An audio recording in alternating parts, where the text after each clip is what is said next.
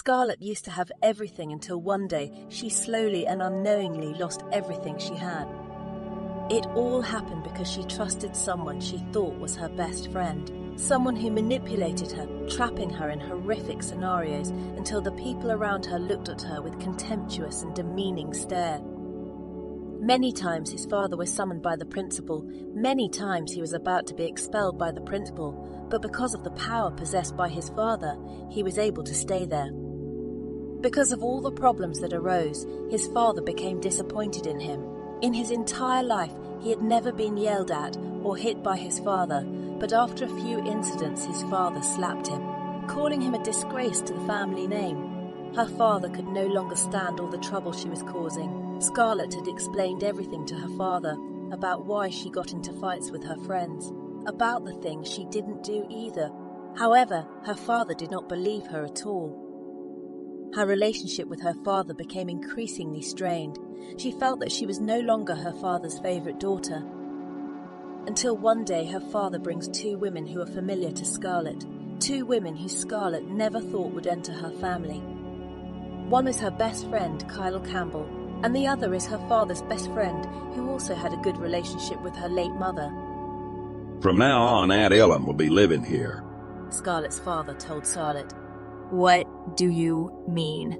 Asked Scarlett, who didn't understand. Dad and Aunt Ellen are married. You have to call her Mom, and Kyle is your sister from now on. Scarlett felt like a bolt of lightning had struck her. She was shocked by what her father said. How could her father marry another woman after he told her that her mother was the only woman he loved? Scarlett could not accept that. She would never call another woman Mom. She only had one mother, and that was the woman who gave birth to her. Scarlett, maybe this is too shocking for you. You don't need to call Auntie Mother. From now on, Auntie will take care of you, just like Auntie took care of Kyle. I will not allow anyone to take my mom's place in this house. Scarlett gave Ellen a sharp look. Scarlett, where are your manners? Scarlett's father scolded Scarlett. Dad, you said that you only love Mom, so what is this? Why did you marry another woman and bring her here? Scarlett growled unhappily. Your mom is gone, Scarlett. Dad needs someone who can take care of this household and also look after you. You grew up to be a horrible girl because you didn't have a mother to look after you. I don't need anyone to take care of me, Scarlett exclaimed firmly. And I don't want anyone to take my mom's place. Scarlett, don't be selfish. Dad is lonely. He needs a companion to keep him company. Kyle, who had been silent, opened his mouth, and the woman tried to provoke Scarlett's father by calling Scarlett selfish. Shut your mouth, Kyle. This is my family's business. Enough, Scarlett. Agree or disagree, Aunt Ellen and Dad are married. You have to accept the fact. Now Ellen and Kyle will live in this house. With that, Scarlett got a mother and a half-sister that she didn't expect at all. Scarlett had always liked her doting Aunt Ellen, but she still couldn't accept that the woman had taken her mother's place. She felt betrayed by her favourite aunt and her best friend. Those two people knew very well that she would not allow any woman to take her mother's place, but they knowingly took that place. After that day, Scarlett saw Ellen and Kyle's true faces. The two took off the masks they'd been wearing in front of Scarlett. The mother and son continued to make her look bad in her father's eyes. One day, Kyle slaps himself, then later mentions that Scarlett did it. Not only that, Ellen also did the same thing. Scarlett's father was so angry that he slapped Scarlett's face and locked her in the barn all day. After that, Ellen acted like a fairy again. By asking Scarlett's father to forgive Scarlett, Ellen's kindness not only shows that Ellen is a generous woman, but also makes Scarlett look even more guilty in front of her father. Not only at home, Kyle also did the same thing at school. People sided with Kyle and hated Scarlett even more. In the eyes of Scarlett's friends, Scarlett is a very rude and cruel woman. Scarlett is a cunning fox, a demoness, and a cheap woman. Scarlett's image was completely ruined by Kyle to the point of no return.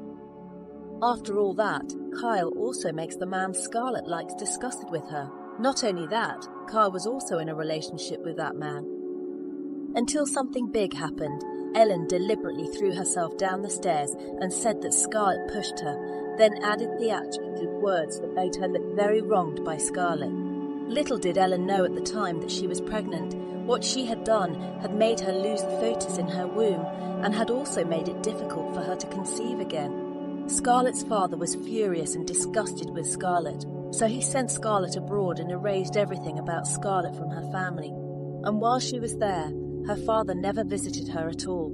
Scarlett thought maybe her father no longer considered her as his daughter. In the end, there was nothing left for Scarlett. She lost everything: her position, her father, and the man she fell in love with. It's been 8 years since Scarlett was estranged by her own father.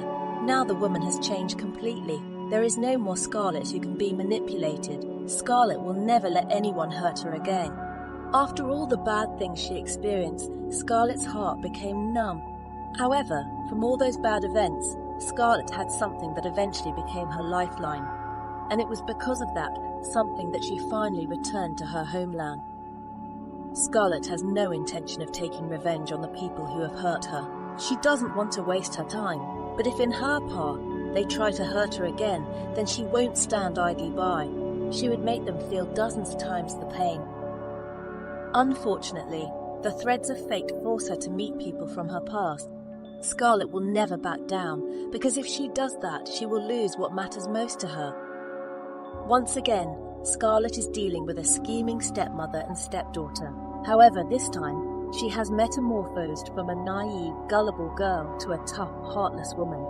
Since fate has brought them together again, Scarlett will right all the wrongs of the past. She will send Kyle and Ellen back to the mud pit, where they belong. The last thing Scarlett wants to do in her life is to return to the place that scarred her so much. However, fate once again plays a joke on her. She has to go back to a place she never wanted to go to in the first place. There are always difficult choices in life, but for the sake of the people who are very important to him, he will not hesitate to choose. And here he was, in an airport that he had travelled to 8 years ago. Mrs. Scarlett, our car is over here. Hannah, Scarlett's personal assistant, told Scarlett, who was currently holding her mobile phone. She had just informed Livy, her best friend, who was currently in Paris, that she had arrived in New York. Scarlett clutched her mobile phone, dragged her suitcase and followed Hannah. A black Audi car was waiting for them. The beautiful woman, in an intricately cut white suit, got into the car after Hannah opened the door for her. She took off the black glasses she wore, her calm blue eyes sweeping towards the window. His current feelings were complicated. The cityscape felt familiar to him, but also unfamiliar at the same time. All the bad memories hit her. Her hands were clenched tightly into fists. She was no longer the naive girl of 8 years ago. She had grown stronger and stronger every day. This time, whoever was looking for trouble with her, she would definitely make that person pay tenfold. After a few minutes of travelling, Scarlett reached the hotel. For the time being, she would stay in this place until she found a suitable house to live in. She wouldn't be going back to her father's house, as it was no longer her home since her father had brought in his new wife and stepson. You can rest, Hannah. Scarlett tilted her body, looking at her secretary, who was wearing a black suit that fit her perfectly. Yes, and you should rest too. Hannah knew that the person who needed more rest was not her, but her boss. Not just physically tired, but also mentally. If she were Scarlett, she probably wouldn't be able to put on such a calm face. Hannah knew very well that her boss was very capable of controlling her emotions. Only at certain moments would she look so fragile. Upon Hannah's departure, Scarlett pressed the button. The curtain covering the window was now open. The light of the afternoon penetrated into her room. Scarlett looked at the scenery outside. She didn't say anything, just stared at it quietly. After a while, Scarlett decided to take a shower and rest. She had an important appointment at 7 in the evening. Time passed. By this time, Scarlett was ready for the important meeting. She was wearing a knee-length black dress.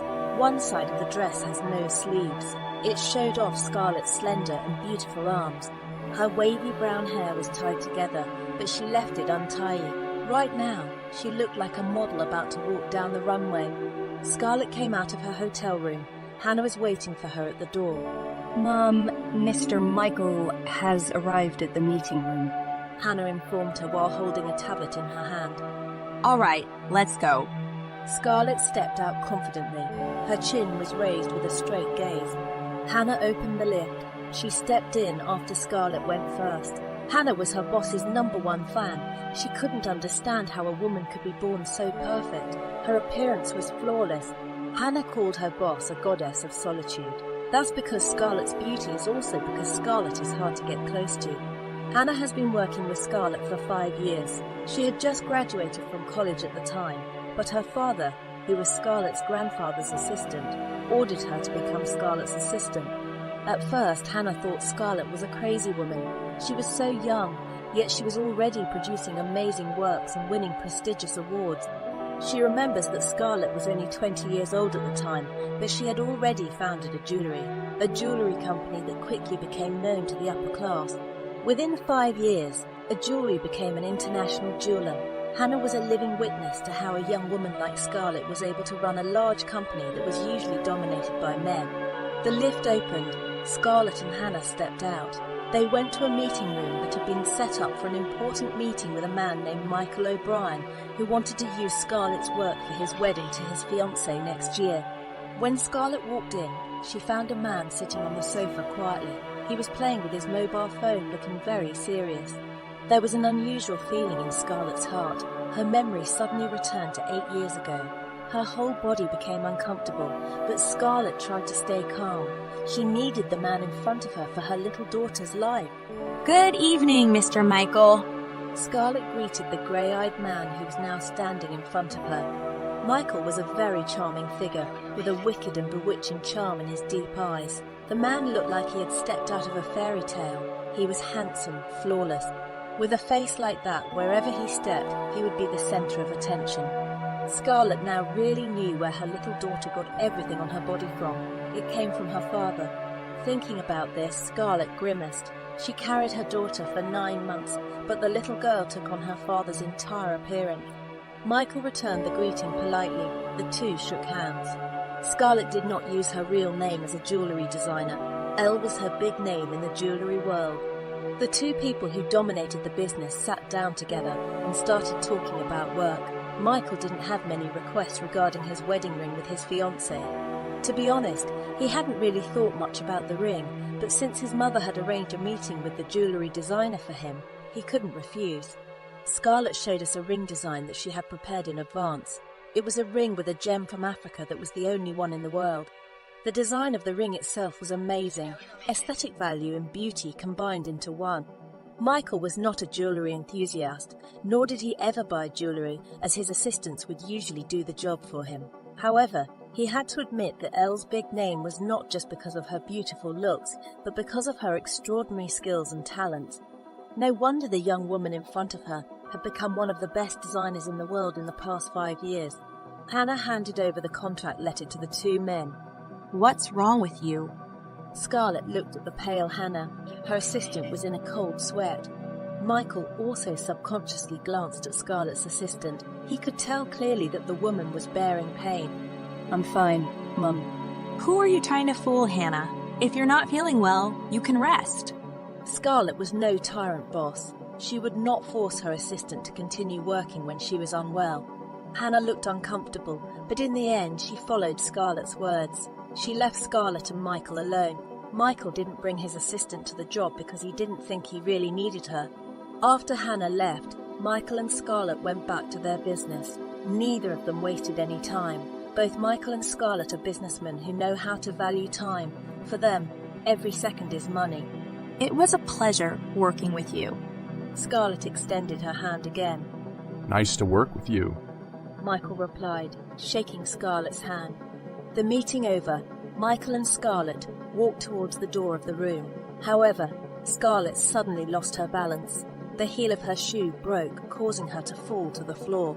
Michael looked at Scarlett, more precisely at Scarlett's broken shoe. He had faced all kinds of tricks from women to seduce him, from getting his attention to trapping him. He had been through such tricks many times.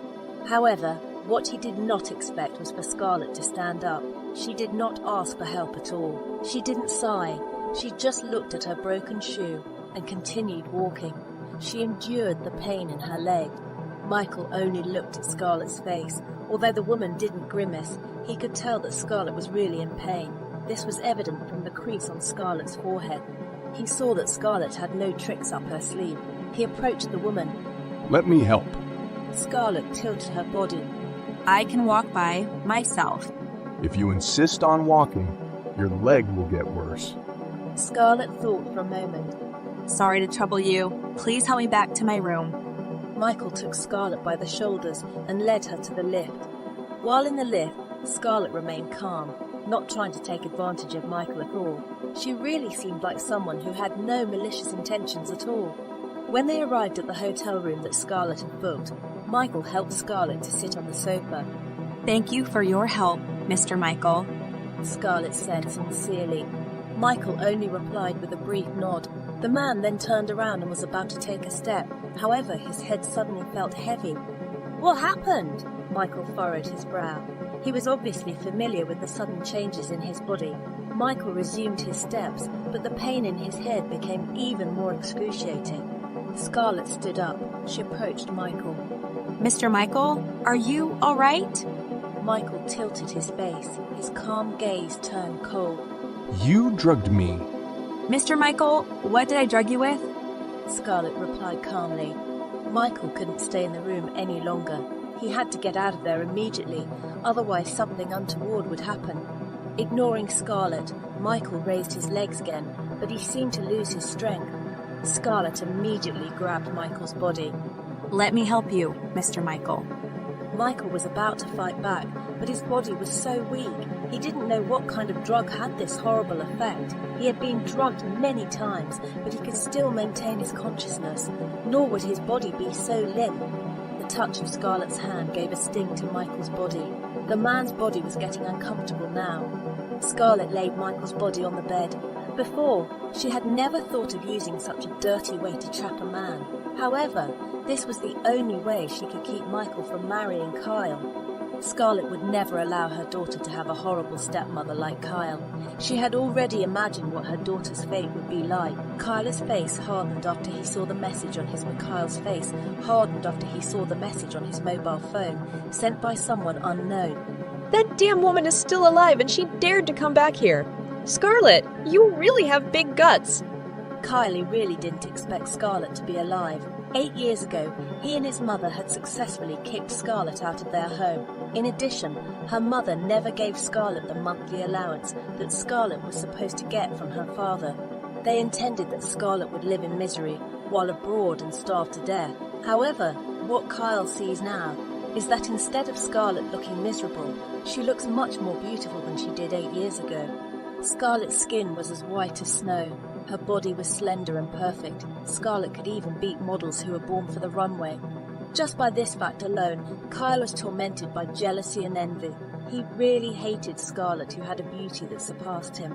Scarlett, I don't care what you came back for this time, but just like 8 years ago, Mom and I will definitely expel you from this country. Kyle muttered hatefully.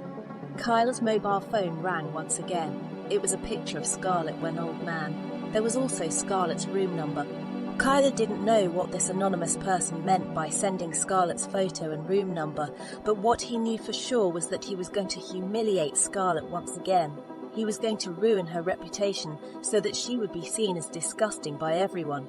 Apparently, Scarlett has been living the good life for the past 8 years because she depends on old men to live. A cheap whore. Scarlett, you asked for your own death. Kyle's face looked very sly. The woman immediately contacted a reporter she knew to catch Scarlett and the old man together. This time, Kyle would not fail like 8 years ago.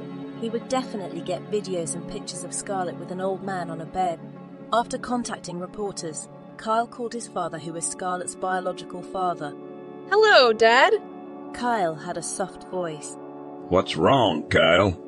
Dad, I got word from an acquaintance that he saw Scarlett at the airport. I now know where she is staying. Kyle was sure that his father must be looking forward to seeing Scarlett again. After Scarlett was sent abroad, her father never contacted Scarlett because he was still angry at Scarlett for causing his stepmother to miscarry. However, as time went on, Scarlett's father began to miss Scarlett. He had raised his daughter for 17 years, so it was impossible for him to continue being angry at his little daughter. 1 year after sending Scarlett abroad, her father began to contact her, but he was unable to connect with her. He went to the dormitory where Scarlett lived, but it turned out that Scarlett had left the place 1 month after Scarlett arrived abroad. He also went to the college where Scarlett was supposed to be studying, but Scarlett hadn't been there for a long time either. The man began to mobilize all his strength to search for Scarlett, but it was as if Scarlett never existed. There was no trace of Scarlett's existence. The search continued until this moment, but Scarlett's father could not get any news. He was almost in despair, regretting that he had sent his daughter abroad. He suffered daily from regret. Every time he saw the picture of his late wife that he still kept, he would apologize for failing to take care of Scarlett. Take father to the place where Scarlett is staying. Just as Kyle had expected, his father was eager to meet Scarlett. His father's love for Scarlett always made Kyle angry. He only wanted his father to love him. Okay, Dad. Kyle replied. Today he would make his father, who was pining for Scarlett, feel regret. The man had wasted his time pining for a shameful daughter like Scarlett. Kyle had used his acquaintances to get the key to Scarlett's room. During these 8 years, Kyle had been in the upper-class social circle and became the dream of many rich men. The owner of the hotel where Scarlett was staying was one of those men who liked her, so asking for the key was just a small matter. Without pressing the bell, Kyle opened the door. He wanted to see how Scarlett's face would look when she was caught being an old man's mistress. A sly smile appeared faintly on Kyle's face. Scarlett woke up when she heard the sound of the door opening. She knew who was coming. As expected, Kyle would never waste a golden opportunity like this. Scarlett. Pierre Lynch, Scarlett's father, stood transfixed. On the way to the hotel, he was afraid that Kyle's acquaintance was mistaken. He was afraid that he would never see his daughter again. However, what he sees today is really his daughter. Scarlett's current face was exactly like that of his late wife, only Scarlett's blue irises took hers. Scarlett pulled up the blanket to cover her slightly exposed chest, but both Kyle and Pierre had already seen traces of Michael's brutality. What are you guys doing here? Scarlett's voice was calm. She was no longer the impulsive and naive girl of 8 years ago. Scarlett, Dad and I came here because we heard that you were here. It's been 8 years, and Dad and I missed you a lot. Kyle showed her poisonous charade again. Scarlett laughed at Kyle. The sly woman was still using the same charade in front of her father. Kyle's gaze moved to the man who was lying down, showing part of his back. He couldn't see the man's face. However, from his sturdy back, it was definitely not an old man, short and pot-bellied. By breaking in? Has the 8 years of not meeting you become an unethical woman? Scarlett looked at Kyle coldly. Scarlett, why don't you tell father that you're back? You should have gone home. Home? Scarlett frowned. I lost my home 8 years ago. Scarlett, why are you talking to Dad like that? Our home is your home, Kyle said sadly. He tried to sow discord between the father and daughter once again. Scarlett, let's go home. Pierre did not want to scold his daughter. He had to restrain his ego from fighting with his daughter on the first day they met, after 8 years of separation. No, thank you. I'm more comfortable here. Scarlett refused firmly. Scarlett, how can this place be more comfortable than our residence? Kyle exclaimed. Ah, is it because of the man next to you? Scarlett, are you married? You're disturbing my sleep. Please leave here. Scarlett deliberately did not answer Kyle's question. It would be better if Kyle saw for himself who the man she was sleeping with was. That woman would probably die of anger. In the next second, more people entered the room. They all carried cameras and started taking pictures. Pierre was shocked when he saw many people taking inappropriate pictures of his daughter. So was Kyle. But the woman's reaction was entirely an act. She was obviously the one who had sent the reporters into Scarlett's room. What are you guys doing? Stop taking pictures. Kyle scolded the reporters sternly. He looked like a brother who wanted to protect his brother. Is this the daughter of Mr. Pierre Lynch, who went abroad 8 years ago? A reporter asked. Others continued to shoot their cameras without pause. What are you guys doing? Stop taking pictures. Pierre scolded the reporters fiercely. If pictures of Scarlett got out, it would affect her good name, which would also hurt his company. 8 years ago, he had cleared up all the bad news about his daughter, but it didn't really help that people in their circle already knew how bad his daughter was. Not only was she involved in promiscuity, but also various other shameful things. She couldn't let things like this spread anymore. The noise in the room finally woke Michael up. The man opened his eyes. Immediately the pain hit his head. It took some time for him to adjust. The man got up. He looked at the commotion, and everyone was surprised to see who had just woken up. Michael? Kyle almost had a heart attack. The woman even took a step back in shock. The reporters stopped taking pictures. This was really big news, but who would dare to spread a scandal about Michael O'Brien? No, they still want to be in the industry. They still wanted to make a living. Michael, how did you get here? Pierre was equally surprised, not expecting at all that the man who slept with Scarlett was his future son-in-law, Kyle's fiancé. Michael was now fully aware of the current situation. Get out of this room. If there is even one photo or one piece of news that comes out, I will definitely make your life hell. Michael gave a stern warning. The reporters quickly apologized and left. They would rather delete all the pictures they took than have them erased from this world. Michael O'Brien was not someone they could offend easily. There had been many cases where people who dared to offend Michael had come to a sad end. The atmosphere became quiet at this time, until Kyle's sobs were finally heard. Scarlett, how could you do all this to me? How could you sleep with your own future brother-in-law? I know you hate me so much. So you seduced my fiancé to hurt me. Scarlett, you're really evil. Tears continued to flow down Kyle's beautiful face. The woman looked so heartbroken. Michael heard Kyle's words clearly. He immediately tilted his face to look at the woman next to him coldly. Apparently, this woman had deliberately drugged him to hurt Kyle. She had targeted him from the start. Michael really hated someone using him like this. Moreover, this woman next to him dared to drug him. He didn't remember too much of what happened last night, but he clearly knew from his physical condition that he had actually touched her last night. Scarlett, you really haven't changed. How could you do this to your own sister? Pierre could not contain his anger. Kyle's words had affected him. He never thought that Scarlett would do something like this to Kyle. I don't have any sisters. My mother only gave birth to a daughter, and that is me. Scarlett no longer considered Kyle as her sister. A toxic woman like Kyle did not deserve that honorable title. No, Michael, you wouldn't betray me, would you? Scarlett must have drugged you. Kyle fixed his gaze on his fiancée. He was very fond of Michael, not only because he was very handsome, but also because he was very powerful. He had coveted the position of young mistress of the O'Brien family for a long time, so he would never let it slip from his grasp. Kyle, you are too naive. Do you think a man would admit his betrayal? Oh, right. If you're sure I drugged your fiancé, you can do an examination. Scarlett challenged Kyle calmly. There wouldn't be a single person who could prove that Michael was drugged because he used the latest anesthetic that wasn't even sold in the underworld yet. Scarlett's 8 years of socializing abroad had exposed her to many great people with crazy ideas. Scarlett considers it a fortune, because by knowing all of them, Scarlett can protect herself or get a lot of help. A murderous aura could be seen in Michael's eyes. He had been used by the woman next to him, and now he was called a traitor. If this damn woman hadn't drugged him, is there any way he would have touched her? This woman really had the guts to target him. Kyle, Uncle Pierre, leave this room. I'll give you an explanation later. Michael said with an emotionless face.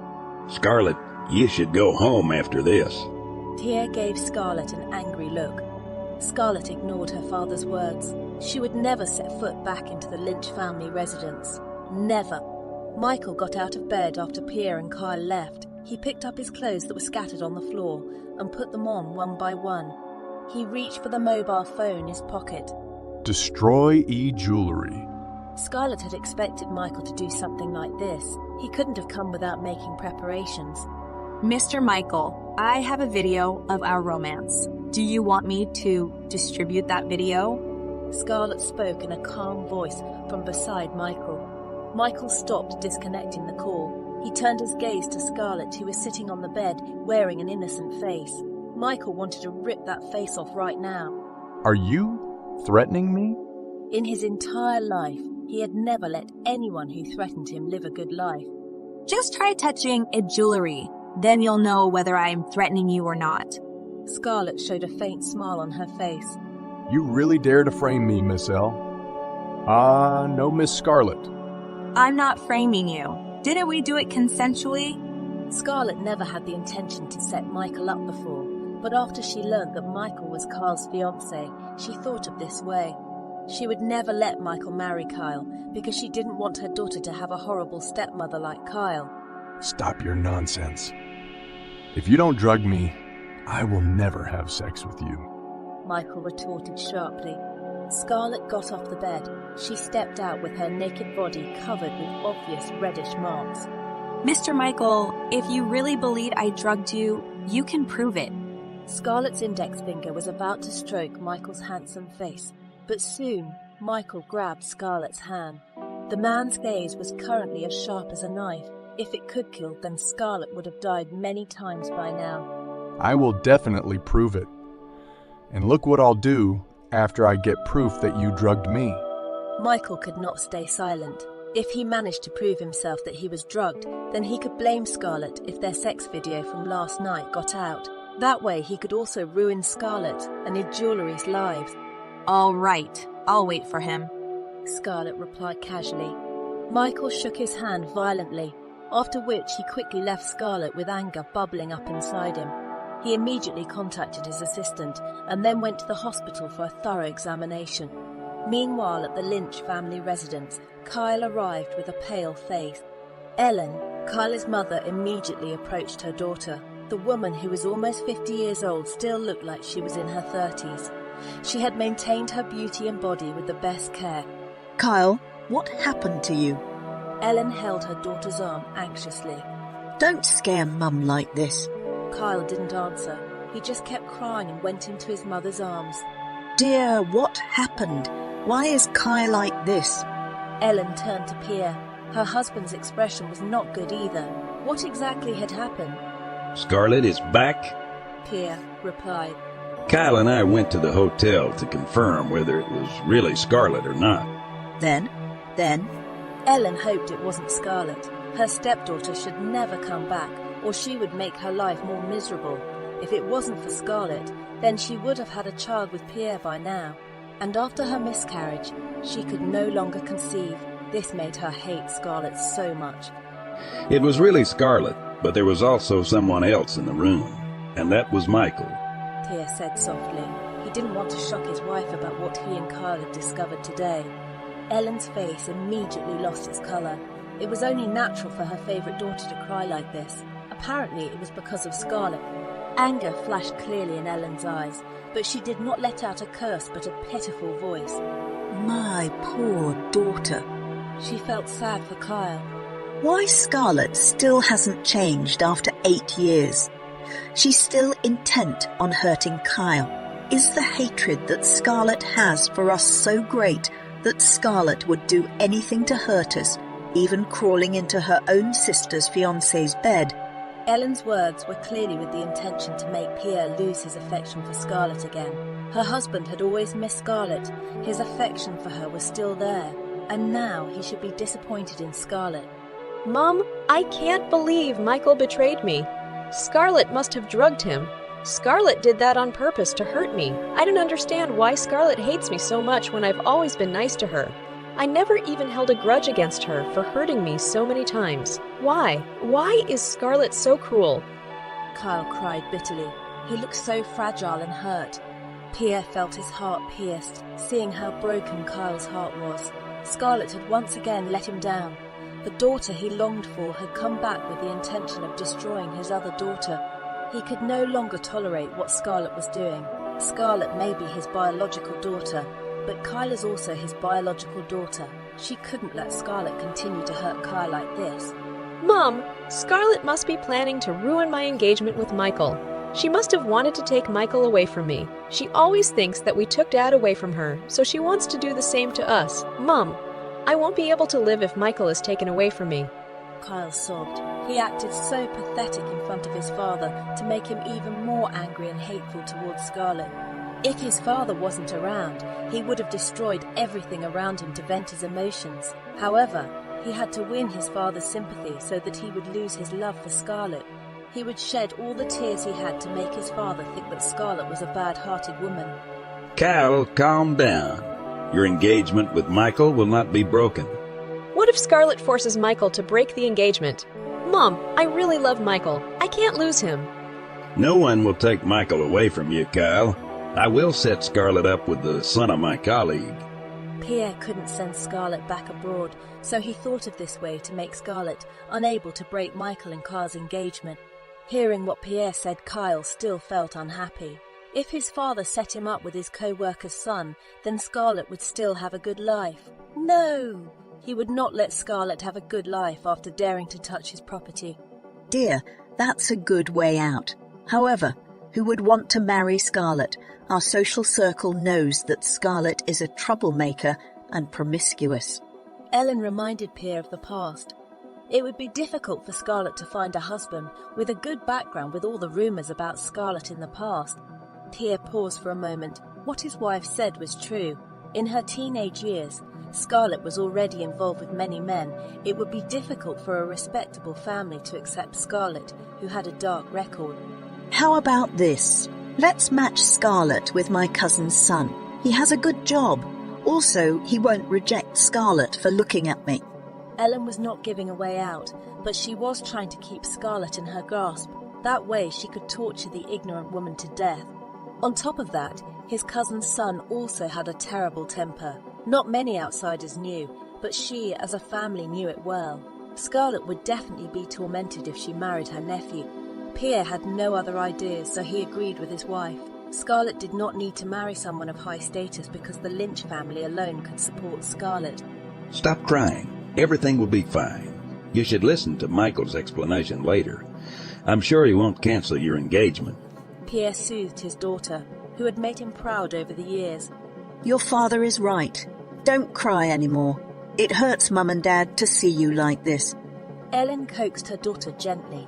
Kyle was slowly able to cry. He knew that his mother would definitely give him a very good solution. Scarlett, you will definitely pay the price for your actions today. I will definitely trample you under my feet. Michael angrily threw away the results of his body examination. No way! How could there be no anesthetic content in the result? Are you sure these results aren't wrong? Michael asked his assistant. I've asked the hospital to conduct another examination, but the results are still the same. There is no anesthetic content from the examination in your body, sir. Michael's assistant replied carefully. He clearly knew that his boss was currently holding his temper. He couldn't afford to misspeak, lest he set off a time bomb in front of him. Michael punched his desk vigorously. What kind of drug was Scarlett using that it was undetectable in her body? How could he prove his innocence now? Michael had never been in a position like this before. Scarlett, that woman, came prepared. That woman, she would definitely make him pay many times over. Get out of here! Michael raised his voice harshly. Michael's assistant immediately left Michael's office. Michael grabbed his mobile phone and dialed an acquaintance who knew the underworld. Is there currently some kind of undetectable anesthetic circulating in the underworld? No, there isn't. As of this moment, there is still no such drug. If there was, it would definitely be in my hand right now. The answer from his acquaintance did not make Michael feel happy either. What happened? Did someone drug you? Yes. However, when I did the examination, the drug was not detected. The woman who did that to you must be tired of living. Do you need me to kill her? No need. I'll take care of that damn woman by myself. All right then. This man pitied the woman who dealt with Michael. The end result was definitely not as good as death alone. Find out about this. It's possible that this medicine has just been discovered. I will order my men to do so. Michael hung up the call immediately.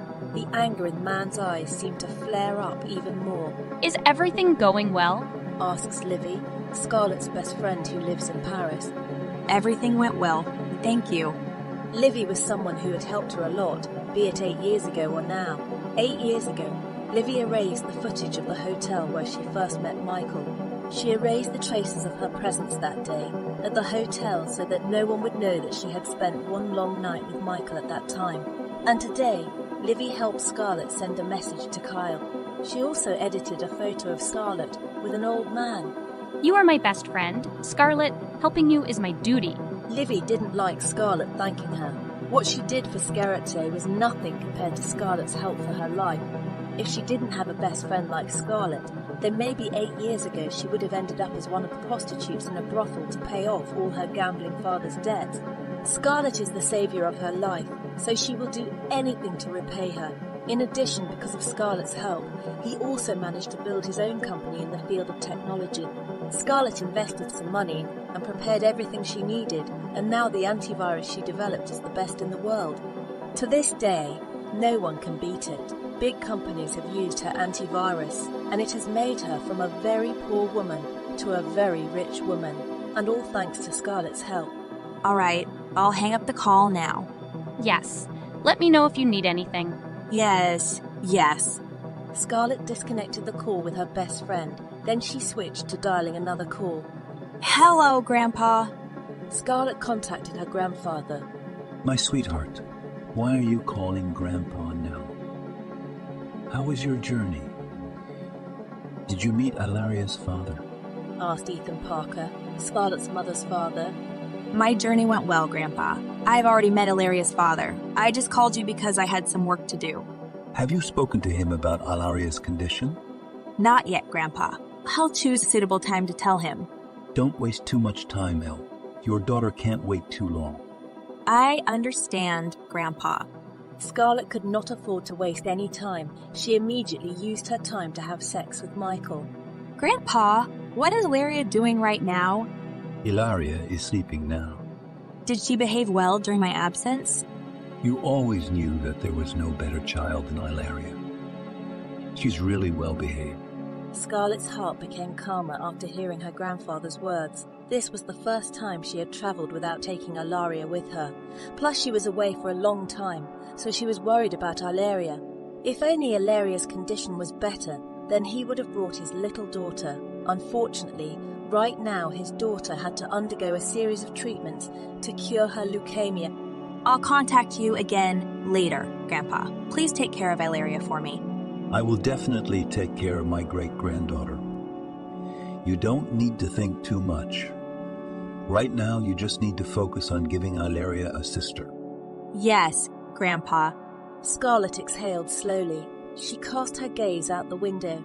She hoped that her sex with Michael last night could make her pregnant, like the first time they had sex. She had no choice but to bear another child to save Ilaria's life. Her little daughter needed her future sister's umbilical cord to cure her leukemia. Scarlett had previously searched for a suitable spinal cord donor for Ilaria, but there was no match. She had even secretly ordered her people to test for a match with Michael's spinal cord, but there was no match either. So, the umbilical cord was the only way. If it wasn't for her daughter's life, Scarlett would never have humbled herself to trap Michael. She never even thought of returning to this country. Every time Scarlett thought of Ilaria's condition, she would feel very sad. Since childhood, Ilaria had never caused her any trouble. The beautiful girl was always well behaved. Ilaria was also smart and cheerful. Ilaria was the spirit of her life today. However, 1 year ago, Ilaria had some bruises on her body. Scarlett thought maybe Ilaria had been bullied at school, but she had checked everything. Ilaria had not experienced any of that. So, she took Ilaria to the hospital for a checkup. That's when Scarlett discovers her cheerful daughter has leukemia. Scarlett's heart broke when she found out. She couldn't understand why God had to give her little daughter that disease. During the first 6 months, Ilaria was diagnosed with leukemia. She spent most of her time in the hospital and undergoing chemotherapy. Every time Ilaria was in pain, Scarlett would cry alone. She could not watch her daughter continue to suffer like that. Therefore, no matter what, she had to have another child to save Ilaria. This might sound unfair to Ilaria's future sister, who was present because it was to save Ilaria. However, there was no other choice. The ringing of a mobile phone distracted Scarlett. She raised her hand to see who was calling her. What's up, Hannah?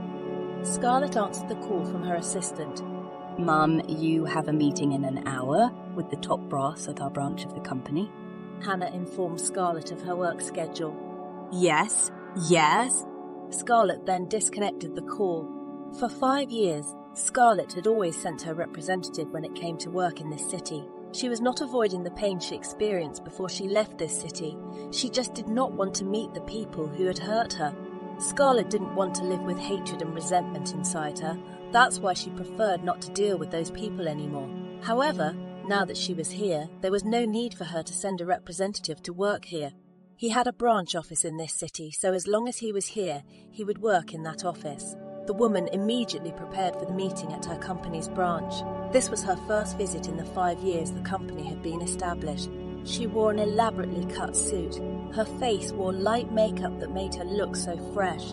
Her wavy brown hair was tied in a ponytail. The meeting room at the e-jewelry company was very quiet. At the moment, none of the company's top executives made a sound. They were guessing whether their CEO was satisfied with the report or not. Scarlett was flipping through papers with an expressionless face. What she was currently reading was last month's sales report. The result was quite satisfactory. The meeting is over. Keep up the good work. Scarlett stood up from the chair. She quickly walked out of the room. The company officials breathed a sigh of relief. They never thought that the CEO of their company would be a young woman with such a cool and calm temperament. Only the branch chief of the company had ever met Scarlett, and the man in his 40s had never mentioned Scarlett to his subordinate. And so far, it was the deputy CEO who came to visit. They only knew that the leader of a jewellery was a 25-year-old young woman. Until this moment, they still couldn't believe that the jewellery company that almost dominated the world market was a young woman. Until this day finally came, and they saw with their own eyes who the CEO of a jewellery was. From today's meeting, they were able to find out the truth about the rumours of their boss being domineering and cold-handed. What else is on my schedule? Asked Scarlett as she stepped into the room that had been prepared for her. Mrs. Scarlett has a store visit at the shopping centre at 3 p.m. After that, there will be a meeting with the organisers of the jewellery exhibition at the art centre at 7 p.m. Okay, you can continue your work now. Yes, Mum. Scarlett pushed open the door. She stepped into her oversized chair. The woman sat quietly, then took out her mobile phone. Her mobile rang. She looked at the screen of the smart device and answered it immediately. What's up, Owen? Are you busy? No, I'm not. I just finished a meeting. How are you feeling now? Are you okay? I'm fine, Owen. There's no need to worry about me. Scarlett replied quietly. She knew that her current cousin must be worried about her. For almost 8 years, her cousin had always been by her side. I heard from Hannah that you met Kyle and your father. You're really okay, right? Do I have to go there to keep you company? No need, Owen. I can handle things here. Just take care of jewelry while I'm not there. I'm sorry I had to trouble you. You're talking rubbish. I'm your brother. You're not inconveniencing me at all. What about Michael? Has that man done anything to you? He won't be able to do anything to me. The O'Brien family has always been concerned about their good name, so Michael will think twice if he wants to hurt me. Owen was not happy about Scarlett's plan, but he knew that whatever his cousin did was to save the little girl they loved so much. When Scarlett said that she wanted to go back to New York, he was the first person to oppose her. She didn't want Scarlett to go back to meet the people who had hurt her. Honestly, if he hadn't thought about Scarlett's blood relationship with Pierre Lynch, he would have crushed the entire Lynch family under his feet. However, that man had raised Scarlett to the age of 17. In addition, Pierre had also looked after and loved Scarlett's mother, who was her father's twin sister. For this reason, she forgave all of Pierre's mistakes. It's just that he considers the relationship between father and son to be broken since Pierre chose to abandon Scarlett and consider a stranger as his family. If Owen remembers 8 years ago, where he found Scarlett in a terrible condition, his cousin's sister had almost become a victim of human trafficking. He was furious with Pierre because the man had the heart to send Scarlett abroad alone without giving her any money. It was true that Pierre had set up a dormitory and a place to study for Scarlett, but the foolish man never realized that his new wife and stepson had sent many people to harm Scarlett until Scarlett finally left the dormitory and dropped out of college. At her college, Scarlett's reputation has been ruined with various photos and rumors about Scarlett in New York. Who else can do that if not Kyle and Ellen? Pierre was eager to take revenge for Scarlett, but his cousin's sister stopped him. Scarlett said that there was no need to deal with irrelevant people. Since the moment he found his cousin's sister, their grandfather had used his power to erase all traces of Scarlett's existence so that Pierre could not find Scarlett again. If Michael dares to hurt you, I swear I will definitely destroy the O'Brien family. Don't think too much. I won't let anyone hurt me again. All right, I trust you. Take good care of yourself while you're there. If anything happens, let me know immediately. You're never alone, Scarlett. You have the whole Parker family with you. Owen loved his sister dearly, as did the entire Parker family. To them, Scarlett and Ilaria were the jewels of their family. I understand. Owen's words made Scarlett feel warm. Owen was right. She was not alone. He had a grandfather, uncle, aunt, and 2 cousins who always protected him and his daughter. She had an intact and warm family, a family that loved him unconditionally, a family that always believed in him and never doubted him for a moment. At 3 in the afternoon, Scarlett went to one of her jewellery shops located in the city shopping mall. Scarlett walked into the store. There were several customers browsing the A jewellery collection. A waitress approached Scarlett. Good afternoon, miss. Is there anything I can help you with? The waitress asked kindly. I'll have a look around first. No need to follow. Yes, miss? The waitress immediately retreated, letting Scarlett, followed by Hannah, step back and look around. Moments later, a couple entered the shop. The waiter immediately approached and welcomed the couple. Welcome, Miss Veronica. The waitress greeted with a light smile. I'd like to see this season's latest collection. Veronica spoke in a haughty voice. Please follow me, miss. The waitress was used to the haughty attitude of the visitors to their shop. They had no right to dislike the shopper's behaviour because the shopper was king. After all, it was only natural for people from the upper class to behave like that. Some of them liked to look down on people from the lower class. At least that's what the servants had experienced. Honey, look. This necklace is really beautiful. I love it. Veronica had a spoiled voice. This woman is an A-list celebrity. She is the golden child of Limford Entertainment. And the man she was currently with was Cedric Limford, the CEO of Limford Entertainment. So it is very natural for Veronica, with her current status, to want luxurious and expensive goods and the best quality. If you like it, then buy it, Cedric replied indifferently. He didn't seem very interested in accompanying his girlfriend shopping. I'll take this one, Veronica said to the waiter. She moved on to another piece of jewellery, her hand still firmly on Cedric's arm. Until finally, Cedric's footsteps stopped and made Veronica turn to her lover. She now sees Cedric looking at a woman standing a few steps away from them. Cedric let go of Veronica. The man now regarded Veronica as if she didn't exist. All that was in his eyes at the moment was the woman in front of him. Scarlett! The man voiced with a complicated look. 8 years. It had been 4 years since he had seen Scarlett. He thought Scarlett had completely disappeared. He was also one of the people who searched for Scarlett's whereabouts all over the world, but no trace of Scarlett was ever found. Is this really you? Cedric raised his voice again. Scarlett did not respond. The woman still showed her calm face. Cedric was one of the people Scarlett did not want to meet, but fate always said otherwise. She met people she was reluctant to meet. Cedric is Scarlett's first love, a man she has adored since she was a teenager, the man who had been her childhood friend, but ultimately let her down. Cedric is just like Scarlett's father, believing Kyle's charade and hating him. He even gave her a disgusted look and left her. Not only that, Cedric also became Kyle's lover when he found out about her feelings for him. Until this moment, Scarlett could not forget Cedric's words about his feelings, that he would never like a cheap and cunning woman like her. They grew up together, but Cedric couldn't get to know her better. Cedric always defended Kyla when he and Kyle had disagreements. Not only that, when she said that she was framed by Kyle, Cedric didn't believe her and insulted her instead. From the moment Cedric chose Kyle, her love for him died. She would never again love a man who never believed her. Scarlett, it's me, Cedric. You still remember me, don't you? Cedric spoke again. He thought maybe Scarlett didn't recognize him anymore. Long time no see, Cedric. Scarlett finally spoke. She could not forget Cedric, one of the humans who had broken her heart. Hearing Scarlett's answer, the man immediately stepped forward, intending to hug Scarlett, but Scarlett stepped back. Cedric stopped stepping. He felt a needle piercing his heart. Scarlet, let's talk somewhere else. Cedric wanted to take Scarlet to a more comfortable place to talk. I don't think there's anything to talk about. Scarlet replied without feeling. This was how Cedric used to talk to her, cold, indifferent and cruel. For a few seconds, Cedric was at a loss for words. It seemed that the current Scarlet didn't love him anymore. 8 years had passed. Had Scarlet found a new love? Thinking about this, Cedric felt uncomfortable. No, he had been waiting for Scarlet for years.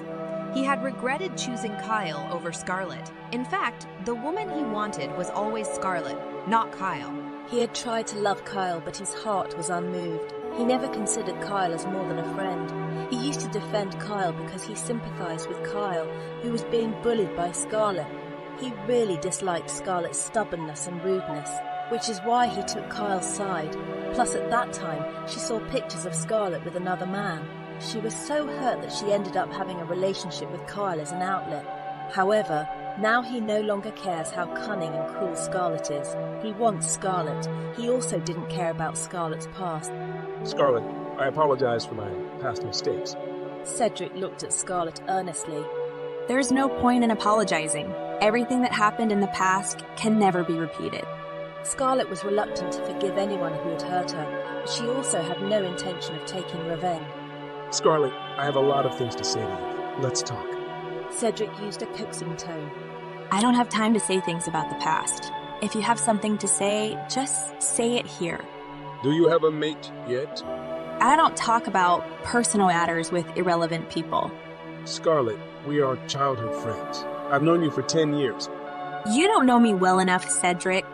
Scarlet corrected Cedric's words. The reality was like that. Scarlet, I know you must be angry with me for my behavior in the past.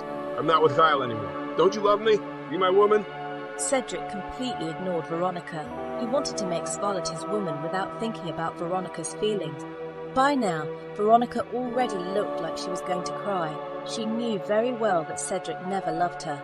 They are together only for their own benefit. Veronica uses Cedric to reach the pinnacle of success, while Cedric uses her for his sexual gratification. Also, Veronica knows that her face and body shape are similar to the teenagers that Cedric likes. As the years passed, he thought that the woman Cedric loved would never come back. However, that day finally came. He thought he wouldn't be hurt when this day came, but he miscalculated. He was not prepared for this day, and now she also realized that she was afraid of losing Cedric. She might have fallen in love with Cedric at some point. People change over time, Cedric, and I don't love you anymore. Oh, right, you're not worthy enough for my feelings. In the past, I was too blind to fall in love with a man like you. Scarlet settled the debt of the past. She put a clear end to her feelings for Cedric. Also, I don't accept Kyle's ex. Michael was an exception because that man was Ilaria's father. For Ilaria's sake, he could cross all the boundaries he had set. Cedric's face lost its light. 8 years ago, he had hurt Scarlet so much, it was only natural that she was angry and hated him. However, he would not give up after he met Scarlet again. He was sure that Scarlet still had the same feelings for him. He was Scarlet's first love, so it must be a feeling that is hard to erase. I don't think there's anything more to talk about. Excuse me. Scarlet stepped up. She was about to pass Cedric, but Cedric stopped her. Give me your mobile number. I don't give my mobile number to strangers. Then Scarlet walked away. She also passed by Veronica, also passed her by. The spectacle of the people in the shop soon came to an end. They knew Cedric, but they did not know the woman who had rejected a perfect man like Cedric. There were countless women who wanted Cedric, but Scarlet heartlessly refused to be Cedric's woman. However, no matter who the woman who rejected Cedric was, they thought she was really cool. Not only did she have a body as beautiful as a model, but her face was also as beautiful as a goddess. With that kind of appearance, she would definitely get a man far above Cedric. Now they were looking at Veronica with pity. If they were in Veronica's shoes, they would have run out of the shop right now. Not only because they were humiliated, but also because they were hurt.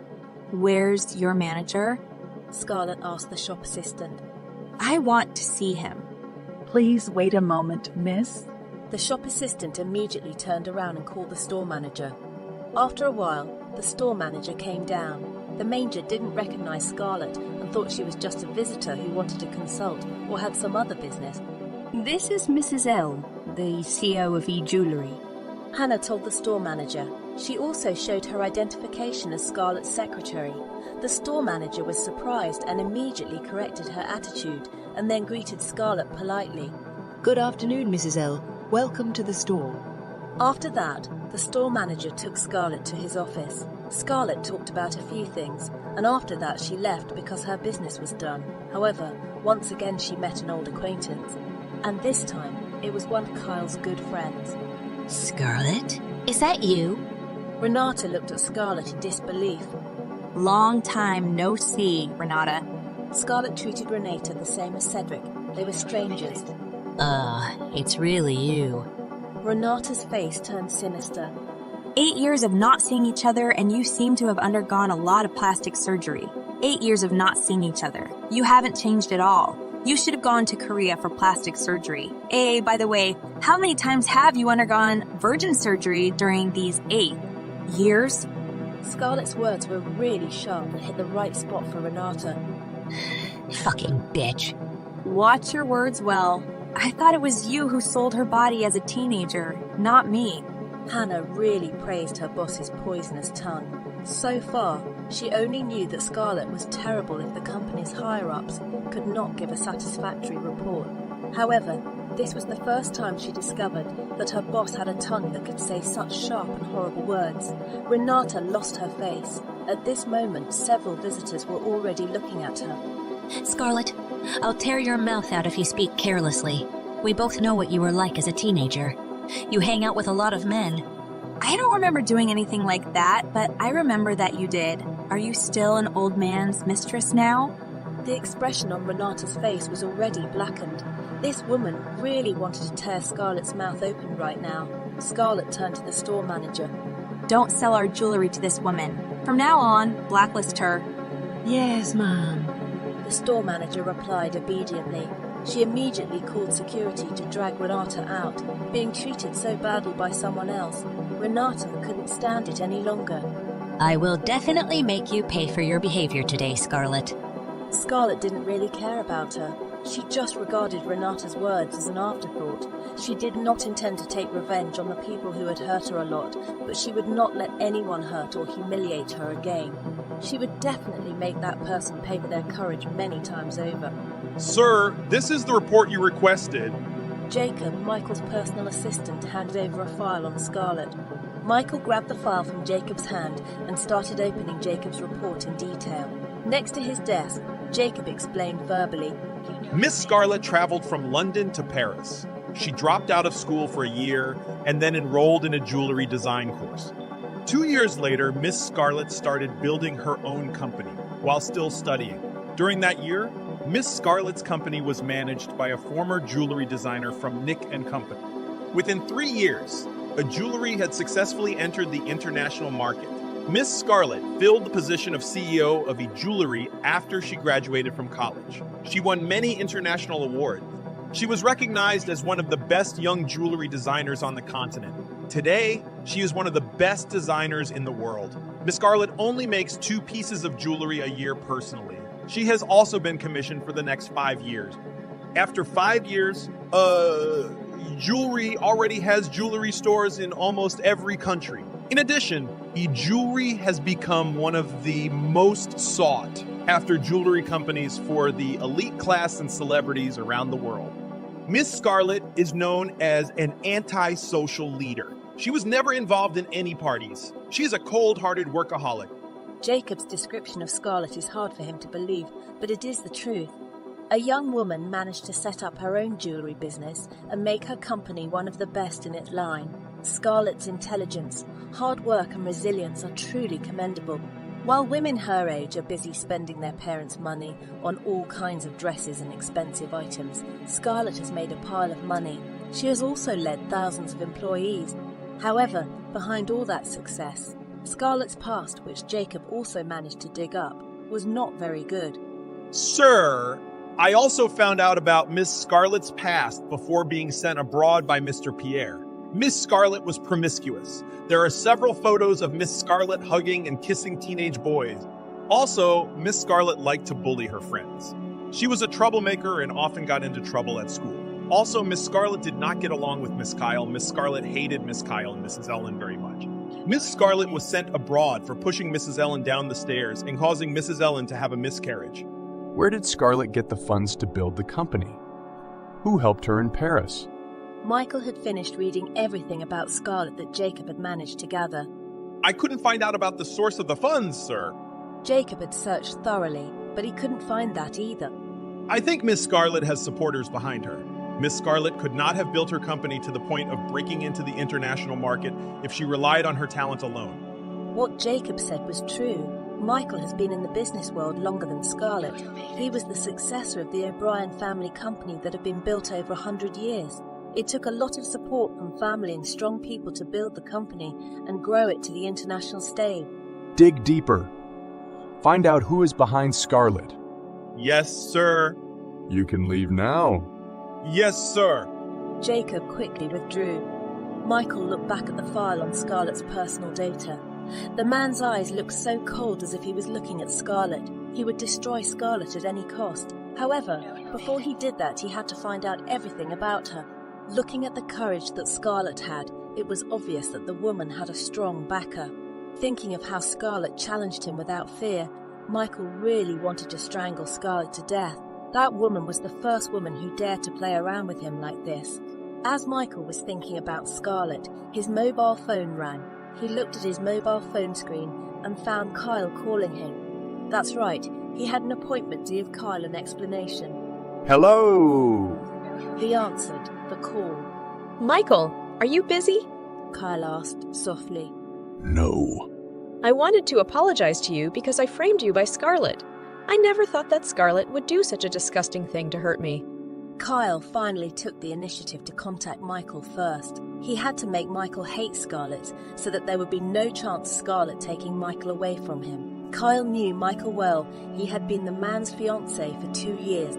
Michael would never forgive anyone who tried to play with him. Up until this point, he had seen several women who had ended up in horrible situations when they tried to set Michael up. Luckily for Kyle, he didn't have to do any dirty tricks to become Michael's woman. Their families had arranged an arranged marriage for them, and Michael had no qualms about the arrangement. He knew that Michael must like her as much as he liked Michael. It's not your fault. I was not careful and fell into your stepsister's trap. Michael, if I may know how you met Scarlet. Michael didn't like explaining to anyone, but since Kyla was his future wife, he would explain. I intended to make the wedding ring for you and me using your stepsister's design. So I arranged to meet her at the hotel. You mean Scarlet is a jewelry designer? She is Elle, a famous designer and also the CEO of E-Jewelry. Michael wouldn't be surprised if Kyle didn't know. Jacob himself took a lot of effort to find out about Scarlet. Besides, Scarlet used Elle as her stage name. All traces of Scarlet had also been cleared. If not his competent people, then he wouldn't have known anything about Scarlet while in Paris. Kyle was shocked to hear what Michael said. How could Scarlet be Elle, a genius jewellery designer who had designed many jewellery pieces for celebrities and high society? She herself was a connoisseur of Elle's limited edition designs. Kyle's hatred for Scarlet deepened. How could she live such a good life and become a world-renowned jewellery designer and CEO of a jewellery company that has entered the international market? Scarlet's achievements really annoyed her. Both then and now, Scarlet tried to make him always be beneath her. No way. Kyle could not let Scarlet surpass him. In the Lynch family, only he deserved to be the pride of the family, not Scarlet. Scarlet has really gone too far. She must have planned this for a long time. I don't understand why she would hurt me so much. All this time, I never even got back at her for all the bad things she did to me. I'm so sad, Michael. I love Scarlet so much, but she hates me so much. Kyle's voice sounded so sad. The woman was currently already shedding her tears. It was a pity that Kyle didn't go into acting. With his great ability like this, he would definitely win an award trophy. Michael had no way to comfort Kyle. He wasn't in such an emotional relationship with Kyle. If it wasn't for his family's arranged marriage, then he probably wouldn't be with this woman. He had never thought about marriage before, and he was not that interested in women. However, his father and mother kept urging him to accept the arranged marriage. To stop his parents, he chose to accept Kyle as his fiancée. Whoever his parents chose to be his wife, he was sure that it was the right woman, both in terms of background and personality. And that was proven after she met Kyle. She was well, educated, intelligent, and also came from a well-respected family. People called him and Kyle an ideal match. However, he had no special feelings for her. He thought there was no need for love in marriage. They were just making a compromise. Their engagement was not sexual. Michael would embrace, hold or hug Kyle in front of people, but that was just to look like a normal couple to others. No need to think too much. I will definitely teach that woman a hard lesson. Don't hurt her, Michael. She is my sister. She'll be your sister-in-law later. Kyle acted out his charade well. She looked like an angel, but in fact she was a devil in disguise. With your personality being so kind, you will often experience oppression. Don't be too lenient with such a cunning woman. I can be cruel to others, but Scarlett is my sister. Don't be too hard on her, Michael. I'm asking you. Michael didn't understand why Kyle could still behave like this when Scarlett had hurt him. His mother's words were true that Kyle was a gentle and generous woman. Kyle was too kind. She probably wouldn't have been able to fight back if someone else had bullied her. However, as long as he is that woman's fiancé, he would never let anyone bully her. I can't just leave it at that. She will definitely do even more disgusting things if I don't make her suffer this time. Kyle let out a sad sigh. Fine if that's what you want. I just hope you don't hate Scarlett. I hate such scheming and disgusting women. Your wish will not come true. Michael's answer was exactly what Kyle wanted. The more Michael hated and wanted to destroy Scarlett, the better it was for him. Are you going to break our engagement because of this? Your engagement to me has nothing to do with Scarlett. You are the woman of my parents' choice. I will definitely marry you. Kyle's heart felt much calmer. However, she still felt unhappy. Scarlett, that damn woman, had even slept with Michael, while she had never even touched Michael more. I was really afraid that you would end our engagement because of Scarlett. Thank you for not being affected by this, Michael. There's no need to thank me. You and I are the victims here. Yes, Kyle replied in agreement. Did you have lunch? Let's meet. I have an important meeting in a few minutes, so I can't meet you. Then that's okay. I know you're very busy. Don't forget your lunch and take care of your health. I'll end the call. I love you, Michael. Michael only replied with a huff. He could not reply to Kyle with the same words. In fact, he did not love the woman. Michael went back to work, putting aside his personal problems. Meanwhile, Kyle in his office was scattering the things on his desk to the floor. Scarlett, I will definitely destroy you like in the past. You will only become my shadow and hide in the darkness. Kyle clenched his hands so tightly that her manicured nails dug into her palms. Scarlett had once again dared to surpass her, but she believed that she could destroy her just like 8 years ago. Scarlett used to always have good grades in her academics, but she and her mother framed Scarlett and made her look like a cheat in everyone's eyes. The school even called Scarlett's father to inform him about her cheating. From then on, everyone judged that Scarlett's past achievements were made by cheating. After Scarlett fell, Kyle became the most outstanding student in the school, beating Scarlett. All of Kyle's and Ellen's actions have put mental pressure on Scarlett. Those two people managed to make Scarlett into an impulsive woman who quickly exploded.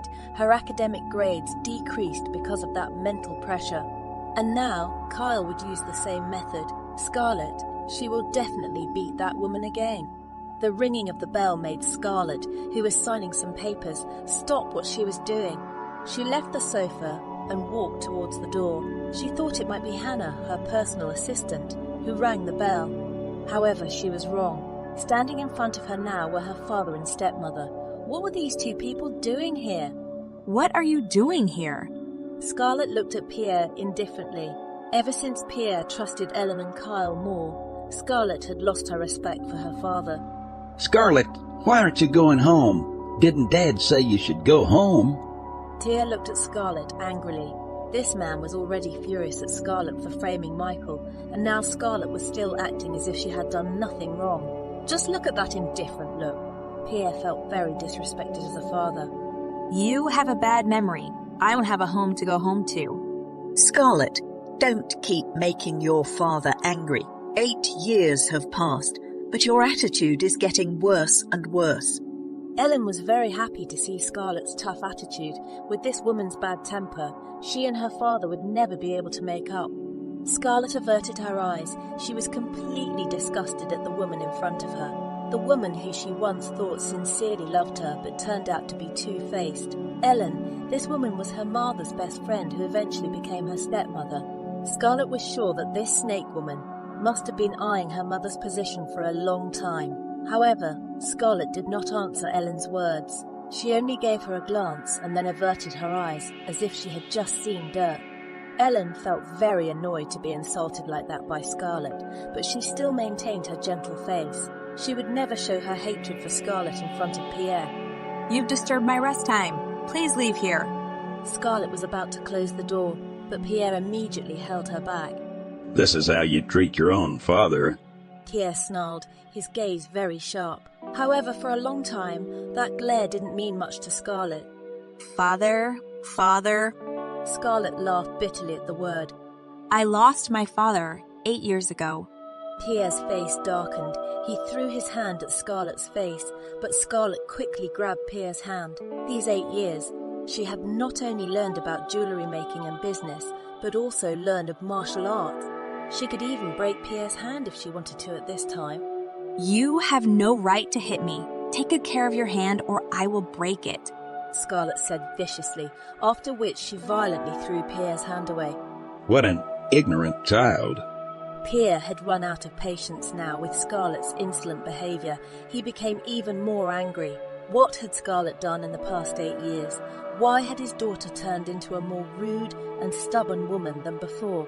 Scarlett, stop your bad behaviour. Hurry up and apologise to your father. Ellen exclaimed. She scolded Scarlett for being rude to Pierre. Scarlett looked back at Ellen. Aren't you tired of wearing a mask for over 8 years? Scarlett, you're really insolent. I know you hate me. I can accept your rude behaviour, but you shouldn't behave like that to your own father.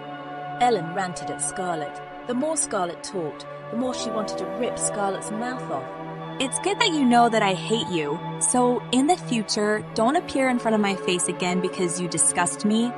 Ellen's hands were clenched tightly into fists. She wanted to slap Scarlett hard on the face right now. This little bitch actually dared to say such things to her. Okay, Ellen swore she would definitely make Scarlett suffer. Scarlett. Pierre's voice raised. Scarlett's words had gone too far. How could Scarlett talk like that to her stepmother? Moreover, Ellen had always been kind to her. Ellen even still thought about Scarlett even though Scarlett had caused Ellen to miscarry. Scarlett was getting fed up. Tell me what you need. She knew that her father had come for a reason. Pierre had a headache from facing Scarlett. If this had been at their residence, he would have disciplined Scarlett severely. Scarlett should know how to respect her elders like Kyle did. D.S. If only Scarlett had half of Kyle's good manners, then he wouldn't have such a headache facing his daughter. You should marry Daniel. He is the son of your mom's cousin. With your horrible behavior, no man with a good background will accept you. So, you must agree with our choice, Pierre said in a commanding tone. He did not give Scarlett a choice. His daughter had to follow his will. Scarlett snorted sarcastically. Why should I agree? Also, I'm not willing to marry someone who still has blood ties with that disgusting woman. Scarlett didn't plan on counting Ellen's every deed in the past, but today the woman came up with a cunning trick in her hand. Scarlett was 100% sure that the idea of marrying her off to a man named Daniel was Ellen's idea. Scarce did Ellen think she would agree and let the woman bully her once again. She was definitely not the naive Scarlett of 8 years ago. She would not let anyone take advantage of her again. She would not let a single person hurt her or step on her pride. These 8 years, she had experienced a lot in life where the strong will win, and he had trained himself to be stronger and meaner than others. Since Ellen was intent on getting into trouble with him, he did not mind taking on this snake woman. He would not have come to his hometown unprepared. At least now she had some evidence of Ellen's crimes that her father did not know about. Scarlett honestly felt sorry for her father. He had been deceived by Ellen for years. However, people who are in love will definitely become very stupid and stubborn. That was her father. The man was stupid and blind. Scarlett had no intention of making her father smarter and seeing everything. Her father prefers Ellen and Kyle, so she will let her father continue to be deceived and fooled. When her father finds out all these things himself, the pain will definitely make him want to die. Scarlett no longer cared about the blood ties between herself and her father. The man who had abandoned her should enjoy his own choice. You can't refuse, Scarlett. You have to marry Daniel or I'll send you back abroad. Pierre threatened sharply. Scarlett laughed mockingly at her father. 8 years ago, I wasn't afraid of being sent abroad, so what's the difference with now? Oh right, you won't be able to send me abroad or marry me off to that rubbish your wife picked out for me, because right now, you and I don't have any relationship. Pierre's nape became very tense. His blood pressure soared. What was your reason for rejecting Daniel? He's a nice guy. Don't tell me that you want to snatch your sister's fiancé. That's true. I'm going to snatch Kyle's fiancé away from him. I'll make him feel the same way I felt in the past. Pierre's head was about to explode. You? Pierre said with all his anger. You have to marry Daniel whether you like it or not, or I'll get you into trouble. Scarlett smiled calmly, a smile that looked arrogant and mocking in Pierre and Ellen's eyes. If you like that rubbish so much, then you should just marry him. Pierre's chest was now hurting. The man really couldn't continue his conversation with Scarlett, or he might have a heart attack. Dear, are you okay? Asked Ellen. She realized that Pierre's body reaction was now starting to falter. You better go back. I don't want to deal with a dying man. Scarlett looked at her father dispassionately. Scarlett, sooner or later, you will definitely come home, Pierre said with certainty. He would pressure his daughter from all directions until she had no other way but to go home and follow his wishes. Scarlett's face looked motionless. I might pay a visit to your residence if you die. I can pay my last respects. Scarlett, roared Pierre. The man's eyes were reddened with flames of anger. Pierre. Ellen acted like she was worried. She turned her gaze to Scarlett. Scarlett, how can you curse your own father? You're really insolent. Having seen enough of the drama in front of her, Scarlett quickly turned around and closed the door. Dear, let's go to the hospital. You look pale. Ellen made a worried voice. I'm fine. Let's go home. Pierre moved his legs that had lost some strength. Ellen held her husband's waist to help him step up to avoid losing his balance. Ellen inwardly cursed Scarlett. That troublemaking woman had made her so furious. In the 8 years since they had met, not only had Scarlett become more beautiful than Kyle, but the woman had become more courageous. Her tongue had become more poisonous than ever. Dear, what are you going to do with Scarlett? She really wants to take Michael away from Kyle. Ellen looked at her husband sadly. She was currently thinking of her favourite daughter. Nothing will change. Michael and Kyle will get married. As for Scarlett being with Daniel, that's the final decision, Pierre said confidently, as if he could control Scarlett. He really didn't know that Scarlett was now a witch who would never be controlled by anyone. Ellen was still uneasy. Seeing how haughty Scarlett was today, that woman would not give up easily. However, it was okay to wait for a while. She would find out about Scarlett first and then start planning something so that Scarlett could not refuse to marry Daniel again. Pierre and Ellen returned to their home. Kyle hurriedly walked over to his mum and dad. Dad, what happened?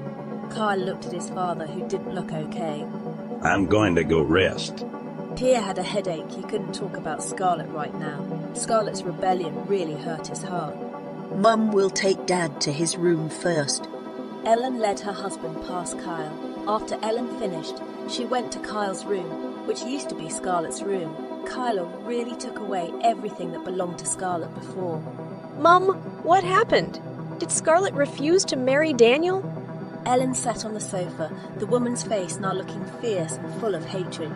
That little bitch refused. She actually dared to be arrogant in front of me. Kyle had expected this after he knew who Scarlett was now. Mum, Scarlett is the CEO of E-Jewelry. That damn woman came back for sure to take revenge on us. Ellen's face instantly turned tense. The CEO of E-Jewelry. Where did you get this information from? Michael. He was the one who discovered Scarlett's identity. She is Elle, a jewelry designer who is currently famous. Ellen clenched her fist tightly. Apparently that bitch has some power now. It's all those useless people's fault. If only they hadn't lost Scarlett and managed to sell Scarlett in human trafficking, then Scarlett's fate wouldn't have been this good. 8 years ago, Ellen had paid people to kidnap Scarlett, who had just started college in London. However, the men failed to look after Scarlett, who managed to escape. Ellen thought that with nothing, Scarlett's life would end horribly, even if she managed to escape. However, the current reality really slapped her. Scarlett had already grown stronger. Mom, there's no way Scarlett could have built her own business to this level of success. I'm sure there are strong people supporting her from behind. Kyle was a smart woman. She concluded this after she thought about Scarlett. No matter who that powerful person is, with the Lynch and O'Brien families with us, Scarlett won't be able to take revenge, Ellen said confidently. She did not know that standing behind Scarlett was the Parker family, one of the richest families in the world. For the Parker family, destroying the entire Lynch family was not something that required much effort. As for the O'Brien family, their positions were equal, but the Parker family had more networks than the O'Brien family. They could definitely defeat that family, but they would also suffer a big blow. Kyle agreed with his mother's words. However, Scarlett's current position was not favourable for him. He could not let Scarlett make his light dim. Mom, we have to get rid of Scarlett as soon as possible. She will definitely take my place. Father might love Scarlett again if he knows Scarlett's current achievements. You don't need to worry. Mum will definitely get rid of her. Ellen's face looked like a horrible witch. There was no way she could let Scarlett live on and overshadow her daughter's steps. In this life, only Kyle would shine. While Scarlett, she only deserved to be confined to the darkness. The first step Pierre took to push Scarlett into a dead end was to blacklist Scarlett in every hotel. Pierre had enough ability to do that. Wherever Scarlett stayed, he would definitely get Scarlett out of the place.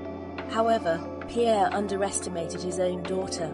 With the money Scarlett currently had, she could even build dozens of 5-star hotels. However, Scarlett didn't really care about Pierre's actions. She only ordered Hannah to find her a house. Scarlett would probably stay a little longer in New York, so there was no harm in buying a place to live. After seeing the new house bought by Hannah, Scarlett ordered Hannah to send an envelope to the O'Brien family residence. The envelope was addressed to Julian O'Brien, Michael's grandfather. Since Ellen wanted her to marry Daniil so badly, she would use any means to thwart her. Ellen, the snake woman, was still trying to trample him, see what she would do to the venomous woman. Find out everything about Daniel, Ellen's cousin's son, both his personal life and his work. Yes, Mum. What are my schedules today? Hannah then mentioned Scarlett's schedule. She had just moved, but her workload had not decreased. She had 3 important meetings that required her to go out of town. Meanwhile, in the evening, she had a video conference. You can come out now. Okay, Mum. Anna bowed and then retreated. The woman went back to her room and did her unfinished work. She had a pile of files that she had to translate. Scarlett examined the files on her desk. They were all copies of her emails. For every job that she had to handle, she asked her cousin to send her an email. She would study it and then give direction to her very reliable cousin. As Scarlett was immersed in her work, the door to her room opened. Hannah stepped closer to her desk. Mum, Miss Kylo would like to see you. Kyle, she came quickly. That woman must have learned about her identity as Elle from Michael. Let her in. Yes, ma'am. Hannah came out, then moments later Kyle came in. Kyle strode in haughtily, the woman staring straight ahead. You have a nice office, Scarlett. Scarlett stood up from her oversized chair. The woman leaned on her desk. Her aura at this moment looked so extraordinary. Kyle, who was in front of her, looked nothing compared to her. Is your visit here just to praise my office, Miss Kyle? Scarlett, don't be so rigid. We are brothers. We were very good friends in the past. Kyle sat on the sofa without being invited by Scarlett. Scarlett chuckled amusedly at Kyle's words. Oh, so Miss Kyle came here to discuss the past? That's not entirely wrong. 8 years of not seeing each other, you seem to have gathered strength. So, do you now feel that you have enough power and have decided to take revenge on me and my mother? Miss Kyle, you think too highly of yourself and your mother. I'm not going to use my energy to deal with insignificant people like you. Oh, really? However, I see that you have already started your moves for revenge. You framed my fiancé and slept with him. Ms. Kyle is very good at making up stories. I did not set up your fiancé. We did it consensually. Scarlett would not admit that she framed Michael. She clearly knew that Kyle had a lot of devious tricks up his sleeve. Who knows? She could be recording their conversation right now. There is no one you can lie to here, Scarlett. Michael would never betray me. Do you really believe that man is so loyal to you, Miss Kyle? If you don't believe me, you can look at the surveillance camera footage. He offered to take me to his room even though I refused. I'm much prettier and more attractive than you. Are you sure your fiancé isn't tempted to taste my body? Kyle's face turned bright red. She had now lost her composure. Scarlett had stabbed her in the right place. In the 2 years they had been with Michael, they had never had sex. She had tried several times to flirt with Michael, but the man was not interested in touching her body. You think by saying things like that, I'll doubt Michael. I know what kind of woman you are. Scarlett laughed amusedly. Isn't that what you're feeling right now? I must admit that your fiancé is really good in bed. Scarlett! Kyle's anger really amused Scarlett. Once she was in Kyle's shoes, she would be quick to anger when provoked. It was all because he had a lot of people he cared about, but now the situation was reversed. Kyle seemed to really have feelings for Michael. Calm down, Kyle. Don't get too excited. You must remain graceful and gentle. Scarlett developed a light smile that made her look so beautiful. I'm warning you, Scarlett. You must stay away from Michael or I will destroy you, threatened Kyle with a sharp and angry look. How are you going to destroy me? By drugging my drink like 8 years ago and sending men to sleep with me? Or are you going to ruin my reputation like you made me look like a cheat? Or are you going to act as if I wronged you so that you get sympathy from many people and people see me as a cruel woman? Or have you come up with new tricks this time? Don't disappoint me with your old tricks, Miss Kyle. Scarlett's words made Kyle burn with anger even more. Scarlett dared to belittle her. Don't challenge my boundaries, Scarlett. I can be more cruel to you if you dare to take Michael away from me. Scarlett chuckled amusedly.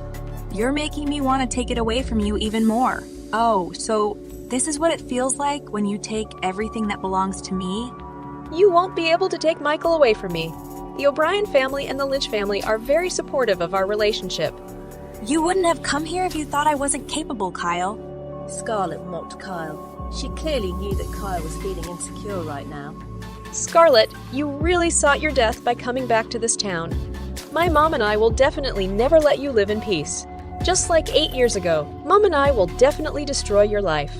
You will definitely regret coming back here. Scarlett was not afraid of Kyle's words. Then I'm waiting for her, Kyle. Let's see who will be destroyed this time, me or you and your mom. Scarlett challenged Kyle.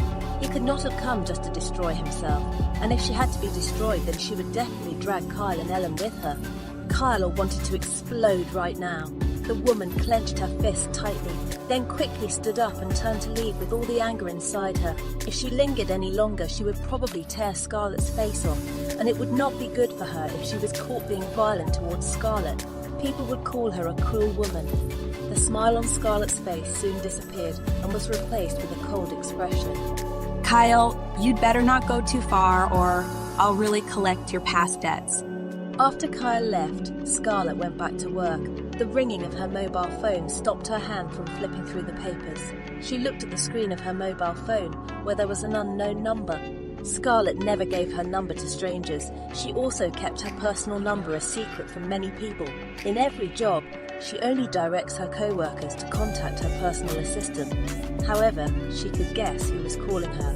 It must be Julian O'Brien. He placed his business card inside the envelope. Scarlett answered the call immediately. Hello? What do you want by sending me those photos? I think it would be better to discuss it in person, Mr. Julian. Scarlett replied calmly. Most people would choose to avoid getting into trouble with Julian O'Brien, who in his younger days was notoriously ruthless and indiscriminate. Julian's big name was still influential, even though the man was over 70 years old. However, Scarlett uses the old man to achieve her goals. In 100 years, the O'Brien family had never had any scandal, so she was sure that Julian would never let the scandal between her and Michael explode out. All members of the O'Brien family strictly adhered to the rule that they must not be involved in scandals, otherwise they would be thrown out of the family and forever not be recognised as part of the O'Brien family. In half an hour, Emperor Restaurant. Yes, Mr. Julian. The call was disconnected. Scarlett placed her mobile phone back on the table. She stayed where she was for a while and then quickly reached for her bag. I'm going out. You don't have to come. Scarlett spoke to Hannah, who was now standing up. Scarlett continued her steps. The woman entered the lift with the senior officers. Scarlett arrived at the Emperor Restaurant. She mentioned the order on behalf of Julian. The waiter immediately escorted Scarlett to a private room that could only be used by the O'Brien family, who owned the Emperor Group. When the door of the room opened, Scarlett saw an old man sitting. Next to the old man, there was a man in his 40s who stood like a statue. Scarlett had done a thorough search before, so she knew that the man next to Julian was his personal assistant, the son of Julian's previous assistant. Good afternoon, Mr. Julian. Scarlett greeted Julian with a light smile. Julian really hated people who tried to blackmail him, and Scarlett was no exception. The appearance of the young woman in front of him was very good, but it was a pity that a woman like this used her body to blackmail others.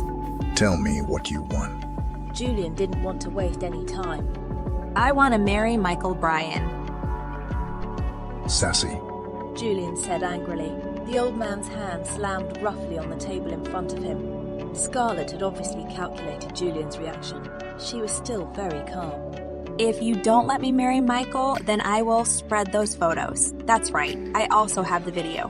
Once those are released, the O'Brien family's reputation will be tarnished. I may not be able to mobilize the media to let the whole world know about my scandal with Michael, but I'm pretty confident I can mobilize the power of the internet. You can make your choice. Either you let the O'Brien family's clean reputation be tarnished, or you let me become part of the O'Brien family. Miss, you really dared to blackmail in this way. Do you think you can continue to survive after threatening the O'Brien family? Julian's personal assistant raised a stern voice. This man had done many dirty things for Julian and the O'Brien family, so eliminating a woman like Scarlett alone was not something difficult for him. Scarlett chuckled. If I hadn't calculated everything from the beginning, do you think I would have come here? Her fearless attitude really made Julian want to kill Scarlett. However, Julian could not underestimate Scarlett. As the woman had said, she couldn't have come unprepared. the O'Brien family doesn't accept scheming women like you. Julian was reluctant to accept Scarlett. For him, the one who deserved Michael was Kyle, a graceful and gentle and virtuous woman. Mr. Julian, you underestimate me. She smiled and stood up to leave. Scarlett took out her mobile phone and made a call to Livy. Release the pictures of me with Michael on the internet.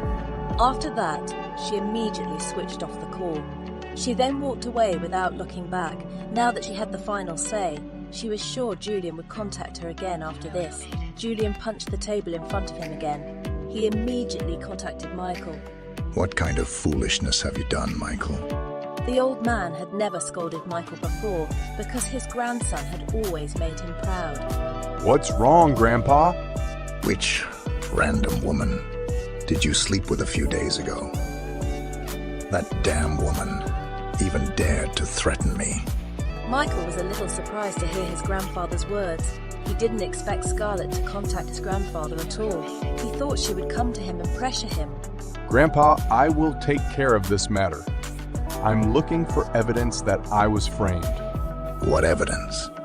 If you can get it, then it definitely won't take long. That woman threatened that if you don't marry her, then she'll release your scandal to the internet, and I just rejected her. Quickly check the internet. That woman has contacted someone. Okay, Grandpa. Julian immediately disconnected the call. If the scandal really spread, then what Julia feared was not that the O'Brien family's reputation would be damaged, but that he would lose Michael because of the family rule that did not allow any family member to be involved in a scandal. At the moment, the O'Brien family may look calm, but he knows that almost every family member is trying to take Michael's position. Julian can only entrust the company to Michael because he thinks Michael is the most capable. He will not be able to die in peace if the family company falls to someone else, and the Emperor Group may not survive another 20 years. Michael instructed his assistant to keep an eye on the internet news about him. For half an hour, there was nothing to see, but the next day, one of the most popular websites in the world published an article with an eye-catching headline: "A successful businessman's scandal with his future sister-in-law." There was a photo of the couple in bed, but their faces were blurred out. Within seconds, the article had gone viral. It's not surprising that something like this happened because the website has always been the #1 gossip account that always delivers news that is not just fake news. Every time the website releases an article, millions of people will see it. Thousands of comments will fill the comment section. Social media users began to place their attention on the curious article. They guessed who the businessman was who had an illicit relationship with his own future sister-in-law. Thousands of comments began to arrive. Everyone began to speculate and make opinion. Jacob found an article that had been shared by thousands of people. The man broke out in a cold sweat. He never thought that Scarlett would actually have the courage to do something like this. "Sir, an article has been released and shared thousands of times." Jacob showed his tablet to Michael. Michael's face hardened when he saw the article and the various comments on it. The man punched his desk hard. Once again, he was furious at Scarlett's audacity. That sly woman used this way to warn him. If he didn't really marry that woman, then his scandal would really explode to the surface. Besides, until this moment, he had no evidence. He and his people couldn't find anything. Michael did not doubt himself. He was sure that he wouldn't have touched Scarlett if she hadn't done something to him. But then again, he couldn't prove any of that. Today, the article released with the blurry photos was a way for him to tell the world. She was proving to him that she was really capable of doing it, without mobilizing the media like television and newspapers. Meanwhile, at the O'Brien residence, Michael's grandfather nearly had a heart attack when he saw the article released by the world's most popular gossip account. He had no idea that Scarlett would immediately aim for the biggest and most appropriate meme. Look at how quickly the news spread. Call Michael. Immediately.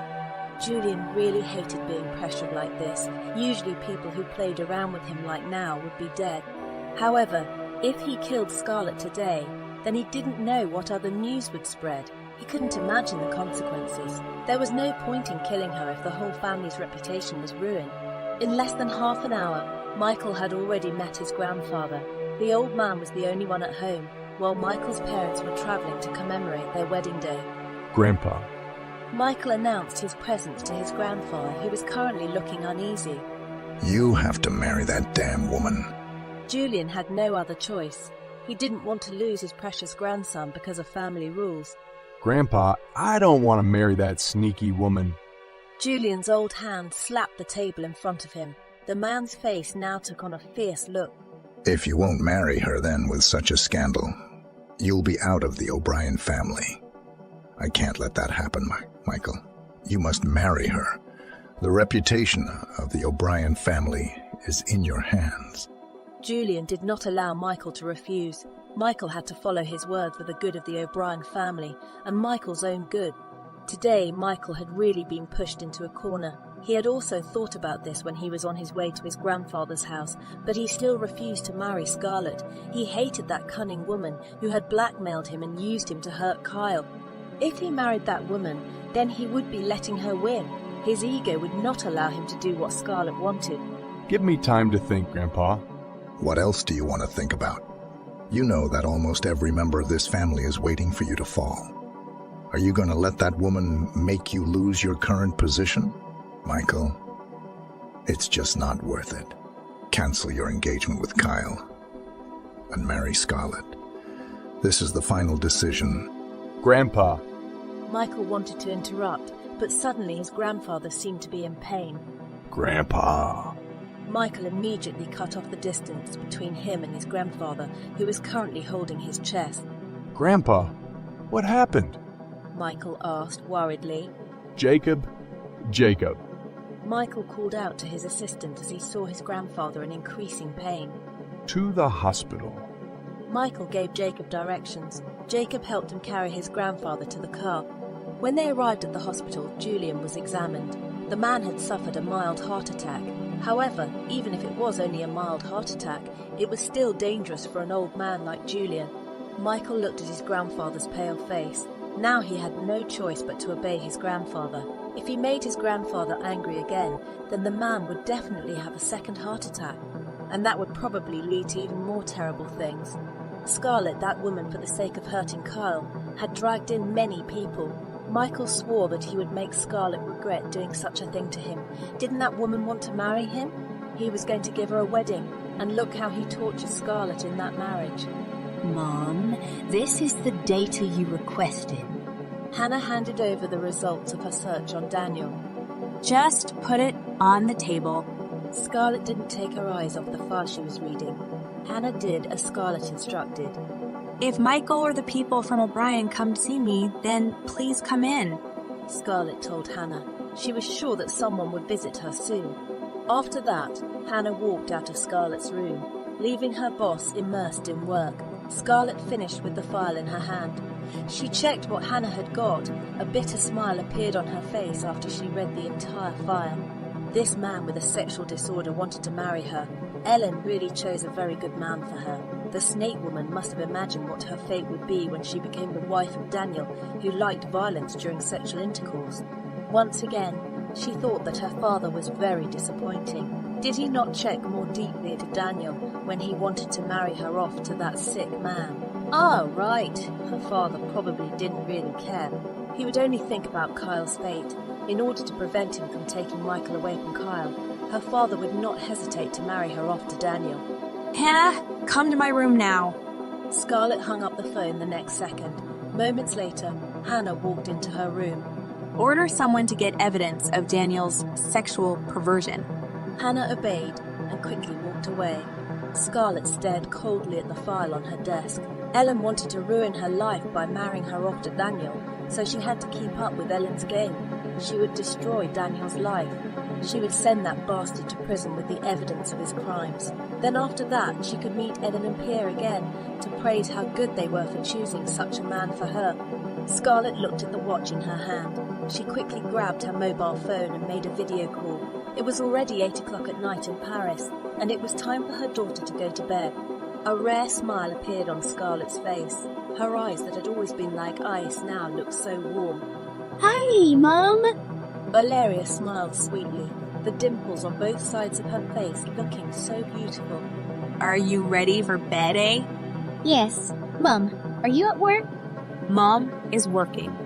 Did I behave well today? You behaved well, Mom. I didn't give Grandpa or Auntie Stella any trouble.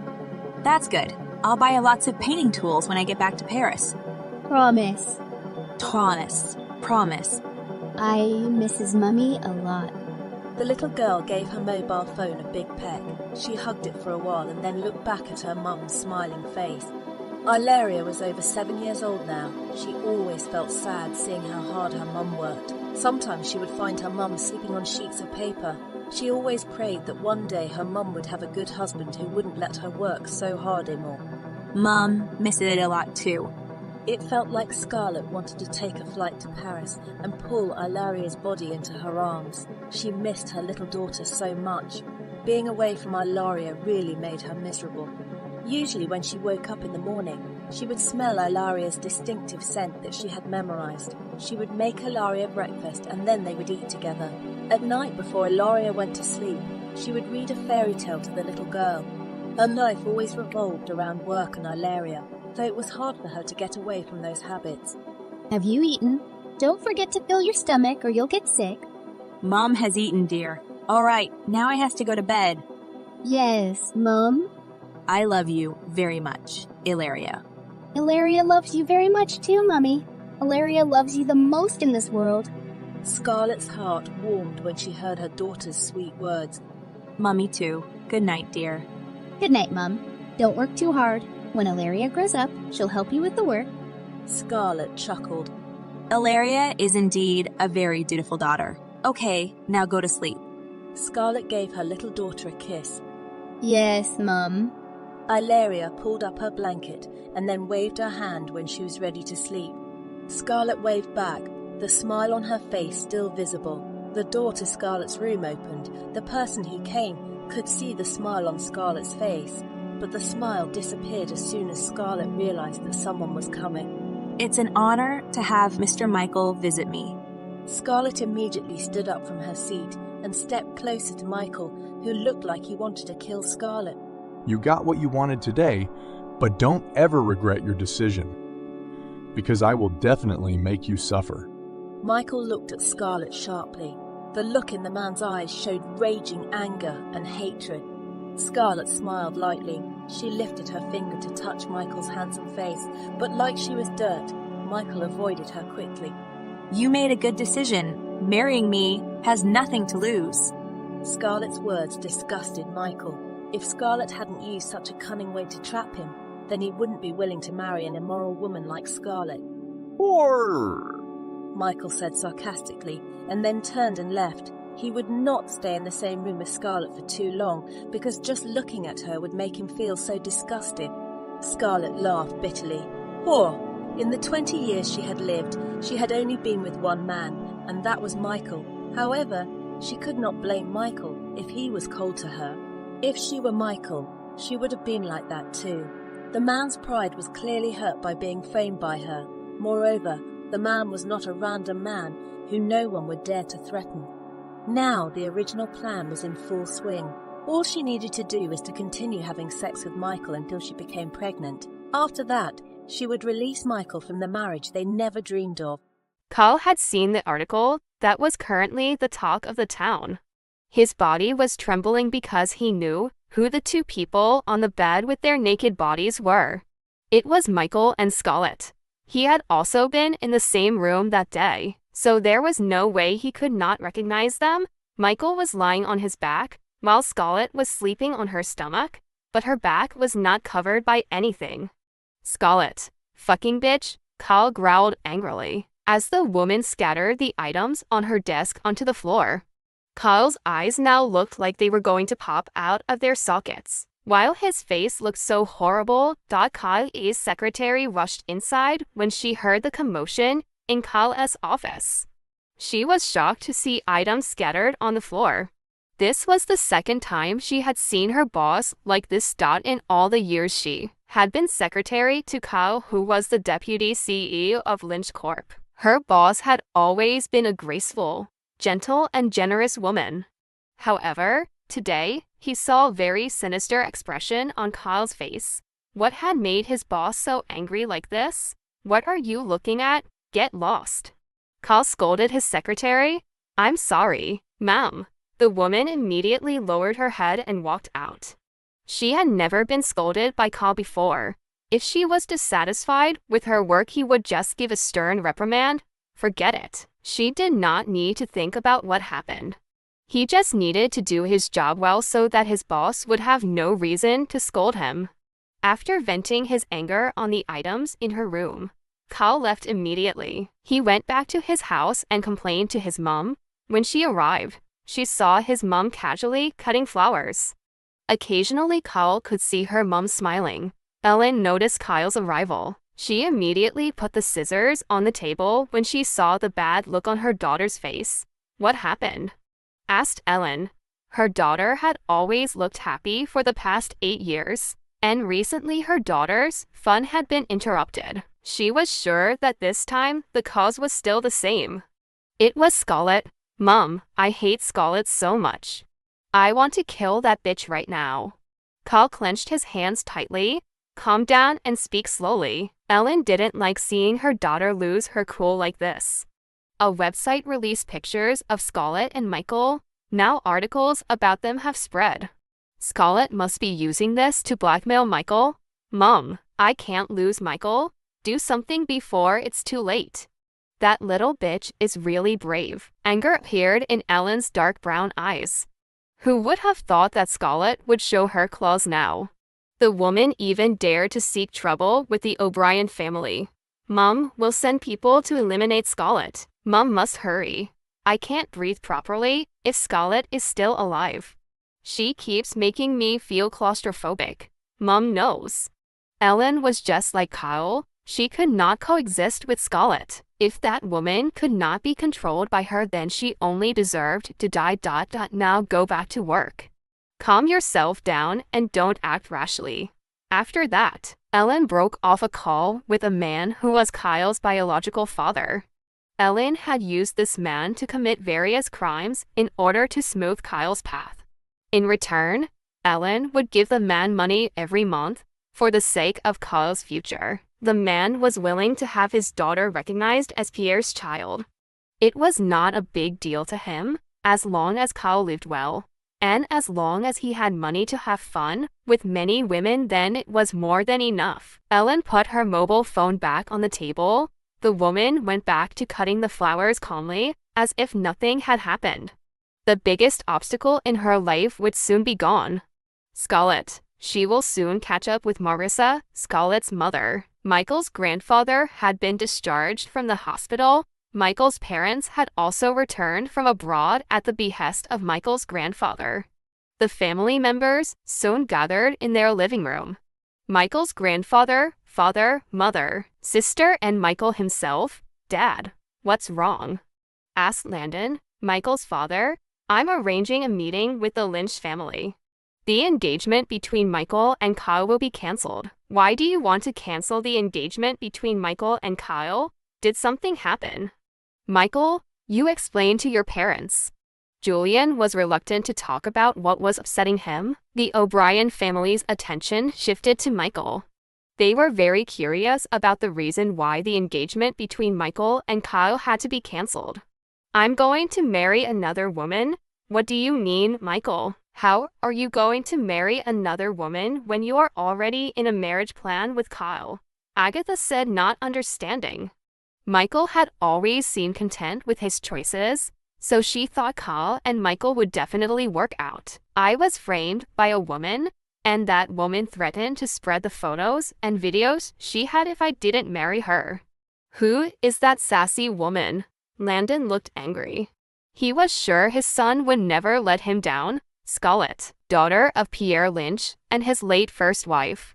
Michael's mom, dad, and sister were once again shocked. Were they listening to a drama? Michael was being framed by his future brother-in-law. You can refuse by proving your innocence. Landon would never accept such a cunning son-in-law. I have no proof, father. If I did, I would have brought that woman to a horrible end. Michael hated this fact once again. That he couldn't do anything to Scarlett because he had no evidence. How could it be like that? Agatha believed her son wouldn't betray Kyle, but if her son was really framed, there should be evidence. I've done a physical examination. There are no signs of anesthesia on my body. However, I'm pretty sure I was drugged because that night I can't remember anything other than the marks on my body that prove I spent the night with that woman. See, his parents doubt his words because there's no evidence, so what about everyone else? There is no need to continue this story anymore. Michael will break off his engagement with Kyle and marry Scarlett. If this scandal spreads, Michael will be expelled from the O'Brien family, and after that, his position will be replaced by another O'Brien descendant.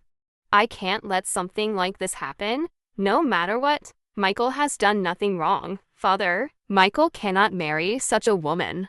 I've heard from Ellen that her stepdaughter was the cause of his miscarriage. Besides, in our social circle, who doesn't know about Scarlett's bad reputation? I can't hand over my precious son to such an immoral woman. Agatha was very active in her social circle. Sometimes she would join in the gossip with other high-class ladies. Once she overheard a friend of hers asking Ellen how Scarlett was doing. From there she learned all about Scarlett's ugliness. The woman was not only immoral, but also cruel. Scarlett had hurt Kyle and Ellen many times because she considered Kyle and Ellen to be members of the Lynch family. As a mother, how could she accept such a daughter-in-law? She would definitely be made fun of by the people in her social circle. Mom's right, Grandpa. I've also heard about this Scarlett. Granted, all the bad things about her have been deleted on the internet, but everyone who knows Scarlett still remembers how bad that woman's reputation was. Grandpa, there's no way a woman like that can come into our dignified family. Adeline chimed in. She had always liked Kyle as her future sister-in-law. How could she stay silent when there was a scheming woman trying to snatch that position away from Kyle? There is no choice. This decision is final. Michael will marry Scarlett. It is the only way to keep Michael in the O'Brien family, Julian said firmly. Whether he liked it or not, his family members had to agree with his decision. How they will treat Scarlett is up to them. Right now, the most important thing was to secure Michael's position and maintain the O'Brien family's reputation of never being involved in scandals. Michael's family was not satisfied with this outcome, but there was nothing they could do about it. It wasn't worth it if Michael had to leave the O'Brien family because of the scandal with Scarlett. Kyle probably won't accept the engagement cancellation. Moreover, he has done nothing wrong. Agatha no longer insisted on refusing. She was currently thinking about Kyle's reaction. We will compensate him appropriately. Julian must have thought about this. He knew that the compensation would probably still make Kyle dissatisfied, but there was nothing Kyle or the Lynch family could do. There was no one to speak up now. Whatever they said, it would never change Julian's decision. The meeting was finally over. Michael's parents would arrange a meeting with Kyle's parents.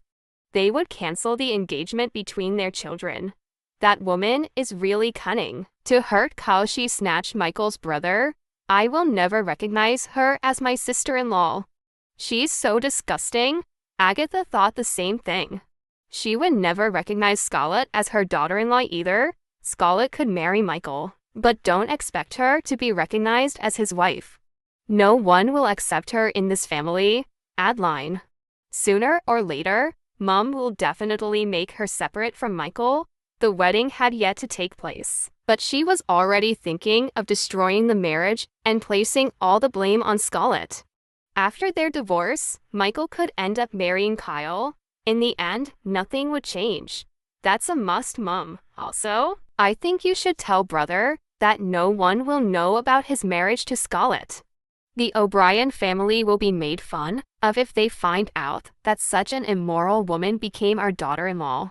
Agatha agreed with her daughter's suggestion. Mom will tell your brother. The evidence of Daniel's crimes is now in Scarlett's hands. She immediately sent it to Libby for her best friend to spread it on social media. Daniel had not committed any crime against Scarlett, but since Daniel was used as a tool by Alan to hurt her, she would not hesitate to do something against Daniel. At lunchtime, Scarlett went to a restaurant that she used to frequent.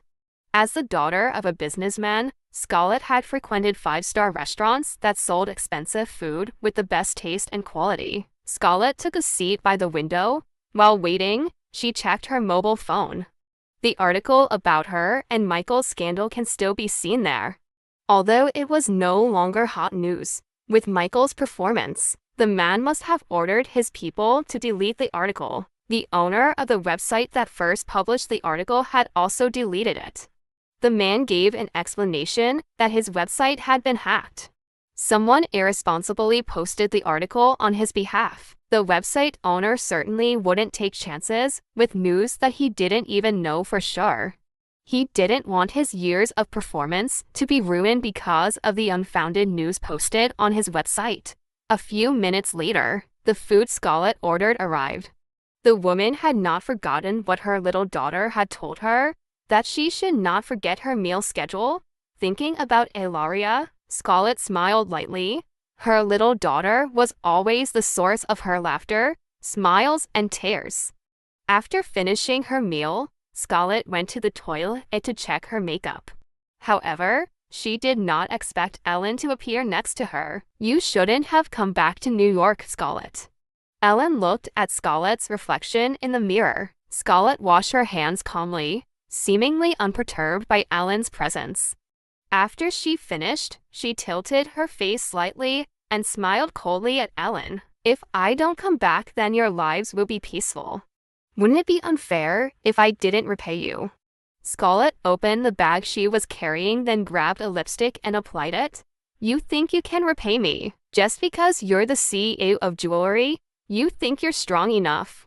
If I wasn't strong enough, do you think I would come back here? Scarlett, no one wants you back. Your father hates you. And everyone is disgusted with you. I'm grateful to you and Kyle for putting me in that condition. However, I don't really care about people who don't matter to me, Scarlett. This is the last warning for you. Get as far away as possible, or you will regret it. What do you want to do to me? Are you going to pretend to throw yourself down the stairs again, and then blame it on me so that people will think of me as a murderer? Ellen was a wicked woman who did not hesitate to harm herself in order to slander him. 8 years ago, she deliberately threw herself down the stairs and then told her father that he had pushed her, so he said cruel words and hit her. I will do something even crazier, something you can never imagine. Don't you feel any guilt at all towards your future child? To get rid of me, you sacrificed your own future child. I can sacrifice anything to get rid of you. You really are a cruel mother. No wonder you can carry out so many devious schemes on me. You killed your own child. That's why you better be careful. I will eliminate anyone who stands in Kyle's way. Scarlett had finished with the makeup on her face. Thank you for advising me. Oh, right, by the way, soon Daniel will become a prisoner. You should erase your wishful thinking of marrying me to a man with sexual perversions. Scarlett threw a cold smile and then left Ellen. Before leaving, she saw Ellen's stiff face. She also heard the woman swearing at her. Scarlett got into her car, after which she opened her bag and pressed the pen, which was a voice recorder. She had now collected the voice recordings of Kyle and Ellen. In both of them, there was evidence that they were the ones who hurt her, and not the other way round. Scarlett will use these recordings at the right time to clear her name. Now that she is a mother, she cannot let her child be made fun of by others for having a mother with a bad reputation. She also wanted to show her father the truth, that she had never pushed Ellen down the stairs. Scarlett could imagine how hurt her father must have felt knowing that he had been deceived and lied to by the woman he had slept with for over 8 years. That was what her father deserved for betraying her trust. Scarlett returned to the company and continued her work. Today she was working overtime. She lets Hannah go home first because she still has a lot of work to do. When she finished, it is 11 o'clock at night. There were no more workers in the company. Scarlett is used to living alone in her Paris headquarters. So, in the new place, she still did the same habit. Scarlett went to the car park. She took out her car keys from her bag. There were only a few cars there at the moment, which seemed to have been left behind by their owners. As she was about to open her car, she felt someone behind her.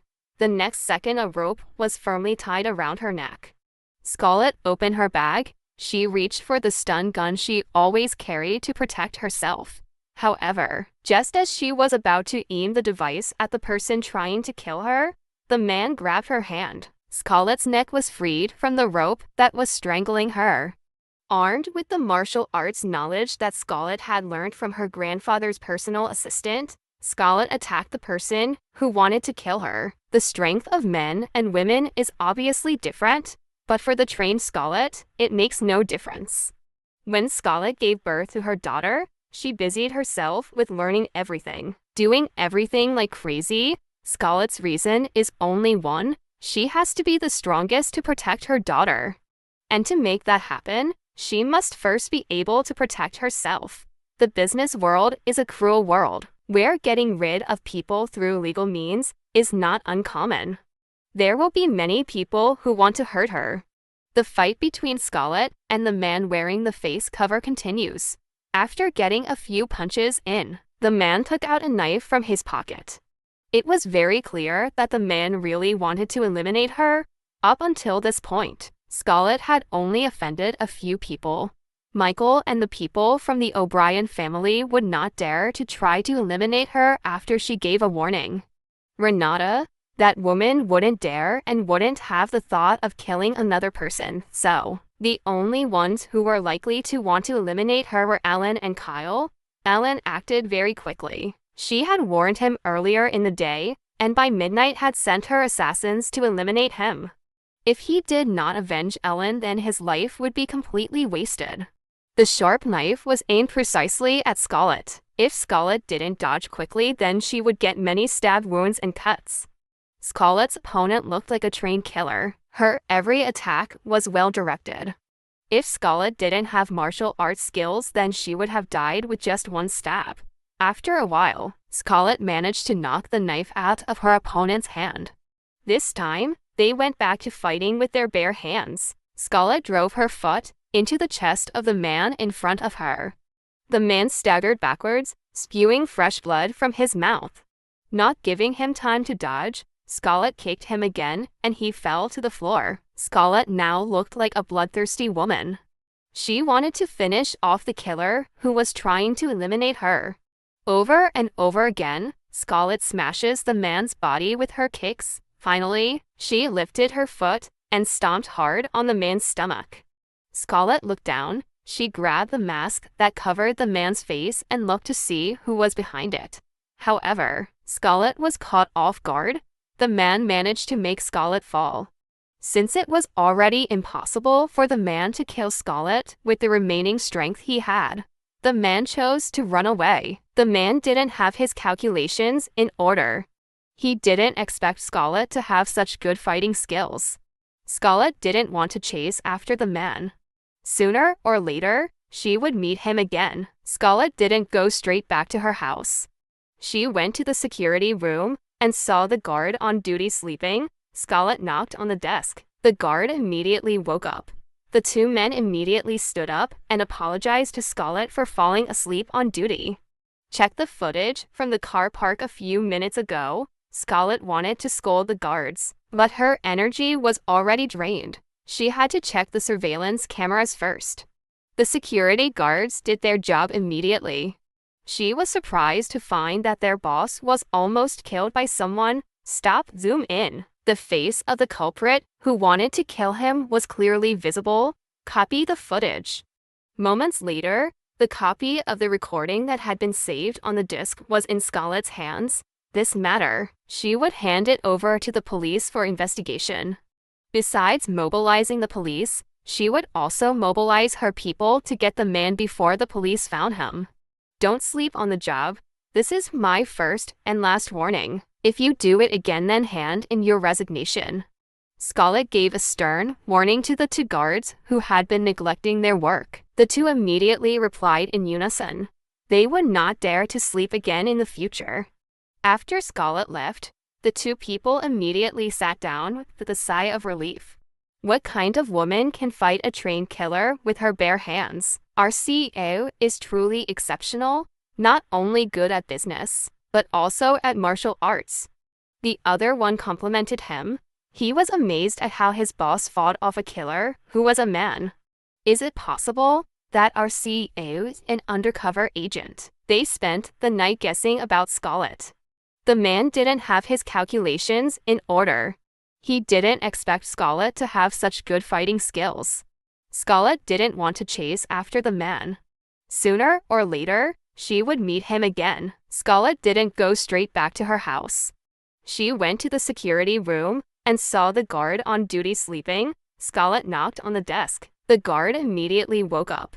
The two men immediately stood up and apologized to Scarlett for falling asleep on duty. Check the footage from the car park a few minutes ago. Scarlett wanted to scold the guards, but her energy was already drained. She had to check the surveillance cameras first. The security guards did their job immediately.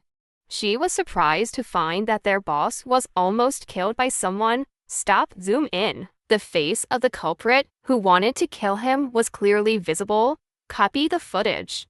Moments later, the copy of the recording that had been saved on the disc was in Scarlett's hands. this matter, she would hand it over to the police for investigation. Besides mobilizing the police, she would also mobilize her people to get the man before the police found him. Don't sleep on the job.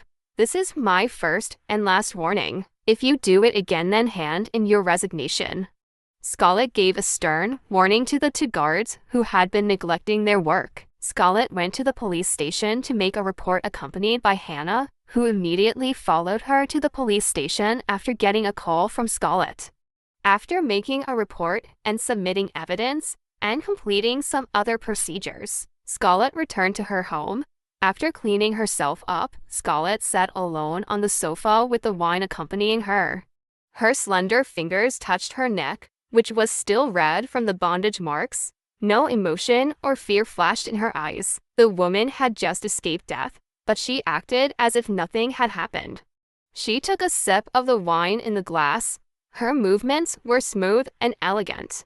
Scarlett immediately placed the glass in her hand back on the table. Then she reached for her mobile phone, which was currently ringing. I've got all the data on the man who tried to kill you. Livy was indeed an ordinary broad hacker. She could get the information Scarlett needed in just a short time. Send it to my email. Okay, it's done. I'll check it later. Are you okay? Livy asked for the second time. Earlier, when Scarlett asked her to find information about a man who attacked her, she had asked the same thing. I'm fine, Livy. Livy sighed softly. She knew that even if she wasn't fine, Scarlett would say she was fine. In the past 8 years, Scarlett had built up a protective barrier using layer upon layer of wounds she had received in the past. The woman had undergone a torturous transformation to get to this point. Did you tell your grandfather and cousin about what happened to you? No. They would worry about me if they found out. Scarlett, I think you need some bodyguards. Ellen and Tom might try to harm you in other ways. Livy was really worried about Scarlett's safety. She thought it was better for Scarlett to stay away from Ellen and Kyle, who were desperate to get rid of Scarlett. I don't really need it right now. All right, if you think that way. Remember to be more careful. I understand. It's already very late in New York. What are you doing now? Drinking. Not too much. And go to bed immediately afterwards. You need a good rest. Your body is not a robot. Okay, Miss Livy, I'll listen to you. I'll hang up the call. If anything happens, let me know right away. The call was over. Scarlett resumed her activities. She didn't often drink alcoholic beverages like this. She didn't even drink with her business relations. The incident 8 years ago had made Scarlett more cautious. She avoids parties or charity events. She doesn't hang out with her business contacts. It could be said that in the business circle, her friends could be counted on the fingers of one hand. After her trust was betrayed by others, Scarlett no longer put her trust in anyone. Because of this, she prefers to avoid friendships with many people. The more friends she has, the more likely she is to be stabbed in the back again. And Scarlett was already very tired of such unbearable pain. Scarlett's hand was now scrolling through her mobile phone. As she suspected, the person who tried to kill her was Ellen. That woman even used her own ex-husband to eliminate her. Ellen was really unbelievable. Until this moment, she was still in contact with her husband. From the man's bank account records, it appears that Ellen always sends money to him every month. How will her father react when he finds out that his wife keeps giving money to another man? Ellen's ex-husband was the son of a businessman who had gone bankrupt 10 years ago. He was fond of gambling and playing with women. In the past, Ellen had told Scarlett that the reason why she divorced her ex-husband was because of those two factors. Plus, he was often violent towards her. Ellen couldn't stand her husband's temper, so she used that reason to get divorced. Now, combining all the information obtained by Livy and Ellen's words, Scarlett could tell that Ellen's words about the divorce were a hoax. Scarlett laughed amusedly. None of Ellen's words could be trusted. That woman was born to deceive everyone with her words and kind face. After all the evidence she had in her hands right now, Scarlett wanted to see how Ellen would evade. The woman could say that her ex-husband did all that on his own. She could also say that he blackmailed her every month by threatening her, which was why she gave him the money. However, with Ellen's recording in her hands of the woman wanting to eliminate her, Ellen would definitely not be able to escape again. Scarlett smiled coldly. Ellen seemed to have underestimated her until this moment. It was evident that she could easily tear off the woman's mask, and she would find the right time to let everyone see the real faces of Ellen and Kyle. That day would not be far away. Soon it would be Ellen and Pierre's wedding anniversary. Ellen would not be able to not celebrate her wedding anniversary. The sly woman could not bear not to show off her happiness. Ellen, Kyle, I will definitely send you back to the mud pit. This morning Ellen was shocked by the news of Daniel's arrest that was currently being broadcast on television. Daniel had not only sexually assaulted women, but the man had also raped several women, and one of them died due to resistance. Yesterday, after she saw many websites and gossip accounts releasing articles about Daniel's crimes, she immediately contacted her cousin, and from him she learned that Daniel had escaped. She scolded her cousin for spoiling Daniel so much that Daniel had such a disorder. Ellen even said that she broke off family ties with her cousin's family. She didn't want to get involved in the problems of those stupid humans. Also, she did not forget to tell her cousin not to come to Pierre for help. Until now, Pierre still didn't know the news about Daniel. The man would probably think badly of him for choosing such a bad husband for Scarlett. However, he had already thought about it. He could pretend that he didn't know and regret his inaccuracy. She was sure Pierre would forget about the matter soon enough. Ellen quickly switched off the television when she saw Pierre coming towards her. Husband, breakfast is ready. Go to the dining room first. I'll call Kyle. Yes, wife.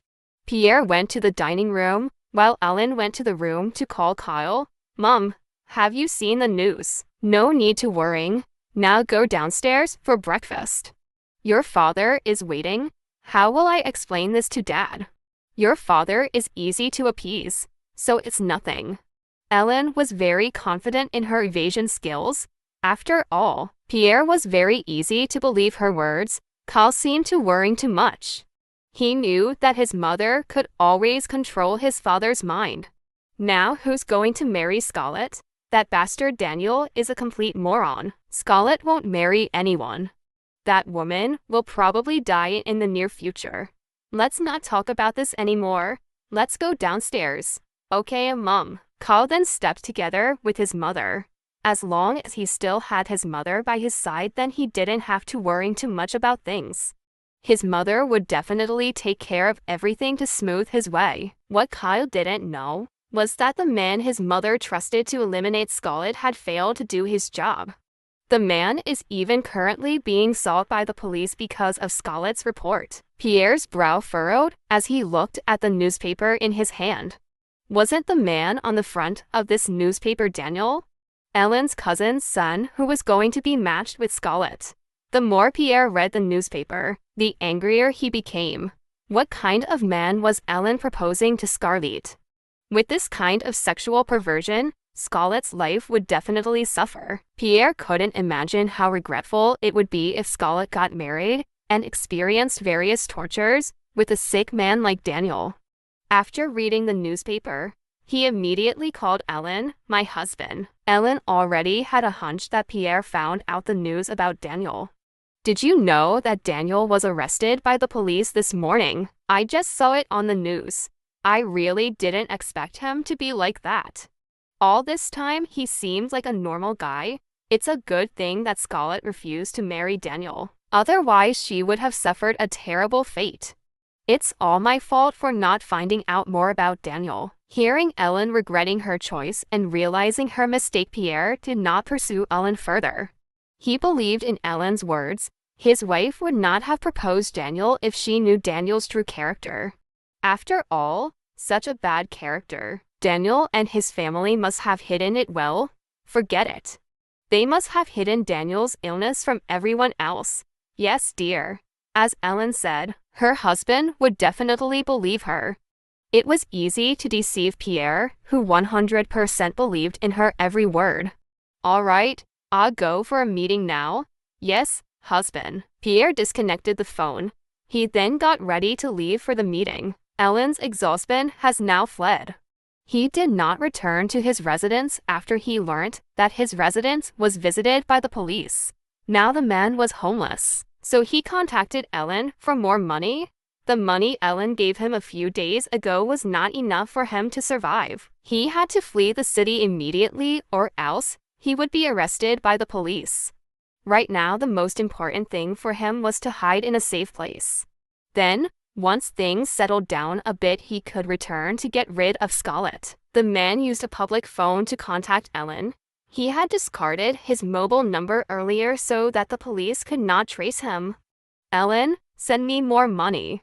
The man spoke matter-of-factly. I just sent you money a few days ago. You haven't even done your job, and now you have the nerve to ask for more money. Ellen babbled unhappily. She had been too kind to her ex-husband. The man had finally become ignorant and only knew how to ask her for money. Yesterday I tried to kill Scarlett, but I failed. That woman has reported me to the police, and I'm currently being sought by the police. If I'm caught, I'll definitely drag you in. You're such a moron. How can you fail to kill just one woman and have your identity discovered? Ellen exclaimed angrily. She had been waiting for good news from her ex-husband, but instead she got bad news. If that man was caught and dragged away, then her life would definitely be over. She would no longer be able to enjoy the glamour and wealth of the Lynch family. His daughter's fate would also end badly. I have done many things for you and never failed. One failure, and you're already cursing me like this. If I hadn't remembered you were the mother of my child, I would have killed you, growled Ellen's ex-husband. He never loved Ellen. His marriage to Ellen was only because of a family-arranged marriage. Otherwise, he wouldn't want to be tied to a disgusting woman like Ellen. I'll send you money. Go as far away as possible. Don't get caught and make trouble for me. I know. Where are you now? I'll send someone to give you money. Ellen's ex-husband mentioned his whereabouts. After that, the call was disconnected. Ellen clenched her fists tightly, the woman's face looking very angry. The police would probably also investigate her after checking her ex-husband's bank records, as long as there was no evidence. And as long as the man was not caught, she could tell the police that she sent money to her ex-husband because he was blackmailing her. After all, she sends him money every month, so the police won't suspect that she paid him to kill Scarlett. To save herself, Ellen would blame her ex-husband. The man had also run away, so there would be no problem. And if Pierre found out about what her ex-husband did, then she would just have to say that he had a grudge against her for marrying him and then try to kill Scarlett. That sounds very plausible. Ellen does have a lot of devious thoughts in her brain. The problem this time, she could definitely solve it. However, instead of giving money to a man she couldn't use, it would be better if he died. That way Scarlett's attempted murder case would be solved and the police would stop investigating. A terrible smile appeared on Ellen's cold face. This way there would also be no chance that the man would tell the truth that Kyle was not Pierre's biological daughter. 10 years ago, when Ellen's ex-husband's parents went bankrupt, Ellen was living in hardship with her jobless husband, who only knew how to gamble, get drunk, and play with women every day. Ellen couldn't take it anymore.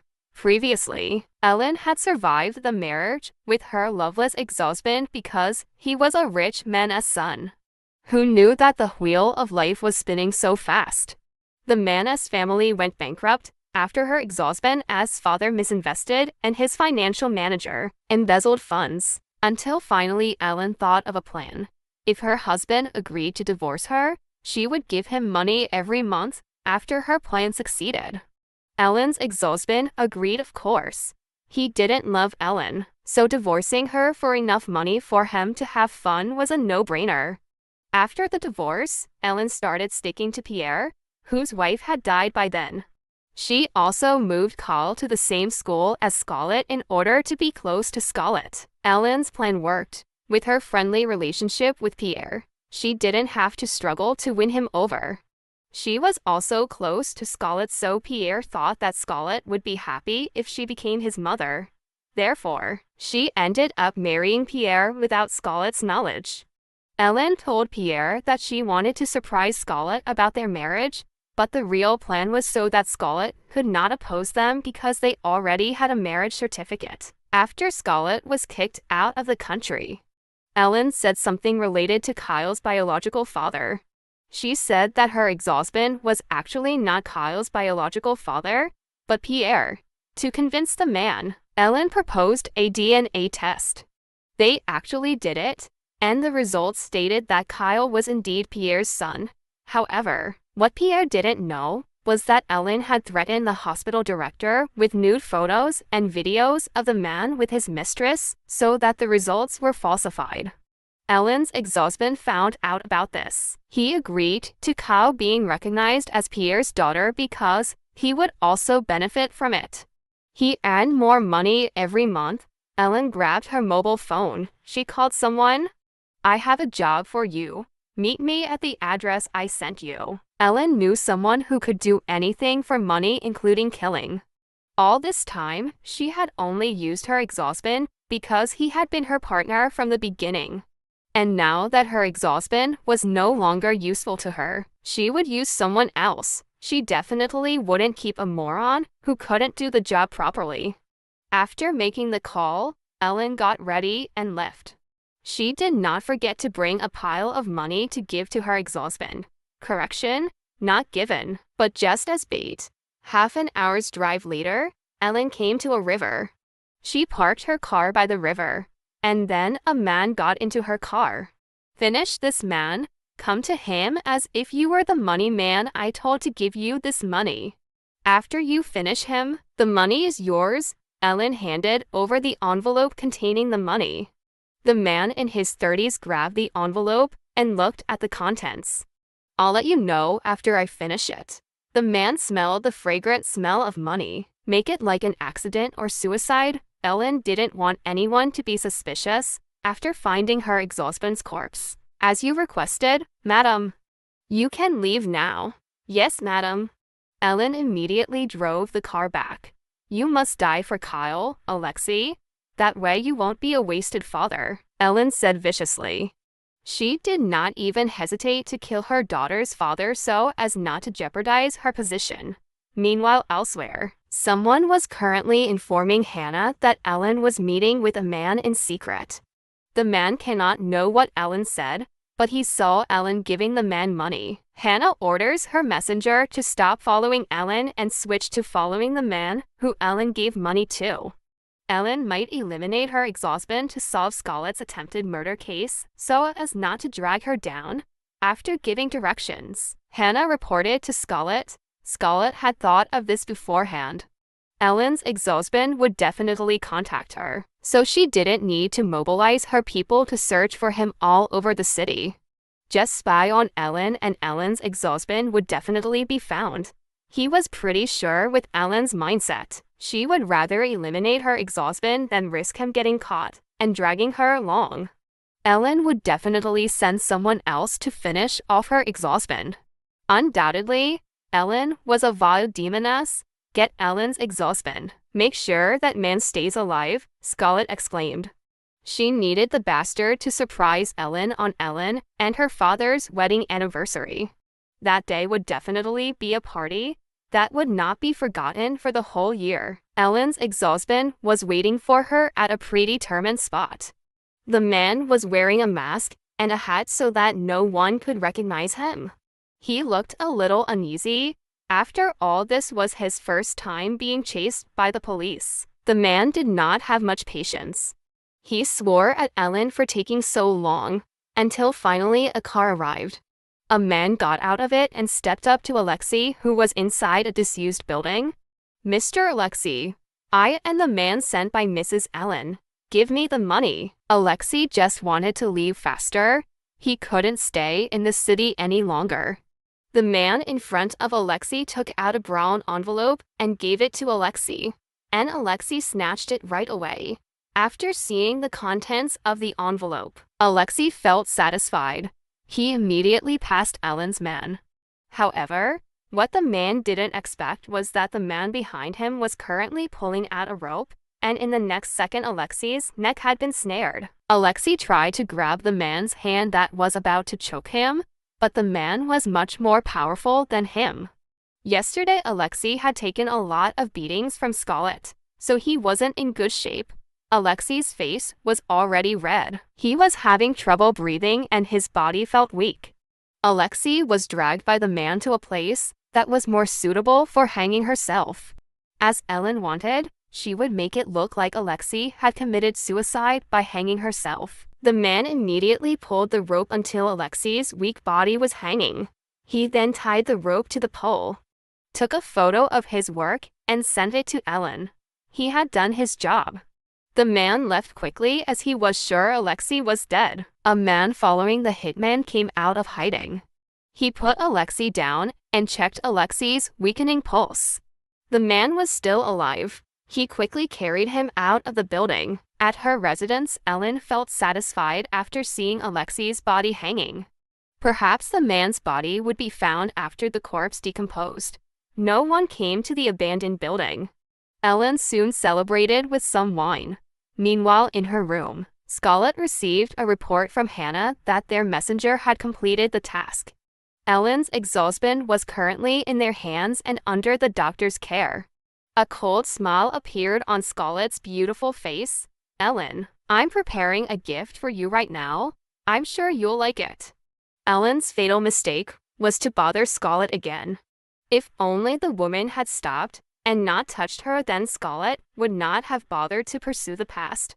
However, it seemed that the debt between them had to be settled. Tonight the O'Brien family invited the Lynch family to dinner. Tonight they intend to cancel the engagement between Michael and Kyle. The Lynchs have arrived, and Kyle is wearing a beautiful evening gown. She wanted to impress Michael with her appearance. Kyle's parents thought that this dinner would be about Kyle and Michael's wedding plans. What they didn't know was that there would never be a wedding between Michael and Kyle. The O'Brien family was waiting inside the #1 private room in the Emperor's restaurant. When the door to the room opened, the O'Brien family was in a bad mood. They had been so hopeful that Kyle would become part of their family. But today, they had to let go of that promising woman. Uncle, Auntie, Kyle greeted Michael's parents gently. Michael's parents responded in kind. After that, Kyle turned to Michael's younger brother, who was a few years younger than him, and greeted him. The two had a close relationship, since Kyle was engaged to Michael. Kyle often took Adeline out for a walk or shopping together. Kyle then sat down next to Michael. Kyle greeted Michael. Michael only replied with a brief nod. The man never said too much to either Kyle or anyone else. After the two families greeted each other, the dinner began. They decided to talk after they finished eating. Kyle ate while watching Michael. It had been a few days since he had seen Michael, and he really missed the handsome man next to him. Eat properly, Kyle. You might choke if you keep looking at Michael like that. Ellen teased Kyle. Everyone in the dining room realized that Kyle was staring at Michael. Kyle blushed. The others laughed at the embarrassed Kyle. Only Michael did not react in any way. The dinner was finally over. The atmosphere in the room became serious now. However, just as Michael was about to speak, the door to the room opened. All attention moved towards the door. Scarlett's figure was dressed in a black evening gown that showed off her perfect figure. Her white skin was in stark contrast to the color of her current dress. Ellen and Kyle stared at Scarlett angrily, their hands clenched into fists. What was Scarlett doing here? The damn woman would definitely mess up. So was O'Brien's party. None of them were happy about Scarlett's arrival. Although they had never seen Scarlett in person, ever since Michael's grandfather had told them that Michael was going to marry Scarlett, they had been finding out more about her. They had to admit that Scarlett's face was more beautiful in person than in photos. And it was even better than Kyle. It's just that this woman's bad reputation is unforgivable. Even though Scarlett was currently the CEO of e-jewelry, she was not qualified enough to be Michael's wife. In addition, where Scarlett got the funds to build e-jewelry is also unknown. A woman like Scarlett might use her body to expand her business. Who knows how many men she has served? Instant disgust flashed in their eyes. Scarlett uses her beauty to seduce men and smoothen all her business. So, how is Scarlett different from a prostitute? That woman was truly immoral. What are you doing here, Scarlett? Pierre was the first to speak. He also felt uncomfortable seeing his daughter here. It was because he knew Scarlett intended to ruin Michael and Kyle's engagement. I have no interest in your family, Mr. Pierre. Right now, I just want to greet my future in-laws and sister-in-law. Good evening, father, mother, and sister-in-law. What nonsense are you spouting, Scarlett? Pierre scolded his daughter. He quickly turned to Michael's mom and dad. Mr. and Mrs. O'Brien, this is my daughter, Scarlett. I apologize for her impudence. We really apologize for the impoliteness, Scarlett. She's been abroad 8 years, so her socializing is a little off. Ellen said regretfully. She was apologizing for Scarlett, but she was also making fun of Scarlett at the same time. I guess you haven't told the Lynch family that Michael and I are getting married, Miss Scarlett. This is the business of our two families. You have no right to interfere. I think I'll soon be part of the O'Brien family, so there's no harm in me being here. I'm right. Aren't I, Michael? Enough, Scarlett. Pierre couldn't take it anymore. He raised his voice. Was his daughter going to embarrass him to no end? Scarlett, why do you keep trying to hurt Kyle like this?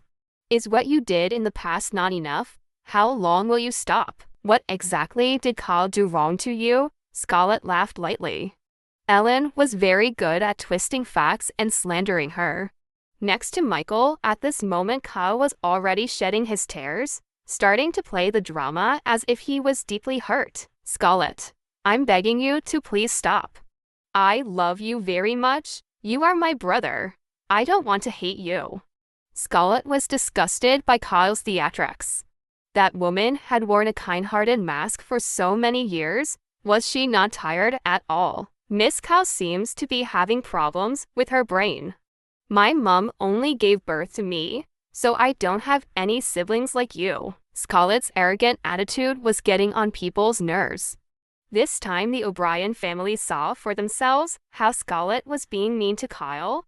The rumors were not wrong. Miss Scarlett, get out of here or the security team will drag you out. Michael finally spoke up. It was true that he was going to marry Scarlett, but meddling in O'Brien-'s family affairs like this was not Scarlett's capacity.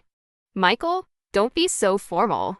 After all, we had a great night together. Besides, we're getting married soon. Pierre stood up. He was about to slap Scarlett to discipline his insolent and shameless daughter, but Scarlett did not allow Pierre to touch her in the slightest. The man had lost the right to either hurt her or love her. Mr. Pierre, it seems that you are very fond of using violence, Scarlett. You are really insolent. You should never come back to this country again. Scarlett threw Pierre's hand violently. I don't need your permission to return to this place. Michael's parents were also angered by Scarlett's attitude and behavior. Scarlett disrespected her own father, let alone their in-laws. They would never be able to recognize a daughter-in-law like this. I've finished greeting my future in-laws and sister-in-law. I will leave now. Have a nice evening. The people who were there cursed Scarlett. How could they have a nice evening after Scarlett came to mess up? Upon Scarlett's departure, Pierre again apologized for Scarlett's bad attitude, while Ellen, the woman, calmed Kyle down. From their brief encounter with Scarlett, Michael's parents compared Scarlett to Kyle. One is an honorable woman, and the other is an immoral woman. One is gentle, and the other is harsh. One is kind, and the other is evil. Their judgment about Scarlett was worse than ever. after they saw Scarlett in person. You don't need to apologize, Mr. Lynch. It's not your fault if your daughter behaves rudely and shamelessly. Your daughter is an adult. She did it on her own thinking. It must be really hard for Kyle to have a sister who always wants to hurt him like that. Agatha felt sympathy for Kyle. As she knew, Kyle was very kind. Kyle did not even retaliate against Scarlett after she hurt him. I understand Scarlett's feelings, Andy. It's not easy for her to lose her mother at a young age and have to accept someone else as family. You keep defending Scarlett. She never even considered you a brother even though you loved her so much. Ellen was annoyed at Kyle. The mother-daughter duo's acting was so amazing that they could fool everyone. Big brother is too kind. Adeline sighed. If she were Kyle, she would have smashed Kyle's face right then and there. Everyone agreed with Adeline's words. Ellen and Kyle smiled in their hearts. Once again, they managed to make others see Scarlett as a bad woman and Kyle as a kind woman. Michael, what did Scarlett mean by that? She's just saying nonsense, right? Ellen's question made the atmosphere quiet again. This dinner, I'm aiming to break off my engagement with Kyle. What's going on? Why do you intend to break off your engagement with Kyle? Pierre asked, not understanding. He felt that Kyle and Michael were so compatible. Besides, Kyle hadn't made any mistakes so far. Your other daughter threatened us. Michael can't leave the O'Brien family because of his scandal with Miss Scarlett. Then what about Kyle? If the engagement is broken off, then people will laugh at Kyle. Ellen couldn't accept this. Why should her daughter be the victim now? Your other daughter threatened us. Michael can't leave the O'Brien family because of his scandal with Miss Scarlett. The O'Brien family will compensate for the engagement cancellation. I will hold a press conference where I will explain that the reason the engagement was cancelled was because Kyle and I were not compatible. Michael replied, Kyle has been a good fiancé for him, accompanying him to business events and other activities. So, there was no way he was going to give her a bad name by cancelling their engagement. Michael, didn't you promise me that you would marry me? I'm sorry about that, Kyle. I'm sure you'll find a better man than me. I don't want another man, Michael. I only want you, Kyle said sadly. Kyle would never let go of a promising man like Michael, nor had he ever found a better man than Michael. This decision is final. The engagement will be cancelled. All work contracts with the Lynch family will continue. All previous Lynch family privileges will remain the same even though Kyle and I are no longer engaged. In addition, the O'Brien family will support the Lynch family's work as long as it does not break the law. Also, we will invest funds for Lynch Corporation's mega project. Those are all compensations that the O'Brien family can give to the Lynch family. Kyle, we're really sorry. If your stepsister had not used underhanded means and dragged us into your family's problems, then you would have become part of the O'Brien family. Agatha did not want the Lynch family to make things difficult for them. So she used such a sentence to make Pierre, Ellen, and Kyle accept their decision. Agatha thought that if it wasn't for Kyle and Scarlett's relationship, there was no way Michael would be dragged into the brothers' feud. Her son was the victim here. Ellen and Kyle cursed Scarlett in their hearts. Scarlett, that woman really ruined Kyle and Michael's engagement. As for Pierre, he didn't know what to do. Scarlett had used Michael to hurt Kyle. He was still lucky that the O'Brien family did not destroy the Lynch family because of Scarlett's cunning actions. I can't accept this decision. Michael, I love you so much. I can't lose you. Agatha and Adeline felt sad for Kyle, but they couldn't comfort him at the moment. Michael's position was far more important than Kyle's feelings at the moment. I'll have a press conference next week. Michael did not have a soft heart, so Kyle's tears could not touch his heart. He only thought that the compensation he gave was more than enough for Kyle. Michael, please don't do that next week. We won't be able to force ourselves to continue the engagement if you insist on breaking it off. Just please do the press conference after our wedding anniversary. All the guests might feel sorry for us if you announce it before that day. She was definitely not going to let Scarlett marry Michael. Right now, she was just being generous and thoughtful. She still had a hitman who could get rid of Scarlett for her. Kyle looked at his mother with grievance. How could his mother take it for granted? She didn't want the engagement to be cancelled. He wanted to marry Michael. Michael, please consider what Aunt Ellen said. We just hope you give us a little face to meet people. Michael considered, and then he agreed with Ellen's words. Okay, I will do as you wish, Kyle. You will still be welcome in our family. If you need anything or you want to see us, you can do so as usual. Kyle couldn't answer. He just continued to cry bitterly. The dinner was over. The Lynch family had left the room while the O'Brien family was still there. Michael, I need to tell you something. I will never accept Scarlett as my daughter-in-law. And I want you to have a secret wedding with her. The O'Brien family will become a joke if people find out you left Kyle and married Scarlett. I understand, Mom. Michael had thought the same thing. He would never give Scarlett a good marriage. That woman only deserved to suffer. Also, don't ever bring her to the O'Brien residence. We all don't want to see her. Michael again agreed with his mother's words. He would never bring Scarlett to the O'Brien residence, as it would be tantamount to recognizing her as part of the O'Brien family. Husband, go to the room first. I'll calm Kyle down. This is very hard for him. Ellen still maintained her gentle face even though she really wanted to throw a tantrum at the moment. Pierre could not say much. He felt that his body was not well after what happened tonight. As a father, he felt sick seeing the two daughters he cared about not being able to get along. Besides, his disappointment towards Scarlett had made it seem like his heart was being suppressed by a heavy weight.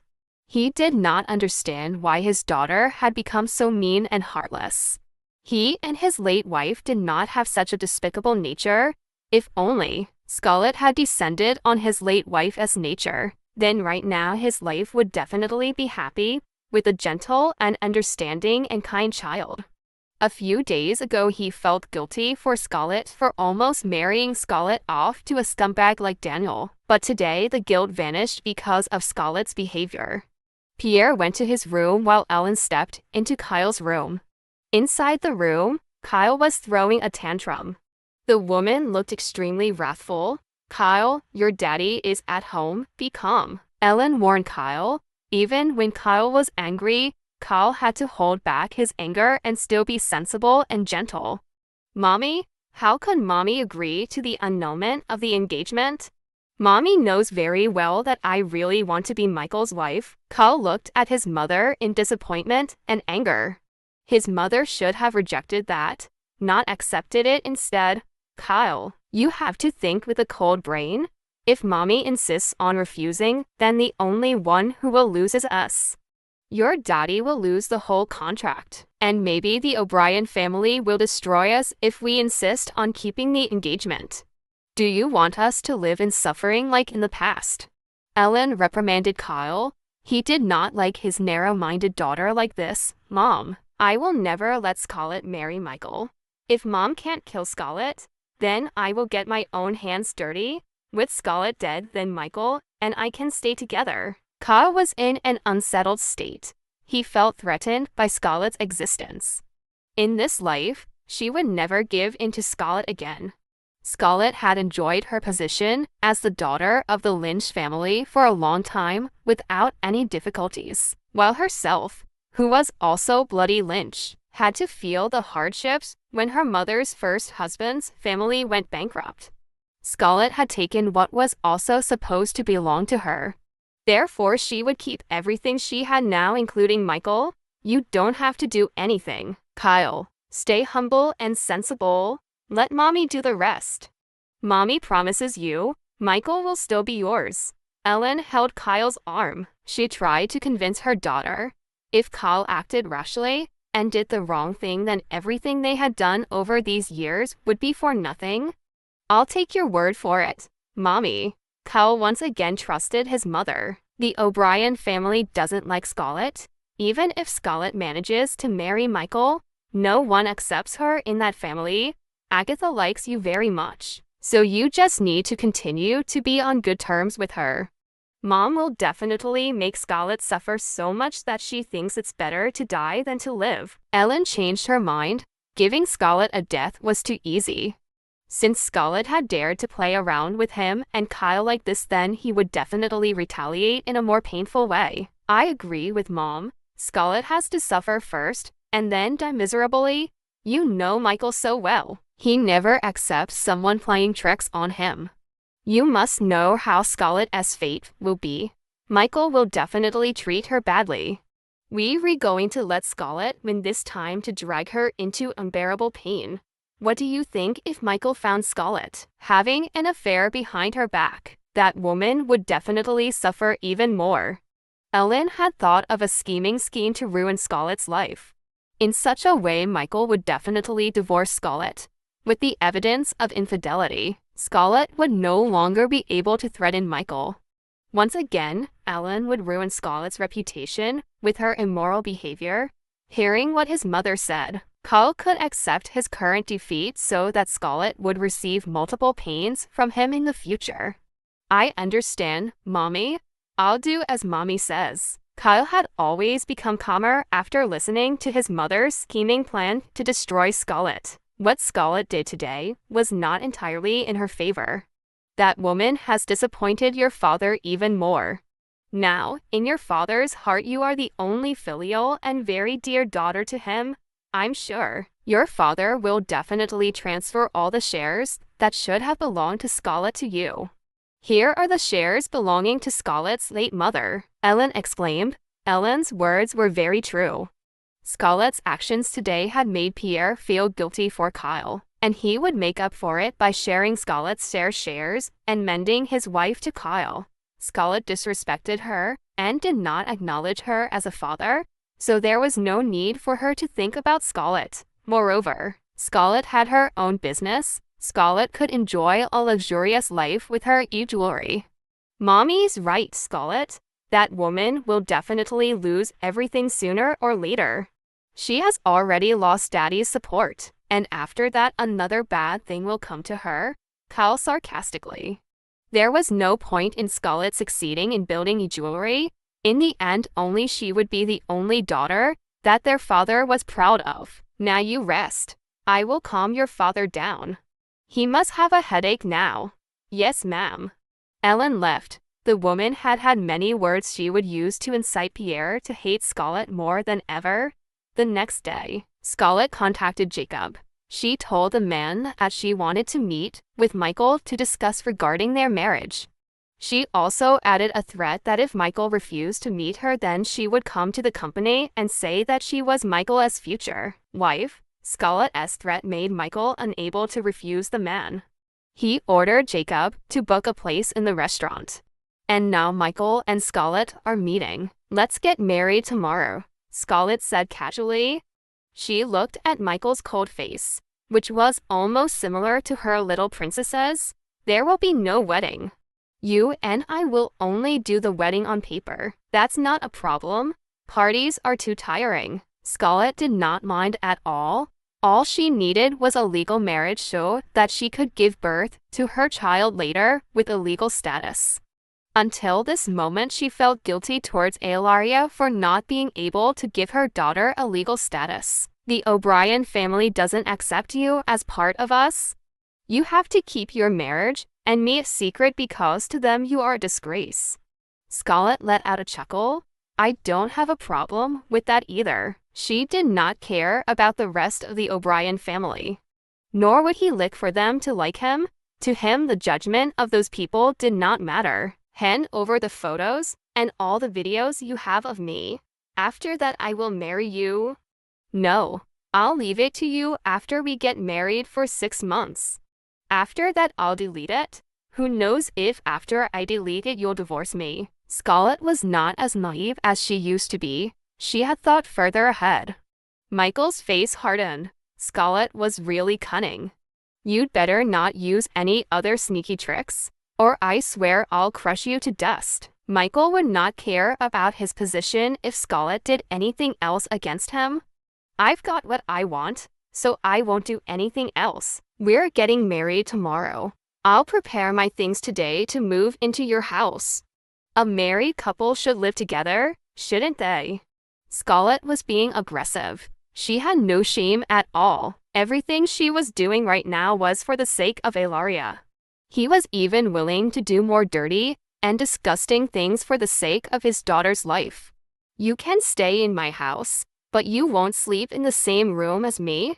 Don't be silly. Mr. Michael, which married couple lives in separate rooms? How could Scarlett possibly get pregnant if she lived in separate rooms? What are you staying in my room for? I won't touch a disgusting woman like you. Scarlett smiled slightly. Then, there's no problem if I stay in your room. I don't mind you not touching me. Because I would be the one touching you, Scarlett thought. Besides, she did not believe Michael would not be tempted by her body. If needed, he would strip every night for the man to be tempted. All for the sake of Ilaria. There was nothing he couldn't do for the sake of his daughter. Michael could not say anything else to Scarlett, so he quickly left Scarlett. Being with that woman longer would only make her angry. Like Michael, Scarlett put on a calm face again with eyes that held a million sadness. My daughter, you will definitely recover from your illness. Mom promised you. All that was in Scarlett's brain was Ilaria. Her daughter's recovery was her life's top priority right now. Are you very happy now that you have successfully used me to hurt Kyle? Michael spoke coldly next to Scarlett. Just now he and Scarlett got their marriage certificate. Scarlett felt a little bitter because of Michael's words. The fact that he married Michael, the main reason was because of his daughter. If it weren't for the fact that Michael was the father of her daughter, then she wouldn't care if this man married Kyle or not. You're right. I feel very happy. Scarlett would not seek justification. If Michael thought that way, then he would just let it go. She did not need Michael to think of her as a good woman. All she needed from that man was his sperm alone. Scarlett's answer made Michael's jaw harden. A scheming woman like you will be crushed sooner or later. Michael, that's not what you should say to your wife. We just got married. You should have said good words. Michael snorted sarcastically. You don't deserve words or good treatment. Disgusting. After saying that, Michael stepped away from Scarlett.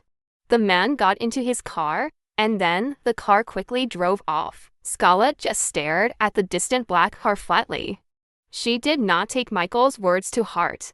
The woman stepped towards her car. Hannah had been waiting for her by the car. To the office, Hannah, yes ma'am. It was the first day Scarlett and Michael got married, but the two returned to work after getting their marriage certificates. Scarlett had been busy in the office lately. In 2 weeks, her company would be holding a jewelry show. Usually the show would be held in Paris, but since Scarlett was currently in New York, it was determined that this season's show would be held in New York.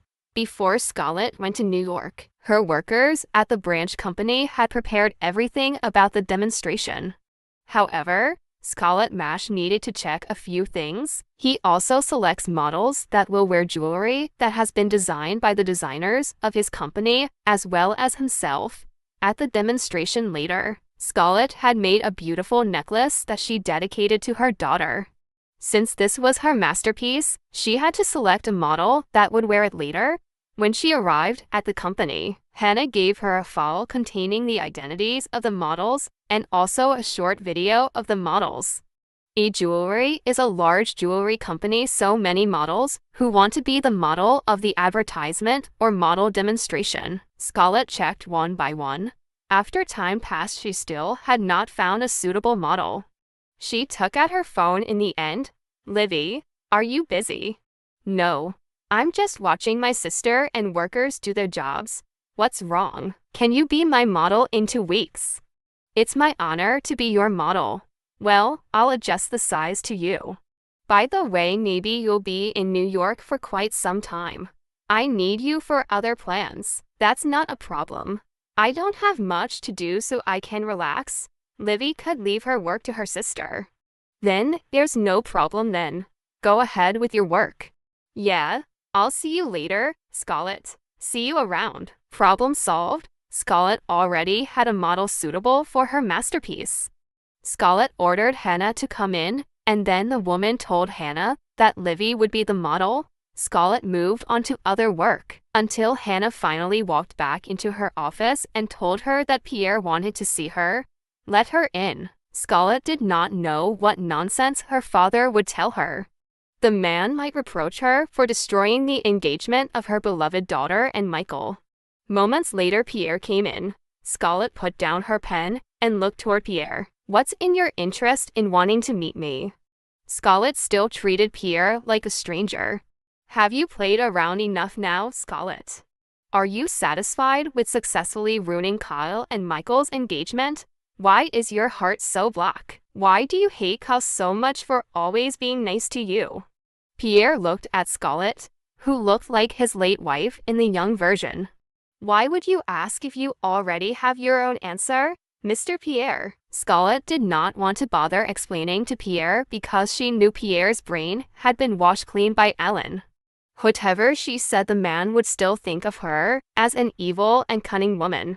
So, why did she have to waste energy doing something in vain?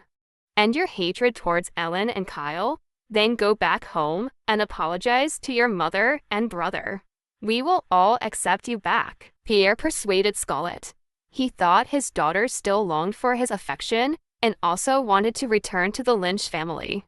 As long as he lowered his ego a little, then maybe Scarlett would give in to his stubbornness. However, what Pierre was thinking did not match his reality. In fact, ever since Pierre sent Scarlett from home, Scarlett had stopped expecting Pierre's affection. She also never wanted to return again to the residence that had been tainted by Kyle and Ellen's existence. I won't apologize to anyone. Stop referring to them as my mother and brother because I don't have siblings and my mother is dead. Scarlett, Daddy is really sick of your attitude like this. How long will you refuse to acknowledge Ellen and Kyle as your family? Didn't you like them so much in the past? Daddy has been trying to give you complete family love, but you ruined everything. I don't need a mother, nor do I need a brother. Did I ever tell you that I want them? Scarlett countered calmly.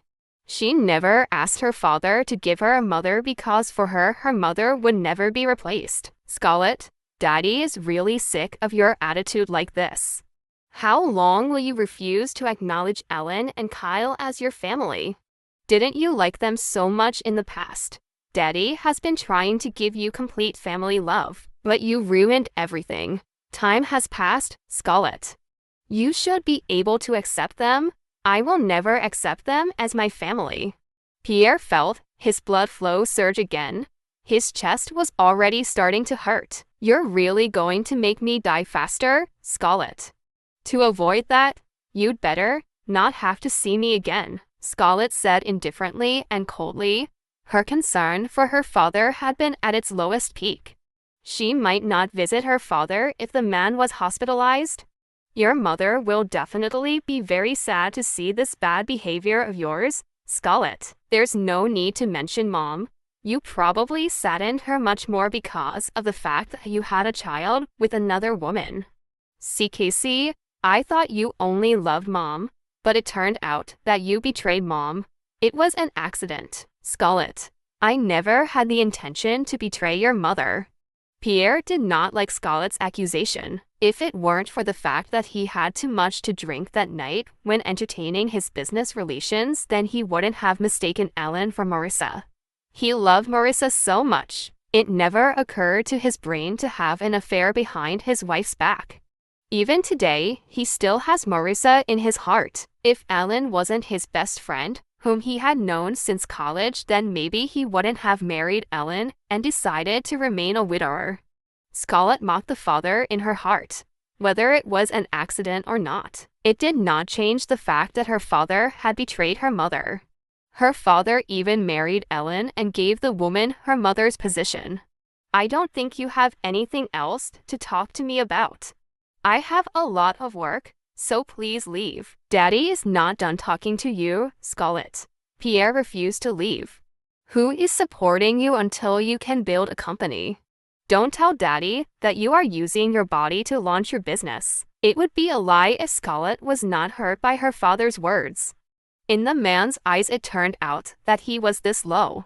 It's none of your business, Mr. Pierre. At least I can survive without expecting your money. If you are in trouble for money, then you should have come back and apologized, not sold yourself. You really let me down, Scarlett.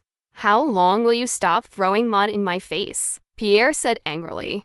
He assumed that Scarlett was really selling herself to get to her current position. Unfortunately, I would rather sell myself than expect mercy from the person who has already dumped me. I never threw you away, Scarlett. You were sent abroad because of your terrible behavior. You even had the heart to hurt an innocent fetus. Scarlett remembered accusation after accusation, and her father's harsh words in the past had hurt her so much. Her father trusted Ellen's venomous mouth more than what she said. I really feel sorry for you.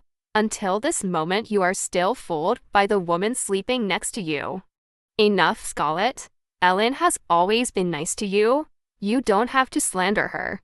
Well, Scarlett felt funny about the word. Is picking a bastard man who has sexual deviations to marry me a good thing?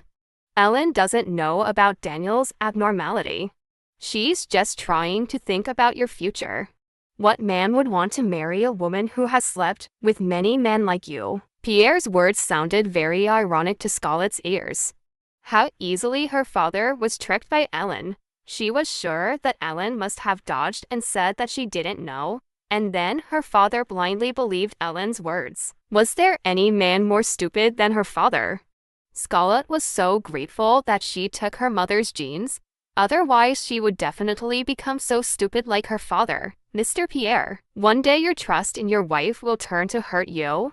And when that time comes, I will be the first to see how you look when you know you have been cheated for years. Scarlett said seriously. She might sound evil, but she was eagerly waiting for that day to come. His father needed to feel what he had felt. That way the man would understand how he felt when he was in that position. Pierre's chest became even more painful than before. He could not continue his words with Scarlett anymore. That daughter of his seemed to be eagerly waiting for her breakdown. He had been really wrong to miss Scarlett all these years. In the end, Scarlett was still a disappointing child.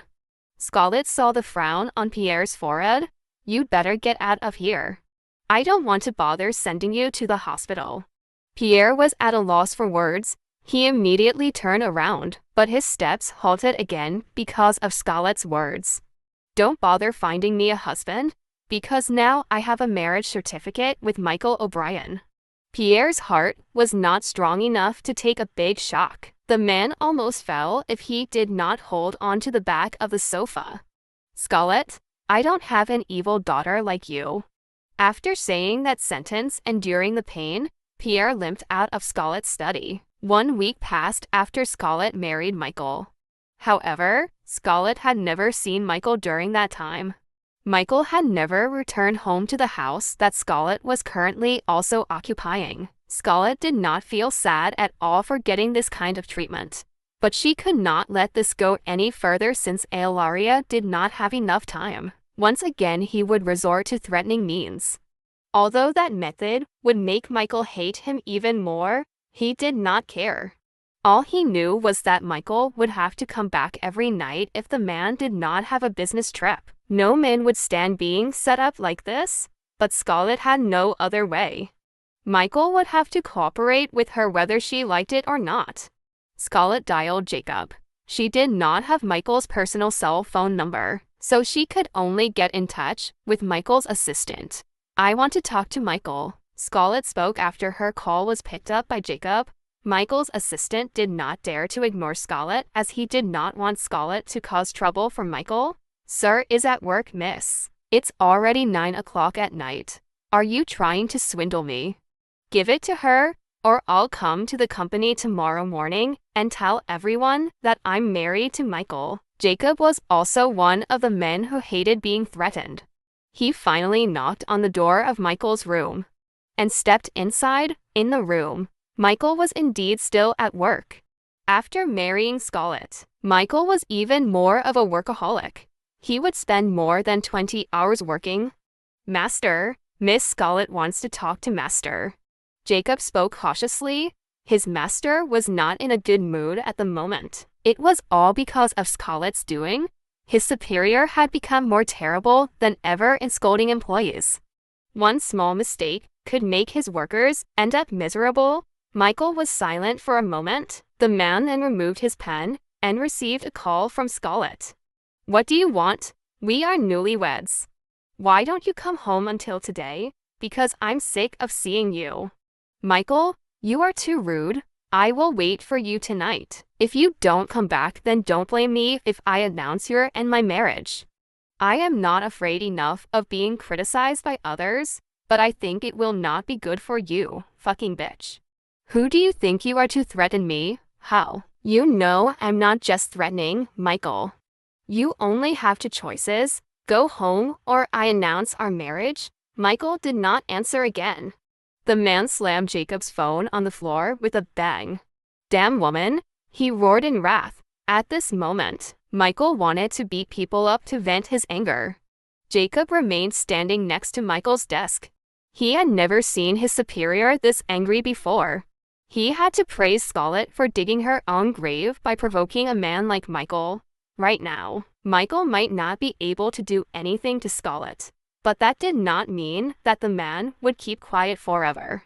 There would be a very high price that Scarlett would have to pay later. Michael returned to his residence half an hour after the call from Scarlett. The man's face still looked dark and cold. He quickly went inside his room to find Scarlett wearing a sexy red nightgown that was just a bra, lace panties, and a fine net-like kimono that did not cover anything.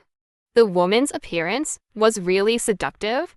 Michael now clearly knew why Scarlett had told him to go home. The woman intended to have intercourse with him. CKCK. Scarlett was no different from a bitch. That woman even used threats just because she wanted to make love to her. Fine, didn't that woman use it to hurt Kyle? Then this time she would use Kyle to hurt Scarlett. That woman must be hurt if she mentioned Kyle's name when they had sex. You did the right choice, my husband. Scarlett revealed a sweet smile. She stepped towards Michael and began to touch the man's jaw seductively. So, you told me to go home because you couldn't stand to have sex with me? What's weird about that? We are husband and wife. Scarlett stroked Michael's thin lips, which began to direct sharp words at her frequently. Fine. If that's what you want, I'll give it to you. Michael pushed Scarlett's body down onto his big bed. The man removed his suit roughly, then turned to his tie. After that he crawled up onto the bed and tore off the evening gown Scarlett was wearing. Michael touched Scarlett's body without the slightest tenderness. The man immediately stabbed Scarlett without waiting for Scarlett to be ready for him.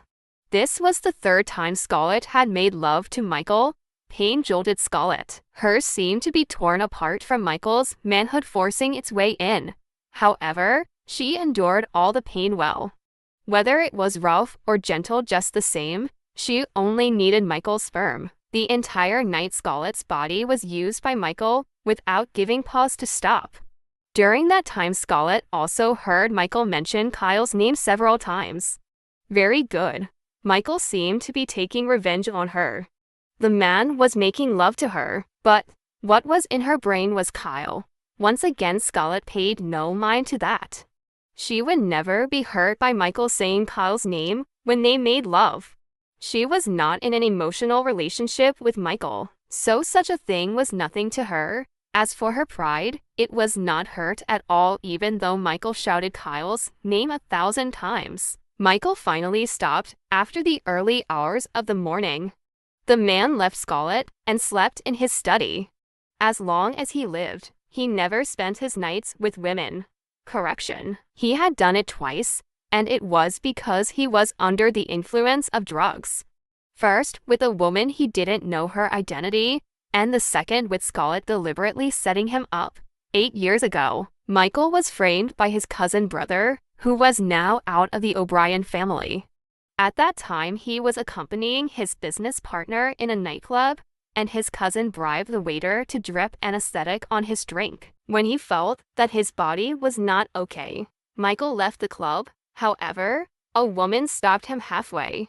The woman, who was also his cousin's hired person, teased him. However, Michael rejected the woman, pushed her away harshly, and then left. Unfortunately, that was not the end of the night. The medicine was powerful. Michael could not cope with it by simply soaking himself in cold water. In the end, Michael told his personal assistant to find a paid woman immediately. To keep her identity, Michael deliberately turned off the lights.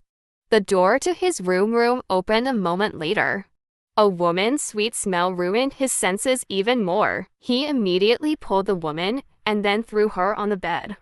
Afterward, only a woman's spoiled whining sound and moans mixed together. The next morning, when Michael woke up, he was alone in bed. He did not care much about the woman's disappearance. He thought that maybe Jacob had paid the woman before. However, he found something beyond his expectation, that the woman who was supposed to come to serve him that night had an accident, so she couldn't come.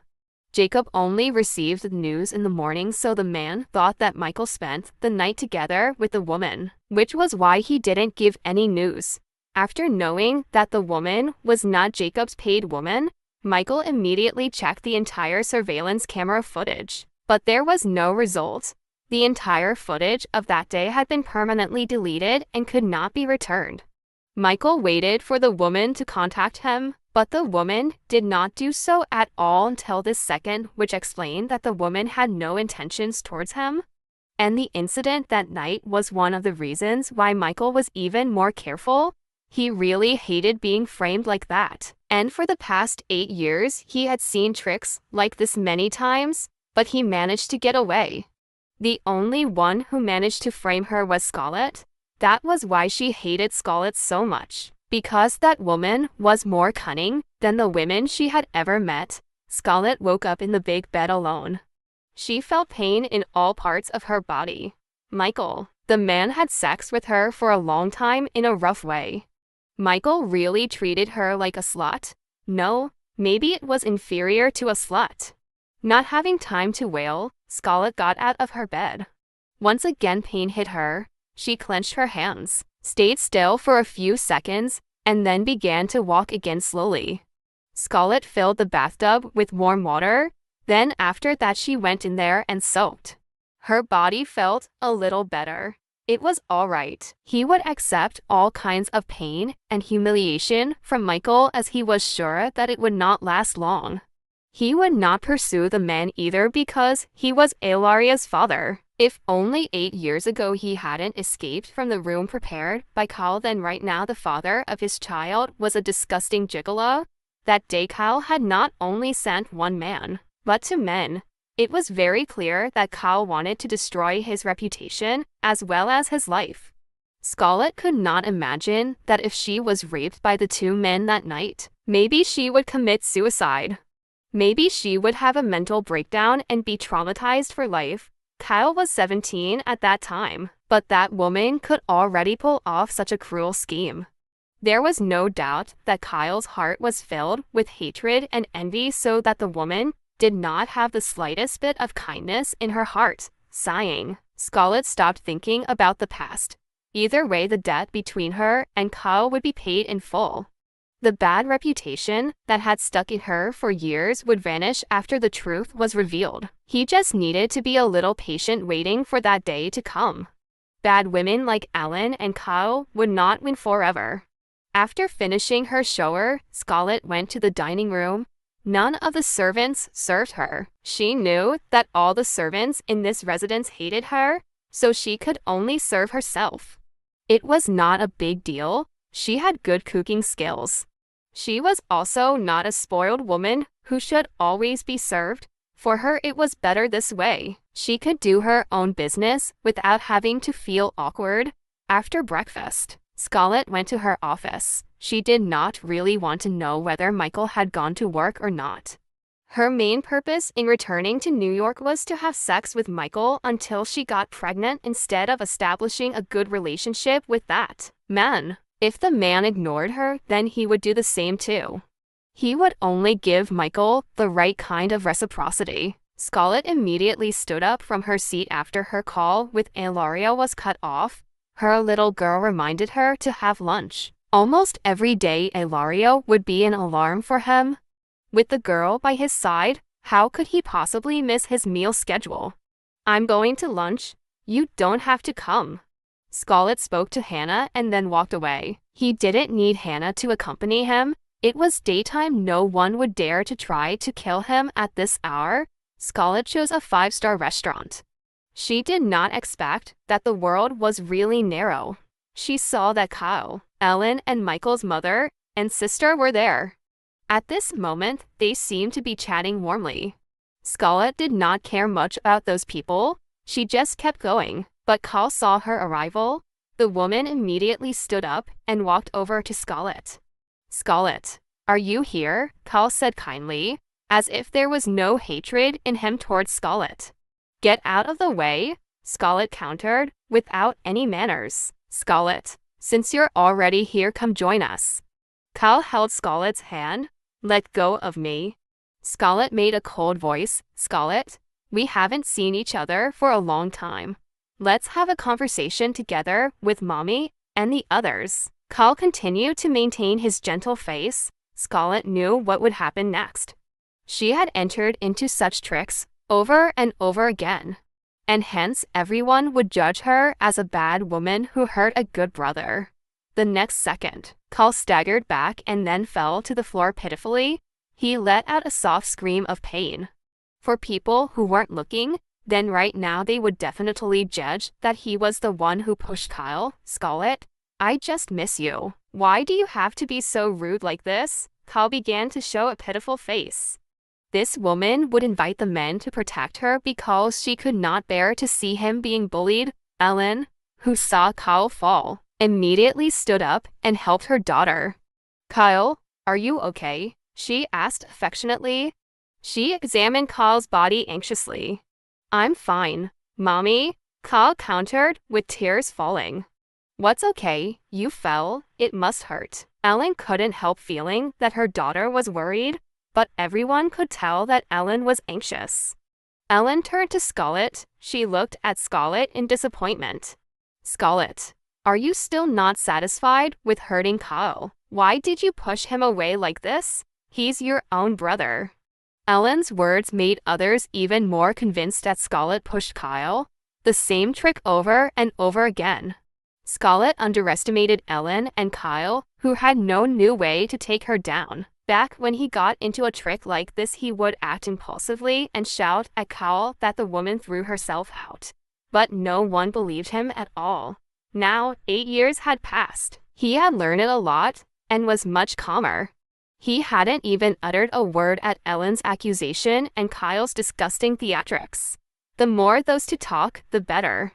Mommy, don't scold Scarlett. She doesn't want to eat with us. I'm the one who forced her, Kyle defended Scarlett, but his intention was clear that he wanted everyone to see her as a kind and gentle woman. If he doesn't want to, he doesn't have to push you. You should also stop. He never liked you, so stay away from him. Did the events in the past not teach you? You are always treated like this every time you approach him. The people around there stared at Scarlett even more with complicated looks. It was useless to have a pretty face if her heart was evil. Kyle and Ellen waited for Scarlett's reaction, but until now Scarlett remained calm and did not say anything. What was wrong with that bitch? Wouldn't she not accept being accused like this in the past? Mommy, let's not discuss the past. Scarlett didn't mean to hurt me at that time. Kyle admonished his mother gently. See, you're always like this. That's why Scarlett keeps hurting you, Ellen scolded her overly kind daughter. Michael's sister moved closer to Kyle and Ellen. Sister, you're not hurt. Are you? No, I'm fine. Adeline turned to Scarlett. She gave Scarlett a sarcastic look. After hurting Miss Kyle, do you not intend to apologize? Scarlett smiled coldly. I will never apologize for a mistake I didn't make. You had clearly pushed Miss Kyle, but you acted like you didn't. Do you mean Miss Kyle threw herself down? You are so unreasonable. It was exactly what you said. He threw himself down, Scarlett countered calmly, not as passionate as she used to be. The people in the restaurant were mostly from high-end social circles, so they knew Adeline and Kyle. It was just that for Scarlett, they did not know her that well. However, some people began to remember who Scarlett was. Is she the daughter of that Lynch family who has a bad reputation? A woman asked her female companion without lowering her voice. Ah, right. I remember now. It was really her. CKCK. I thought after being sent abroad for quite some time she would reflect on her mistakes. But it turns out that the woman is getting worse, the female friend retorted. Next, people began to realize Scarlett's identity and began to say about Scarlett's ugliness. Kyle and Ellen felt happy that they could finally humiliate Scarlett once again in front of the crowd. Scarlett did not react to other people's bad words to her that reached her ears. She just looked at Kyle mockingly. You are so shameless. You pushed Miss Kyle, and now you say that she threw herself down. How can there be such an evil woman like you? Scarlett laughed softly.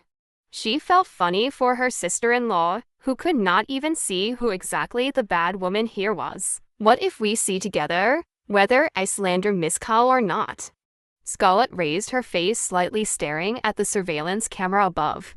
Kyle's face suddenly went rigid. In the past, Scarlett would always fall into his trap and would never be able to prove herself innocent. But this time Scarlett did. Kyle's heart burned with anger. Scarlett, she had really become smarter now. Adeline, there's no need to extend it. I'm fine. Kyle was not going to let Scarlett prove herself innocent. No, Miss Kyle, since your mom and this young lady said that I pushed you, and you didn't refute it, then we have to make it clear. You are so brave. Everyone today will see how shameless and evil you are. Adeline gave Scarlett a sharp look. She called out to the manager. Play the surveillance camera footage now, Adeline. There's no need. Let's go back to continue our meal. Aunt Agatha is still waiting. Kyle touched Adeline's hand gently. At this moment he felt so anxious. If people saw him fall on his own, then all his good image had been ruined. Kyle is right. There's no need to extend it anymore. Scarlett is our family after all. We won't pursue her too far. Ellen tried to help Kyle to stop Adeline. Adeline really wanted to continue, but since Kyle and Ellen had said that, then she couldn't go on. She knew that Kyle and Ellen were still trying to keep Scarlett's good name. You guys have no right to decide. It's my reputation that you're currently damaged by. Scarlett shot back fiercely. Would the matter be resolved just with Kyle and Ellen not wanting to prolong it? Nonsense. She wouldn't let her good name be ruined once again by that poisonous child and mother. Well, if that's what you want, you don't know how to appreciate the kindness of others, then let everyone witness your ugliness. The manager finally played the surveillance footage. Kyle and Ellen already wanted to escape from there. From the footage that had been played, it was clear that Kyle had completely knocked himself out. Has the young miss seen that your kind brother actually knocked himself out? Scarlett raised an eyebrow. She looked at Adeline, whose face had become stiff at this moment. You guys need to see too. She threw herself down on purpose in order to slander me. Scarlett tilted her body, turning to the diners in the restaurant. The people who had been talking about Scarlett boldly were now just staring at Scarlett with unsightly faces. Miss Kyle, don't you want to apologize to me for slandering me? Scarlett turned to Kyle. Mrs. Ellen, you also owe me an apology. Aren't you accusing me of pushing your precious daughter? Kyle and Ellen clenched their hands into fists firmly. At this moment, both of them wanted to stab Scarlett's heart and chop her delicately. Scarlett, I might have been mistaken. I wasn't feeling well. I staggered and fell. So I thought you pushed me. I am sorry. Kyle did not refuse to apologize, but he refused to admit that he had slandered Scarlett. I didn't see right. Because you used to hurt Kyle a lot, so I thought you might hurt Kyle again this time. I have been wrong this time. I apologize. Ellen also did it humbly. Scarlett chuckled in amusement. They settled it this way, so that everyone would see her past and not blame the two of them for being mistaken. Your apologies are not accepted, Scarlett said coldly. These people were obviously insincere, so she would not accept them. Lilhut, how arrogant you are. You didn't even apologize to Miss Call in the past, as well as to Aunt Ellen, who miscarried because of you, and now you reject their apology. Right? You weren't raised well, so you have a bad personality. Forget it. Adeline, it's Scarlett's right not to accept our apology. Let's go back. Your mom is still waiting for us. Carl certainly did not want all to just stop here, but today he failed to set Scarlett up. Therefore, it would be better to avoid a feud with Scarlett so that people would still think that Scarlett was still the same as 8 years ago. Adeline, who was persuaded, finally stopped. She gave Scarlett a hateful glare before she turned around. Carl was still dissatisfied, but he felt happy that Adeline hated Scarlett so much as Agatha. Today she had heard of Agatha and Adeline's plan to get Michael to divorce Scarlett. Then after that she could marry Michael. In addition, he also knew that Michael and Scarlett's wedding would never be announced. So what if Scarlett managed to marry Michael? In the end, she had never been recognized as young Mrs. O'Brien. The place would still be hers. Scarlett stepped to a table. She ordered food and then ate the dishes that had been served on the table a few minutes later. She paid no mind to the gazes of the people around her. They were not important to her, so they would not be able to disturb her at all. Are you hurt? Carl, Agatha asked attentively. The woman did not move closer to the commotion because she did not want to be the subject of conversation. No, Auntie Mother, that woman is really arrogant. I don't like her very much. Adeline complained to her mother. Stop discussing it. It will ruin our appetite. Agatha wanted to keep her image. As a wife of Landon O'Brien, she had to keep her behavior in front of so many people. Besides that, today he saw Kyle, who was trying to frame Scarlett. His mind was not as simple as Adeline, who would believe in Kyle's words that he was mistaken and not feeling well. At this moment, he felt that Kyle was not as pure as he thought. He began to doubt Kyle, not only Kyle, but Ellen too. Both of them looked very much like they wanted to make Scarlett bad in the eyes of others today. Agatha was not a generous woman, but she was neither cunning nor evil. Therefore, she hated people of this kind. Kyle and Ellen were getting a little anxious. Was it possible that Agatha was suspecting them right now? The two people were now blaming Scarlett. If Scarlett hadn't shown up today, then something like this wouldn't have happened. Your mother is right, Adeline. We don't need to spoil the atmosphere of our meal. Ellen agreed with Agatha. She maintained her gentle face even though her heart was not calm at the moment. He swore he would definitely make Scarlett pay today. 2 days passed. Scarlett did not meet with Michael because the man had a job abroad. Scarlett sighed. 2 days wasted of her time. If only she could, she would have caught up with Michael leaving, but unfortunately she could not do that for such absurd reasons. So, in the end, she could only wait for the man to come back. Every time for Scarlett was so important. She only hoped that she could conceive soon, with just a few times of sex with Michael. At 9 o'clock in the evening, Scarlett returned to Michael's residence. She had to have enough rest so that her body condition would be better and could conceive more easily. Scarlett soaked in the warm water for half an hour. She felt that her body was more relaxed now. The woman came out of the bathtub after she had enough, put on a bathrobe, and then walked out of the bathroom. What she did not expect was that the bedroom door would open. She saw Michael's figure still in a black suit. The smile on Scarlett's face appeared. She stepped closer to Michael with bare feet. Michael, who was faced with Scarlett's current appearance, simply froze in place. 2 days, It had been 2 days since he had been haunted by the image of Scarlett's naked body. Michael believed that he was not a sex-crazed man, but after he had sex with Scarlett, he felt his biological needs increased greatly. Michael's index finger touched Scarlett's handsome face. "You're back," she made a low voice. Michael hated Scarlett to the core, but he hated himself more for not being able to fight his lust when he saw Scarlett's body. The unique scent of Scarlett's body disturbed Michael's sense of smell. The man's arousal intensified sharply.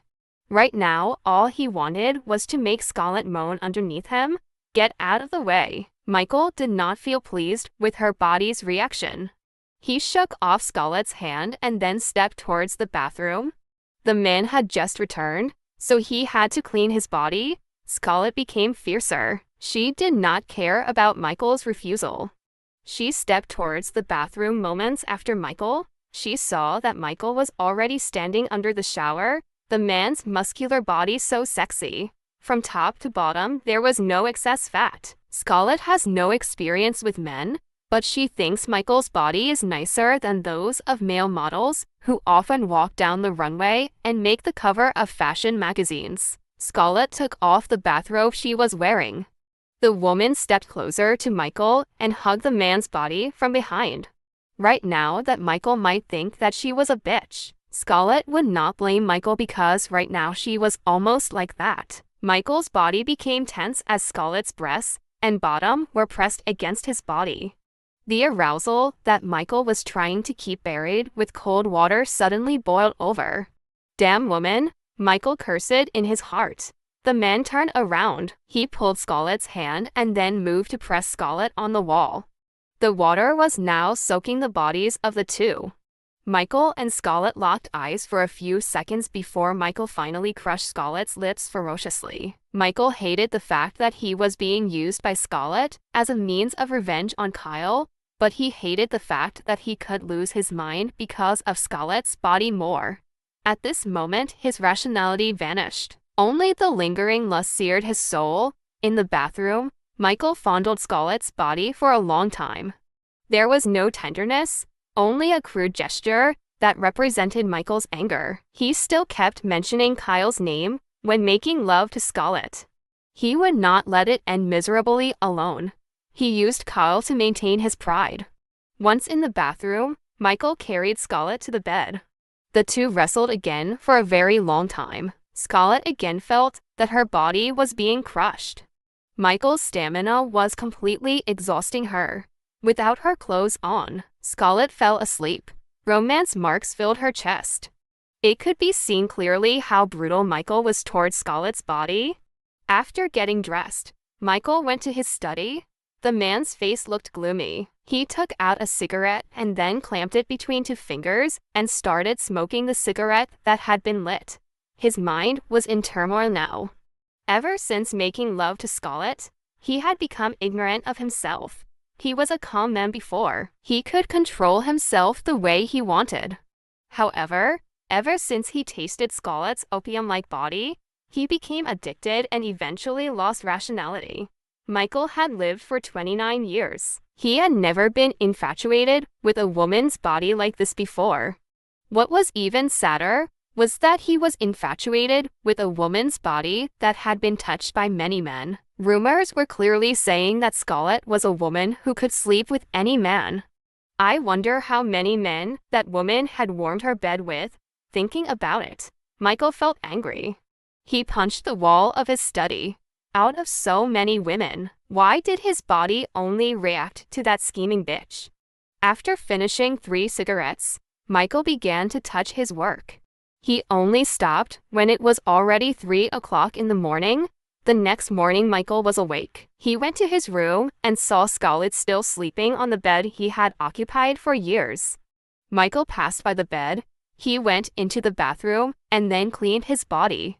When the man came out, he was wearing only a towel wrapped around his waist. Drops of water were still visible on his pale skin.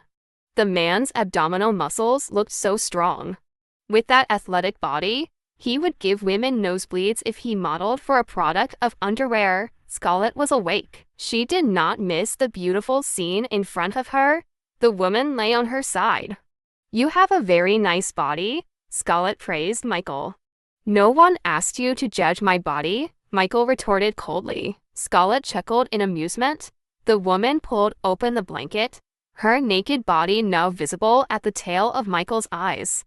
Scarlett got off the bed, her bare feet treading the cold floor. "That's true, but maybe you'll ask me to touch you." Scarlett placed her hand on Michael's broad chest. Her face at the moment was so seductive, she looked like a coquettish woman who was seducing men. "Were you not satisfied enough last night?" "No, I'm very satisfied. It's just, this morning I want you again." Scarlett rubbed Michael's thin lips that formed a thin line. Michael's common sense commanded him to swat at Scarlett's hand away, but what happened was that he let the woman touch his body. It felt like the sting of fire began to run down his body because of Scarlett's slender fingers. "Sex maniac?" Michael insulted. Scarlett chuckled in amusement. "I thought you liked it too. You seemed very passionate when you hit mine," she said shamelessly. "It's no wonder you sleep with so many men. Your mouth is just full of dirty things." Scarlett let Michael misunderstand her. She had no intention of denying what the man said because she thought it was useless. "My mouth can not only say dirty things, but also for other things. You want to try it?" To tease Michael, Scarlett had to meet a woman who had been in the world of prostitution for decades. She learned how to flirt with men so that the man would be crazy about her body. And this was what she learned. She had to get rid of all her embarrassment and act naughty. Michael could not bear to hear Scarlett's vulgar words. He kissed Scarlett hard on the lips, then carried Scarlett to the bed. The two struggled again for a long time. Scarlett drooped on the bed after they were done. As for Michael, the man was dressed in work clothes. He had to get away from Scarlett immediately, or not this entire day. He was just going to play around with the woman's body, like Michael. Scarlett finally fell asleep again. The woman woke up when a cell phone rang in her ears. "Scarlett, are you picking me up or not? I've arrived." Scarlett opened her eyes, and she was surprised when she saw the clock. She slept until noon. "I asked Hannah to pick you up." "You just woke up?" Livy asked in disbelief. She had been friends with Scarlett for many years, but she had never seen Scarlett sleep until noon like this. "I'll take a shower, and then after that see you." All right. Livy did not ask any further. Maybe Scarlett was too tired so the woman lacked rest, or maybe Scarlett was too hard-working so she did not have enough sleep at night. Dragging her body, Scarlett went to the bathroom after the call was disconnected. She did not forget to give Hannah a message to pick up Livy at the airport. "I'm so hungry. Let's go eat first." Scarlett had already met Livy at the residence she had bought. As long as Livy was in New York, Livy would stay in the house together with Hannah. "It seems that Ilaria's father has been torturing you for the whole night," Livy teased Scarlett. "To make it that way, I have to lower all my pride.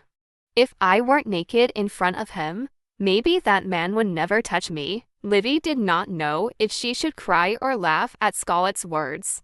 This best friend of hers had been favored by many men from all walks of life in the European continent. They were all trying to have Scarlett, but here, Scarlett had to humble herself just to get Michael tempted. It was really something unbelievable. "I think Ilaria's father needs to get enlightened. His wife is currently in demand by so many men. She shouldn't waste you. Forget it. Let's go." Scarlett got up from the sofa. She skipped her breakfast, so right now she really needed some food. Livy also left. She followed Scarlett. The two were now getting into Scarlett's limited edition car. New York has changed a lot. Livy threw her gaze out of the window. Not only Scarlett had bad memories of this place, but also Livy. If only Scarlett had not paid off her father's debts to loan sharks, then she might have been sold to a brothel by now to pay off the debt. He was very lucky that a rich girl like Scarlett used to want to be friends with him who only came from a poor family. Livy had a gambler father and also liked to be violent. She often got punches from her father when the man lost a gamble, or got drunk. The man who was supposed to protect her tortured her and almost sent her to hell. Livy had not seen her father since the man ran away with a small amount of debt. Then, in the following year, Livy flew to Paris after being contacted by Scarlett. At that moment, she really didn't have any news about her father until this moment. With her father's bad character, Livy thought maybe by now the man had ended up in the hands of loan sharks or in prison. He could have found out, but he had no intention of doing so at all. It would be better for him not to have anything to do with a man who only knew how to hurt his daughter. Do you miss this place? Livy smiled bitterly. There are no good memories in this place. I probably wouldn't have stepped on it back if it weren't for you. Livy had no fond memories in New York. Since she was little, she had been abandoned by her mother, who remarried a man and thought she never existed. As for her father, the man had never treated her like a child. He and his sister were more like a bag to her father. They were fed for life and became an outlet for her father's anger. Did you already know that Scarlett is back? Kyle looked at Cedric. He and Cedric were currently at an event one of their former college friends. Kyle honestly hated Cedric for breaking things off with him 3 years ago. They were together for 5 years then, thinking that after being together for quite some time, she was going to get married to Cedric, who was her first love. The reason why Cedric asked for a breakup was that he could not love her even after 5 years. Kyle knew that Cedric did have the same feelings as Scarlett from the beginning, but he deliberately made Cedric hate Scarlett so that the man ended up belonging to him. However, who would have thought that Cedric could never get rid of the feeling in his heart? After he broke up with Cedric, the man did not hook up with any woman until finally 2 years ago. He hooked up with a celebrity who had a face almost similar to Scarlett. Kyle didn't want Cedric to be happy after breaking up with him. He wanted the man to regret that he had wasted it. He went to Veronica and told the woman that he was just a substitute. Cedric made the woman a partner just because Veronica had the same face as Cedric's first love. Kyle was already engaged to Michael, but he still did not allow Cedric to have a good relationship with a woman. However, she no longer cared about Cedric in the end, as she knew he would never be happy with a surrogate woman like Veronica. Cedric would dump Veronica sooner or later because she could not replace Scarlett. Besides that, he had also got a much better replacement than Cedric. Michael was obviously many times more powerful than Cedric. Whenever he and Cedric were at the same party, he would always proudly take Michael's arm. Besides, the people around them said that Kyle was much more compatible with Michael than Cedric. And today, Kyle was finally willing to go back to talking with Cedric because he had certain intentions. He wanted Cedric to mess up at Scarlett and Michael's wedding. I knew it. Did you know that he is the CEO of a jewelry? Cedric had checked about Scarlett after he met Scarlett. He was a little surprised to learn that Scarlett had successfully built her own company. Since childhood, he knew that Scarlett liked designing jewelry, so he would not be so surprised if Scarlett became a designer. He just did not expect that Scarlett would build a company and thrive in 5 years. In the business world, it was very difficult for a beginner to penetrate the international market and survive there if he did not have strong backers and many connections. He tried to find out more about Scarlett, but he couldn't find anything. So he thought Scarlett's backer must be a very powerful person, considering that person could hide himself well. I'm aware of that. Do you still love him? The way I feel about her hasn't changed. Cedric's answer made Kyle feel displeased. This man should be infatuated with him, not Scarlett. Have you met her? I think you guys need to talk about your feelings. Scarlett must still love you so much that she came back here. I don't need to talk to you about this. Cedric wanted to avoid Kyle since Scarlett did not like this woman. In the past, he was the one who had chosen Kyle himself because he was angry with Scarlett, but right now he did not want to have any relationship with Kyle so that Scarlett could forgive him. I'm just telling you, Cedric. No matter how you are the man I once loved, I also want to see you happy. Also, Scarlett is my brother. I know she must still love you very much. I used to have made a mistake by being your lover. I have hurt Scarlett because my selfishness loved you back then. Kyle said, as if she was a very generous woman. Kyle said, as if she was a very generous woman. He used to mercilessly stab Scarlett in the dark, stealing everything Scarlett liked, including the man she loved. And now he acted as if he wanted to return the man Scarlet loved to Scarlet. It's none of your business. I can handle it myself. All right, I won't interfere. I just hope that you and Scarlet can come together and live happily like me and Michael. Right now, everyone still didn't know that Kyle and Michael were no longer engaged, so he could use this to brag. If you're done talking, then I'll go. I still have a job. I'm done. Sorry for interrupting your precious time. Cedric didn't answer. He just walked away, leaving Kyle. The man just reasoned he wanted to end the conversation with Kyle as soon as possible. Kyle's angelic face now turned cold. He hated Scarlet more because the woman was loved wholeheartedly by Cedric. Even though he had ruined Scarlet's reputation, Cedric was still thinking about that woman. Scarlet was really a cunning fox. That woman flirted with all the men around her. Cedric went to the restaurant. He had the last lunch appointment together with Veronica. This man had decided to end his relationship with Veronica some time ago, but Veronica asked for time for Cedric to delay the announcement that their relationship had run aground. Veronica was in the mood to get a contract, so she still wanted to use Cedric's big name to get the contract. The request, Veronica said, that as compensation for ending their relationship. Cedric looked back. He and Veronica had a good relationship. Veronica also never acted up, so she complied with Veronica's request. When Cedric arrived, he did not go straight to Veronica, but walked towards another woman. It was Scarlet. The woman was currently striding towards the toilet. Cedric immediately chased after Scarlet's steps. The man stopped him. Scarlet? Scarlet did not want to talk to Cedric, so she chose to ignore the man. However, Cedric still chased after her. The man grabbed Scarlet's hand. Scarlet, don't shy away from me. Cedric spoke while enduring the pain in his heart. He had avoided Scarlet in the past like he was right now, so this was retribution for him. Let go of me. Scarlet moved her hand, but instead of letting go, Cedric pulled Scarlet into his arms. I miss you so much, Scarlet. I love you. Let's start all over again. Cedric couldn't help himself. He wanted to hug Scarlet in the first place. He was sure that Scarlet was just still too angry with him right now. He was sure that Scarlet still loved him as much as she used to. Scarlet pushed Cedric's body away. Then she slapped Cedric hard across the face. Don't ever touch me without my permission. Listen to this well, Cedric.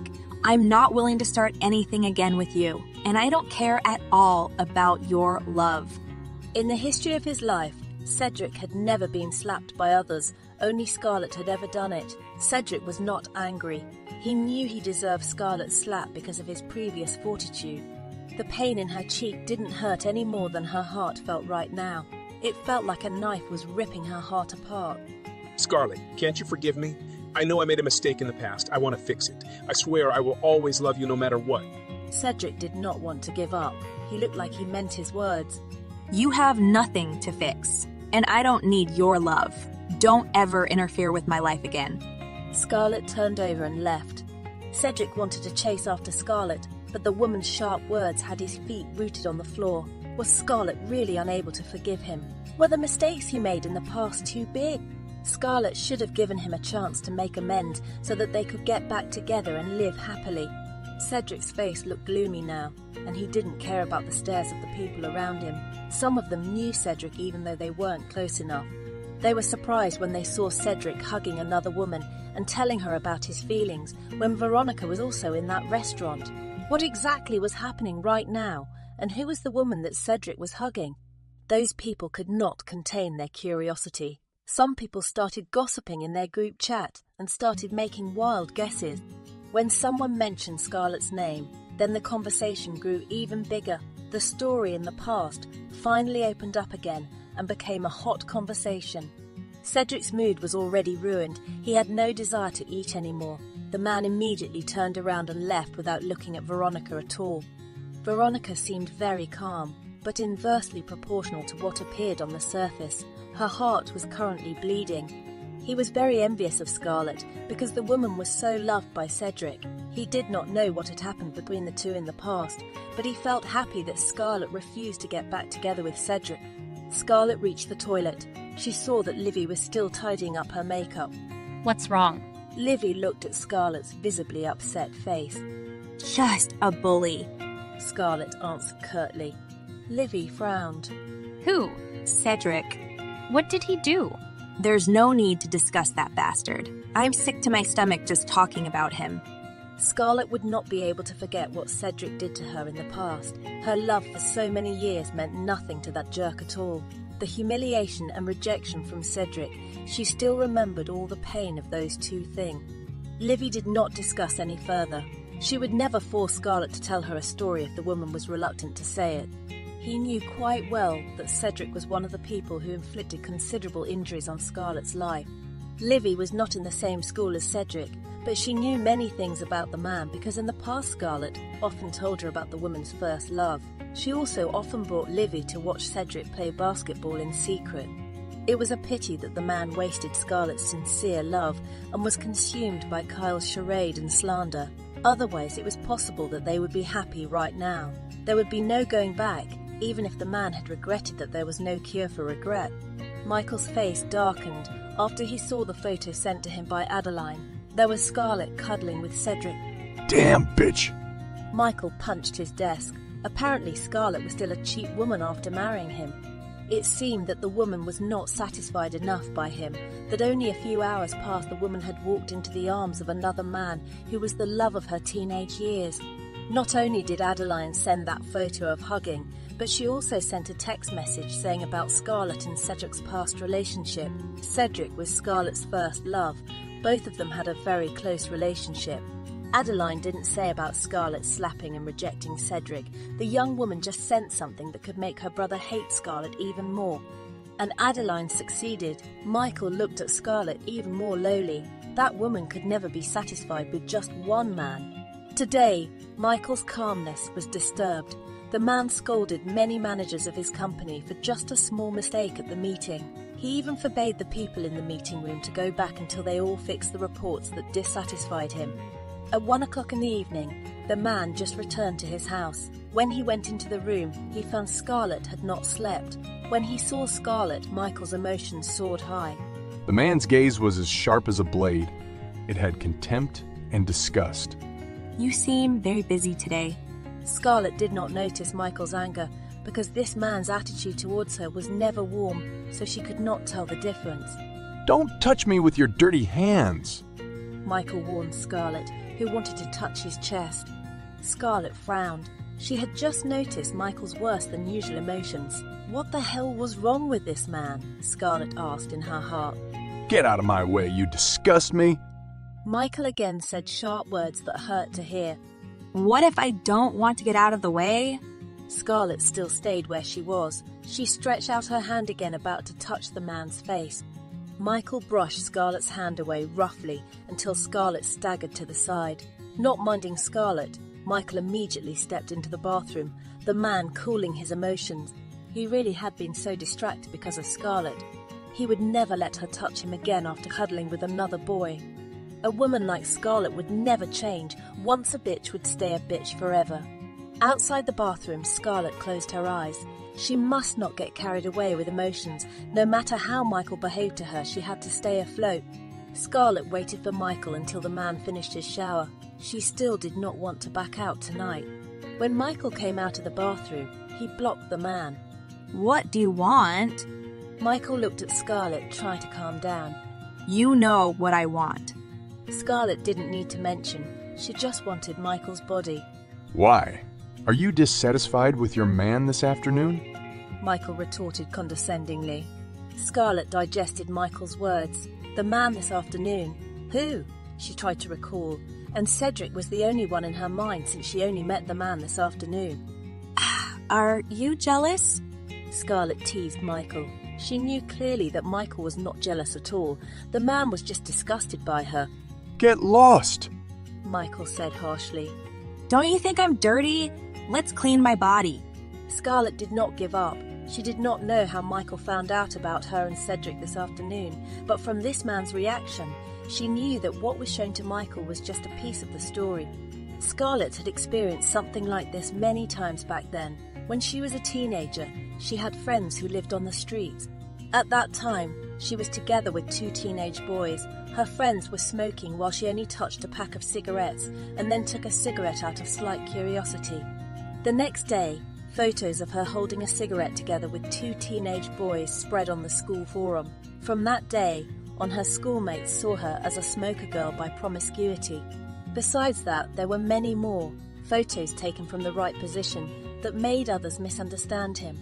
Whether it was hugging or it looked like kissing, they were all spread on the school forum. So, Scarlett would not be surprised if Michael jumped to conclusions unilaterally like this.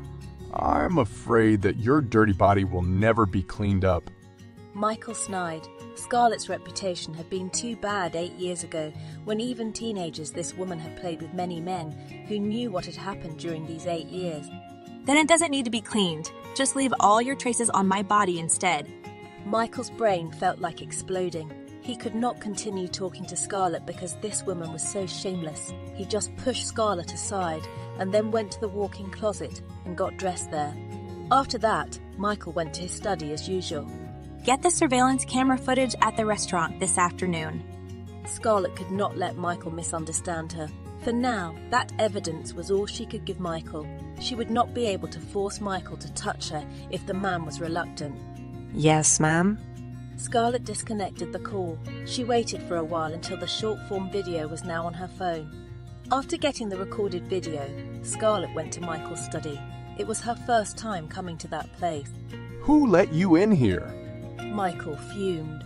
Scarlett ignored Michael's anger. She simply stepped closer to the man. My husband is angry at the moment, so I came to persuade him. Scarlett, don't cross your boundaries. Michael's voice was so sharp. All right, don't be so angry. I just want to clear my name. Scarlett was now facing Michael. She stood in front of Michael's desk and was not afraid at all. I don't know what you got about me this afternoon, but I want to show you something more complete. Scarlett turned on her phone. She played a video. Look at this. Look at this. There it could be seen that she rejected Cedric from the start, but the man hugged her forcefully. It didn't even last long. The video was over until Scarlett left Cedric. Scarlett grabbed back her phone. My reputation is bad, but what you see and hear is not always true. Eyes can be deceiving if you only see a piece. I just wanted to tell you that as long as I am your wife, I will never betray you. After saying that, Scarlett turned around and left. She would not seduce Michael any further. Tonight she had gotten more than enough humiliation from Michael.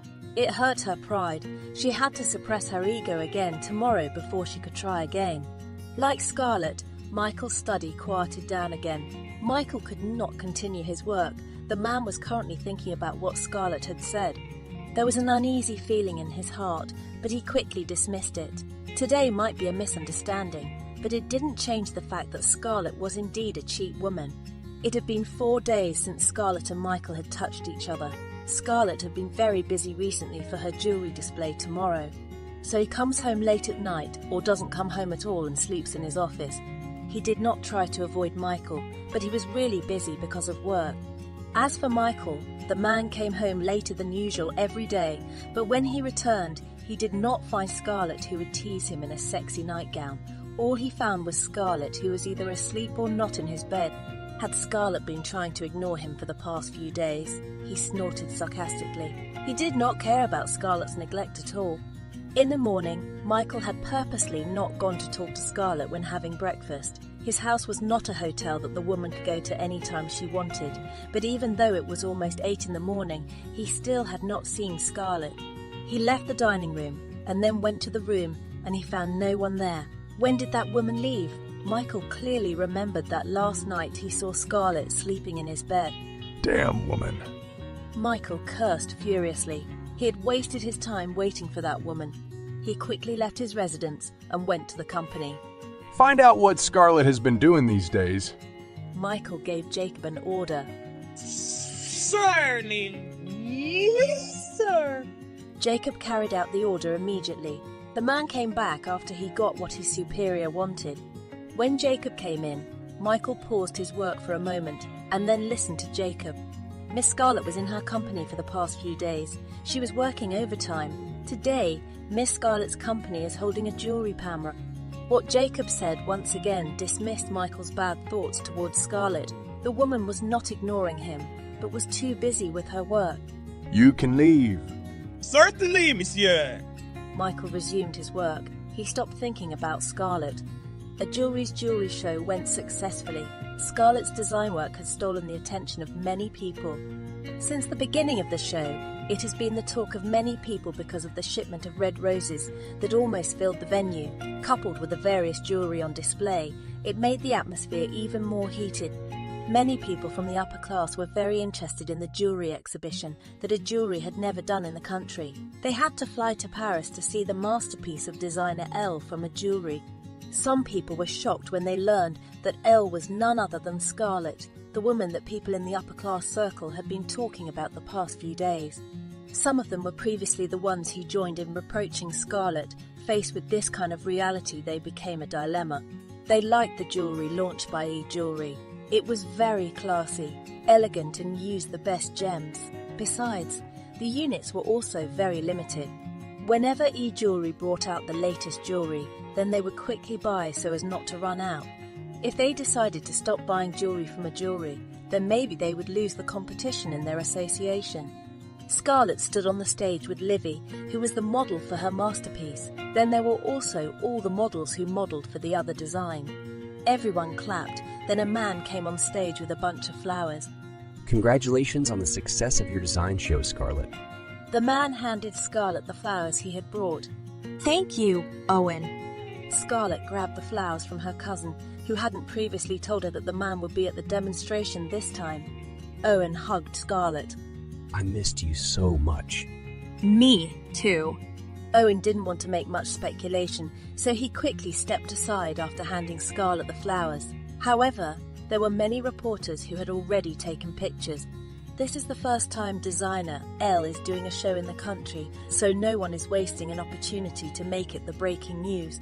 Coupled with Elle's romantic life that was never sniffed by the media, then seeing the hugging scene, the reporters could not possibly not take pictures. During these 5 years, Elle became a mysterious designer who rarely appeared in the media. The woman also always refused interview invitations, either in fashion magazines or on television. Also, Elle never attended the parties of businessmen or celebrities or other upper class, so not many people knew it. The reporters had prepared many questions regarding Scarlett's demonstration, work and personal life. A sharp, hateful glare was directed since Scarlett appeared on stage. It came from Kyle deliberately being present there to see the jewelry display. Kyle clenched his hands firmly, his manicured nails piercing his palms in such great anger. Scarlett was really presumptuous. That woman still had the audacity to show her ability in front of so many people with great pride after her reputation was destroyed 8 years ago. Why didn't Scarlett just die? Why didn't Scarlett get depressed and end up in a mental hospital? Why? Why did Scarlett reappear and steal everyone's limelight from her? Kyle, look how arrogant Scarlett is over there. Really has a thick face to stand there with her disgusting part. Amanda, Kyle's best friend, shot Scarlett an envious and spiteful glance. Kyle, don't talk like that. Scarlett has made it now. We should congratulate her. Kyle also hid his true face from his 2 best friends, Amanda and Janice. Amanda sighed. Kyle, don't you remember how he treated you back then? How can you still think about congratulating him? Kyle, remember, he was the one who made your mother miscarry. He was also the one who had hurt you so many times. It's all in the past, Amanda. Scarlett must have changed. Kyle defended Scarlett. She will never change, Kyle. Haven't you heard any new rumors about Scarlett that she achieved her current success because she became an old man's pet in Paris? How could Kyle not know? He had ordered people to spread the rumors. Look at how arrogant he was when he slapped Cedric a while ago. He must be thinking he is being impressive to have the old man's support. Amanda, that's not necessarily true. If that's not true, then how could she build the jewelry to this extent? Building a company like that requires a lot of funds and support. Whereas, for all I know, your father has already cut ties with Scarlett because that woman is too embarrassing. Amanda retorted reluctantly, giving up. Well, let's stop talking about this. I don't like hearing you speak ill of Scarlett. Amanda didn't know what to say to Kyle. This best friend of hers was too kind-hearted. Scarlett had hurt her in such a way, but Kyle still didn't hate Scarlett. She knew that Kyle had still hoped that Scarlett would think of him as a brother. I'll go to congratulate Scarlett. If you don't want to come, then stay here. I'm going to stay here. All right then. Kyle stood up immediately. He caught up with Scarlett, who had currently left the stage. Scarlett had an interview scheduled soon. She went backstage to get ready. At this time, he walked into a room where the models made up and dressed. The door of the room opened. Scarlett tilted, looking from the glass. It was Kyle. She had prepared herself beforehand when she saw Kyle present in the audience seat. Scarlett touched the diamond brooch that she was wearing, as well as the pen in her bag. It was a hidden camera that had been given by Owen earlier. Owen had always thought that Scarlett needed the thing because Scarlett would be dealing with the cunning Kyle and Ellen. And that thing was really useful at the moment. There were no surveillance cameras in the room, so Kyle could happily slander her. Kyle locked the door before he moved closer towards Scarlett. The woman now no longer looked gentle, but showed a cold expression that revealed her great hatred. You seem to really enjoy being the center of attention, Scarlett. Kyle made a piercing, cynical voice. Scarlett let out a chuckle. What's wrong? Is Miss Kyle jealous of my success? You can never surpass me, Scarlett. I will always have a origin to trample on you. Kyle underestimated Scarlett. Before Scarlett replied to Kyle's words, Kyle had already slapped himself. He then let out a loud scream. Scarlett, let go of me! You're hurting me! Kyle grabbed his own hair, causing a few strands to fall to the floor. Kyle's hair currently looked so messed up. The woman then slapped herself once more, so that her face swelled and blood flowed from the corner of her lips. She let out a scream of pain once again. Then after that, she crashed her head against the wall, causing a small bump on her forehead. Not forgetting Kyle ruined the dress she was wearing at the bottom. Her dress was now torn all the way to her groin. Kyle's screams made people gather in the dressing room. Amanda, who had intended to just wait, was now also at the door. Kaya, what happened to you? Not the door. Amanda banged on the door. Kyle's screams became even more intense.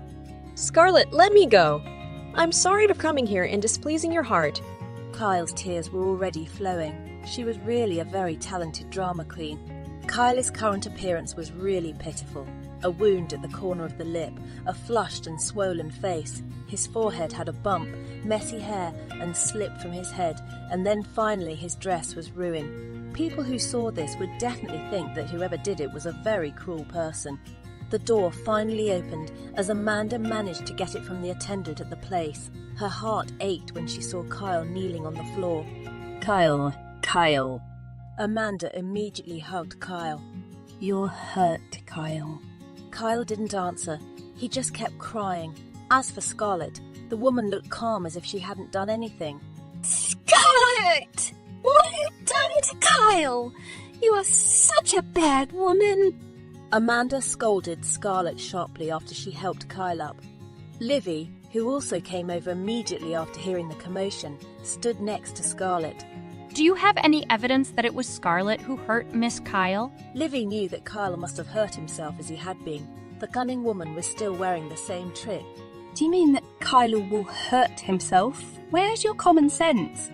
Amanda felt that Livy's words were very absurd. Look what that demonic woman has done to Kyle. He's not human. He's a monster.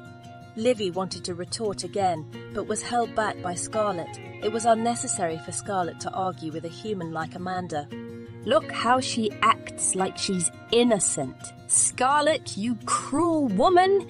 You haven't changed at all with 8 years ago. Amanda burst out in anger. Kyle laughed in his heart. This time Scarlett would not clear her name again. She had looked around and there were no surveillance cameras in the room. This time Scarlett would fall into the same hole as before again. The reporter pressed in and started taking pictures. Some other people were standing outside. They were so excited watching the feud in front of them. Amanda, don't blame Scarlett. It is my fault. I shouldn't have come and disturbed Scarlett's mood. Kyle, you are really stupid. It's been like this that you are still protecting Scarlett. Everyone should see how she treats you who are her own brother. you just want to congratulate her, then why should she be so cruel to you? Amanda retorted fiery. She did not accept seeing her best friend like this. Reporters kept filming and taking pictures. What they got today would definitely be big news. Are you guys done? Scarlett voiced calmly. Fucking slut. What do you mean it's done? I'm not done at all. I'm going to rip your face off. Amanda gave Scarlett a sharp look, anger flaring in her eyes. Scarlett, are you okay? Owen asked his cousin worriedly.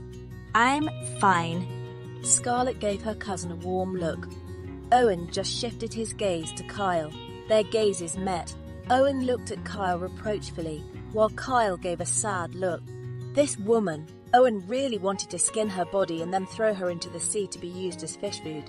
He was sure that Kyle was trying to frame Scarlett once again this time.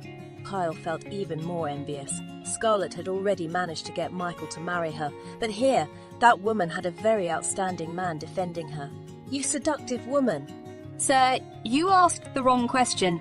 Scarlett is certainly fine. She was the one who attacked my best friend.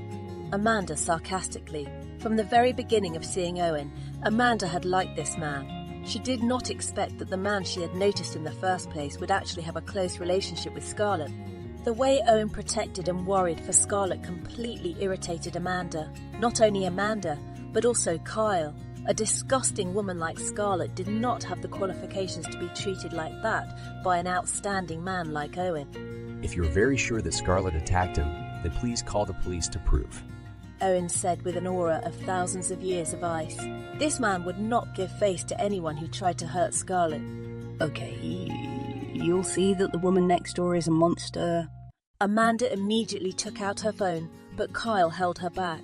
Amanda, there's no need. Let's take me to the hospital. If this matter gets to the police, then Dad and Mom will definitely be sad. I don't want something like that to happen. Kyle had to prevent Amanda. If the police came, then the police would investigate. True that there were no surveillance cameras there, but on her body there were no traces of Scarlett's fingerprints. Calling the police would only hurt herself. Kyle, your father should know what happened today. He will definitely agree to send Scarlett to prison. He loves you more than Scarlett. My dad will get sick if he finds out. Let's just stop here. I forgive Scarlett. Kyle continued to use his gentle side. He thought more about others than himself. Amanda sighed harshly. You see this, Scarlett? She suffered a lot, but she still forgives you. Scarlett laughed in amusement. Livy, call the police. Fine. Kyla's face immediately paled. He saw Scarlett's old best friend take out the phone and actually call the police. Scarlett, don't call the police. Daddy will have a heart attack if he finds out that you hurt me again like this. I will forget about today, so don't call the police. Daddy's health condition is not good these few days. Kyle tried to stop by using his father. He seemed like such a filial son, but the truth was that he just didn't want this case to get to the police. Scarlett smiled coldly. You can forget it, but I can't. It's my name that you broke, Miss Kyle. So I'll clear my name first. Kyla's chest hunted. He really hated the calm Scarlett in front of him. Where did the impulsive Scarlett go? Who would always attack him when she was slandered? Who would be fiery against him until everyone believed that Scarlett was a rude and cruel woman? Scarlett didn't want to deal with the police, so the only recourse she had right now was to pretend to faint. Kyle! Amanda shook Kyla's already weak body in her arms. Anyone help me get Kyle to the hospital? Amanda asked the people around her for help. No one can leave here before the police arrive. Scarlett would not let Kyle off the hook this time. Janice, Renata, Cedric, Ellen, Livy, Owen and Michael were also present, but they did not play a significant role in this particular scene.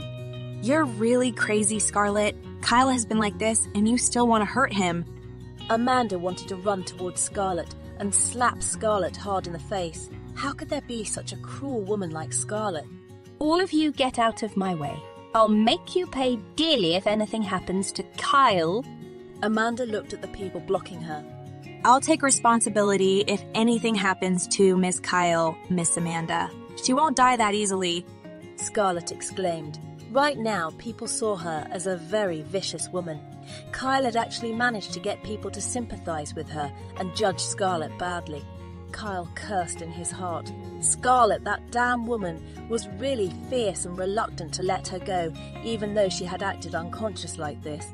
Now that there was no way around it, he would not be able to leave the place without Scarlett's permission. Amanda laid Kyle on the sofa. She felt very impatient that the police didn't arrive quickly. However, a few moments later, several police officers arrived. "Who is Miss Livy?" the police officer, who was the leader of the team, asked the people around him. I am, sir. I am Livy, who asked the police officers to come. Sir, my best friend was attacked by that woman. Catch that demonic woman and put her in jail. Amanda pointed at Scarlett sharply. My police officer didn't do anything to Miss Kyle. She hurt herself. Scarlett finally made a defense for herself. The police officer frowned. What Scarlett said sounded absurd. Was there someone who would hurt himself to such a severe extent? Sir, I want justice for my slandered friend who has hurt that woman. Please do a check to see who is right and who is wrong. This time she was sure that Kyle would eat the taste of her own medicine. Kyle wanted to frame Scarlett, see how the woman would be humiliated today. There's no need to do a check, sir. I have evidence that I've been framed. Scarlett turned on her phone. She played the video that had been recorded by her hidden camera. She also played the voice recorder that she took from inside her bag. Kyle's body suddenly stiffened. The woman wanted to run away immediately now, but she had already pretended to be unconscious. Everyone moved to the demonstration hall. There was a large screen that had been used to play videos regarding Scarlett's company profile. Kyle, who was unconscious, was taken by police officers to the demonstration room. Scarlett ordered Hannah to play the video and voice recording. The scene started when Kyle entered the dressing room. "You seem to really enjoy being the centre of attention, Scarlett." Kyle's cynical voice was heard clearly from the loudspeaker in the room. The cynical expression on Kyle's face that no one had ever seen before now appeared on the big screen. Everyone who was not blind could definitely see it clearly. "What's wrong? Is Miss Kyle jealous of my success?" The answer from Scarlett, and her face seemed so calm. Everyone did not see the face of the monster as mentioned by Amanda earlier. "You'll never get past me, Scarlett. I'll always have a provision to trample over you." Again, Kyle's hateful words and expression made the people there flinch, including Amanda. Kyle's best friend looked towards Kyle for a while. He didn't know what to react like now. However, what happened next was even more shocking. Kyle slapped himself, shrieked, pulled his hair, slapped again, and then hit his head on the wall, and finally the woman tore the dress she was wearing. All of that was done by her own, not Scarlett. Amanda suddenly moved away from Kyle. She cringed at her best friend. Not only Amanda, the people who watched the video also looked at Kyle in horror. Kyle could not remain pretending to be unconscious. He felt that right now everyone's gaze was on him, and everyone was judging him. He opened his eyes and then got up and was about to leave. Where do you want to go, Miss Kyle? Scarlett stopped Kyle. The police officer immediately blocked Kyle to keep the woman from running away. Scarlett moved closer towards Kyle. She threw a tight slap at Kyle's face. This is for my good name that you are trying to ruin today. She then gave one more hard slap. And this is for the upfront payment of your past debts? Carla was about to attack Scarlett, but the officer quickly restrained her body. Officer, take this bad woman to jail. She has finalized me and made a scene on my show. Scarlett said coldly. In the past, she did not have time to make Kyle pay for what that woman did to her. It was all because of her explosive emotions. And today, she not only tore off the fake mask on Kyle's face, but also sent that woman to prison. With the Lynch family's status, Kyle would definitely be released after paying some money. However, that was enough to humiliate Kyle. Scarlett, I will definitely avenge you! Kyle roared angrily. The police officers immediately took Kyle away. The atmosphere at the jewelry reenactment was still in an uproar because of the other side of Kyle being exposed. Miss Amanda, don't you owe me an apology? Scarlett turned to Amanda. She would not forget that Amanda had been accusing and cursing her a lot. Amanda was still shocked by what she saw earlier, so her brain was still not functioning normally. She never imagined that Kyle would do such a terrible thing to frame Scarlett. Ms. Amanda? Scarlett voiced out again. Realization dawned on Amanda. I accused you wrongly. I'm sorry. So, By now, you've seen the real face of your own best friend. I feel sorry for you. You've been friends with Miss Kyle for almost 10 years, but you don't know her true character. Right, 8 years ago. Do you know why your lover cut ties with you? It was because Kyle sent pictures of you hugging another man to your lover? No way. Amanda could not believe what Scarlett said. Kylie might have hurt Scarlett because they were half-brothers, but her. She had never done anything bad to Kyle. She had no problem with that woman. If you don't believe me, you can ask your ex-girlfriend. Kyle is a hypocritical woman who wouldn't be happy to see anyone else happy.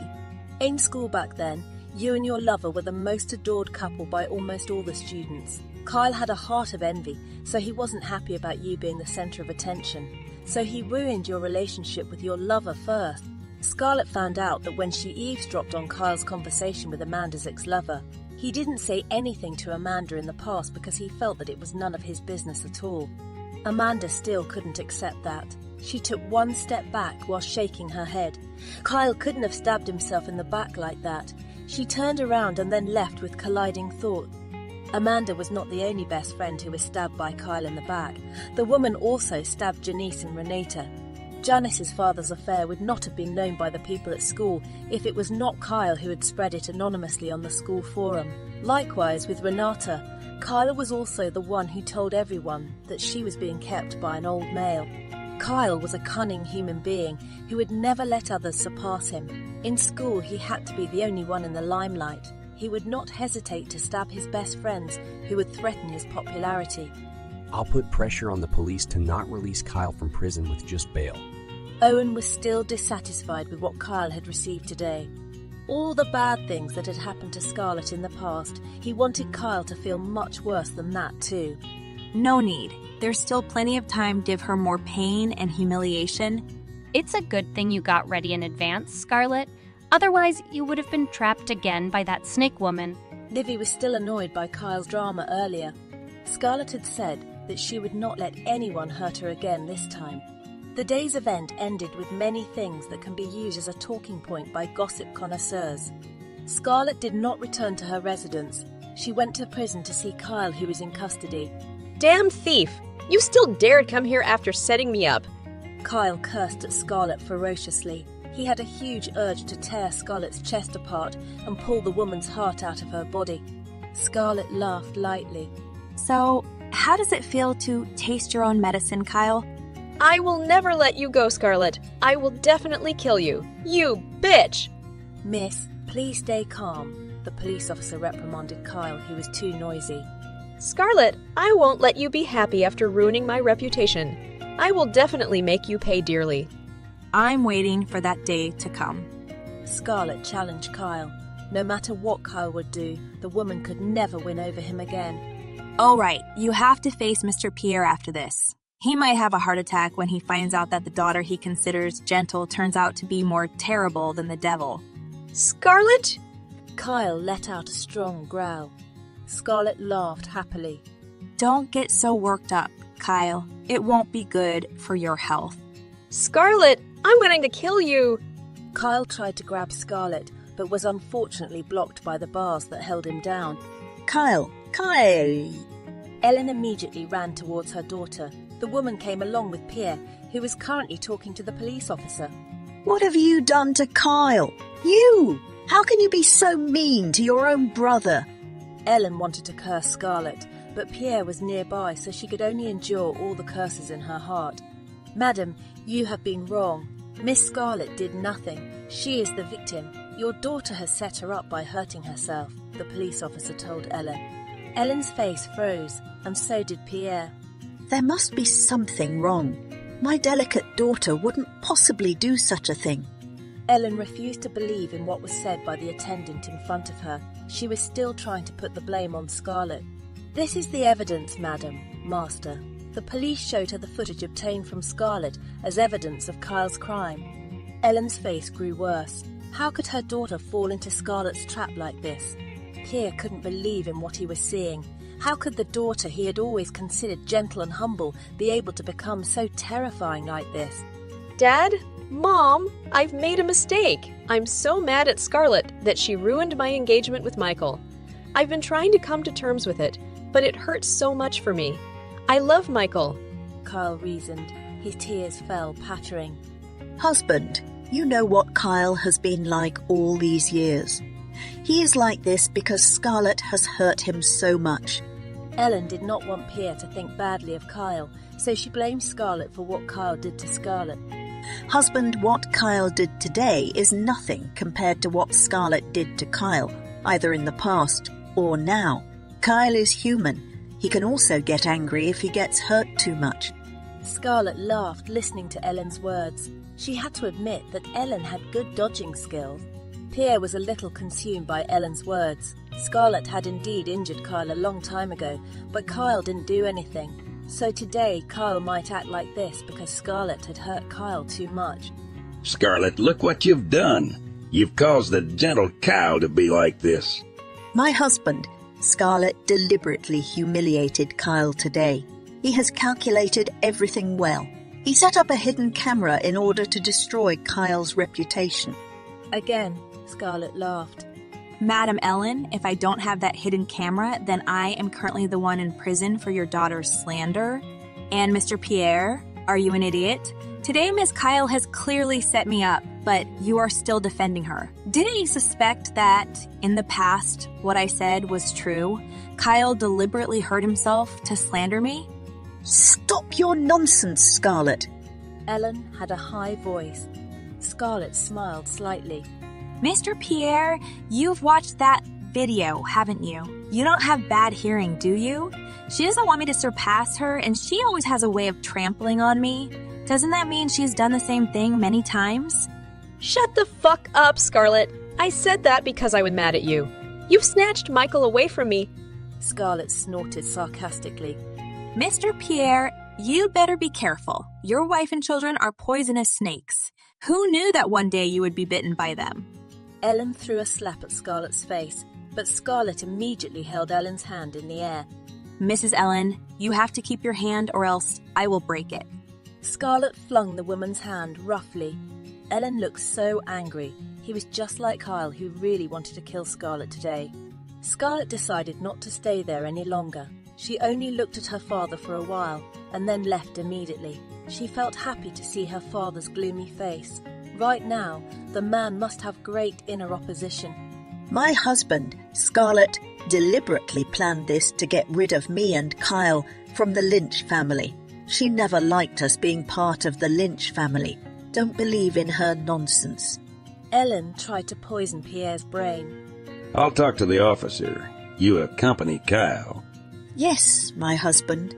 Ellen felt that Pierre had been consumed by Scarlett's words. She should not stay silent. If Pierre continued to doubt her and Kyle, then they would not get anything from the Lynch family.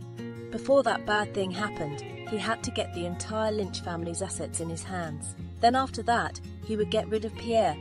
Was Aaron the one who sent you red roses at the demonstration earlier?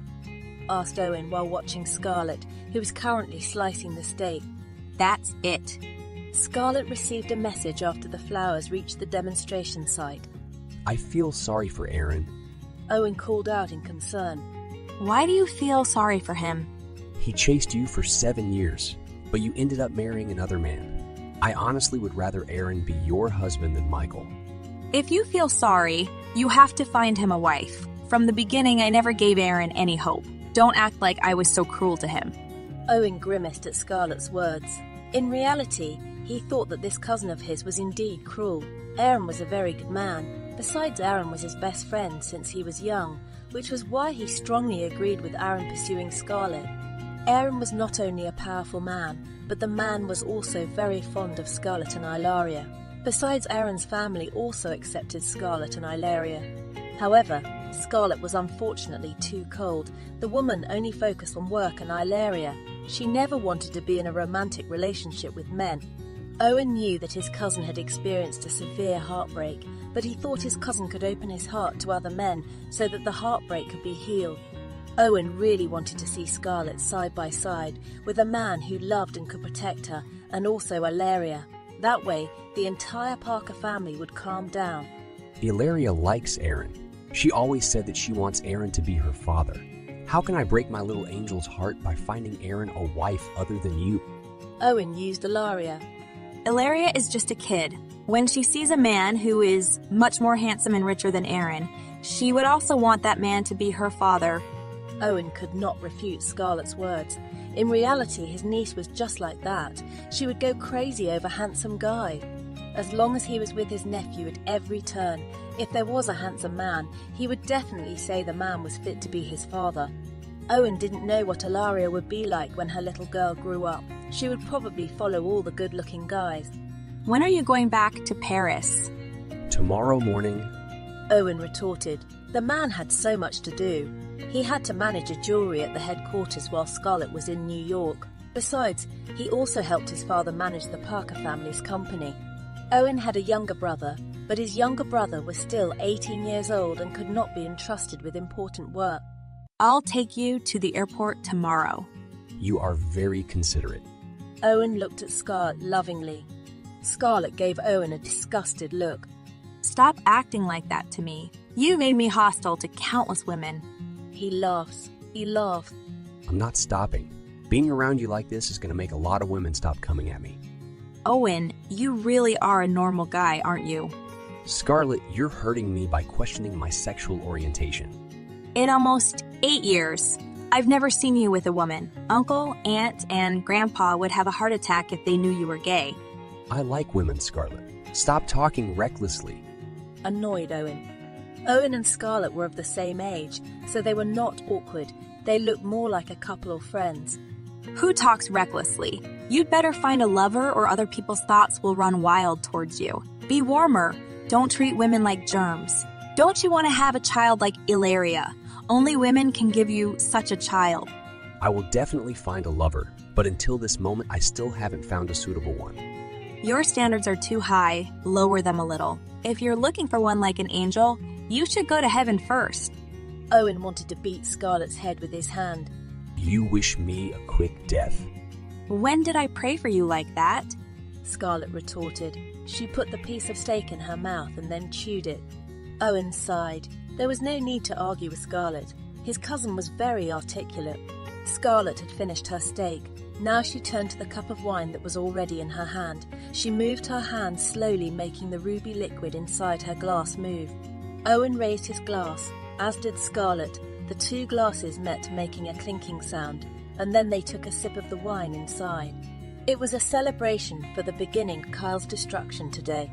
On the other hand, Michael was currently staring at Scarlett and Owen sharply. He had heard from Jacob about what happened at the demonstration today. Scarlett got countless flowers from someone unnamed. Then after that, Scarlett also got flowers from Owen Parker. Michael was a businessman who had travelled the world. He participated in many big parties and other charity activities. So, he would be no stranger to the name Owen Parker, the eldest grandson of Ethan Parker. Owen was the successor of the Parker family, who owned a multi-giant company that had businesses in various fields. The Parker family's company was as big as the O'Brien family's, but for the robustness of the family, the Parkers were much better. In more than 100 years, there had never been a fight between families for power. All the Parker-blooded had strong ties between families. From Owen and Scarlett's interaction, Michael could see that the two had a close relationship, who didn't know that Owen hated women. He had heard rumours that Owen was close to a woman, but no one had ever been able to prove it. Every time he went to parties, Owen was always alone. The man also kept a distance from women until people thought that Owen didn't like women. However, after seeing Owen and Scarlett's closeness, Michael thought the rumours were indeed true. It was possible that the woman close to Owen was Scarlett, but the man never let the people who saw them dare to speak. Besides, Owen and Scarlett were also from the same city. With the support of Owen Parker, building e-jewelry alone is nothing. Michael could now deduce something. It was very natural that who helped Scarlett build a jewelry could not be tracked by her people. Owen Parker and his entire network are more than capable of covering it up. If Scarlett already had a man like Owen Parker, then why did that woman have to frame her in a marriage? Michael's heart went sour. Why would he ask about it? Scarlett married him to take revenge on Kyle.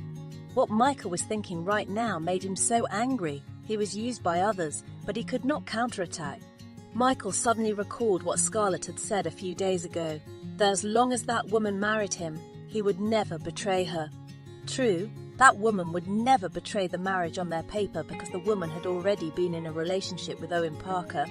Everything Michael had discovered today had only added to his resentment towards Scarlett. Scarlett felt a cold aura wrap around her skin. The ominous feeling made her look the other way, as if she had gotten a premonition. Sure enough, she found Michael staring at her sharply at the moment. That man would definitely misunderstand her again. To hell, even if the man misunderstood, he would still make Michael have sex with him. Scarlett got home first. She had cleaned herself up, her body really tired from the hard work of the past few days. However, she was still waiting for Michael to come home. He had wasted a few days because of his work, so he had to start again. 2 hours later, Michael just returned. The man entered the room with his usual cold face. "You're back. Let me help you clean your body," Scarlett said with a smile on her face. Michael gave Scarlett, who was in front of him, a reproachful look. "I don't need your help." "Then fine. I'll wait for you to finish your shower." Michael did not say anything else. The man immediately stepped towards the bathroom and cleaned his body. When he was done, Michael came out and he found Scarlett sitting on the bed. The woman was wearing a nightgown that did not cover her body at all. Scarlett immediately got out of bed. She approached Michael, who seemed about to ignore her again. "It's been a few days since we made love. I miss you being in me." Scarlett used such vulgar words. "I'm not satisfying your lust. If you want satisfaction, then find another man out there." "I don't want another man. I only want you." Scarlett caressed Michael's chest. She formed a seductive circle there. Michael caught Scarlett's hand, his gaze so terrible. Did Scarlett think he was a moron who would be consumed by her words of seduction? The woman was clearly with another man this afternoon, and he saw it with his own eyes, how the two people interacted. "Stop playing games with me, Scarlett. One fact that you're using me as a means of revenge already makes me hate you so much, so don't use me for anything else anymore, or you'll suffer very terrible consequences." Michael currently still cared about his good name, but if he had felt that Scarlett had stepped on him too much, then he would be willing to swap his position by destroying the woman in retaliation. "I'm not playing games with you, Michael. I really want you. Come make love to me," Scarlett retorted. She grabbed Michael's towel, acting as aggressive as ever. Michael took Scarlett's other hand and asked sarcastically, "Have you always been this cheap to other men?" "If I said that I was just humbling myself like this, only to you, would you believe it?" "No." Who would believe this boast of Scarlett's, especially Michael? Scarlett smiled beautifully, her face at the moment so beautiful and seductive. She had guessed Michael's answer. How could the man possibly believe in her words? Michael, who claimed to hate Scarlett so much, even felt something strange in his heart. That smile made him uncomfortable. "It's your right to believe it or not." Scarlett tiptoed slightly and then crushed Michael's thin red lips. She kissed wildly. Michael held onto Scarlett's shoulders and then moved the woman's body away from him, breaking both of their kisses. "You are the cheapest woman I have ever known, Scarlett. You are even inferior to a whore." Scarlett was not angry at Michael's words. In fact, she felt that way too. "If it's in your eyes that I'm like that, then keep thinking like that. I don't mind being your whore." Scarlett's answer made Michael even more emotional. The man then kissed Scarlett's lips harshly. Didn't Scarlett want to be his whore? Then he would treat the woman the same as a whore. That night, Scarlett had sex with Michael, as she always did, with no tenderness, no love. All sorts of contempt and hatred merged there. There was no news about Kyle this morning. Ellen had used all her resources to pressure the reporters present at Scarlett's show from reporting about what happened between Scarlett and Kyle. Ellen used Kyle and Michael's relationship so that those people would think many times about offending Kyle. What Ellen did worked. The reporters only reported about Scarlett's jewelry show. However, Ellen couldn't stop everything, according to her wishes, because people present had talked to their other friends about what happened there. Many people were in disbelief, but when they were faced with the evidence at hand, those people shuddered in horror. They had really misjudged Kyle. The woman was not as pure as she had been displayed. Not everyone liked Kyle. So those who hated Kyle's good fortune felt very happy to see Kylie's ugliness that was now known by many people. The gossip about Kyle reached Michael's sister. However, the young girl had heard Kyle's explanation first. Kyle had been very depressed these few days because of the cancelled engagement. Kyle was still an ordinary human who could act emotionally.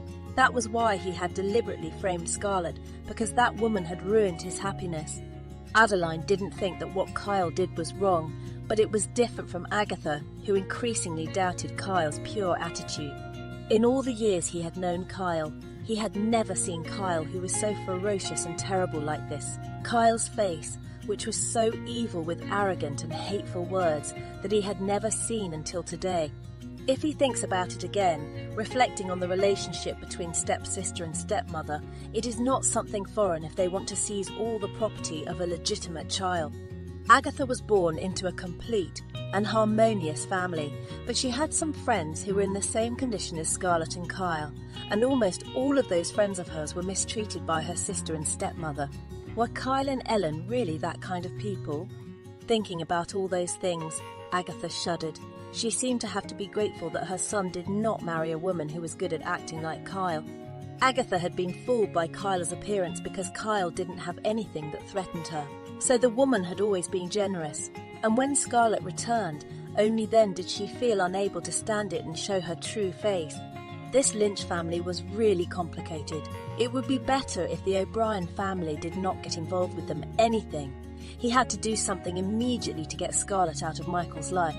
Agatha didn't know if Scarlett was as bad as a reputation, or if it was just a misunderstanding. The fact that Scarlett was using her son to take revenge on Kyle was something she couldn't accept. Her son was a precious gem in the O'Brien family. Ever since Michael was born, he was respected by others. No one dared to offend him at all. Scarlett had stepped on her son's pride just the same.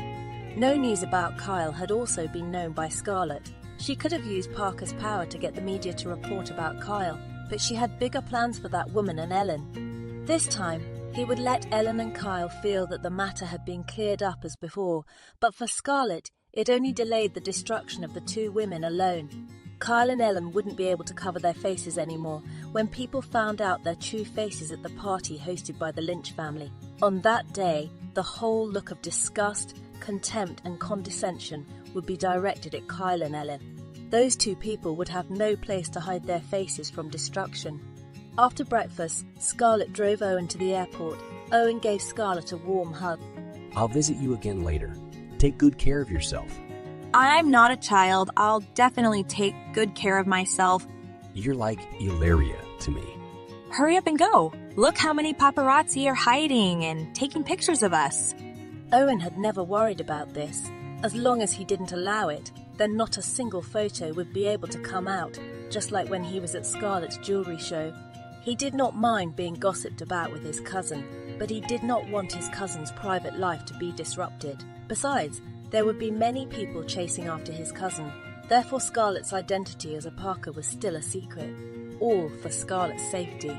In the past, Scarlett's mother was separated from the Parker family because their grandfather's business opponents went bankrupt because they always lost, and the Parker family didn't want the same thing to happen to Scarlett or Ilaria. Well, I'm off. See you soon? See you. After watching Owen leave, Scarlett turned over her body. However, she did not take a step for a few seconds. Michael's figure stood a few steps ahead of her. Scarlett grimaced in her heart. Why did Michael always see her when she was with another man? She was sure that Michael misunderstood her even more right now. What Scarlett had thought was completely true. Michael had seen Scarlett cuddling with Owen. With such intimacy, it was impossible for the two not to have any relationship. Michael's pride seemed to be shredded. What exactly was his current position? An escape? A backup? A third person? A husband? Or a mere place to have fun? Anger bubbled up inside Michael. On what basis did Scarlett make him feel this way? Scarlett stepped up. She stopped next to Michael for a moment, then made a low voice. I'm waiting for you to come home. I'll see you at home tonight, my husband. Michael wanted to strangle Scarlett at this very moment. The woman had just let her man off, and now she was doing the same and saying words like a loyal and loving wife. It seemed that Scarlett really enjoyed fooling around with many men. After saying that, Scarlett walked back elegantly. Her chin was up, her face straight ahead. She is the type of woman who will always attract the attention of others because of the physical perfection she has. Scarlett returned to her company. She did her usual activities. The woman contacted her grandfather and talked to the old man. Then he would turn to his daughter's nanny. He would talk to Ilaria for a long time. Then after that, talk to Ilaria's nanny to find out her daughter's condition. Ilaria's treatment was still going on. Her daughter went to the hospital to undergo chemotherapy today. Ilaria had always been a good child, not once complaining to her. Ilaria was so strong, she never succumbed to her illness. After making a video call with her daughter, Scarlett drowned herself in work again. He might dissolve into sadness if he didn't work like crazy. As the days passed, Scarlett and Michael's communication was limited to intercourse.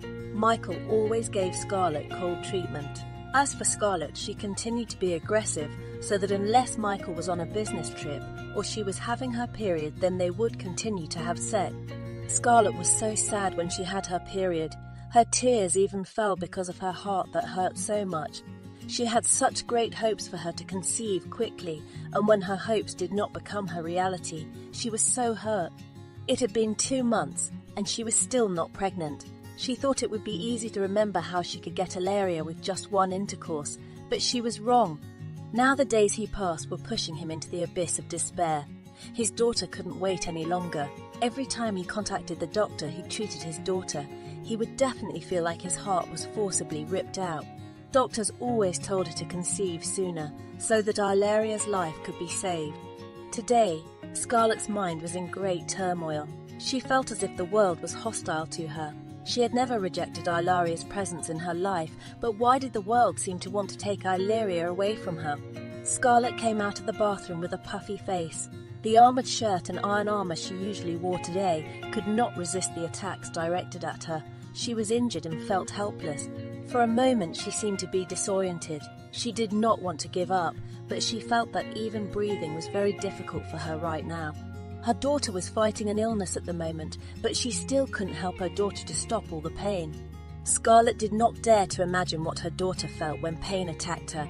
She could only hold her daughter's cold hand, then after her daughter made it through the pain, then she would come out and cry alone so that her daughter would not know. Michael had just returned from work. He was acting as indifferent as ever. However, the man saw Scarlett's puffy eyes. He was not stupid. He knew that Scarlett must have been crying. Scarlett's attitude tonight was also uncharacteristic. Scarlett did not seduce her at all. The woman seemed to have lost focus and was oblivious to her existence. Michael didn't want to care about Scarlett, but the woman's sad face made him uncomfortable. Scarlett climbed onto the bed and then closed her eyes. She just wanted to sleep. She wanted the feeling that kept pressing her firmly to disappear for a moment. Michael cleaned his body, then came out to find Scarlett already asleep. However, when he saw the woman's face, there were tears welling up there. Scarlett was crying in her sleep. Michael felt even more clueless why the woman had cried to this extent. Usually he would only see the strongest, aggressive and calm side of Scarlett. He did not know that the woman could cry too. Letting Scarlett sleep, Michael continued his work in the study. He returned to his room because his phone was left there. When he arrived, he heard a wail coming from Scarlett's lips.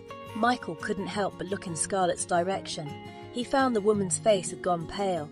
Michael's hand reached out to Scarlett's head. He found that Scarlett was having a fever at the moment. Scarlett came to her senses. She felt Michael's hand. When she felt that Michael was about to move her hand away, Scarlett grabbed Michael's hand. "Don't go. Accompany me." Scarlett felt bad. She didn't want to be lonely tonight. Michael did not want to comply with Scarlett's wishes, but the man gave in after hearing the pleas from Scarlett once again. "Stay here. Keep me company. I beg you." His voice was so pitiful. "I'll call the doctor for a while." Michael contacted the doctor in the middle of the night. Then after that, he returned to the room. He accompanied Scarlett until the doctor came to check on Scarlett's condition. The doctor had finished examining Scarlett. He explained that Scarlett was just a normal fever. Scarlett had been soaking in cold water for too long, so the woman was cold. After administering medicine for fever reducers and cold medicine, the doctor left Michael's residence. The man, who had been a family doctor for more than 20 years, did not ask more questions about who Scarlett was. Michael was also not afraid that his family doctor would divulge about Scarlett, because he knew the doctor was very loyal to his father. If you want to die, then don't die in this house. Michael exclaimed coldly. Scarlett was a grown woman. She should be able to think with her brain that soaking for too long would cause her to freeze. I don't want to die. If I die, then we marry. I don't want my husband to be owned by another woman. Scarlett made a low voice. Michael did not respond to Scarlett's words. There was nothing to be trusted about the words of a philandering woman like Scarlett. Take your medicine. Yes, my husband. Stop calling me that. Michael felt uncomfortable. Whenever Scarlett greeted him, the woman would definitely call him that. It was as if their marriage was really like any other normal couple. I like calling you that. Scarlett smiled lightly. It hurts my ears to hear that. Then you need to go to the doctor for a checkup. Michael was speechless again. He was about to turn to leave, but Scarlett grabbed his hand. Where are you going? Get some drinking water. Scarlett immediately let go of Michael. She smiled slightly. That man really looked like Ilaria when he was upset. Michael went to get some drinking water. He convinced himself that he was behaving like this to Scarlett just out of humanity. He did not want the woman to die in his house. Michael returned to the room with a glass of water. Take this. Thank you, my husband. Again, Scarlett smiled lightly.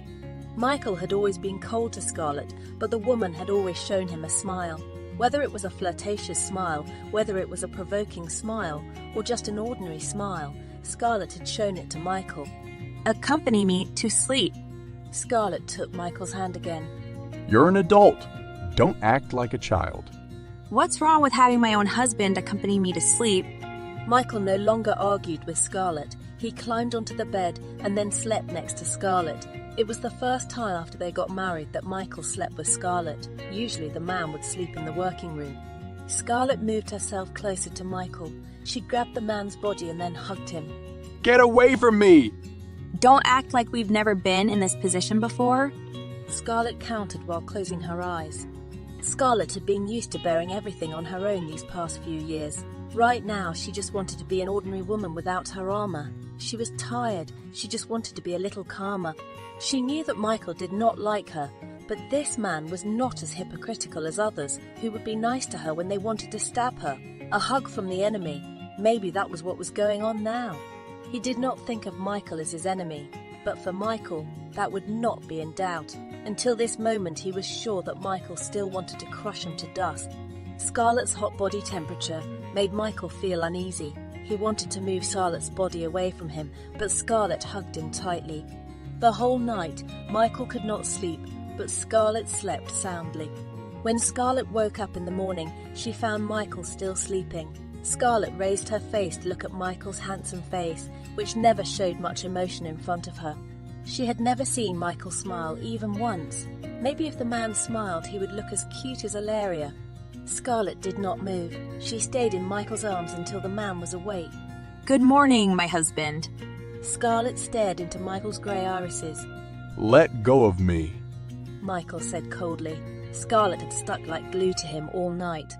Instead of letting go, Scarlett placed her chin on Michael's firm chest. I don't want to let you go. Don't move recklessly. Michael could not stand Scarlett's movements. The woman's chest was pressed against his hand. Scarlett paid no heed to Michael's words. She still continued in her position and moved to adjust slightly. Scarlett, stop moving, or I'll make you take responsibility. I'm having my period. Scarlett grinned. She was just pranking Michael. Men desires in the morning. It must be very torturous. Damn that woman. Scarlett chuckled in amusement. She quickly got off Michael's body. Don't swear too often. You'll get old fast. Michael ignored Scarlett. He quickly got out of bed and went to the bathroom. Damn, Scarlett! On the bed, Scarlett's mischievous smile was gone. Her face was expressionless again. She quickly got out of bed and then took a shower in another room in the house. After finishing his shower, he returned and put on his work clothes. The doctor said you should rest today. I've been fine. Scarlett did not like to take off work. She might continue to be grim if she just rested at home. It's up to you. Michael would not force Scarlett to stay. It was the woman herself who did not think about her body condition, so he did not have to bother thinking about that woman. Come home at dinner time. I'll cook for you. You don't have to. Take it easy. I'm good at cooking. Besides, I won't put poison in your food. If you do, I will kill you. Don't! I still want to live. Scarlett shot back lightly. After that, there was no more talking. Scarlett had breakfast alone, and then she left without waiting for Michael. That was what her daily life with Michael was like. They always had breakfast alone. To restore his good image, Kylie did a lot of charity work. He was currently in a nursing home playing piano for the elderly there. He still continued to maintain his delicate face, as if the incident at that time never existed. He still attended various events with his fake face. No one dared to bring that up because they thought about Kyle and Michael's relationship. However, people's view of her had changed. Amanda, Kyle's best friend, also saw Kyle in a different way, especially after she heard Scarlett's words. He did not want to believe Scarlett, but he still wanted to prove the woman's words wrong. He finally met his first girlfriend first, and he found that what Scarlett said was indeed true. He never thought at all that it was his own best friend who had destroyed his happiness back then. She foolishly told Kyle about her sadness, crying in front of the woman who had caused her heartbreak. And Kyle, the woman, acted like she was a good friend, hugged her, and then encouraged her. She thought that Kyle was very sincere at that time, but now that she knew the truth, she clearly knew that Kyle was rejoicing for her sadness at that time. Amanda really hated being betrayed by her own closest people, so she moved away from Kyle. She told Janice about how Kyle stabbed her. Janice could not believe that Kyle was such a person. They had been friendly for so long. However, Amanda had all the evidence. Janice could not doubt what he said. Janice, you'd better stay away from Kyle. He may also have done something to you. I'll think about it. Janice was in the middle.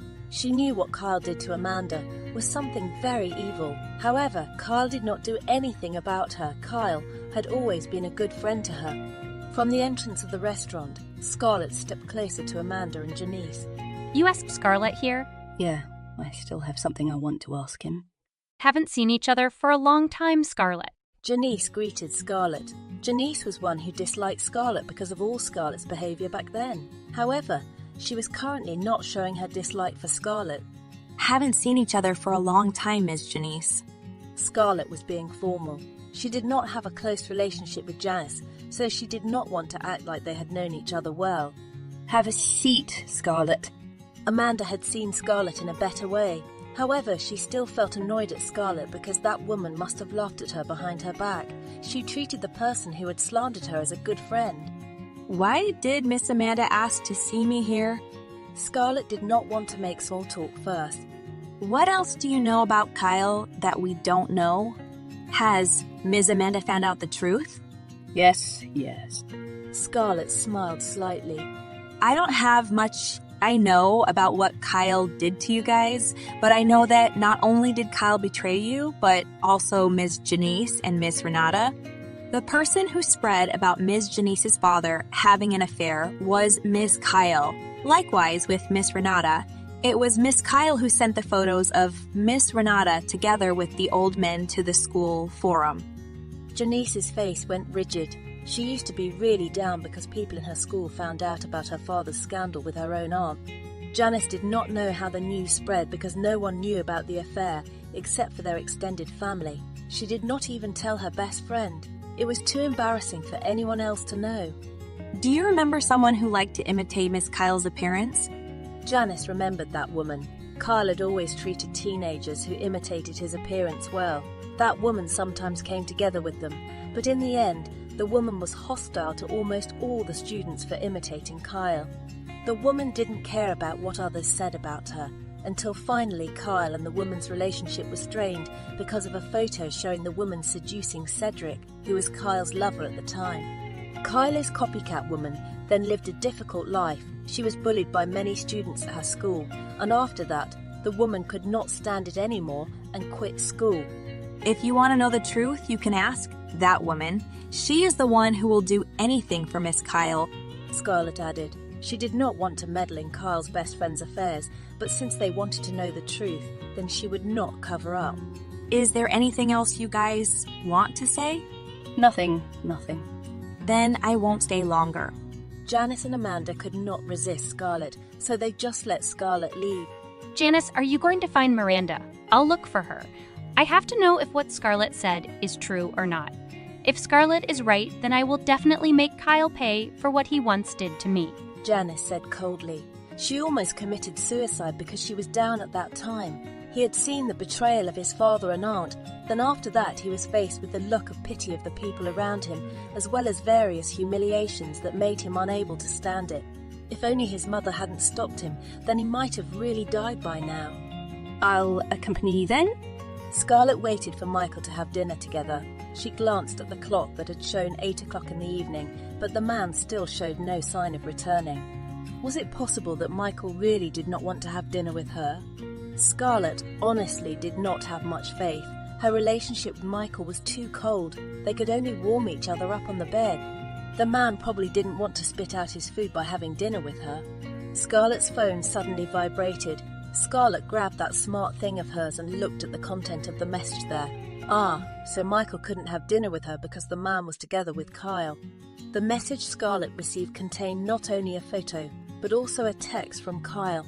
"You can never separate me from Michael. See, we are still together even though you try to separate us. You can never snatch Michael from me. Only I am loved by him." Scarlett wanted to laugh loudly. Did Kyle mean to hurt her with such a message? Really, she did not hurt at all, as she did not have any feelings for Michael.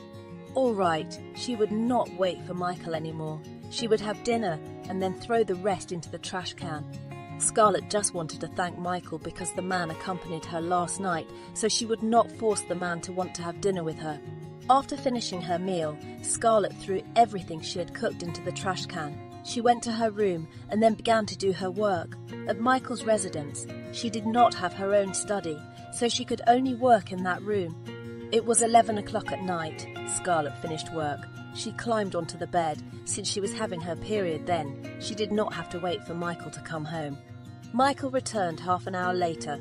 The man saw the leftovers thrown into the trash can when he went to get some drinking water. He then just remembered that Scarlett asked him to have dinner together at home. She was supposed to go home as usual today, but Kyle asked her to accompany him to a banquet. Everyone had not found out that they had broken off the engagement, so he still went to accompany Kyle to give face to the woman who had been his fiancée for 2 years. Michael had found out about what Kyle did to Scarlett, but he kept quiet because he also had hatred for Scarlett. He also knew that the Lynch family used the big name of the O'Brien family to threaten reporters, but Michael did not stop them. He had said at the dinner before that the Lynch family still had that privilege. However, after he saw Kyle's true face, he thought his mother must have missed something. Someone with a pure heart would not possibly be able to such a cunning scheme. Kyle's charade being so good, it must have been trained for years, and Michael was sure Kyle had used the same trick more than once. However, Michael was reluctant to interfere in Kyle and Scarlett's problems, despite the fact that he had been dragged into their problem. Sooner or later, all his relations with the Lynch family would be cut off. He would no longer get involved with Kyle nor Scarlett. When Michael went into the room, he found Scarlett already asleep. "You're back." Scarlett was awake when she heard Michael's steps. She was completely wary of others, all because of the bad experience that happened to her 8 years ago. Michael didn't answer Scarlett's insignificant question. Scarlett only sighed when she saw that Michael was just passing by her. Never mind, let it go. Scarlett closed her eyes again. Only 2 hours after Scarlett slept, she was awake from her sleep after having a nightmare that made her body break out in a cold sweat. It had been 8 years, but he still dreamed of the terrible thing that happened when he was about to be sold in human trafficking. Scarlett had never been disgusted with herself, but when she fell into the hands of those bad guys, she felt that her body was really dirty. He was stripped naked and almost desecrated if Owen and his people hadn't arrived in time. However, he could never erase the marks of those horrible people's touch from his memory. What those people had done had ruined her mentally. The image of those people's perverted faces when they touched her body was like a broken tape that kept spinning in her mind. To make her feel better, Her grandfather hired a psychiatrist to help her. Her pregnancy was one of the reasons for her to continue moving on with her life. Otherwise, it was possible that she had committed suicide because she was too disgusted by her body. Supposedly, with what happened to him, he exacted revenge on Ellen and Kyle, which caused him to end up like that, but he was already too tired. Healing himself already took a big struggle. If he divided his energy for revenge, then negative things would be all he would think about. For his own mental health, he chose to let Ellen and Kyle go. Taking a breath, then exhaling, Scarlett calmed herself down. He was actually very unaccustomed to sleeping alone. Ever since there was Ilaria, he always slept with his little girl. When he had nightmares then, he would see Ilaria's face. He would become much calmer. Besides, he would remember that he was not alone in this world. He had Ilaria as his family. He knew that his daughter would never betray or abandon him. He did have the Parker family with him, but in the first years he became part of that family. He was still not used to it. He was afraid that one day they would also throw him away like Pierre did. However, the people from the Parker family always supported him, gave him attention and love, protected him, and never gave up approaching him, until finally he could trust them all. The Parker family was different from his father. The Parker family would never leave him no matter what. After calming down, Scarlett went to Michael's study. She found her husband working. Scarlett was also a workaholic, but she thought Michael was crazier than she was. Aren't you done with work yet? Asked Scarlett as she approached Michael. Don't ever come in here without permission, exclaimed Michael coldly. I won't disturb you. Scarlett sat on the sofa calmly. Go on with your work. What do you want? Nothing. Then get out of here! I can't sleep, so I will keep you company here. Work. Michael did not know what other kind of tricks Scarlett wanted to play with him. He only took one more look at Scarlett and then went back to work. Scarlett picked up a book and then read it while lying on the sofa. Over time, she became sleepy and she finally fell asleep again. Michael stopped working at 3 a.m. He looked over at Scarlett and found the woman already asleep, her nightgown slightly exposed. Michael cursed himself, who could not look away from Scarlett's beautiful thighs. Seductive woman. Michael blamed Scarlett. Even in her sleeping state, the woman was still teasing him. Michael wanted to let Scarlett sleep on the sofa, but he eventually brought the woman back to his room. He did not understand why he was so generous to the woman who had made him a tool of revenge. Don't go. Scarlett grasped Michael's hand. What do you expect by acting like this, Scarlett? Should I remind you that your marriage and I are only a marriage on paper? Michael retorted unhappily. The man removed Scarlett's hand from her, and then after that he walked away from the room. Scarlett felt that she had become weaker and weaker recently. She only needed a place to shelter for a while before she went back to fight with fate. It was so tiring for her to keep pretending to be strong all the time. Scarlett got out of bed. She quickly caught up with Michael. If the man did not want to sleep in their room, then she would sleep in Michael's study. Michael had already judged her to be lower than a prostitute, so it was fine if she acted more shameless. Michael had already climbed onto the bed. He did not expect that Scarlett was chasing after him, and now the woman went into the room connected to his study. What are you doing here? Michael looked at Scarlett sharply. I'll sleep wherever you sleep from now on. Scarlett, you're so shameless. Scarlett smiled lightly. You know I'm shameless, so don't argue with me. She climbed onto the bed and lay down comfortably. Michael felt anger shake in his body. Scarlett had disturbed his privacy too much. Was the woman dissatisfied with framing him, making him a tool of revenge, and then now wanted to master him? Hadn't Scarlett acted too much? Let's go to bed, Scarlett said innocently. She knew that Michael was furious now, but she paid no mind to that. Michael swallowed all his anger. 4 more months, only 4 more months. After he got all the photos and videos owned by Scarlett, he would make the woman suffer. When Michael was lying down, Scarlett hugged the man. It seemed to her that he was currently hugging Ilaria in a larger version. His warmth was exactly the same as Ilaria's. Get away from my body. I like your body, so I won't stay away. Go to sleep. Don't be so fussy. Michael wanted to crush Scarlett's body right this instant, but he once again held back his emotions. With the woman clinging to him like this, how could he possibly sleep? His body always overreacted to Scarlett's touch, and Michael hated that fact so much. The long nights he had with Scarlett had turned into a terrible habit, but Michael did not want to admit that. He brushed it off firmly. He just assumed that it was a normal thing that happened to normal men. Moreover, he had not touched a woman's body for 8 years. And maybe he reacted this way because he had only had sex with Scarlett during these 2 months. He was not interested in trying other women, not because he was already comfortable with Scarlett's body, but because he did not want anything else troublesome to happen. Women had a lot of cunning minds. They could do anything for their ambitions.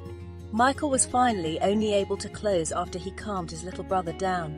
And when the man woke up, he found that it was not Scarlett throwing herself into his arms anymore, but him hugging the woman like a living bolster pillow. Michael was entangled in Scarlett's beauty for a moment. That wild woman looked so innocent when she slept. A heavy slap landed on Kyle's face. The woman really did not expect that Janice would slap him like she was right now. Janice, why did you slap me? Kyle asked cluelessly. He held back his emotions from exploding, causing himself to ruin his reputation again. Kyle, you're such a hypocrite. Janice gave Kyle a hateful look. A few days ago, the two of them were still eating together cheerfully, but today the situation was completely different. Janice had discovered the truth hidden in the past. Janice, what do you mean by that? Kyle, how did you feel 8 years ago when you told all the students in the school about my father and aunt's affair? Is it so nice for you to see me break down? Kyle's face suddenly turned stiff, but the woman refused to admit what Janice had accused him of. Janice, there must be something wrong. You know that I wouldn't possibly do that to you. Someone must be trying to slander me. That person wants to destroy our friendship. Once again, Janice threw a tight slap at Kyle's face. Today, she not only wanted to slap Kyle, but also tear the woman's hypocritical face off. For more than 8 years, she had regarded Kyle as her friend who was always there when she was at her worst. However, she unfortunately could not see more clearly. Kylie was next to her not to comfort her, but to see her slumped in person. Stop pretending in front of me, Kyle. I found your true face. You are someone who will stab your own best friend in the back because you don't want others to shine more than you. You did the same to Amanda and Renata. You sly fox. Being slapped twice made Kyle unable to hold himself back anymore. Janice, stop accusing me like that. I didn't do anything like you said. Janice smiled bitterly. You said I was accusing you? Fine, I wanted to see if you would still dodge it after this. Janice exclaimed. She immediately contacted Amanda and asked the woman to come in. Amanda didn't come alone. She went into the cafe together with Miranda, Kyle's copycat woman. Kyle's face became even worse. His 2 hands were now clenched into strong fists. Were these 3 people now joined as one to fight him? Long time no see, Kyle.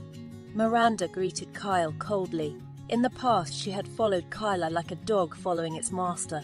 She wished she could be someone very close to Kyle, because in her eyes, Kyle was so perfect. He did not expect that one day after he did so much for Kyle, he would be slandered by that woman, causing him to be bullied by his college friends.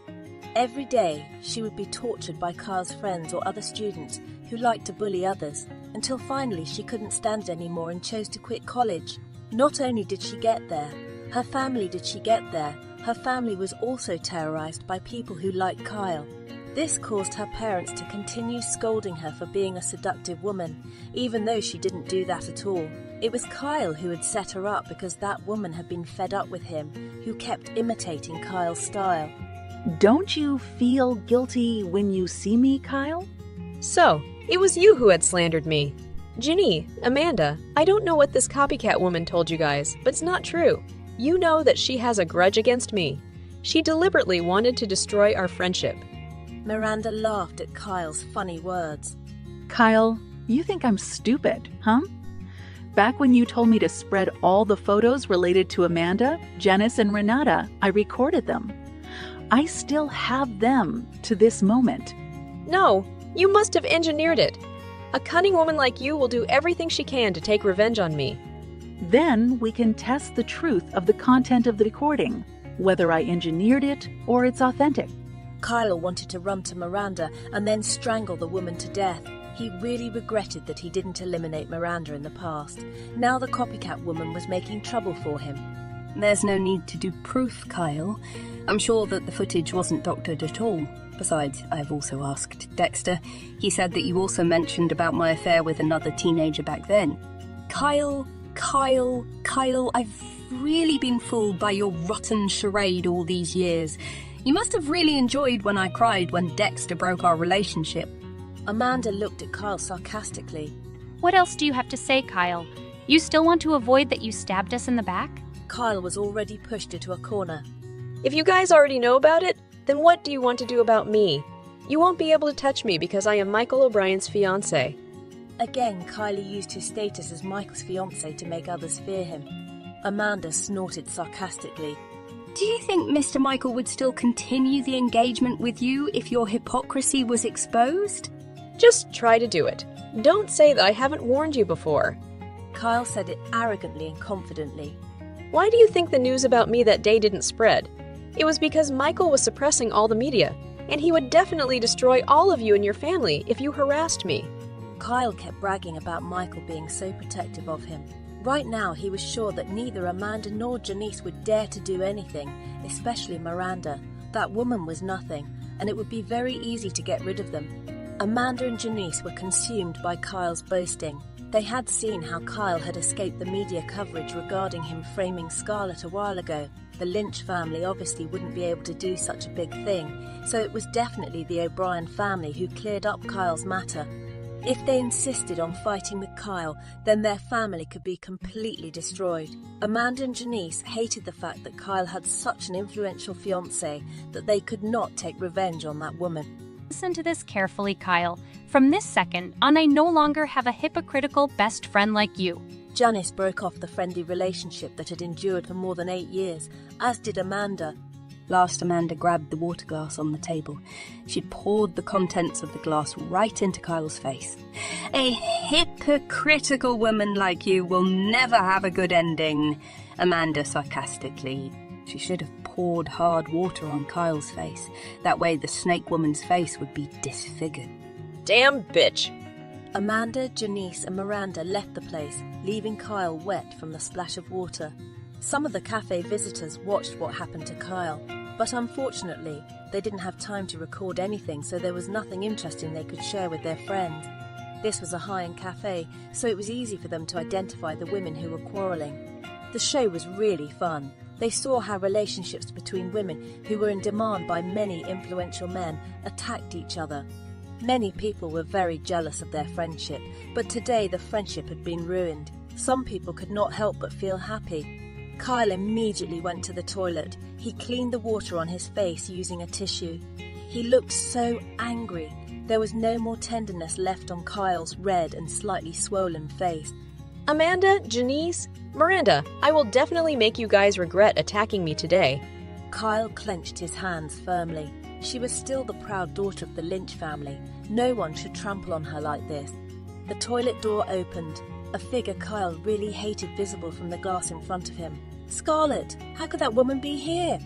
Miss Kyle, your face is so terrible.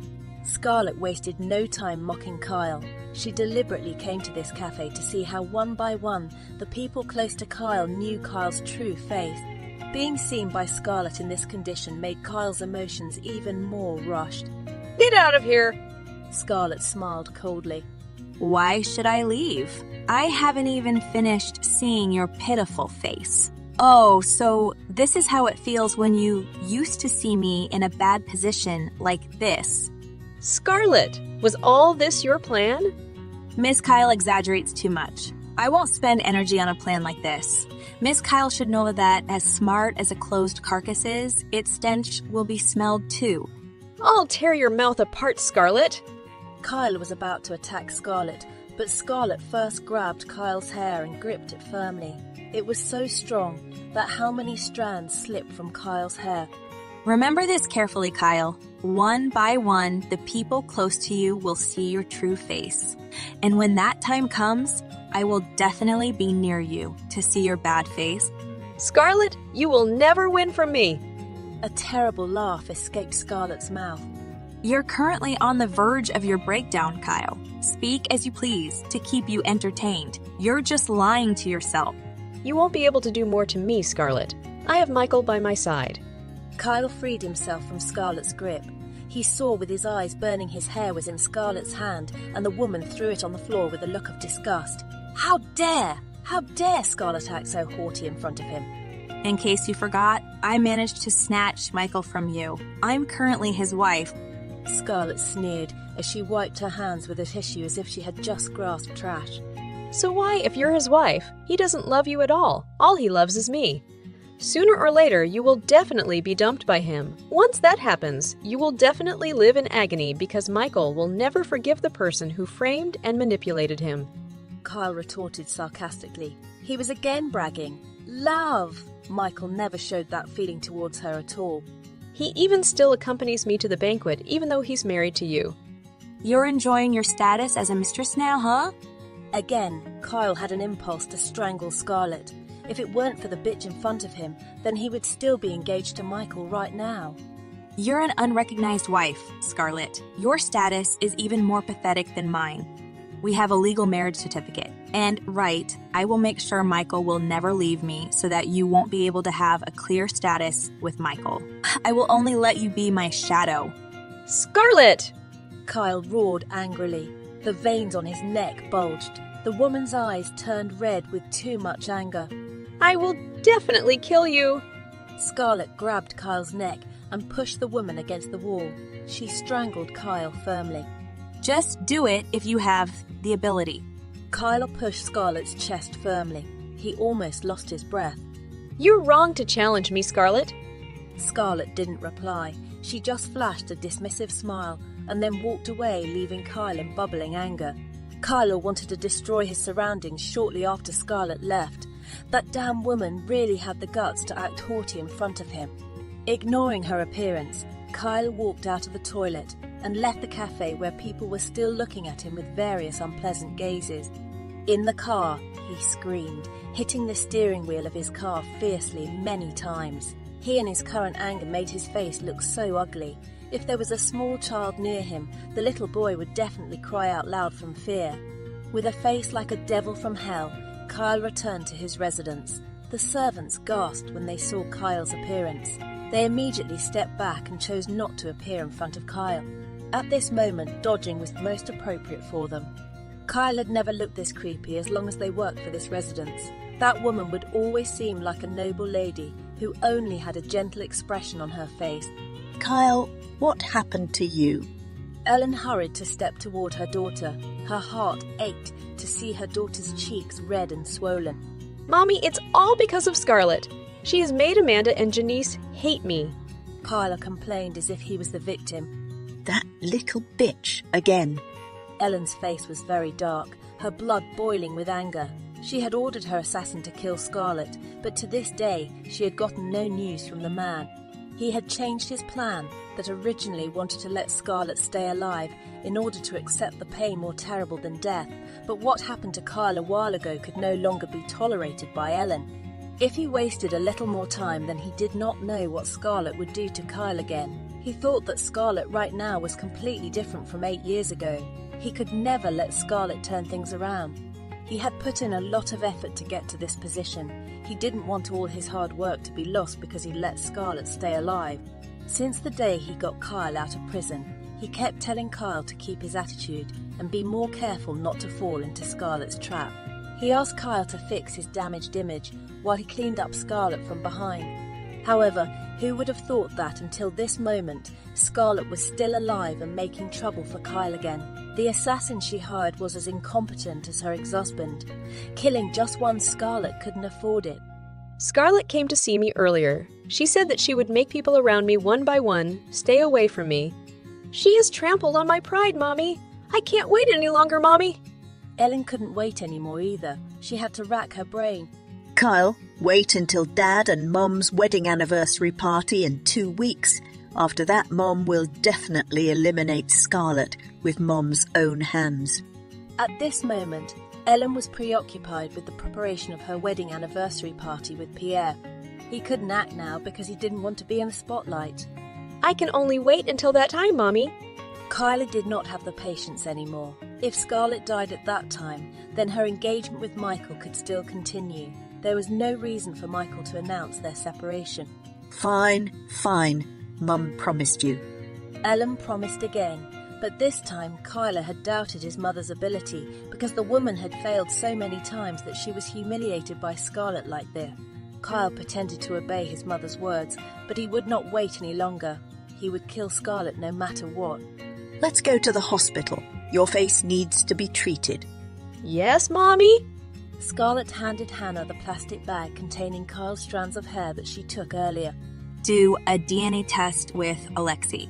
Yes, Mum. Some time ago, Scarlett had met Alexei, who was currently being held in a warehouse by Hannah's men. She provoked the man, and the man was furious when he said that he would destroy Kyle. If the man wasn't Kyle's father, then there was no way he would behave like that. Scarlett wanted to confirm who had been tricked by Ellen, her father, or Ellen's ex-husband. However, looking from Ellen's ex-husband's bank transaction, Scarlett thought that Kyle must be the man's daughter. Ellen couldn't have been so kind to her ex-husband if they didn't have something. The two might have conspired to cheat on her father. Kyle's meeting a few days ago was also intended to make the man admit who had told him to eliminate her. Alexei was a vengeful man. He had done so much for Ellen, but the woman wanted to eliminate him instead. How could she just let Ellen go? If she had to break down, then she would drag Ellen with her. He didn't have to worry about Kyle anyway, as long as Pierre thought that Kyle was his daughter, then Kyle would never live in trouble.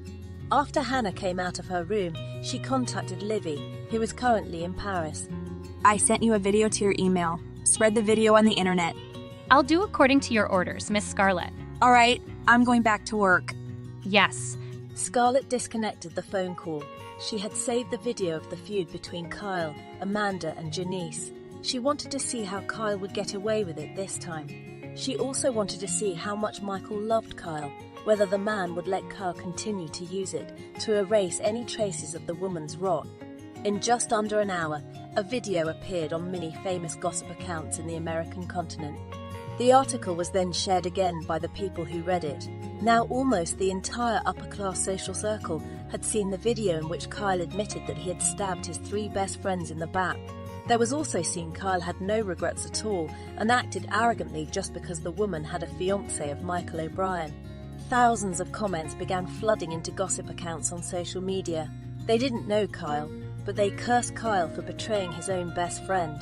The video reached Adeline and Agatha, who were currently relaxing together. Adeline didn't react. She thought Kyle was just behaving like that to Scarlett. However, with the confession in the video explaining so clearly that Kyle even had the heart to do evil to his own best friend. Mom. Adeline finally tilted her head to look at her mother. Is it possible that we've been fooled by Miss Kyle's charade all this time? Agatha put down her phone. Everything you see is clear enough. She stabbed her own best friend when she was in her teens, which means her vices have been around for a long time. Do you remember how she acted and blamed Scarlett at the restaurant? She seems very skilled, which means that her playfulness has been in her possession for a long time. What she has shown us so far is probably just part of her play to be a pure and kind woman.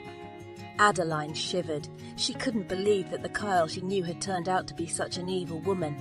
In that case, are the rumors that happened to Scarlett the result of Kyle's manipulation? She said that she was often hurt by Scarlett, but many of Miss Kyle's friends saw with their own eyes that Scarlett was beating and being mean to her. Agatha had also thought about this. She didn't want to care so much before, but she also felt curious. Was it possible that Scarlett was framed by Kyle and Ellen, or was there something else? Mommy's not so sure. However, there's a possibility that Kyle provoked Scarlett, so Scarlett attacked Kyle.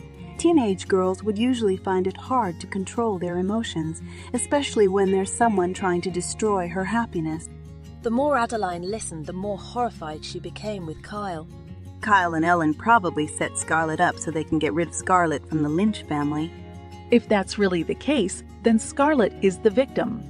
There's no need to think too much. Neither Kyle nor Scarlett, both of them, will be out of your brother's life. We won't have any relationship with the children from the Lynch family. Adeline nodded her head. She agreed with her mother's words. It was better for her brother not to have any relationship with the two women who were at war with each other. In his office, Michael had also seen the video of Kyle. The woman of his mother's choice had apparently been wearing a mask all this while. In the front would act nice, and then in the back would show her true face. He had also been fooled by Kyle's gentle face all these years. If Scarlett did not come back, maybe everyone would never see Kyle's true face. Even the best friend who spent more than 8 years with Kyle had also been fooled. During these 2 years, she did not have much communication with Kyle. She and Kyle would only attend the banquet together and some other important events, so she did not have so much time to know that the woman had been wearing a mask. Now that Michael was observing Kyle, the woman had always acted well in front of him, being pure and as if she had never had the heart to hurt people or even an ant. All this time, Kyle had never had a threat, so no one provoked him so he could still act smoothly. However, when faced with Scarlett threatening him, Kyle showed his true face. The bottom line was that Kyle would make the person threatening him look worse than him. Kyle would not allow anyone to steal the limelight from him. The daughters of the Lynch family were indeed outstanding. One was good at acting and the other was a flirt with men. Sir, do you have any orders? I'll have a press conference tomorrow morning to announce the cancellation of the engagement between me and Kyle. Yes, sir. Michael did not want to be used by Kyle as a weapon to cover up his rot. He had been used by Scarlett to take revenge on Kyle, and that was already very bad. The Lynch family wouldn't be able to complain to him because it was Kyle who had abused himself and the O'Brien family. Michael would not react if Kyle used him to get business deals or good things. However, that woman used him for something bad, like threatening others. She was clearly not going to destroy Janice and Amanda's family just because of a Kylie. Even if he was still really engaged to Kyle, he would definitely break off the engagement with that woman. Kyle was too despicable to be part of the O'Brien family. Right now, only a few of Kyle's crimes were exposed. Who knows what else the woman had done before? Michael admitted that he was not a saint either, but he never acted hypocritical or played charades. If he did not like it, then he said he did not like it. Also, he would never stab others in the back. This matter of Kyle, he had to clear it up immediately, otherwise the woman would continue to use his name to make others submit to him. Pierre sat weakly in his chair as his assistant told him about the current news. His hands trembled as he watched the video play. This was the second time he had seen a video of Kylie doing bad things that was completely different from his everyday behaviour. Where was Kyle's true self? Pierre had lived with his daughter for 8 years, but now he didn't seem to recognise Kyle at all. Don't you suspect that in the past what I said was true? Kyle deliberately hurt himself to slander me. Scarlett's words from a while ago had replayed in her head many times after the incident of Kyle framing Scarlett. Was it true that she had been deceived all along? Pierre recalled the past, where Scarlett never lied to him. He and his late wife always told Scarlett to be an honest person. And when Scarlett was accused of hurting Kyle, she continued to deny it. Not once did Scarlett admit to it. He thinks Scarlett is lying to him, but is it possible that the events that happened in the past really weren't Scarlett's doing? Is it possible that Kyle and Ellen had deliberately organised a plot to trap Scarlett so that she would see her daughter as a monster? In the video of Kyle she watched, Kyle admitted her action. If her daughter could stab her best friend so cruelly, what about Scarlett, who is her half-sister? Was it true that Kyle and Ellen had been acting like they were so kind to Scarlett, but behind the scenes they were stabbing Scarlett and setting her up? Pierre's head seemed like it was going to explode now. Various thoughts filled his brain, and it was tormenting him a lot. "Sir, are you all right?"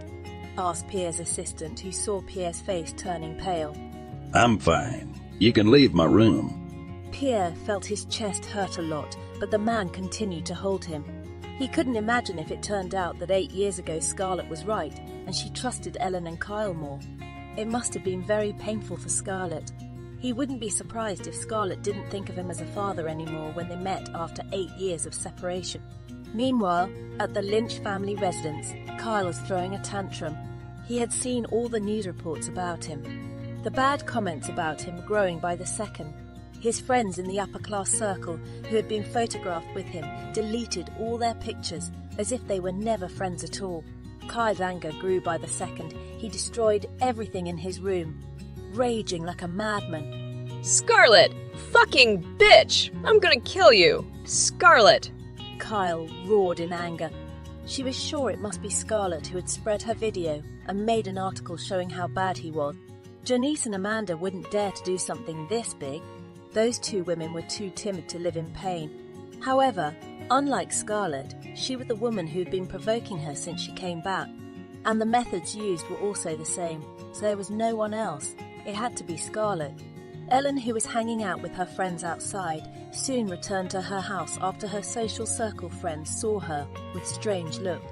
They also talked about Kyle to her without any fear at all. Ellen was always bragging. She always boasted about Kyle in front of everyone. And almost all of Ellen's friends were jealous that Ellen had such a devoted and perfect daughter like Kyle, not to mention that Kyle was also engaged to the most coveted bachelor on the continent. And now they finally had the ingredients to destroy Ellen's vanity. It turns out that Kyle is a cruel woman. She's been stabbing her own best friend since Kyle was in her teens. They praised how Kyle had been acting all this time. None of them saw that Kyle had been wearing a mask of pure, kind-hearted woman all this time. Ellen gripped the steering wheel firmly. She was completely humiliated by her friends today. She could never accept being treated like that by others. Back when her husband went bankrupt, she was also laughed at, humiliated and ridiculed. She couldn't let it happen again. Kyle, her daughter, was really stupid.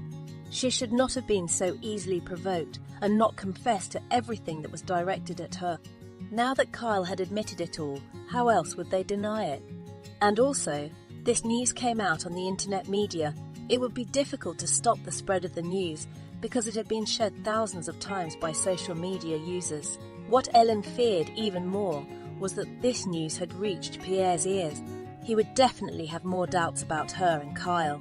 The transfer of shares in Scarlett and Marissa's name still hadn't happened. She and Kyle would not be able to control the Lynch family company if they did not own it. Shit! Ellen cursed angrily. Why did things not go the way she wanted them to? It was all because of Scarlett. That damn woman should just die so that her and Kyle's lives would be at ease. Oh, bruh.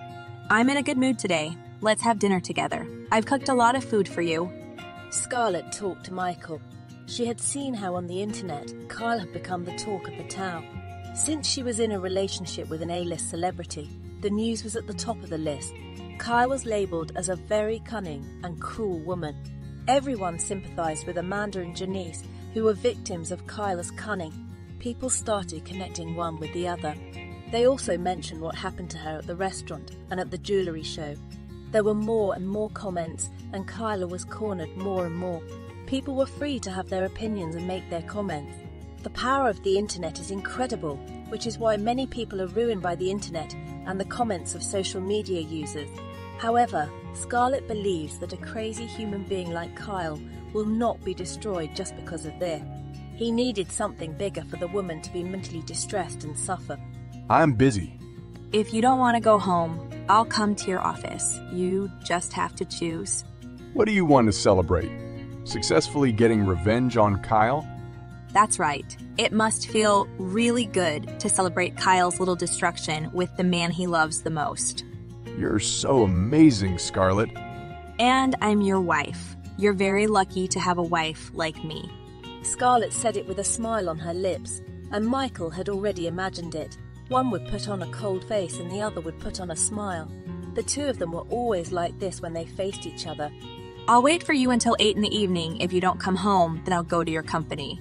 Scarlett did not give Michael a choice, after which she disconnected the phone call. Scarlett was always like that, always very brave to switch off the call before Michael.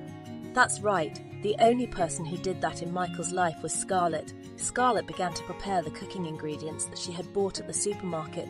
None of the servants dared to stop her, including the butler.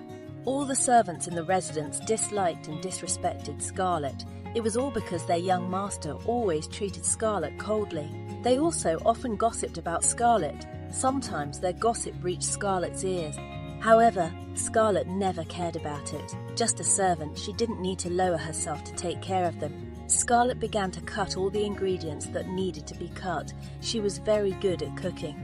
This woman might be able to beat chefs who have had many competitions and got certificates for their skills. After 2 hours in the kitchen, Scarlett finished her dish. It was almost 7 in the evening.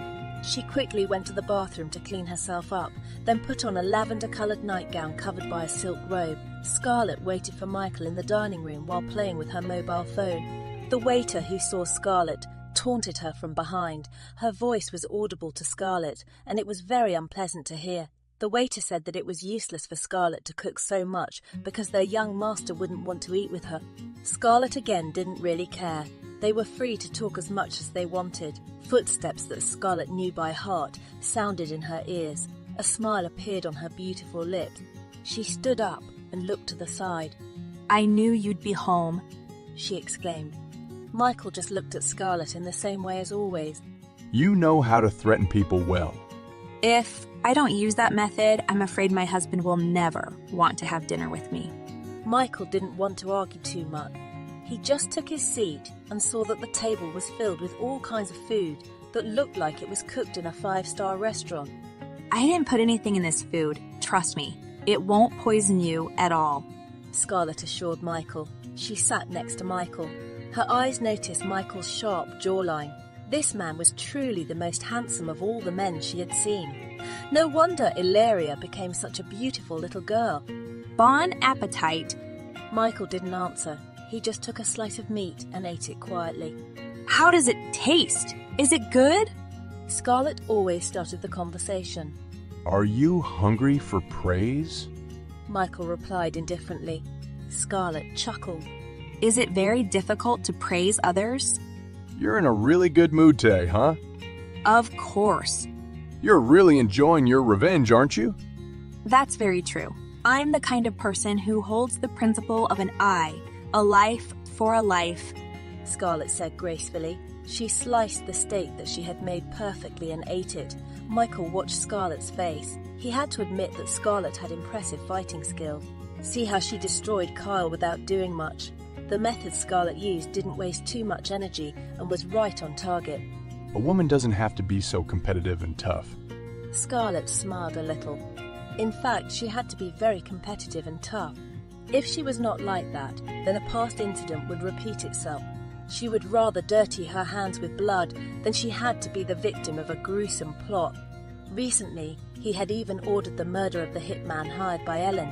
He knew that Ellen would definitely try to kill him again, so before that person managed to kill him, it would be better for him to kill first. "You can say that because you were never me." Michael furrowed his brow. He had never been interested in Scarlett's life because he hated this woman. However, after hearing her quiet, yet telling words, he became a little curious. What had happened to that woman in the past? How did Kyle trample Scarlett in the past? The two no longer talked. They finished their meal quietly. Scarlett's appetite was good, so she ate more, and so did Michael. The man couldn't lie. Scarlett's cooking was delicious. It suited his picky palate perfectly. Michael went to his room after the meal, while Scarlett cleaned up the dining table and washed the dirty dishes. This morning, Michael did something that surprised everyone. Instead of protecting Kyle, he announced the cancellation of the engagement on the grounds that he and Kyle were no longer compatible. Since the press conference, all the reporters were busy calling their bosses to tell them the news. Soon the news of the engagement cancellation made headlines on television, newspapers and online media. The O'Brien family supported Michael's actions because of what Kyle had done by using their family as a tool to cover up his rottenness, and that had tainted the family's good name. Michael's own grandfather was not afraid that Kyle would talk about the scandal between Scarlett and Michael because Kyle had no evidence at all. They could say that Kyle was deliberately making up fake news out of hurt and hatred for Scarlett. They were lucky that Kyle's rottenness had been seen first, so they could use this to defeat Kyle if Kyle turned on them. Meanwhile, elsewhere, Pierre watched the news. In 2 days he had received bad news twice. The man could not take any more attacks. He fell unconscious and was eventually taken to the hospital in secret. The shares of the Lynch family company had not dropped in recent times. Even though the rumours about Kyle and Scarlett spread, it was all because of the relationship with the O'Brien family. But today the O'Brien family declared a break in the relationship. That would definitely affect the Lynch family stock a little, or a lot. The man took a flight out of town for work in the afternoon and only returned this morning. He immediately went to his office and had not discussed anything with Ellen and Kyle. Kyle himself did not go to the company today on the grounds that he was not feeling well. The woman was at her residence and she learnt today's big news. Kyle's face became stiff. For a moment he felt that he was dreaming. Mom, why is Michael doing this to me? Why is he breaking off the engagement at a time like this? Kyle finally spoke. He looked at his mum with teary eyes. Ellen couldn't accept this either, so she immediately contacted Agatha. Agatha, what kind of joke is Michael pulling right now? Ellen said unhappily. She could no longer be a gentle, elegant woman. Today, Michael had broken the agreement they had made. Ellen, you should ask your daughter. If she hadn't mentioned the O'Brien family name, then this wouldn't have happened. I know you used our family name to pressure the media not to report about what Kyle did to Scarlett a while ago, but we still tolerated. However, what Kyle said in that video has tainted the O'Brien family's reputation. We are not a dictatorial family that doesn't care about right and wrong. Agatha could not believe that Ellen could not think at all about why Michael had taken this action. However, this is not our agreement. Michael can only make the announcement after our wedding anniversary. You mean we should turn a blind eye to what Kyle did? Ellen, our family cannot be used by you to solve the crimes you have committed? Agatha, do you think that Kyle can be gotten rid of so easily? Exclaimed Ellen, who began to show her fangs. Are you threatening us now? You guys have pushed me and Kyle into a corner, so we have no other choice. Fine, just do it. Ellen's face hardened. Agatha was challenging her. Well, since that woman had sacrificed her daughter, then she would not hesitate. Ellen's call was cut off by Agatha. This made Ellen's face even darker. Damn it! Admit! She growled angrily. Mom, is Aunt Agatha ignoring us now? Asked Kyle. Ellen tilted her face to look at her stupid daughter. What do you think? Mom, they can't do this to us. It's all because of your stupidity, Kyle. How could you admit all those things? You're such a moron. Growled Ellen. She had never scolded her daughter this hard. What Kyle had done really disappointed her.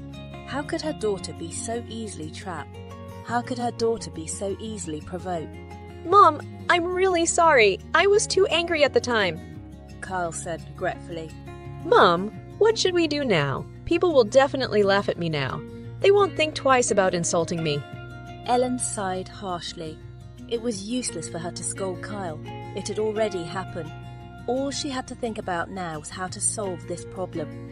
You should apologize to your father for the fuss you've made. Say that you are very sorry and will never repeat your mistake again. You are still your father's daughter, so he can protect you. Ellen said. Yes, Mum. Don't do anything for now. I know you must be dying to kill Scarlett right now, but you must keep quiet for now. All your movements will be noticed by others. If anything happens to Scarlett, then you or Mum could be suspected. Ellen didn't want Kyle to move carelessly. If Scarlett had to die, then it had to be organised. Not as a murder, but as a suicide. I understand, Mum. Kyle could not do anything now, so he could only obey. He had planned to kill Scarlett with his own hands, but what his mother said was true. If anything happened to Scarlett, then people would suspect him and his mother. Ellen's mobile phone rang. She quickly answered the call from Pierre's personal assistant. Hello. Madam, Mr. Pierre was rushed to the hospital. Doctor is currently attending to him. I will be at the hospital soon. Ellen disconnected the call. Mum, what happened?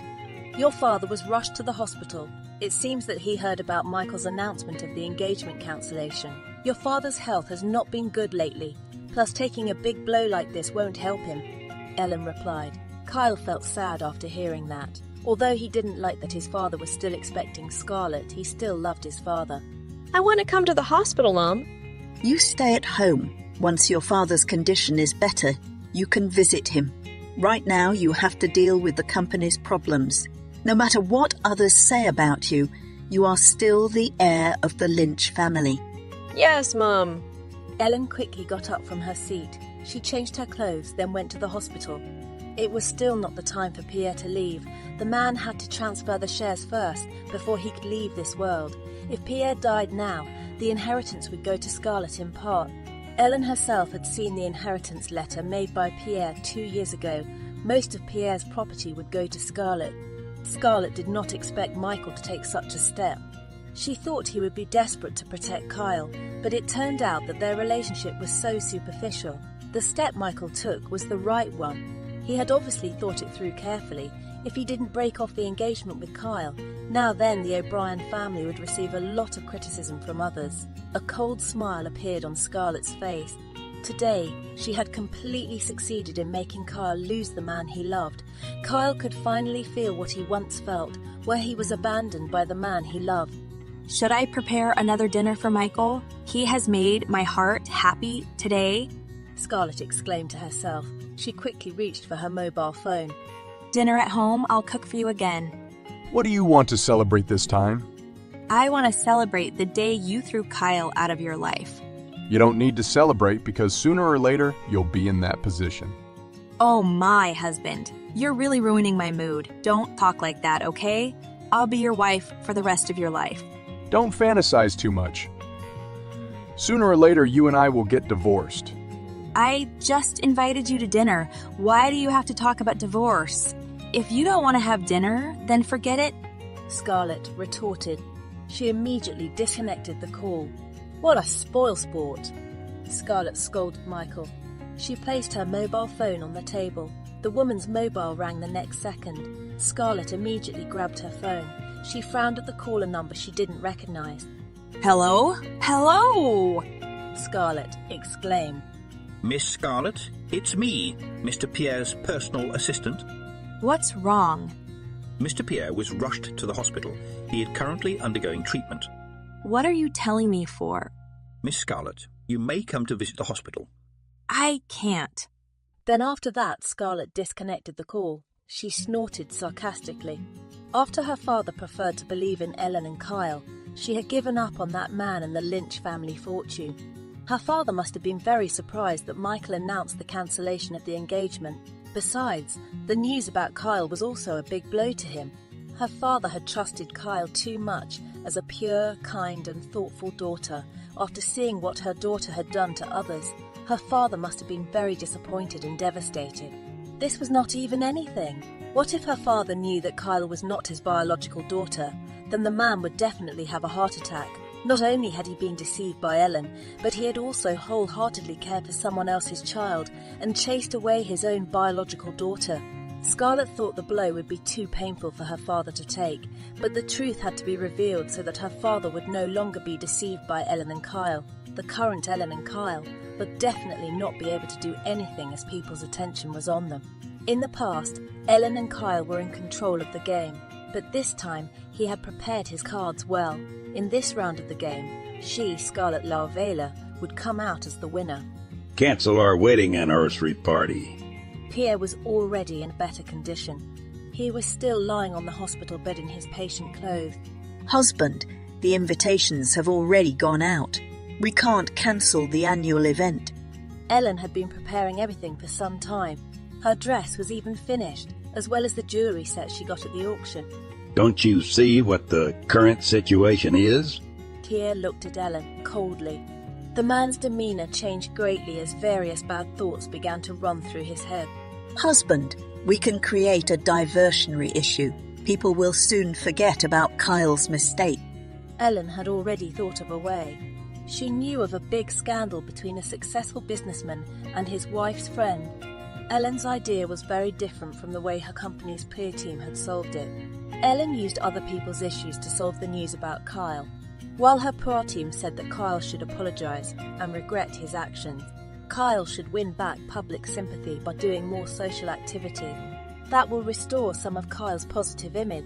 If it was Marissa, then she would have told her daughter to admit her mistake and apologise, unlike Ellen, who would protect her daughter by using other people.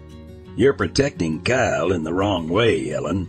He should publicly admit his mistake so that the public's anger towards him will subside. Ellen would probably make her daughter apologise like that.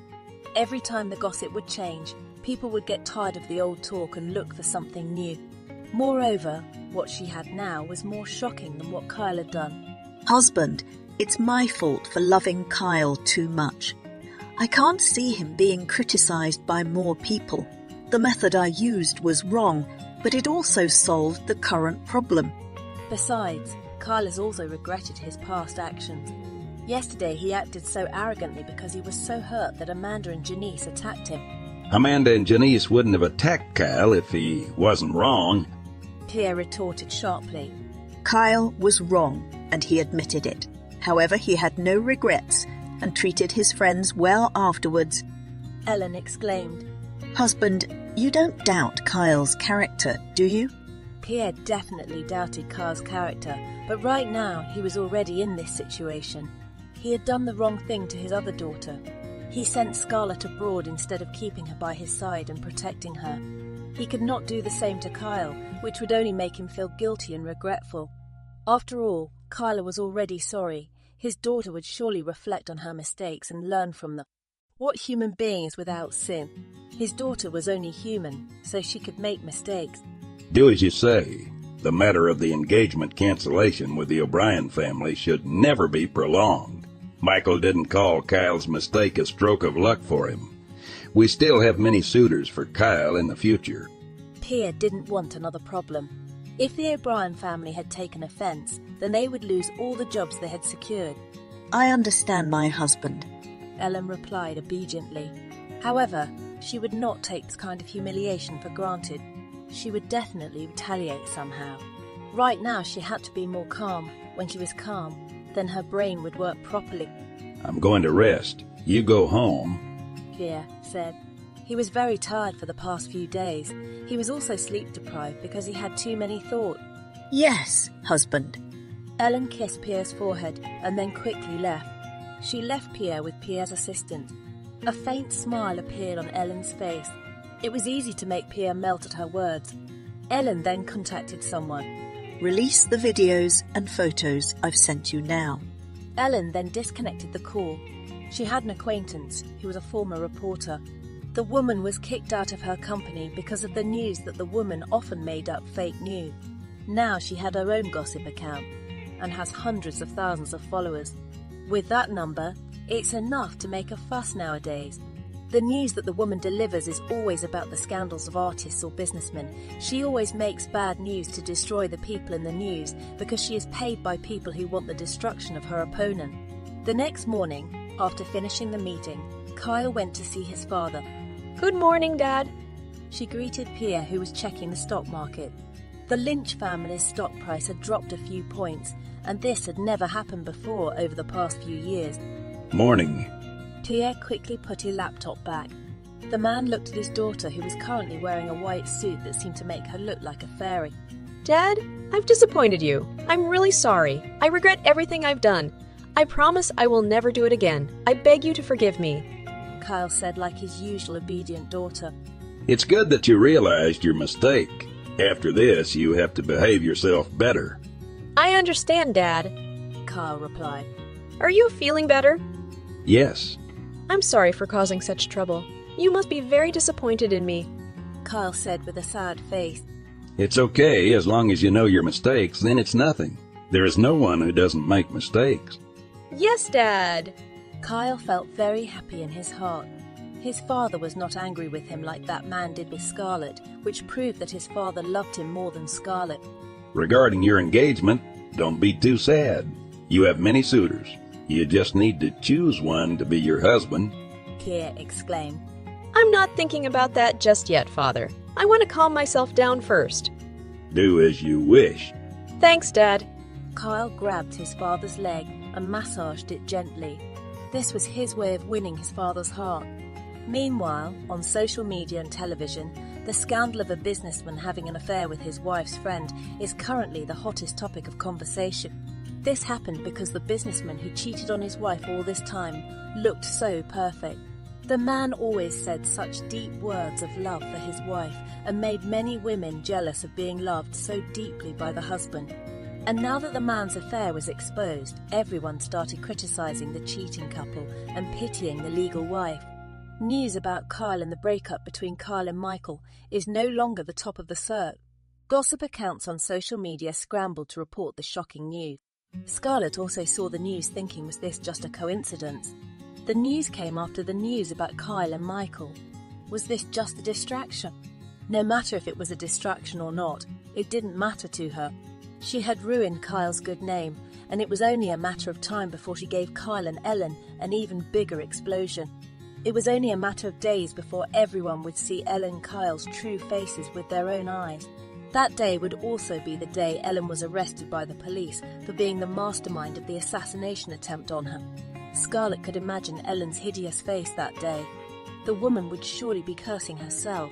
Stopping to think about Ellen and Kyle, Scarlett returned to her designs. She was currently designing a watch for men. She intended to give the watch to Michael as a gift for breaking the engagement with Kyle. Scarlett had never been this generous, but what Michael had done really pleased her. As time passed, Scarlett returned to Michael's residence before dinner. She hadn't prepared dinner for Michael because he had work overseas for 2 days. By the time he returned, she would have finished her period so they could get back to the hard work of making children.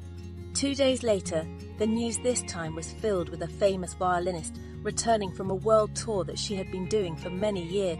That woman is Alanis Meyer, the only daughter of Edward Meyer, a well-respected tycoon and friend of Landon O'Brien. She had a perfect body, fair skin, long, slender legs, and a beautiful face. She was delicate like a fairy. This woman used to be the belle of the ball, but after she decided to go abroad to pursue her music career, her place had been taken by several women, including Kyle.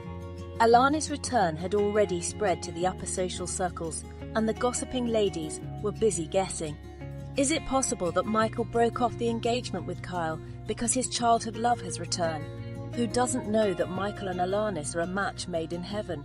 The two have known each other from childhood to adolescence, and it is said that Alanis is the reason why Michael didn't hook up with any woman before finally getting engaged to Kyle. Alanis went abroad when she graduated from high school when she was 17 years old. Alanis had a broad mind. She was not fixated on love. She wanted to develop her skills and achieve her goals, and if she was a match for Michael, then they would definitely be united even though they had been separated for a dozen years. This time, their love story is bound to repeat itself.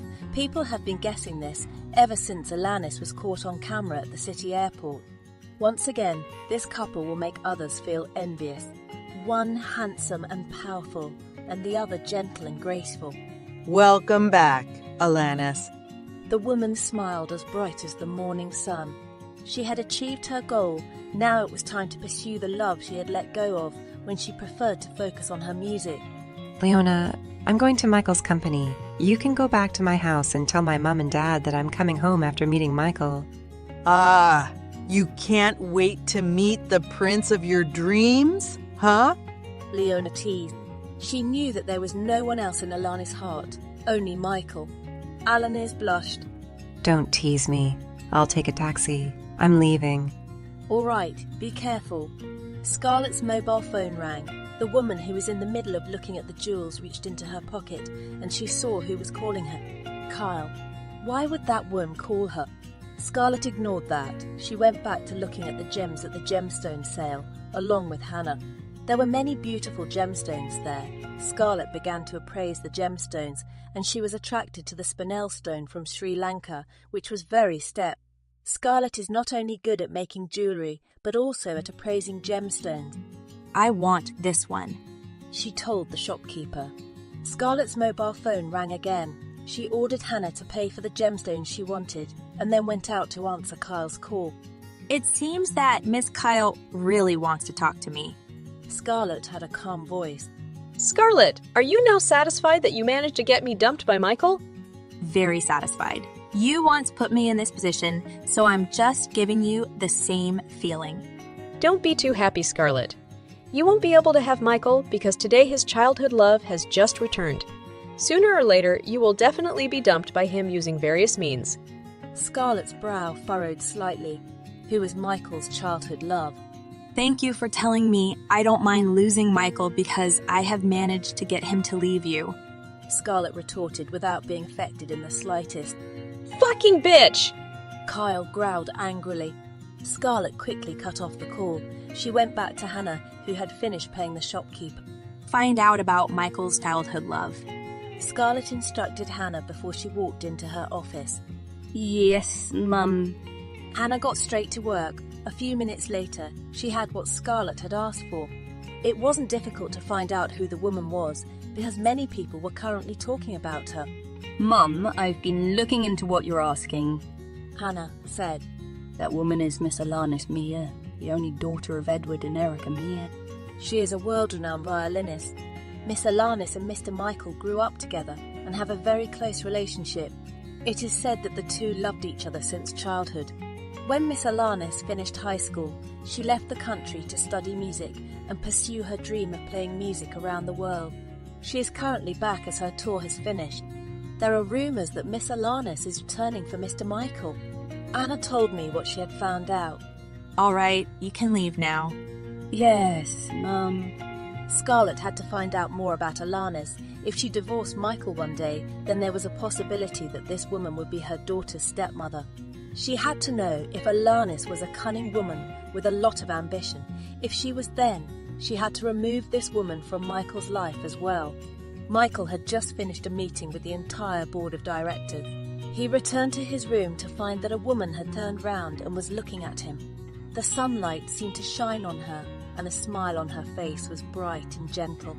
It made others around her feel the warmth of tenderness. Long time no see, Michael. Alanis greeted Michael with a nervous tightness in her chest. Michael had forgotten how to smile so warmly. He only replied to Alanis' words. Long time no see, Alanis. Alanis stepped closer to Michael. She looked at the man's handsome face. You have grown into a very handsome man. She had seen Michael in some financial magazines and business news, but seeing him in person like this was much more pleasing to her. It had been 11 years since they had met, and Michael was more charming than ever. You've also become more beautiful. Michael complimented her on her impulse.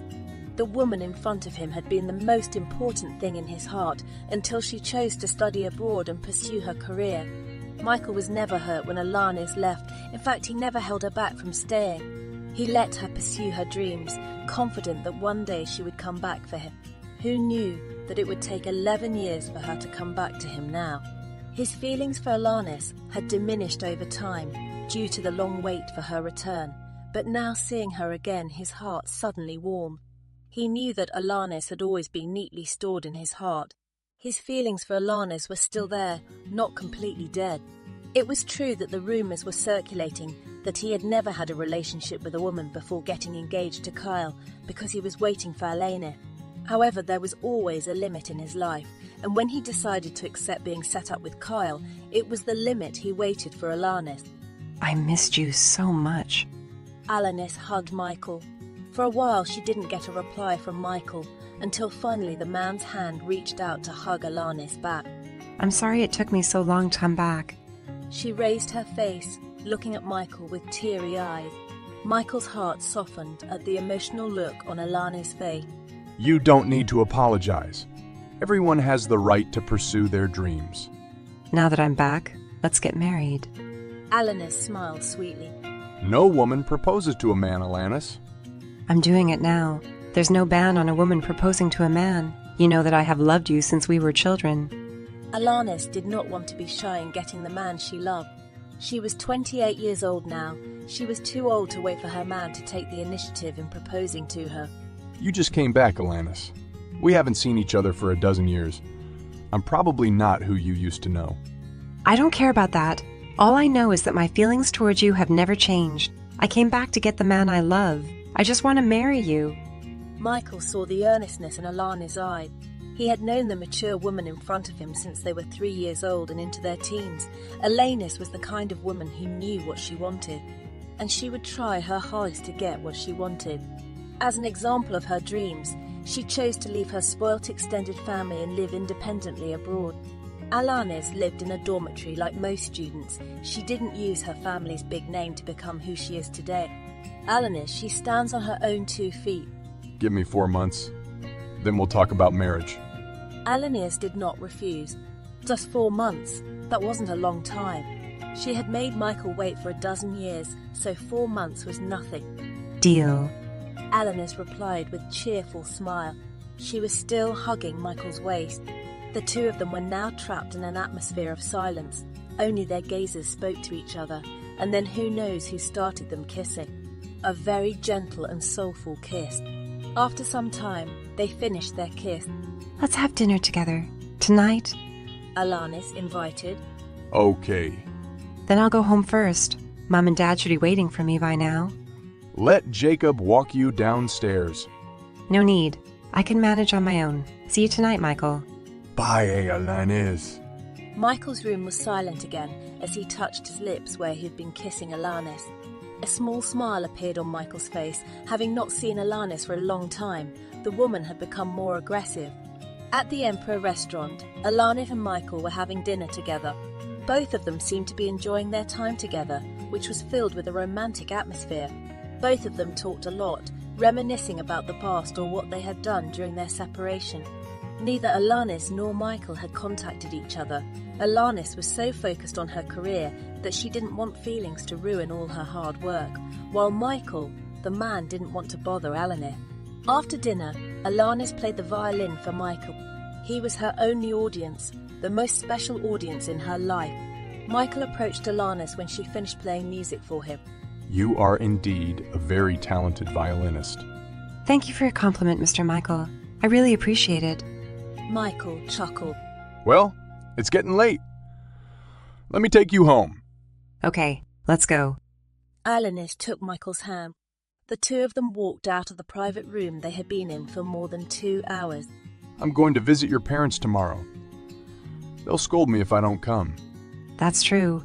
Mom and Dad must miss you a lot. I miss them too. The little girl Adeline must be a beautiful young lady by now. Alanis pictured Michael's younger sister, who was less than 10 years old when she left. Adeline admires you so much. She will definitely be happy when she sees you. I've prepared a present for her. She'll be happier then. Alanis gave a small chuckle. The laughter sounded very pleasant to Michael's ear. Alanis was a cheerful woman. Wherever she went, she would make others feel good. That's why she was loved by many people around her, including Michael. It took almost an hour for the car Michael was driving to arrive at Alanis' house. He immediately started driving again when Alanis got out of her car. It took another hour for Michael to reach her residence. He stepped into his room and found Scarlett watching television. Michael had completely forgotten that he had a wife at home. You're home. Scarlett approached Michael as usual. Michael didn't answer. He was about to walk away, but Scarlett held him back. She then hugged him from behind, with her palm covering Michael's chest. It's been 2 days since we met. I missed you so much. Let go of me. You know I will never let you go, Scarlett replied. The woman smelled the new female perfume on Michael's body. It was a very elegant and delicate smell. Only a high-class perfume would have a smell that was not pungent but lingering like this. Scarlett guessed that Michael might have just met his childhood love. What an irony! She was still waiting for her husband who met another woman out there. Scarlett wanted to laugh to herself. She seemed to have forgotten that Michael never considered her as his wife. I finished my period. Hasn't it been a while since we did that? Scarlett unbuttoned Michael's suit. Michael snorted. It seemed that Scarlett really regarded him as a lust object. Every time he came back, she would only ask for sex from him. Why did he feel like a gigolo now? Michael turned around. He looked at Scarlett's face, who was always calm and didn't seem to be afraid of him at all. Do you think I am your lust fulfillment? Yes. What should I do? I really like your body, let alone your manhood. Scarlett knew that she was provoking Michael's anger, but she had no better answer. Don't be so sentimental, Michael. We both need a release, so let's do it. Fine. You asked for it yourself. Michael kissed Scarlett's lips roughly as usual, then pushed Scarlett's body onto the bed. He took off his clothes with emotion, then started to fuck Scarlett's body. He vented his anger on that body, torturing it for hours. Instead of admitting that he was never satisfied with his brief lovemaking session with Scarlett, the man uses the word torture to maintain his pride. Alanis met Michael's family. and the whole family welcomed her happily. Alanis was considered as the family's own child. They had never expected her to return after leaving them for so long. Their Alanis also told Michael's family that she wanted to marry Michael. What Alanis said made Michael's family happy. They had been expecting Alanis to be their daughter-in-law, but since Alanis had not returned, they could not put too much hope in her return. So in the end, they set Michael up with Kyle, who they thought looked like Alanis. After leaving the O'Brien residence, Alanis went to have a look at the place she wanted to turn into her studio. She had really decided where she wanted to live now. She went to the city centre, where she found a place that Leona thought would be suitable for her studio. She liked the place, so she didn't look for another place. The woman's phone rang. She didn't recognise who was calling her phone, but she answered the call because a random person wouldn't be able to get her number. Hello. She answered the call softly. Hello, Alanis. It was a woman calling her. Who are you? I'm Kyle, Michael's ex-fiancé. Kyle. What did she want to talk to him about? He had heard many things about Kyle from Leona, precisely when Michael had gotten engaged to Kyle. She thought Kyle was a pure woman as portrayed, but recent events had shown her another side. She was a cunning and arrogant woman, hiding in the guise of a pure woman. Why did you call me? Alanis asked. I just wanted to tell you a secret about Michael. I'm not interested in listening. Alanis wanted nothing to do with a scheming woman like Kyle. That woman would definitely want to make her relationship with Michael a bad one. You won't be able to be with Michael. He's already married to Scarlett, my stepsister. Alanis wanted to disconnect the call, but she still heard what Kyle was saying. I won't believe in the nonsense of a woman like you. If you don't believe me, you can ask Aunt Agatha or Michael himself. Or you can find out by coming to Michael's residence at night. You will definitely find Scarlett there. Alanis did not want to be taken in by Kyle's words. She immediately disconnected the call. What's wrong, Alanis? Asked Leona. Nothing. Alanis replied. After the place that she was going to turn into a studio, Alanis was about to go to some places that had good memories in her life. However, on the way, she felt her mood was disturbed, all because of Kyle's words. Should she really ask Michael or Agatha? She felt uncomfortable if something was bothering her. When she finally drove back to the O'Brien family residence, she had to ask, if Michael was really married, then why did he ask her to wait for 4 months? Alanis, is there anything I left behind? Asked Agatha, who saw Alanis' arrival. Auntie, I have something I want to ask. What is it? Just ask. Agatha exclaimed. The two were currently sitting on the sofa. Auntie, is it true that Michael's married to Scarlett? How did you find out about that, Alanis? Kyle. That woman. Agatha felt unhappy. That's true, but Michael and Scarlett's marriage was not like an ordinary marriage. Michael was framed by Scarlett and had to marry that woman because Scarlett threatened Michael with a scandal between them. Alana's gentle face instantly turned pale. Then Agatha recounted how Scarlett framed Michael and involved her son in a sibling feud. Alana's view of Scarlett was worse than her view of Kyle. How could there be such a shameless woman in this world, doing such a disgusting way to frame someone? Alanis, Michael doesn't like Scarlett at all. He will definitely divorce Scarlett. If he told you to wait for 4 months, then that means he already had plans to divorce Scarlett within that time, and Michael and Scarlett's marriage was never recognized by the O'Brien family. I understand, Auntie. I will wait 4 months like Michael told me. Alanis couldn't blame Michael. The man wouldn't have been involved with Kyle or Scarlett if he hadn't left Michael for so long. Alanis was curious as to what Scarlett was like, so he came to see her at the e-jewellery company building. Scarlett didn't expect Alanis to see her so soon. "Welcome to my office, Miss Alanis. Please have a seat." Scarlett welcomed Alanis by extending her hand, which Alanis reciprocated. From this distance, Scarlett could smell Alanis' perfume. It turned out that Michael was really with Alanis yesterday. Thank you, Miss Scarlett. Alanis sat on the sofa elegantly. She was wearing a pastel-coloured dress that added a delicate look to her.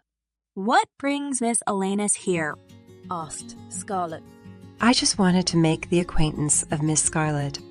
A light smile spread across Scarlett's face. I seem to have made Miss Alanis curious. Miss Scarlet is even more beautiful than in the photos I saw. Alanis gave Scarlet a generous compliment.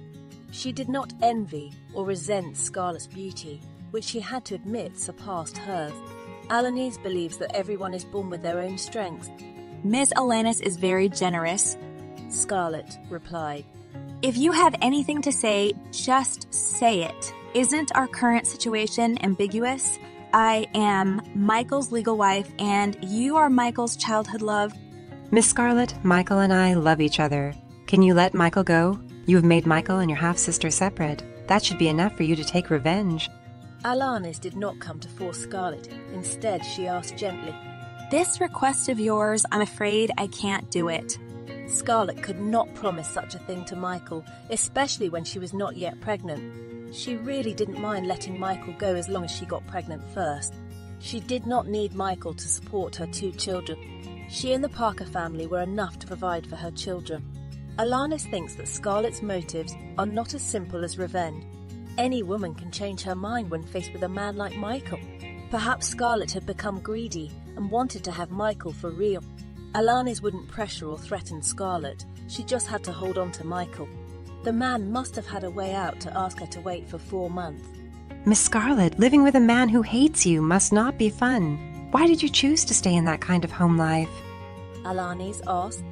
I stayed because I didn't want anyone else to take my place as Michael's wife. Who's to say my marriage with Michael isn't fun? So far, it's still fun. We spend passionate nights together.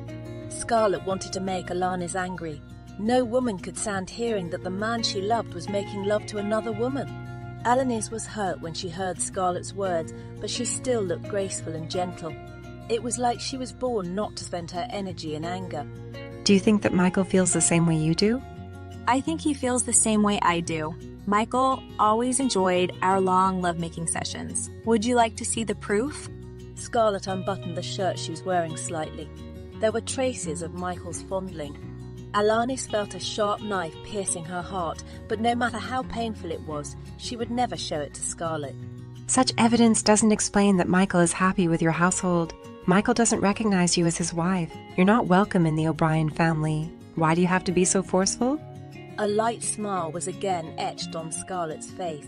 I don't mind not being recognized by Michael as his wife in public, but we have a valid marriage certificate. As for his family, I don't need them to recognize me. I'm married to Michael, not to his family. Miss Scarlet, what you are doing right now will only make you and Michael hurt each other. Before you get seriously hurt, it is better that you give up now. Michael, he will definitely divorce you. Alanis advised Scarlet without pressurizing the woman. Thank you for telling me. I really appreciate it. Alanis got up from her seat. Well, I just wanted to talk to you about it, if you'll excuse me. I will not escort Miss Alanis out, Scarlet replied. Alanis stood up and then walked away elegantly and gracefully. There was no trace of anger on her face, even though Scarlet had provoked her a lot. Either Alanis was too big-hearted, or the woman was so good at suppressing her anger that it didn't show on the surface. Scarlet still couldn't judge Alanis with just one meeting. Michael's mobile rang in the middle of his lovemaking session with Scarlet. The man stopped and reached for his mobile phone. Scarlet felt dissatisfied, but she couldn't stop Michael, who was currently getting up from his body. Scarlet tilted her body, looking at Michael, who stood naked behind her. The man's body was like a perfectly chiseled statue of a god. Just by looking at it, women would definitely be drooling. Women's sensitive parts would definitely throb. I'll be right there. Michael then disconnected the call. Where are you going? Asked Scarlet. They were not yet done with their second session. I have some business. Michael didn't explain more. We're not done yet. Scarlet held Michael back. Michael ignored Scarlet. The man went to the bathroom, cleaned his body, and then quickly put on clothes. Without saying anything to Scarlet, Michael walked out of the room. Scarlet changed her sitting position to her back. She smiled bitterly. If she wasn't mistaken, Michael would probably go to see Alanis. Alanis was really clever. That woman contacted someone else's husband in the middle of the night to ruin her and Michael's lovemaking session. Sighing, Scarlet didn't want to think about it. She had no right to be angry or jealous. She and Michael weren't in that kind of emotional relationship, so she wouldn't go overboard like a woman who felt her husband was being seduced by a home wrecker. Scarlett pulled the blanket over herself. She closed her eyes and went to sleep. Michael picked Alanis up in front of a nightclub. Today, Alanis was celebrating her return with some of her old friends. She had been drinking quite a lot, so she felt unsafe driving herself. Don't drink so much next time. Michael chastised Alanis. Alanis nodded her head like a child. I won't do it next time. Let's get in the car. Michael took Alanis' hand. He opened the car door for Alanis. Thank you, Michael. Alanis got into the car. The door was closed. Michael moved to the driver's seat. He got in and started driving the car at a moderate speed. Am I bothering you? Alanis asked. No. Michael replied. Alanis was the reason he didn't follow his body's desires towards Scarlett's body. If Alanis hadn't contacted him, then he wouldn't have stopped until the early hours of the morning. I met your wife this afternoon. Alice did not want to hide this from Michael. Michael tilted his face to look at Alanis. There's no need to meet her next time. She's a beautiful woman. But cheap? Michael retorted. She said that you spent a night of passion. No need to listen to her nonsense, Alanis. I'm jealous. Alanis said bluntly. You don't need to be jealous of a woman like that. But she was with you. She's in the same bed with you. She has a marriage certificate with you. Alanis could no longer hide her sadness. Her tears were about to fall. She had drunk a lot, not only because of her old acquaintance, but also because of her bad mood. She felt very jealous, but she didn't show it to Scarlett earlier. Michael pulled the car over. He looked at Alanis' face, which was now wet with tears. He wiped away the tears that Alanis had shed. Scarlett, that evil woman! Why did she have to say so much to Alanis? Did she also want to hurt Alanis, who didn't even have anything wrong with her? Alanis hugged Michael. I'm afraid you'll be trapped forever with that woman. You're thinking too much, Alanis. I will definitely divorce her after she hands over the photos and videos she took that time. There's no way I can let such a scheming woman stay by my side. Michael said, seriously. Even if Alanis did not return, he would still divorce Scarlett. That woman was only fit for lust. She was too dirty to be the wife he confessed in front of many people. I'm afraid you've fallen in love with her, Michael. She is a very beautiful woman. I will never fall in love with her. Michael assured Alanis and himself. Michael's answer made Alanis feel calmer. She would tolerate Scarlett being Michael's wife for a few more months. She considered it a small price to pay for fighting for her love for Michael. Alanis lifted her face and kissed Michael on the lips. As usual, the kiss was soft like water. It was very different from Michael's kiss with Scarlett, which was fierce and passionate. Is this the difference between love and lust? After the kiss, Michael drove back to his car. He drove Alanis to the Millet family's classic-style residence. Thank you for taking me home. Be careful on the road. Yes. Yes. Michael then drove away from Alanis' residence. When the man arrived at his own residence, he found Scarlett already asleep. Scarlett felt Michael climb onto the bed. She moved closer and hugged the man. Again, the smell of Alanis' perfume lingered. Scarlett felt a pain in her heart that her husband had left her for another woman. Although she said their relationship was not emotionally bound, but somehow finding it to be true gave her a little pain. In this marriage, Scarlett did not want to use her feelings or fall in love with Michael because she knew that if she fell in love with the man, then she would lose. She would definitely get a much bigger pain than when her heart was broken by Cedric. Suppressing the bad feeling in her heart, Scarlett went back to sleep, but even though she tried, she could not sleep at all. In the end, she left the bed. She went to the pantry and saved wine in silence. Michael knew that Scarlett had left the room, but he didn't care. Don't you dare hurt Alanis, Michael warned Scarlett. Currently, both of them were in the dining room. One had finished breakfast and the other was just about to have breakfast. I won't touch her as long as she doesn't interfere with mine. You know, I really don't like my property being touched by others. Scarlett replied with a faint smile. Michael's face hardened. I was never yours, so stop acting like you own me.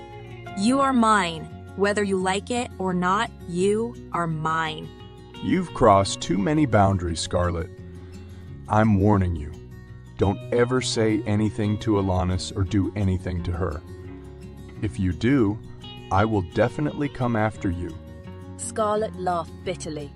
Seeing how you threatened me, I'm even interested in hurting her. Didn't you leave me last night because of that woman?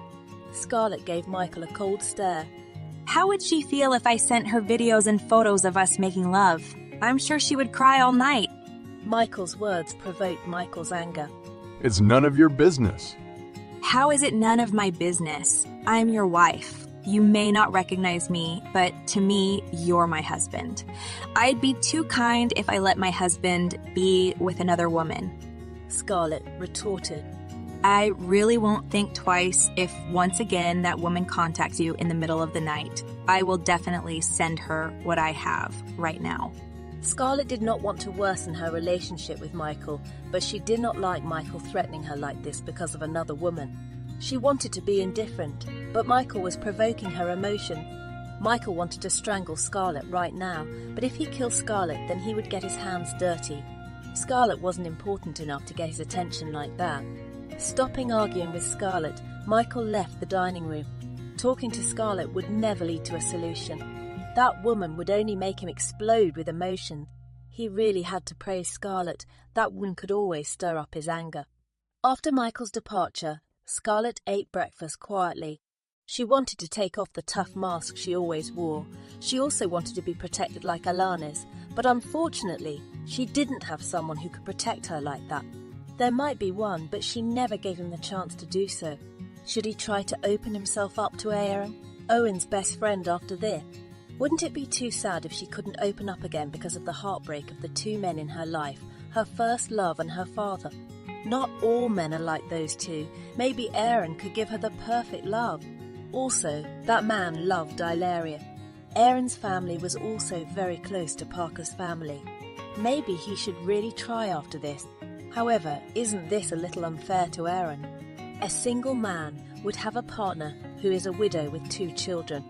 This idea seems like one Scarlett should rethink. If Aaron didn't mind her status and her 2 children later, then she would consider being with the man. Pierre and Ellen's wedding anniversary will be held tomorrow at a 5-star hotel hall. Preparations for the event are 100% complete. Tomorrow the Lynch family will be in the spotlight. The news lately had also stopped talking about Kyle. Husband, what about Scarlett? Should we invite her? Ellen asked. She hoped Scarlett wouldn't attend the party because she didn't want her to make a scene and ruin her happy day with Pierre. She's part of Lynch. She should attend. Pierre had the opposite wish to Ellen. I'll go to her company later and ask her to attend. Talk to her nicely. I don't want any more trouble. Yes, husband. After escorting Pierre to the car, Ellen quickly went back inside. She had to go to the beauty clinic to have her skin treated. Tomorrow, she had to look younger. Ellen's treatment took hours. After she finished, she went to Scarlett's company. She felt very fresh and young now. This is why she couldn't live without money. She needed the treatment for her beauty. Ellen stepped gracefully in the lobby of Scarlett's company. She spoke to the receptionist that she wanted to meet Scarlett. Ellen said that she was Scarlett's stepmother, so the receptionist dared not ignore her. "Madam, let me take you to Mrs. Scarlett's room." One of the receptionists came out from her desk. Ellen did not answer. She just followed the woman in the black uniform in front of her. Scarlett was waiting in her office. She was guessing what had brought Ellen to meet her. Could it be related to tomorrow's birthday event? As Ellen walked in, the woman put on her hypocritical face again. Why did Mrs. Ellen bother to come here? Scarlett asked without moving from her seat. Your father wants you to come to our birthday party tomorrow. I'm not interested in seeing your happiness, Scarlett retorted. You should think about your father, Scarlett. He is the man who has brought you into this world. If I come, I'll just cuss your marriage. That's up to you. I'm just relaying what your father said. Ellen did not have to do anything to prevent Scarlett from coming. With a woman's hatred for her and Pierre, Scarlett would probably attend and enjoy their happy party. Tell him that I am not willing to come to his party. I will. Ellen then turned and left. Scarlett wanted to surprise Ellen and Kyle, so she had to say that she didn't want to come so that her presence would spoil their fun. There is no way she would miss her father's and Ellen's happy day. It would be a very, very happy day, especially for her.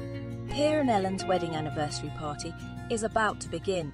The invited guests have arrived, although some time ago the gossip about Kyle made the Lynch family name a little tainted. The invited guests are still reluctant to Pierre Lynch. Pierre's parents are gone, so he is the current head of the family. He also has no siblings, so all the power of the Lynch family is in his hands. At this time, Pierre was wearing a black suit, while Ellen, she was wearing a gold-coloured dress with a vignette with a mermaid style that was open at the back. To enhance her look, she wore a jewellery set that could make other women feel envious. The Lynch family was not the top family, but what Ellen wore was almost like what the top family wore. Everything she was currently wearing had a fantastic price. Next to Ellen was Kyle, who was also wearing a gold-coloured dress that made him look like a princess from a fairy tale. Kyle's flawless white skin seemed to fit perfectly with the dress she was wearing. Seeing how Kyle looked, the young men at the party were enchanted and forgot about Kyle's scandal. The Lynch family welcomed the guests with smiles on their faces. The hall's giant door opened again. Several people looked towards it. A man and a woman stepped in. The invited guests exchanged glances. Not long ago, Michael broke off the engagement with Kyle, and now at Kyle's parents' party, Michael came to bring his childhood love. Was this not an insult to Kyle? Michael looked indifferent with a cold and cruel aura attached to him, while next to him was Alanis, her hand tucked into the crook of Michael's elbow. That woman looked so charming. A handsome man and a beautiful woman together was always an interesting sight. On the other hand, Kyle clenched his hands tightly. He didn't expect that Michael would come together with Alanis. However, the fact that people didn't know was that Michael and Alanis didn't come together. Both of them represented their respective families to attend the party. Although he was so angry that he wanted to explode, Kyle still maintained a calm face. He suppressed his jealousy deeply. Michael and Alanis walked over to Pierre and Ellen and congratulated the happy couple. Kyle greeted Michael, who only nodded in return. The man became more reticent than before. Miss Alanis, this is our daughter, Kyle. Ellen introduced Alanis to Kyle. Right. We've spoken before on the phone. Alanis turned to Kyle. Nice to meet you, Miss Kyle. Alanis extended her hand in a friendly manner. Kyle resisted the urge to tear Alanis' face off. This woman was far more dangerous than Scarlett because Alanis had Michael's love. How could she get back together with Michael if she had such a big barrier? Kyle returned Alanis' hand. Nice to meet you too, Miss Alanis. He showed his friendly smile. The invited guests who saw this felt the atmosphere was ambiguous. One woman was a former fiancé, and the other was a childhood love who might soon become Michael's fiancé. They were sure that the two women must be keeping their knives in their pockets right now and going to war with each other over one man. After greeting Pierre and Ellen, Michael and Alanis went to the seats that had been prepared for them. Some of the invited guests approached Michael, using this party to get Michael's attention. It was very difficult to meet this powerful man. They had to arrange an appointment and wait at least a month to meet him. The party started. The host opened the event and mentioned a series of events today. The waiters were still busy bringing drinks, going around to each table in the large room. Just as Pierre and Ellen were about to cut their wedding anniversary cake, the door of the room opened again. This time it was Scarlett who appeared wearing a long, dark red dress. The cut of the dress showed Scarlett's curves well. At the bottom of the dress, there was a slit up to her thigh. Just by looking at Scarlett's long legs, men swallowed their saliva. The dress was also low-cut and sleeveless. At the back, half of Scarlett's back was exposed. In the room, no one could beat Scarlett in terms of looks and beauty. Who said that Alanis was the #1 beauty in the upper-class social circle? The fact was that Scarlett deserved to be in that position. The people in the room had partly known Scarlett because they watched the jewellery show done by Scarlett's company. However, others had no idea who Scarlett was. They started asking each other questions and finally got an answer. Who would have thought that the charming woman was the violent girl who had killed her own future sister? Her sexy looks made it clear that the rumours of the past were true. Scarlett has played around with many men. The woman uses her beauty and body to have fun. However, the men don't mind queuing up to be Scarlett's man. Right now, they were imagining how great Scarlett would be in bed. Michael also looked at Scarlett. Anger was boiling inside him. What kind of dress was Scarlett wearing right now? Shouldn't that woman just be naked? Michael snorted, once a seducer, once a seducer. Scarlett was really a cheap woman. She dressed like that to attract the attention of all the men in the room. Ellen and Kyle's faces did not look good, even though they tried to hide it. Ellen's lips trembled when she saw how flashy and eye-catching Scarlett looked. What was wrong with Scarlett? She didn't intend to come, so why did she decide to come at this opportune time? Scarlett approached her father and Ellen. Looks like I came late. Scarlett spoke to Pierre and then turned to Ellen. Pierre was glad that Scarlett was present. Although being late was nothing. Your presence here is good. You came at the right time. Congratulations on your wedding anniversary. Scarlett said it quietly. Thank you, my daughter, Pierre said with a small smile on his face. After congratulating him, Scarlett moved away from Pierre. However, she remained a spectator in the front row. Just as Pierre and Ellen were about to cut the cake again, a voice came from the speaker.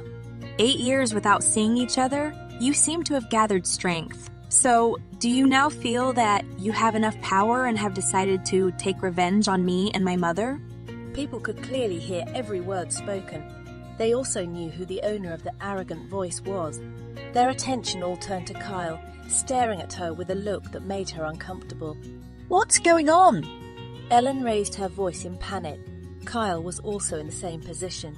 She immediately looked at Scarlett, who was currently smiling coldly at her. What are you guys doing? Stop that noise immediately! Ellen shouted at the staff, who also did not understand the current situation. Someone hacked the system. We can't stop it. Switch it off! Switch it off! Shouted Ellen. The woman already looked so terrifying now. Why shut it down, Mrs. Ellen? Let's listen. This is the gift I have prepared for you today. You should enjoy it. Scarlett raised her voice loudly. Scarlett's people had taken over the place, so no one would be able to switch off what was currently being lit. Miss Kyle, you think too highly of yourself and your mother. I won't use my energy to deal with unimportant people like you. And that was Scarlett's voice. So, the two people who were talking were Kyle and Scarlett. Oh, really? However, I see that you have already started your movement for revenge. I'm warning you, Scarlett, or I'll destroy you. How will you destroy me? By drugging my drink like 8 years ago and sending men to sleep with me? Or will you ruin my reputation like you made me look like a cheat? Or are you going to act as if I'm mistreating you, so that you're going to act as if I'm mistreating you so that you get sympathy from many people and people see me as a cruel woman? Or have you come up with a new trick this time? Don't disappoint me with your old tricks, Miss Kyle. Kyle couldn't hear any more. He immediately ran towards Scarlett, but Kyla was immediately stopped by a man in a black uniform who came from nowhere. Scarlett, I'll tear your face off, roared Kyle angrily. Scarlett, you really sought your death by coming back to this town. My mom and I will definitely never let you live in peace. Just like 8 years ago, Mom and I will definitely destroy your life. You will definitely regret coming back here. After the voice ended, a video appeared on a large screen not far from Pierre's presence. It showed Kyle hurting himself like a demon-possessed woman. After that, there was also Kyle, who began to pretend that he had been wronged by Scarlett. Everyone was shocked at what Kyle had said earlier, and now with that supporting evidence, they couldn't help but doubt the authenticity of the voice recording. Everyone stared at Kyle in horror. How could there be such a horrible woman like Kyle? She could hurt herself like that to frame Scarlett. Pierre, who heard what Kyle said, made him lose his strength. The man almost fell down if he didn't hold onto the cake table in front of him. What he feared had really come true, that he had been deceived by his wife and child all this time, that he was being cruel to his daughter, whom he had raised for 17 years. Scarlett, do you think with those tapes and videos you can destroy me and Kyle? Ellen looked at Scarlett sharply. Scarlett smiled charmingly. I still have another one for you, Mrs. Ellen. Then another video appeared on the screen. It was Ellen and Scarlett's conversation in the toilet of a restaurant. which Ellen probably forgot what he said that day. Switch off! Switch it off right now! Ellen shouted. Today, people really saw what Kyle and Ellen's faces looked like. The video continued to play even as Ellen shouted until her voice ran out. Scarlett, this is your final warning. Get as far away as possible or you'll regret it. Ellen's ruthless face was clearly visible there. The woman said that she had always treated Scarlett well in the past, but what people saw now was the opposite of what Ellen said. What do you want to do to me? Are you going to pretend to throw yourself down the stairs again and then blame it on me so that people think of me as a murderer? I'm going to do something even crazier. Something you could never imagine. Ellen's reply had made everyone know one thing, that Ellen had deliberately thrown herself down the stairs to frame Scarlett. Ellen is exactly like the stepmother in Cinderella's story. Very wicked and cunning. Don't you feel any guilt at all towards your future child? To get rid of me, you sacrificed your own future child. I can sacrifice anything to get rid of you. You really are a cruel mother. No wonder you can pull so many devious schemes on me. You killed your own son. That's why you'd better be careful. I will eliminate anyone who stands in Kyle's way. Thank you for advising me. Oh, right. By the way, soon Daniel will become a prisoner. You should erase your wishful thinking of marrying me to a man with sexual perversions. The video ended as Scarlett was seen leaving the toilet. Pierre's heart was now in great pain. The man's hand gripped his chest hard. He was not strong enough to accept all the painful truth. Ellen, you really are a bad woman, Pierre said with a dark face. Ellen's rottenness was exposed now. The woman would not dodge any more, as it would only make her look like a clown putting on a show. That's right. I'm a bad woman. I would do anything for our daughter. I want to make sure Kyle's life is secured, Ellen said with her demonic face. I don't have a demon wife like you. We are divorced, Pierre exclaimed. He had made a mistake by bringing a snake like Ellen into his family. He had even been so cruel to his own daughter. Ellen laughed. It was a sinister laugh. Fine, let's divorce. However, Kyle is your daughter. I can't take care of her, so she will stay with you. Mr. Pierre, I have another surprise for you. The next screen displayed a photo that was the result of a DNA test. This is Miss Kyle's DNA test result with Mr. Alexei, her biological father. No! You must have engineered it! I'm your daughter! Kyle immediately denied the truth. Scarlett chuckled amusedly. What is this? Were you also deceived by your own mother? Do you really think you are Mr. Pierre's daughter? Scarlett mocked Kyle. Listen to me carefully, Miss Kyle. You are not Mr. Pierre's daughter. Another big strike made Pierre fall to the floor. How could that be? Was he also deceived by Ellen regarding Kyle? He had done a DNA test with Kyle, but the result was that Kyle was indeed his daughter. Scarlett, you can destroy me, but you can't engineer a DNA test result like this. Ellen growled. Scarlett laughed mockingly.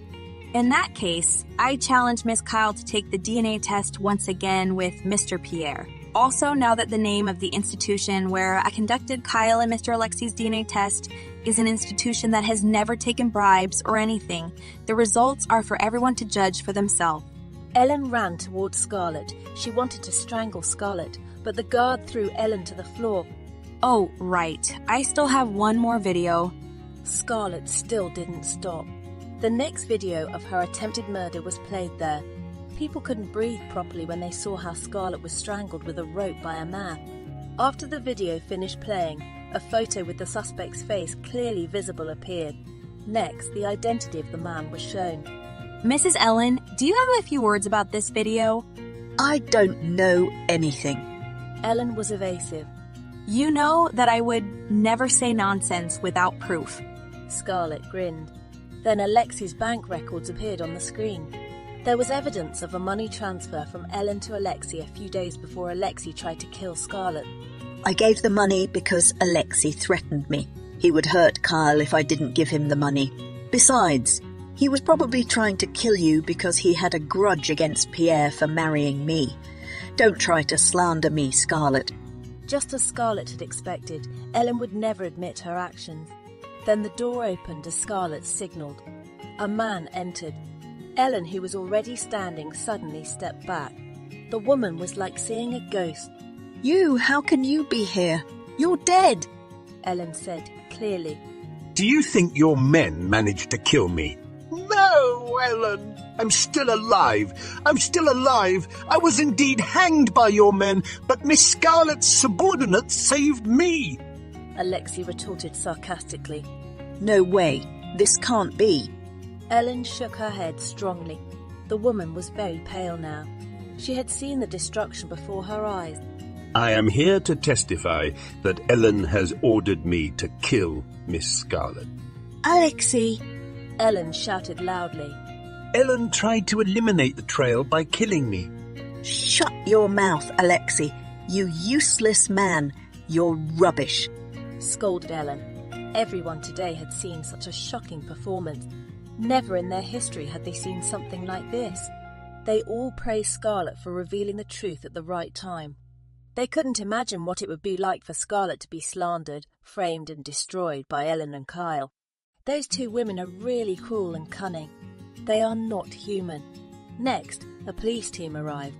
They approached Ellen and arrested Ellen on charges of attempted murder of Scarlett and trying to eliminate evidence.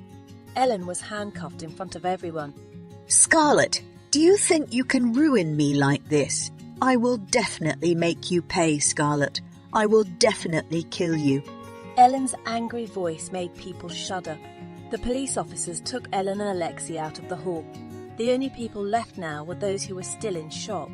From beginning to end, Michael could not take his eyes off Scarlett. Her gaze was so complicated. It was natural for Scarlett to seek revenge after the pain and suffering she had received. He never thought that this Scarlett had been shaped by wounds and pain. However, Scarlett never once looked like a weak woman. She was truly a beautiful but dangerous, thorny road. All the performances were over now. Scarlett saw that Pierre was already having trouble breathing. See, what she suspected really happened. Her father had a heart attack because of this truth. As for Kyle, that woman was standing like an idiot. Scarlett approached Kyle, bypassing the surrounding guards. She swung her hand at Kyle's face, slapping the woman very hard. Miss Kyle, look, I managed to throw you back into the mud pit just now. How does that feel? Very painful, isn't it? Kyle came to his senses as the pain traveled down his face all the way to his brain. Scarlett, I will definitely destroy you. Scarlett laughed mockingly at Kyle. With your current abilities, I doubt you can do it. Oh, right. Didn't you just take refuge under your mom's armpit all this time? There's nothing you can really do without your mom's help. Kyle couldn't bear to hear Scarlett's insults. He wanted to strangle Scarlett, but Scarlett was faster. The woman grabbed Kyle's hair so hard that Kyle screamed in pain. Enjoy your destruction, Kyle, Scarlett whispered provokingly. After that, she threw her hands until Kyle fell on the floor. Her business today was done. She had restored her good name. She had sent Ellen to prison. With the power of the Parker family, that woman would suffer in prison. As for Kyle, Scarlett was still not done. That woman had drugged him and caused him to end up with Michael. She would also do the same. Kyle prepared too creepy giggle for her, so she prepared more for Kyle. One of the men was a venereal disease sufferer. Kyle will live with all the humiliation and disgusting diseases. Scarlett used such cruel methods for Ellen and Kyle. Don't blame her, because those two people had made her life a living hell 8 years ago. This was the price those two people had to pay after everything that happened to her. Miss Scarlett, Mr. Pierre is unconscious. Pierre's assistant told Scarlett. Take care of him. I'm not his daughter anymore. Scarlett said coldly, then turned viciously and walked back. Scarlett averted her eyes. She looked at Michael and Alane. However, it was only a moment after that she focused on her steps and left the place. Scarlett's aura became many times more impressive. People could not help but praise her. Scarlett was truly marvellous. Today, Scarlett had resolved her hatred towards Ellen and Kyle. 8 years ago, she had shed so many tears. She had also experienced such terrible things. And now her pride that had been trampled by Kyle and Ellen had been taken back. Scarlett, you've done an amazing thing. You did it. Scarlett expressed her appreciation to herself. She had become stronger and more powerful than ever for today. And about her father, she didn't want to have any more relationship with that man. Her vengeance today was more than enough for her father. He knew that his father was not entirely at fault because he had fallen for Ellen's and Kyle's slander and demagoguery, but still he had abandoned him and did not trust him. For such an unbearable sense of betrayal, Scarlett could not forgive him. She did not need her father anymore. She had lost all hope for him. Your vengeance is complete, isn't it? So end this marriage. Michael spoke to Scarlett, who was currently playing with the wine glass in her hand. Hearing what Michael said, Scarlett downed the liquid inside at once. Why? Can't you bear to get married to your childhood love? Scarlett asked. You set me up because you wanted to hurt Kyle. Now everything is over, so this marriage should also end. Fine, let's end the marriage, but I have a condition. Say it! Give me a child. Scarlett looked directly into Michael's eyes. You're not worth it. Michael replied coldly.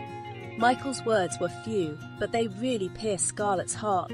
Perhaps if Michael knew that they had Ilaria, he wouldn't be willing to acknowledge Ilaria either. As long as you don't give me a child, then don't even think about divorcing me? Scarlett retorted. What do you want a child for?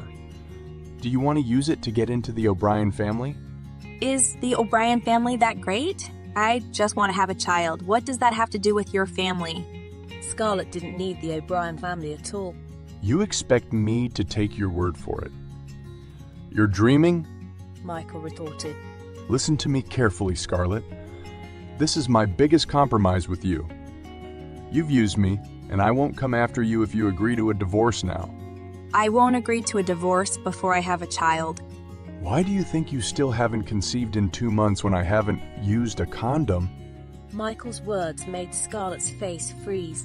She did not dare to guess the answer. I had a vasectomy. What Michael said was like a thunderbolt striking Scarlett's head. She even accidentally dropped glass in her hand. Her body suddenly felt weak. She had tried as hard as she could, being so slutty as she continued to seduce Michael. She never cared about his insulting words and cold demeanour. It was all for the sake of getting pregnant. However, how could she possibly get pregnant if Michael had a vasectomy? Scarlett had never felt so defeated in her life. She was pressed for time, but it turned out that all the time she had spent married to Michael had been wasted. Her heart was broken. She was experiencing unbearable pain. Saying nothing, Scarlett got down from her seat and passed Michael with a defeated face. Scarlett went to her room. She closed the door and finally the tears she was holding back spilled out. The woman slumped to the floor. She buried her head in her bent legs. She continued to cry until her shoulders shook so much. She was lost in grief. In the pantry, Michael didn't expect Scarlett's wounded expression to make his chest feel uncomfortable. What was wrong with her? He should be happy that he had made her feel hurt. That's what it would be like if Scarlett continued to be stubborn and reluctant to divorce from him. No matter how long Scarlett cried, the woman finally fell asleep on the bed with a puffy face. Scarlett woke up when her mobile phone kept ringing incessantly. She looked at the caller and it was her uncle. Hello, Uncle? Scarlett answered the call immediately. Her voice sounded hoarse. Scarlett, I was rushed to the hospital. I had a seizure. The doctor is currently treating a... Once again, Scarlett received a blow that made her chest tight. Her tears fell suddenly. I will fly to Paris immediately, Uncle. I is a strong child. She will definitely survive. Scarlett calmed herself down. Well, as you said, I will survive, so stay calm. Yes, Uncle. Scarlett immediately disconnected the call. She got off the bed with her mind drifting somewhere. She was in a daze. Ilaria, her little girl, had always been her strength and weakness. Scarlett cleaned her body quickly. She put on her clothes and called Hannah. Prepare a ticket to Paris for me. She switched off her mobile phone, grabbed the bag that contained all her IDs as well as her wallet. Scarlett grabbed the car keys and left Michael's residence in a hurry. She drove at high speed, her hands sweaty. Her mind could not focus, only Ilaria was swirling there. Scarlett's tears fell continuously, even though she tried to remain calm. Right now, she was really afraid of losing Ilaria. Hey, don't leave me! You have to survive. You won't be able to live if you leave me, Scarlett said in a hoarse voice. At this moment, Scarlett felt that even breathing was very difficult for her. The air she breathed in was like shards that hurt her nose and esophagus. Every second that Scarlett passed was like she was waiting for her death sentence. She couldn't explain how much pain she was feeling right now, but believe me, it was like it wanted to kill her. Her lips kept murmuring. She reassured herself with mantras that Ilaria would survive. Her daughter was a strong girl. Her daughter had promised her that they would get through everything together. Ilaria promised her that her little girl would accompany her until old age. After hours on the plane, Scarlett arrived in Paris. She immediately went to the hospital, and her daughter had already been treated by the doctor. She could not enter her daughter's ward because Ilaria's condition was still unstable. The doctor immediately invited Scarlett to talk. Mrs. Scarlett, Ilaria's condition is getting worse. Ilaria needs an umbilical cord as soon as possible. She may only be able to wait for a year. The doctor's words made Scarlett's heart feel like it was being forcefully pulled from its place. Doctor, how can you say that? Ilaria will recover soon. She will live a long life, Scarlett said angrily. She didn't like the doctor saying such horrible words. She was very hurt to hear those words, based on the provided content. I'm sorry, Mrs. Scarlett. I'm just telling you that Ilaria can't wait too long. The doctor also wanted Ilaria to recover. It was sad that a girl as beautiful and intelligent as Ilaria would only live a short life. There were still many things that Ilaria had yet to do. The little girl had yet to see the vastness of the world. I'll get that umbilical cord soon. I'll definitely be pregnant soon, Scarlett replied hurriedly. She had to conceive soon no matter what. Her Ilaria had to be cured. She would also die if Ilaria could not be saved. The conversation between Scarlett and the doctor handling Ilaria ended after the doctor said a few more things. Scarlett walked with her feet that didn't seem to be on the ground. Her mind was in turmoil now. Her chest was getting tight. Scarlett, be careful. A man's sturdy hand hugged Scarlett's body, who was about to fall down as she tripped over her own feet. Scarlett looked to the side. She found Aaron by her side. She immediately hugged Aaron and then cried in the man's arms. Aaron didn't move. He just hugged Scarlett tightly. He knew that Scarlett must be heartbroken right now. Every time Ilaria's condition worsened, Scarlett would cry alone. She would hug her body and hide away from Ilaria so that her little girl would not know that her mother was crying her eyes out. As Scarlett cried for a long time, she slowly felt calmer. Ilaria will definitely recover, Scarlett. We will soon find the right marrow donor for Ilaria. Aaron had also mobilized all his power to find a suitable marrow donor for Ilaria. I don't understand why God is so cruel to me. He took my mom away early. Now he wants to take Ilaria away from me too, Scarlett said heartbreakingly. No one will take Ilaria away from you, Scarlett. She will definitely recover. You have to be sure about that, Aaron said softly. Scarlett's faith was never lost, but it was eroded when Ilaria was repeatedly rushed to the hospital, be it for seizures, nosebleeds or stomach pain. Scarlett always felt her heart bleed when her daughter felt such excruciating pain. She wanted to share her pain with her daughter, but there was nothing she could do about it. You have to be strong. If you are not strong, then there will be no one to strengthen Ilaria. You know, don't you, that you are Ilaria's life spirit? Aaron's words went to Scarlett's heart. Aaron was right. She had to be strong. She had to be strong for her daughter. Although her faith continued to erode, she must not give up in despair. Ilaria would definitely recover. Ilaria would never leave her. I want to see Ilaria now. All right, let's go. Aaron accompanied Scarlett. He held her hand tightly. Scarlett needed support right now, and he wanted to give that to Scarlett. He hoped that one day Scarlett would see that he was truly sincere towards her. Scarlett looked at Ilaria from the glass wall. Her heart was pierced when many medical devices were attached to Ilaria's body. She tried to be strong, but her tears fell again. There was nothing more painful for a mother than seeing her child struggling to stay alive. Hey, Mom is here. I must be strong. Mom will always be there for Scarlett said softly. Scarlett? Scarlett's uncle had just returned from taking Scarlett's grandfather to his house. Scarlett's grandfather almost fainted when he saw Ilaria convulsing, but the old man stayed with Ilaria until the doctor was done with her. Uncle. Scared wiped away the tears on her face. She immediately hugged her uncle, a man who had become a father figure to her after her father had sent him away. Scarlett's uncle stroked her head, lovingly. You have to be strong. Ilaria is struggling right now. Don't ever give up. Your spirit is Ilaria's spirit. I understand, Uncle. Scarlett replied softly. All right, now go rest. You flew for many hours. It must be tiring. Scarlett's uncle spoke softly. So when Ilaria wakes up, she will see you in fresh condition. I can't rest, Uncle. I want to see Ilaria from here. Uncle Scarlett could not force Scarlett. He was also a man with children. If something happened to Owen, or his youngest son, then he wouldn't be able to rest either. He felt very sorry for Scarlett. His niece had been through a lot of hard things, but God still gave her such a big trial. What mother's heart would bear to see her daughter lying weak in a hospital bed? Aaron, please take care of Scarlett. Uncle has an important job coming up. Yes, Uncle. Scarlett, Uncle is leaving. If anything happens, please let me know. Yes, Uncle. Thank you for taking care of Ilaria during my absence. Don't thank me. Ilaria is your granddaughter. He stroked the top of Scarlett's head. Scarlett looked back at Ilaria after her uncle left. She hoped that her daughter would soon get through this difficult time.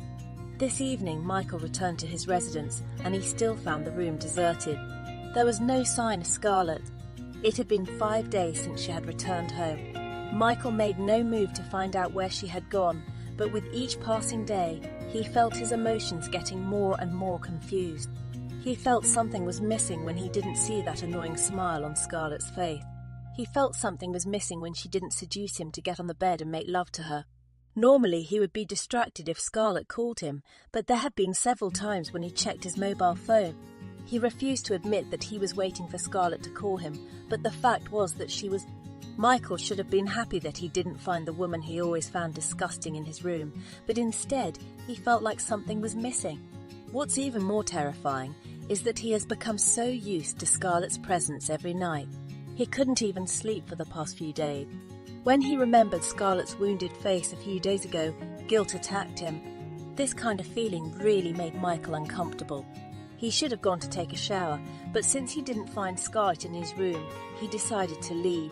Come with me for a drink. Michael called Austin, his best friend, who was a good lawyer. I thought you stopped drinking 8 years ago. If you don't want to drink, then I'll drink myself. Michael, you're very irritable now. I'll come over. Michael drove his car to the best nightclub in the city. He rarely went to clubs just for a drink. Usually he would only go to this place if he had to accompany his business partner. The sound of loud music greeted Michael as he entered the club filled with thousands of people. Michael went to a corner, not wanting to attract the attention of the crowd. Less than 5 minutes later, Austin, a man who was also wearing a neat suit, joined Michael. From the cold look on Michael's face, Austin could tell that this man was in turmoil. However, what had caused Michael to become like this? Hadn't his childhood love returned? Michael should feel very happy, shouldn't he? What happened? Asked Austin. He was wondering the reason behind Michael's cold face. Michael poured the golden liquid into his glass, and the man downed it in one gulp. Just drink it, don't ask too many questions. All right, don't be so mean, you're very scary. Austin didn't want to force Michael to talk. He just accompanied his friend to drink while watching the people around them. He didn't know how much Michael had drunk, but the man wouldn't stop even when Austin stopped him. Michael, that's enough. You'll end up in the hospital if you keep drinking. Austin put a lid on Michael's glass when the man was about to pour another drink into it. Let go of me. Michael still wouldn't listen to Austin's word. The man had already lost some of his consciousness. No, this is enough. Austin wouldn't budge. Michael grunted angrily. He didn't pour the liquid into his glass, but he drank it straight from the bottle. Austin was wide-eyed at how crazy Michael was getting. Stop, Michael. He snatched the bottle from Michael's hand. Michael couldn't get his drink back. Even though he cried out for it, Austin still didn't give it to him. The effects of the alcohol continued to kick in until Michael finally lost consciousness. The man began to babble, but Austin couldn't hear what Michael was saying because the music drowned out Michael's words. Damn, woman. Michael shouted. Austin could hear what Michael was saying now. He furrowed his brow. Which woman was Michael cursing at? Alanis? Were these two having a fight? Michael's mobile phone on the table rang. Austin craned his neck to see who was calling, and it was Alanis. Austin answered the call, the sound of loud music instantly stinging the ears of the person opposite him. There was nothing Austin could hear because the surrounding noise was too loud. Finally, the man texted Alanis that Michael was currently drunk. Alanis texted Austin back, saying that she would pick Michael up. Within an hour, Alanis arrived at the club. Please take Michael to my car. Yes. Austin grabbed Michael's body. He walked the man with him. Austin put Michael's body carefully into the passenger seat. Thank you, Outson. Alanis said sincerely. Austin smiled lightly. I just did a small thing, Alanis. No need to thank me. All right, I'll take Michael home. Goodbye. Yeah, be careful on the road. Alanis got into her car and started driving towards Michael's residence. Every now and then, Alanis would look at Michael, who was sitting next to her in an uncomfortable position. Alanis wondered why Michael was like this. Was it because Michael was so depressed about his marriage to Scarlett? Damn woman. Once again, Michael ranted without naming names, but Alanis clearly knew who Michael was referring to. There was no other woman that Michael hated like this other than Scarlett. However, Alanis' feelings were hurt. She didn't want Michael to end up like this because of Scarlett. She also didn't want Michael to hate Scarlett too much. There was plenty of evidence that hate and love were only separated by a thread. The more Michael hated Scarlett, the more Scarlett's name would stick in Michael's heart and mind. With a stabbing feeling in her heart, Alanis continued to drive her car all the way to Michael's residence. When she arrived, the butler immediately greeted her. "I'll take Michael to his room. No need for help," Alanis said politely to the butler. "Yes, miss." Alanis stepped up with a heavy load next to her. She opened the door to Michael's room and led Michael inside. Slowly, Alanis laid Michael's body on the bed. She quickly removed the shoes that Michael was wearing. Then she took off his coat. Suddenly, Alanis' body was hugged tightly by Michael. At that moment, Michael's eyes opened. He looked like someone who was not drunk at all. Scarlett. The knife immediately stabbed Alanis' heart. Alanis, Michael, I'm Alanis. The woman replied bitterly. Michael closed his eyes again. The man was finally asleep, but he still mumbled Scarlett's name several times. Alanis was still in Michael's room. She was like a fool torturing herself by hearing Michael keep mentioning another woman's name. Unable to take it anymore, Alanis finally left. She was reunited with the butler. Where is Miss Scarlett? She asked the middle-aged man. Miss Scarlett hasn't returned home since 5 days ago. The butler's answer froze Alanis in her track. So, was it possible that Michael wasn't drunk because he hated Scarlett so much, but because he was missing Scarlett? That thought hurt Alanis herself. She left Michael's residence without saying anything more to the butler. In her car, Alanis pressed her aching chest. Michael, please don't break my heart, she said sadly. She had loved Michael for a long time, and if he broke her heart, she would be in great pain. The next morning, Michael woke up with a pain in his head. He sat up for a while until pain eased a little. He tried to remember what happened last night, but he only found that he drank too much, and after that he couldn't remember anything. Once he was better, Michael went to the bathroom. He freshened himself up, and the pain in his head decreased a lot. After dressing, the man went to the dining room. Breakfast was neatly arranged on the table. The butler and several servants were lined up a few steps away from the dining table. Who brought me back? Asked Michael. As he showered, he remembered Alana's name. He didn't know if he was dreaming or what. Miss Alanis, sir. It was really Alana. Michael didn't ask any more questions. He ate his breakfast and then went to his company. Find out where Scarlett is right now. Michael ordered Jacob. Yes, sir. Jacob went inside Michael's room after he got the information. The man included some photos obtained by his men. Sir, Miss Scarlett is currently in Paris. Jacob handed over the photos. When he saw them, Michael's eyes burned. He crumpled them up in his hands. How dare she? How dare Scarlett run into another man's arms? That woman was really unbelievable after wanting a child from him 5 days ago, but now she was running into another man's arms. Find out who that man is, Exclaimed Michael. Yes, sir. Jacob went out immediately. For the past few days, his boss's temper had been really bad. He was colder than usual, and sometimes he would torture his employees if they did something wrong. Whether it was forbidding them to go home, cutting their salary, or even sacking them outright. As far as Jacob knew, Scarlett was the only one who could affect his master's emotions like this. Jacob went back into Michael's room after he got the information about the man who hugged Scarlett. Sir, the man in the photo is Aaron Ryder, CEO of the Ryder law firm. Jacob exclaimed. Michael's jaw hardened. He knew the previous CEO of Ryder law firm. Scarlett's target was really great. The woman first cuddled with Cedric, then with Owen Parker, and now Aaron Ryder. How many men had she actually hooked up with? You can go now, Michael said without looking at Jacob. Yes, sir. After Jacob left, Michael didn't continue his work anymore. The man went to light a cigarette in his room that had never been polluted by cigarettes before. No swear words came out of Michael's mouth, but the look in his eyes made it clear that the man was really angry now.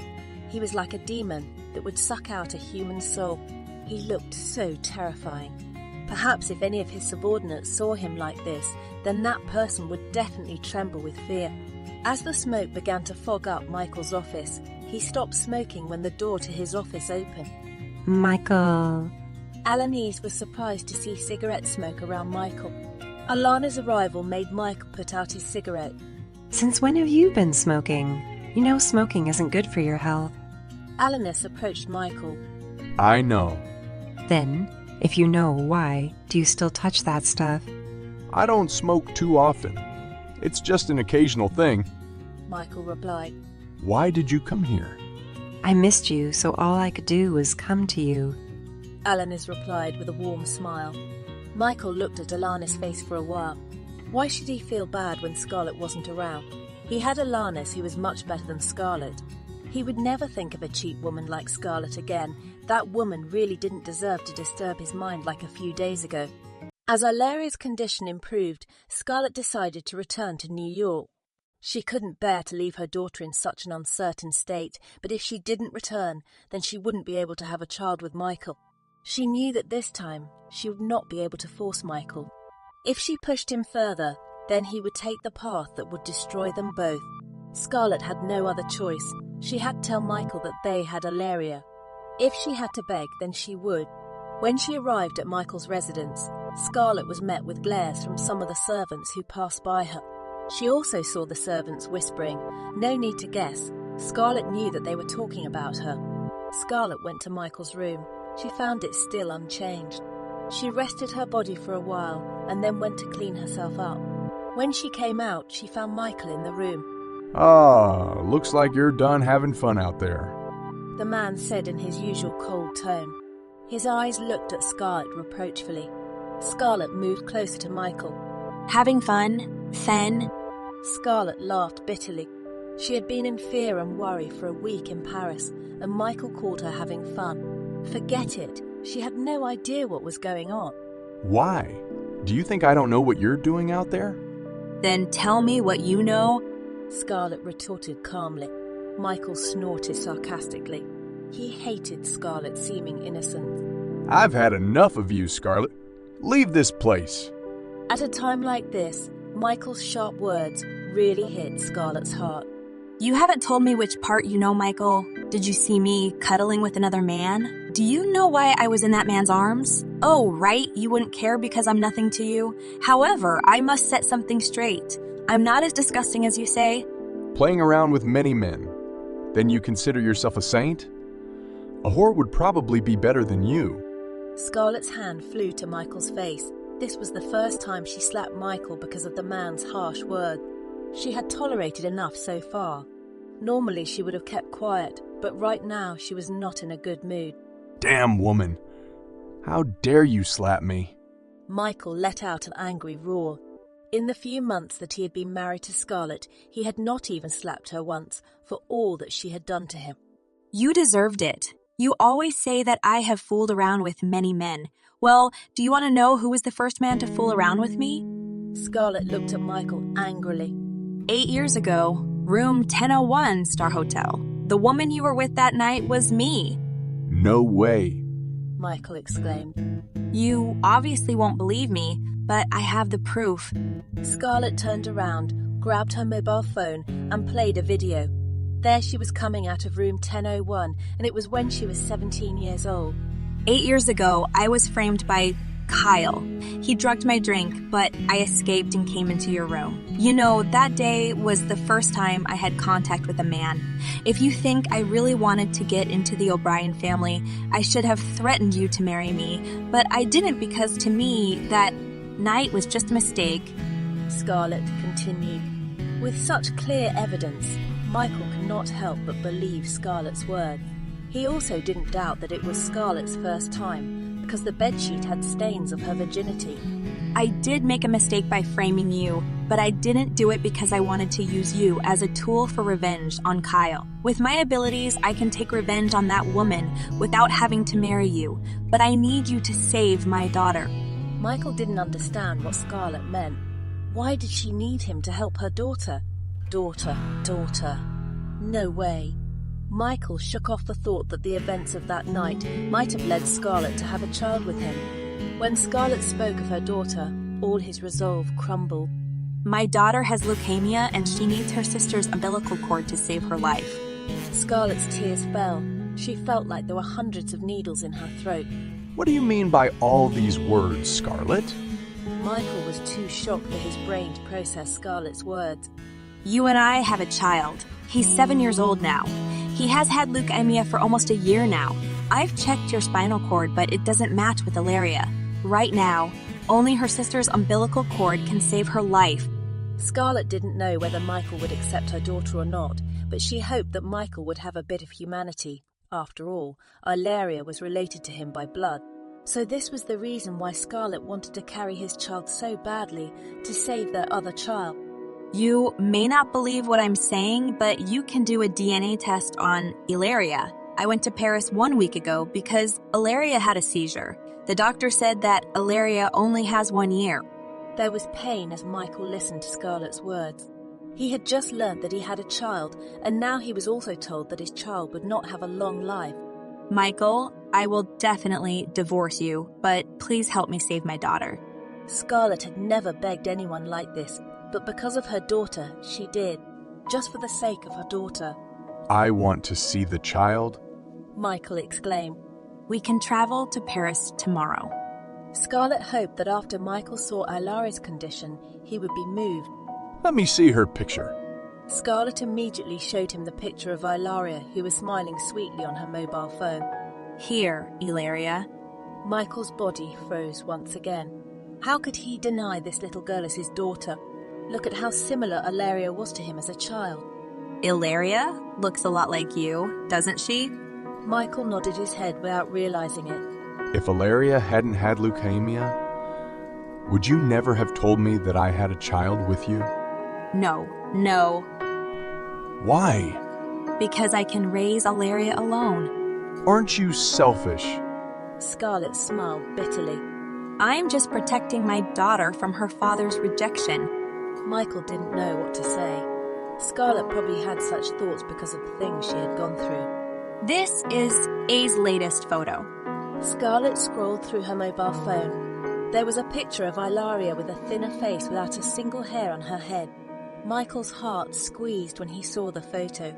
Ilaria has been undergoing chemotherapy, which has made her lose her beautiful hair. Her illness also left her with a poor appetite. Her body is slowly shrinking. Scarlett was tormented when she mentioned Ilaria's condition. Her tears spilled out again. Michael, I swear that I will agree to divorce you after I get pregnant. After that, I will never bother you at all. Scarlett looked at Michael with her wet eyes. Right now, her daughter's only hope in life lay with Michael. Let's talk about this again after I see Ilaria. If she really is my daughter, I will do everything possible to save her. Michael still had a heart. He would definitely save his daughter no matter what. Yes, thank you, Scarlett replied.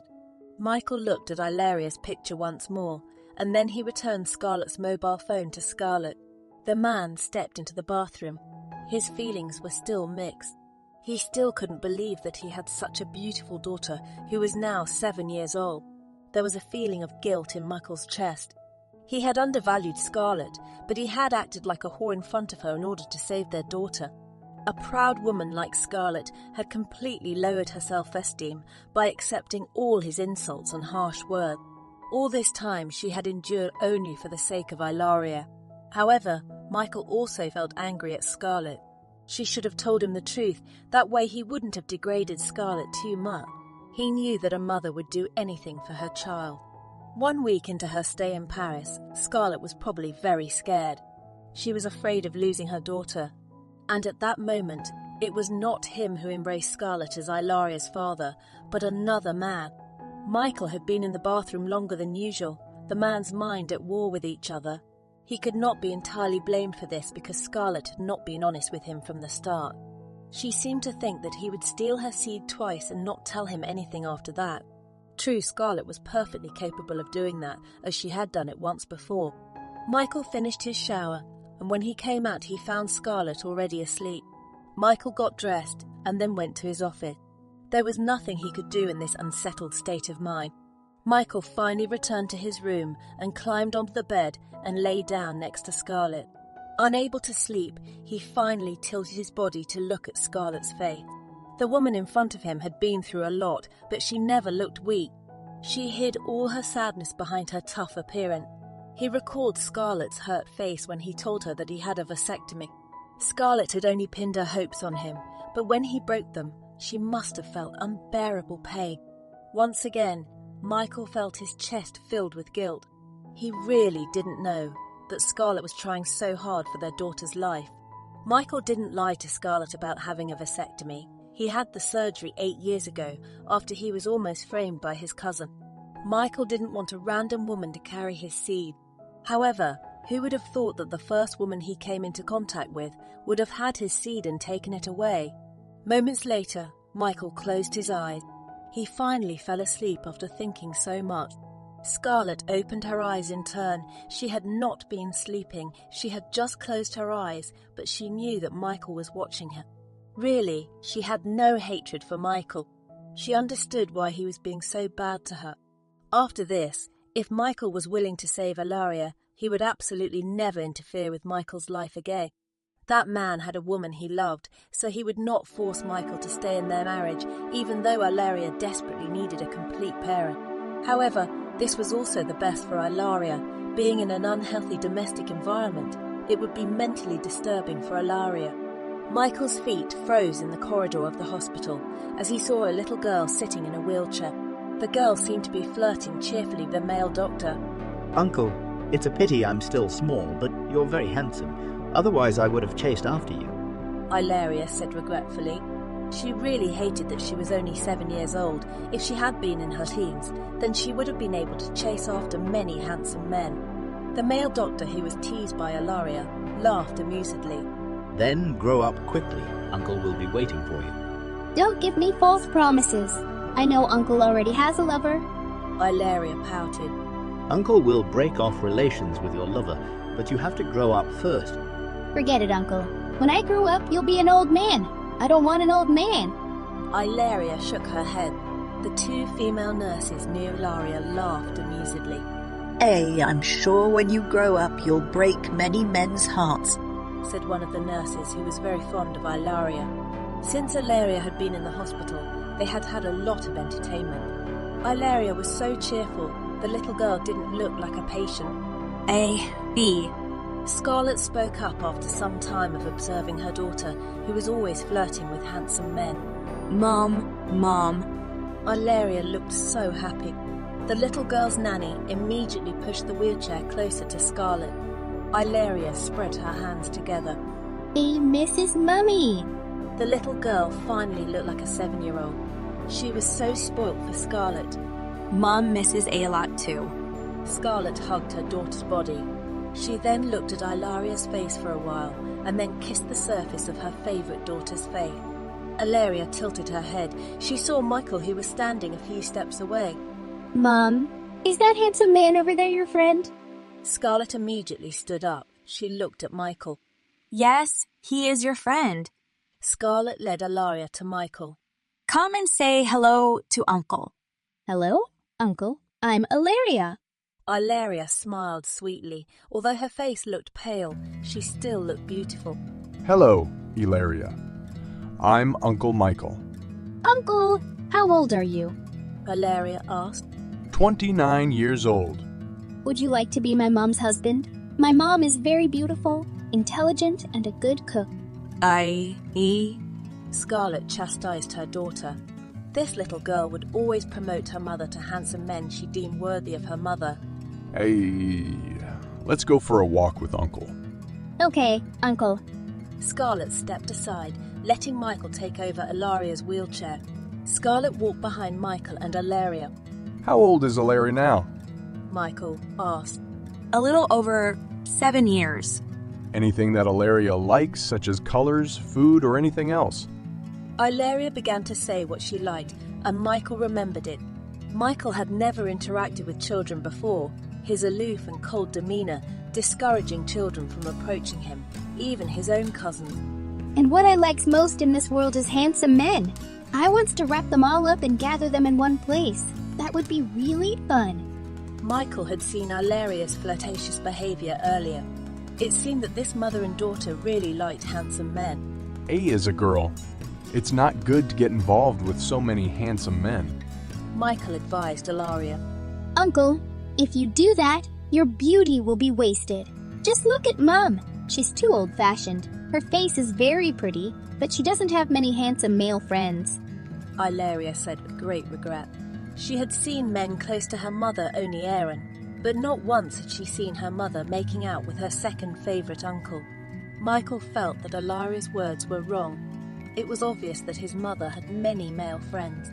Uncle, do you have a lover? No. Good. You can be my mom's husband. Does I like Uncle? Of course. Uncle is a handsome man.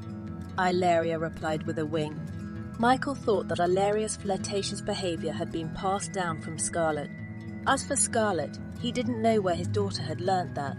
In fact, she was not the type of flirtatious woman who liked every handsome man. Tell me more about Ilaria to Uncle. Yes, Uncle. Ilaria told him many things. Michael could conclude that Ilaria lived a good life. After a short walk, Michael took Ilaria back to her hospital room. Scarlett felt her heart warm when she saw that Michael did not reject Ilaria. He even took the initiative to find out a lot of things from Ilaria himself. Uncle Owen! Ilaria exclaimed excitedly. My dear. Owen stroked Ilaria's head gently. How are you today, eh? Very well, Uncle. That's good. Are you flirting with that handsome doctor again? What should I do, Uncle? I can't bear to look at his handsome face. Did I get in a really good mood after flirting with that handsome doctor? Really good. Good. Then Uncle will bring many handsome men to make A happy. Scarlett glared at Owen. This cousin of hers was really unreasonable. Promise, Uncle. I promise. Owen. Scarlett reprimanded Owen. She was wrong to entrust Ilaria to Owen. That cousin of hers could ruin her daughter's morale. All right, now take a break. We will talk about this matter again later. Okay, Uncle. Scarlett sighed and moved A to the bed. Meanwhile, Michael and Owen went out of Ilaria's ward. Mom, is Uncle Michael going to be my father? I like him. He looks so cool and handsome. Does I really want a father? Yes, I want a father. If I has a father, then Mom won't have to work so hard. Besides, there will be someone to protect Mom and I. Ilaria's answer touched Scarlett's heart. All right, after he recovers, I'll find a father for A. Promise? I promise. A will recover soon. After that, I'll help you select a father for I. Okay, let's do as I says. Scarlett replied. Now get some rest. I'll talk to Uncle Owen and Uncle Michael in the front. Yes, Mum. Scarlett went out after she kissed the top of her daughter's head. As she closed the door of Ilaria's swamp room, she saw Michael and Owen, who were standing with a hostile aura. Why don't you let us know if you want to come? Owen asked Scarlett. He could send a car to pick Scarlett up. I came with Michael to see Ilaria, Scarlett replied. Oh, right. This Michael is Owen, my cousin. Cousin? Michael's brow furrowed. How could Owen Parker be Scarlett's cousin? Scarlett's mother was a child of an ordinary family, while Scarlett's father was an only son. Owen Parker. Owen introduced himself. Scarlett's cousin. Michael O'Brien. Michael returned Owen's hand. Owen's father is my mum's twin brother, Scarlett added. Michael judged that Scarlett couldn't possibly be making up story. There might be something behind Scarlett's mother's life story. Now his guess at the time's been answered. The person behind Scarlett is indeed Owen Parker, but not as a man who has a romantic relationship with Scarlett, but as Scarlett's family. It's only natural that Scarlett isn't afraid of him at all. This woman was part of the Parker family. As a family in the top position, there was no way Scarlett would bow down to someone else. Since you're already here, then I will leave. I still have some important meetings. Owen had wanted to postpone some meetings to check on Ilaria's condition, but since Ilaria's parents were present, there was no need for him to be there. Yes, be careful on the road, Owen replied dejectedly. He gave a small nod to Michael as a gesture, and then left. Why didn't you say that time that Owen was your cousin?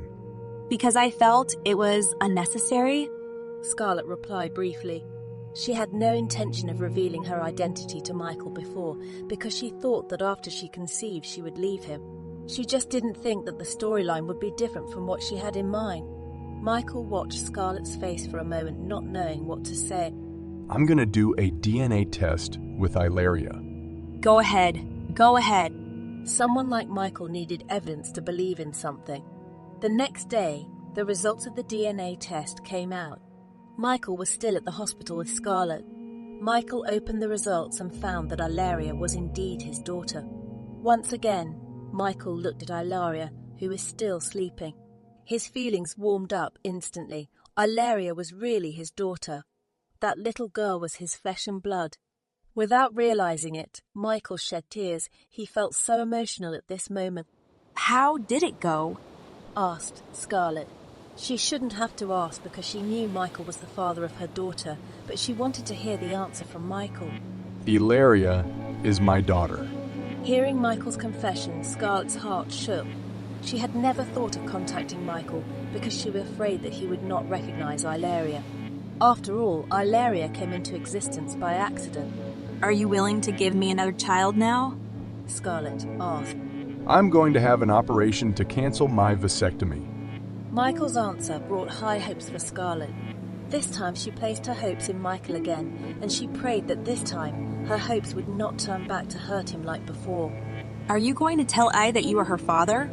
Scarlett watched Michael's face intently. Yes, Michael replied. He wanted Ilaria to know that he was the little girl's father. I want to bring Ilaria to New York so that she can live with us. No. Scarlett rejected the idea. Let Ilaria stay here. Ilaria is not used to the New York environment. Ilaria's condition doesn't allow her to travel for hours. What Scarlett said did make sense. She could not force Ilaria to travel because her condition did not allow it. Scarlett also had another reason. She did not want Ilaria to be used by the people who wanted to kick Michael out of the O'Brien family. Having a child before marriage in the O'Brien family was forbidden. With this fact alone, Michael would be kicked out of the family. If you want to see Ilaria, you can come anytime, but don't take her away, Scarlett added. I understand. Michael compromised with Scarlett. If his daughter was cured, then he could take her with him. While Michael and Scarlett were talking, Ilaria woke up from her sleep. Mum, Uncle? Ilaria's hoarse voice interrupted Scarlett and Michael's serious conversation. Hi, you're awake. Scarlett immediately stood up from the sofa. She approached Ilaria and kissed her little daughter on the forehead. Good morning, Mum. Good morning, sweetheart. Good morning, eh? Michael greeted his daughter. He was now standing next to Scarlett. Morning, Uncle. Did you sleep well last night? Yes, very well. Ilaria replied with a sweet smile. Michael's heart was doused in honey when he saw the beautiful smile on his daughter's face. I'll prepare some water to clean your body first. Yes, Mum. Ilaria replied. Would you like a drink? Asked Michael. Yes, Uncle. Michael picked up the glass from the nightstand and handed it to Ilaria. Thank you, Uncle. Yes. Scarlett came out a few moments later. She cleaned Ilaria's body and changed her into fresh patient clothes. Let me feed you, eh? Michael took the bowl in Scarlett's hand. Okay. Scarlett took another job. She prepared drinking water for her daughter. Open your mouth, eh? Michael directed the spoon to Ilaria's mouth. Without much drama, Ilaria finished her porridge. The little girl would normally only eat half of her breakfast, but since today a handsome uncle was feeding her, she ate heartily. Would you like to go for a walk outside? Michael asked. The morning air would be good for Ilaria. Yes, Uncle. Michael picked up Ilaria and placed her on the wheelchair. I'll take Ilaria to the park. Yes. Scarlett nodded her head. She followed her daughter and Michael from behind. Every time she saw Michael treat Ilaria warmly, Scarlett felt happy. Some of the nurses they passed by looked at Michael. They started whispering, could that man be Ilaria's father? During Ilaria's treatment at the hospital, or hospitalization, they had never seen Ilaria's father. They were a little curious as to how handsome Ilaria's father was to produce a child like Ilaria. Judging from his face, the man and Ilaria had a lot in common. It seemed like it really was Ilaria's father. It was only natural that Ilaria was so beautiful. She had amazing genes from both her father and mother. In the garden, there were some patients as well as the family taking care of her, enjoying the morning air. Mum, when can I get out of the hospital? Ellie's very bored here. Ilaria looked at her mother. Wait for A's condition to get better first. Then after that, I can go back to Grandpa's house. Ilaria wanted to complain, but she couldn't make her mother worry about her. All right. After A is discharged from the hospital, Mom will make I a new princess crown. How about that? I want to, Mum. I'll stay at the hospital and listen to what the doctor has to say. Then we have a deal. Scarlett raised 5 fingers. Deal. Ilaria pressed her 5 slender little fingers together. Michael, who watched the interaction between mother and daughter, could see that their affection for each other was deep. When confronted with Ilaria, Scarlett would look so gentle and affectionate, very different from what the woman usually showed in front of her. Uncle, look! She's very beautiful, isn't she? Her hair is beautiful. Ilaria used to have hair like that too. Ilaria spoke to Michael. Michael's heart felt like it had been pricked by a needle. Ilaria's hair will grow back later. Ilaria is also very beautiful. In Uncle's eyes, Ilaria is the most beautiful.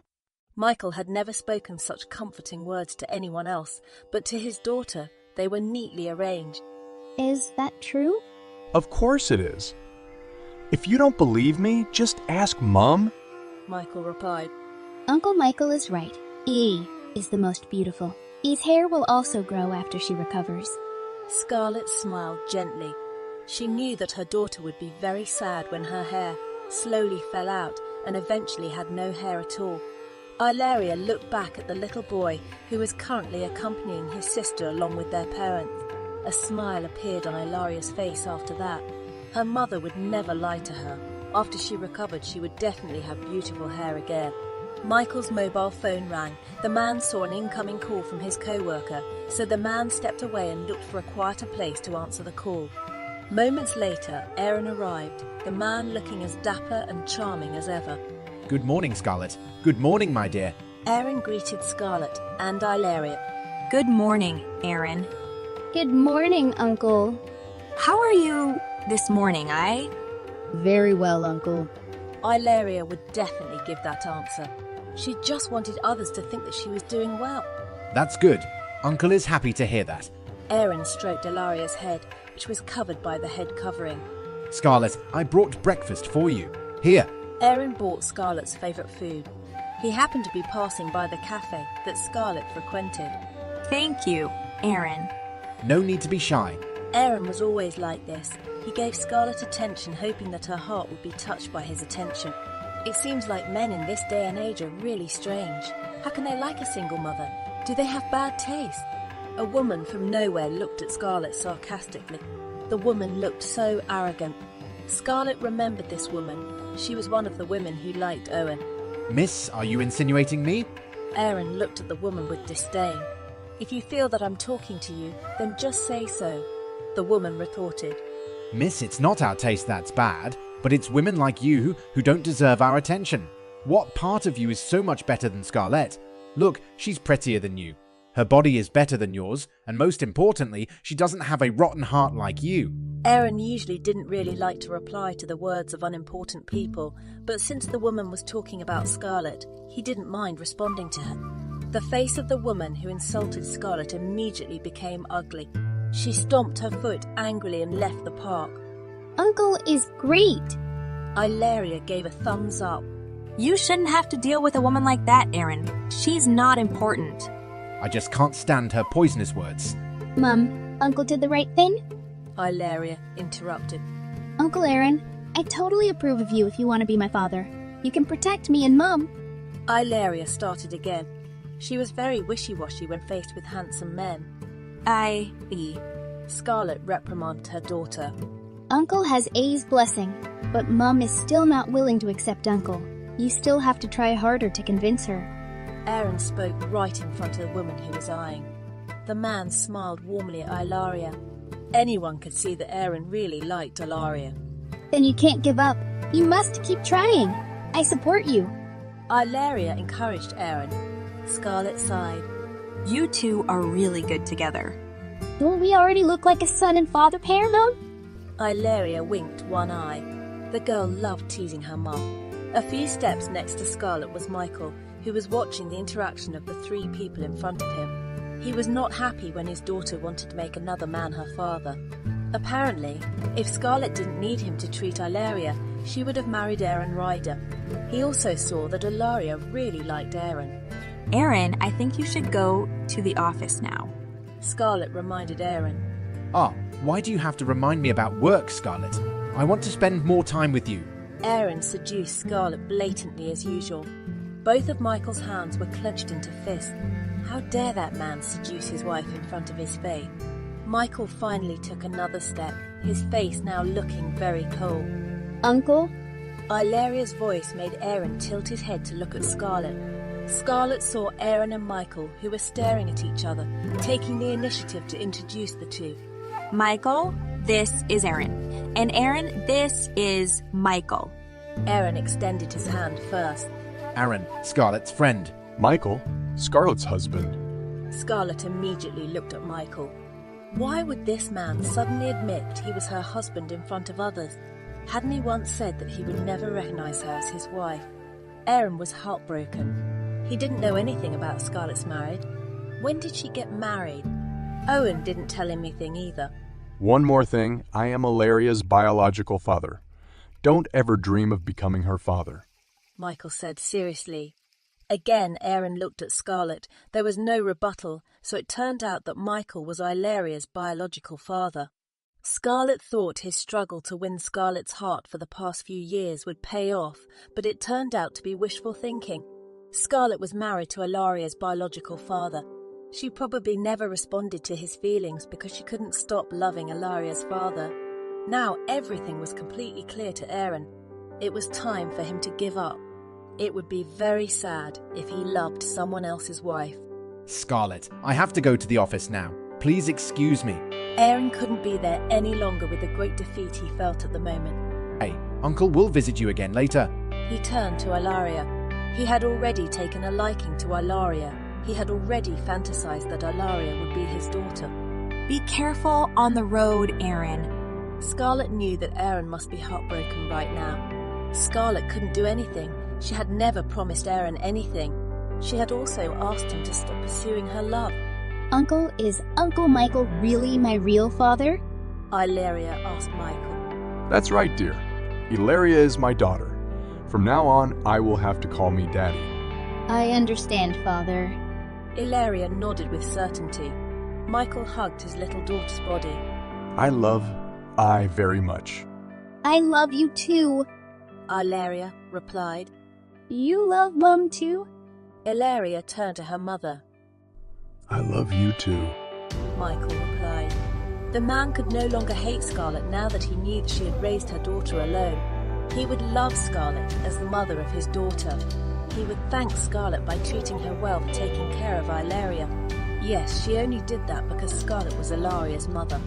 Michael returned to New York first, as he had to undergo surgery to have his vasectomy cancelled. Meanwhile, Scarlett is still in Paris.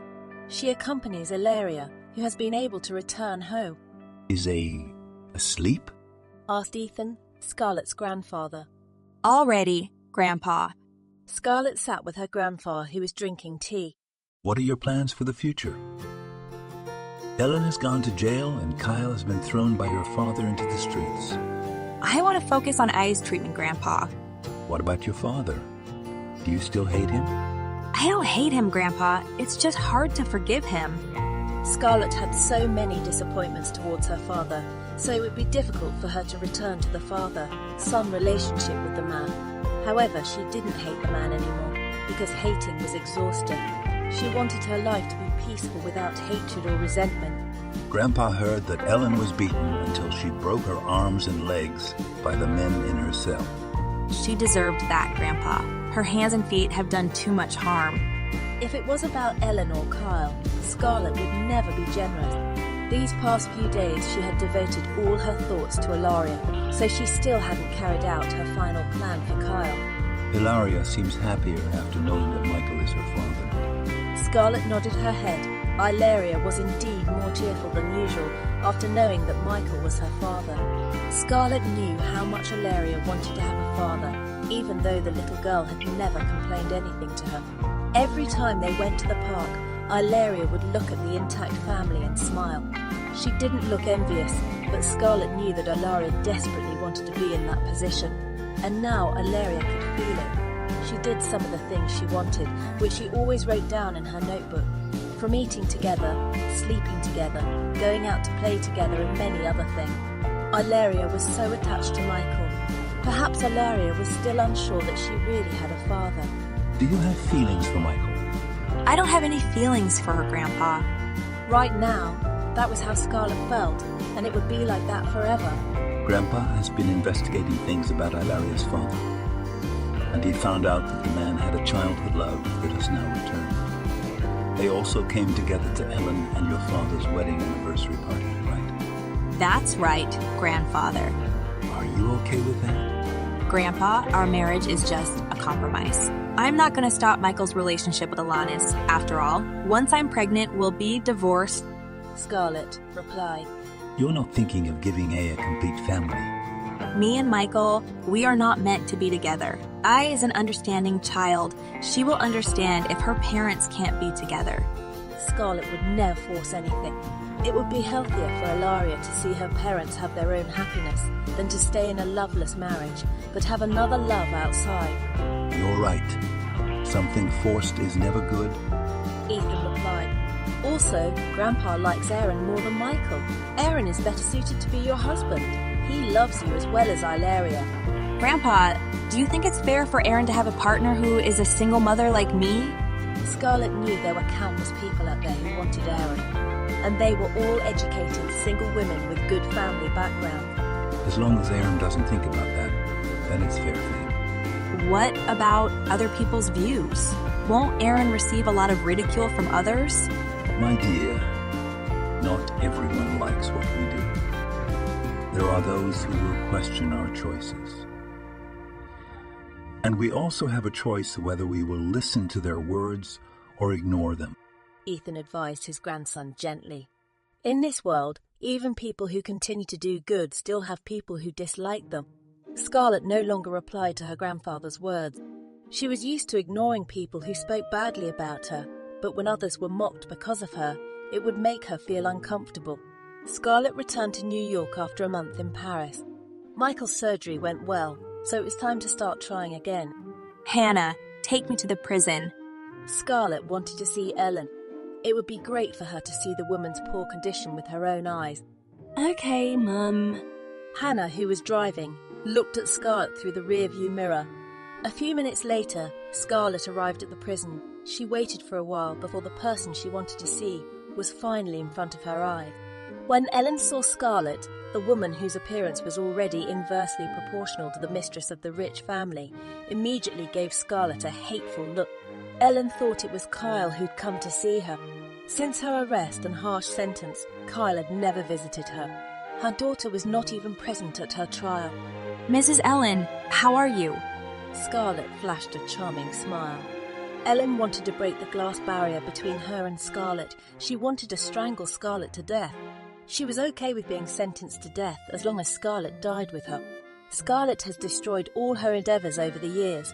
She was kicked out of her luxurious life and landed in a disgusting prison. All his pride is now gone, and it's all because of Scarlett. He should have tried harder to kill Scarlett in the past so that bad things would never come his way.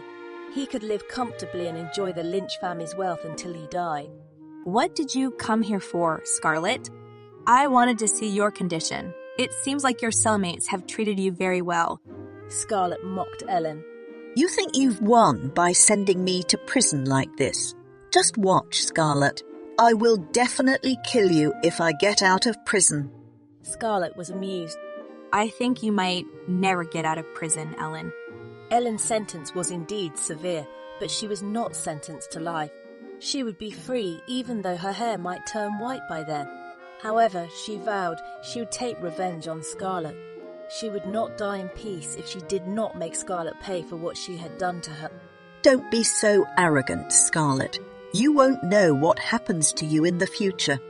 That's true. No one can guess the future, Scarlett retorted. Do you want to know why the hitman you hired couldn't kill me until today? Ellen was surprised that Scarlett knew about this. It's because I had ordered my men to kill him, Scarlett said without blinking. Ellen's face became stiff. Apparently, Scarlett did not hesitate to dirty her hands with blood in their fight. If I wanted, I could have killed you with Kyle a long time ago, but I want you to feel more pain than death. Do you remember that you sent people to sell me into human trafficking? Again, Ellen was surprised. How could Scarlett find out about this? Should I do the same to Kyle? Don't you dare, Scarlett! Ellen roared loudly. Shh. Scarlett placed her index finger on her lips as she smiled provokingly at Ellen. If you do anything to Kyle, I will definitely chase you to hell. Ellen hissed with a demonic face. I'm afraid I'll do something to Kyle. Didn't he set me up in the past, put stimulating drugs in my drink, and paid 2 gigolos? I want to give Kyle a taste of his own medicine once again. Ellen's blood boiled with rage. The woman's body shook violently. Both her hands struck the thick glass in front of her. She was raging like a madman. Scarlett laughed happily at Ellen's anger. She was sure that Ellen had laughed at her like this in the past, and now it was her turn. Scarlett turned her body around, not caring about Ellen's angry screams. When she came out, the officers bowed their heads reluctantly. They already knew that Scarlett was the only granddaughter of the Parker family. Such an influential family in the world. Letting Ellen just get beaten up by the people in her cell was too light for Ellen. Scarlett already had something else. She had obtained a new drug from her acquaintance in the underworld, the same person who had given her a drug that could not be detected at all. Ellen would suffer from a disease that made her skin fester and rot. There would be no medicine that could cure her. Scarlett wanted to start from her hands and feet, the course of action the medical team would take to stop the spread of decay to the flesh on Ellen's feet and hands would definitely be amputation. Once Ellen lost her legs and hands, the woman would have no pride in herself anymore. Moreover, the decay would still continue until the woman finally died a horrible death.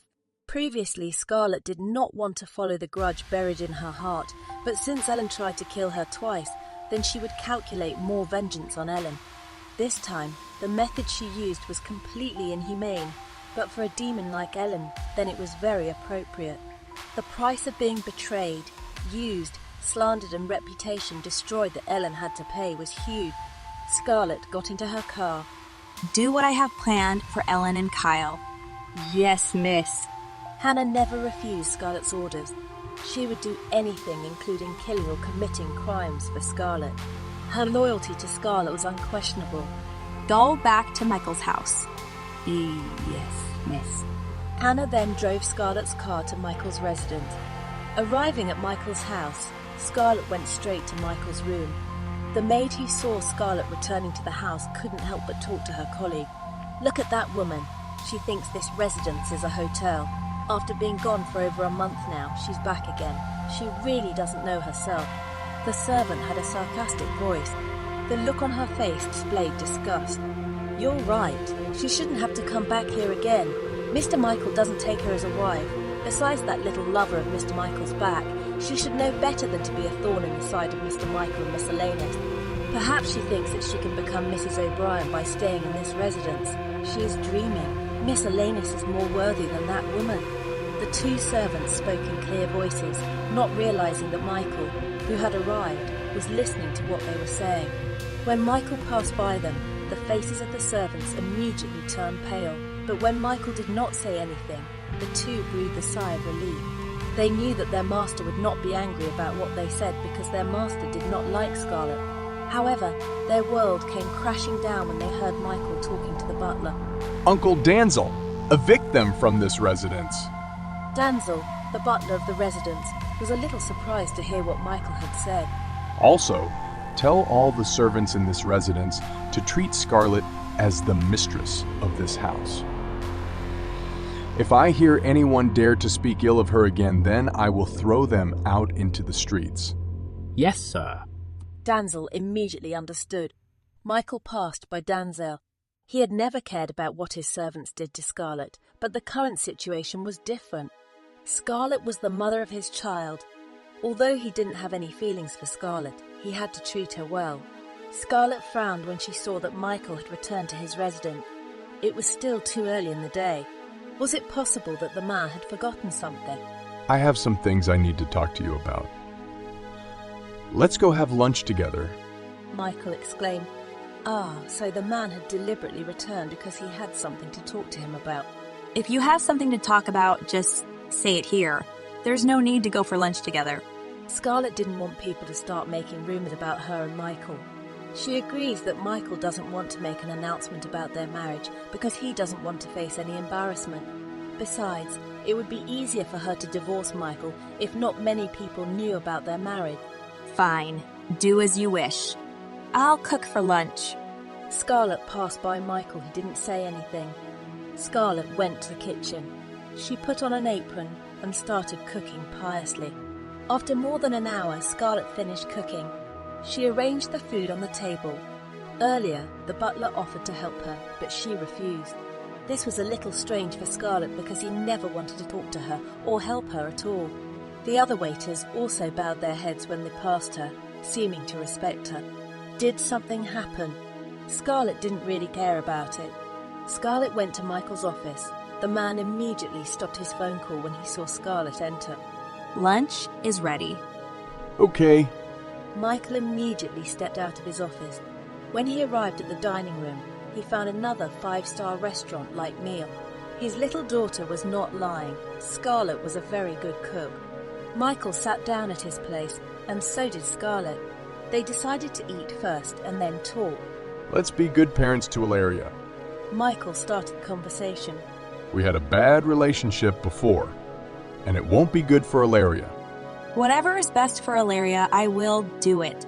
Scarlett had never hated Michael. She had only spoken to him as needed, but she did not have a bad attitude towards him. I apologize to you for my bad behavior towards you. Michael spoke sensibly.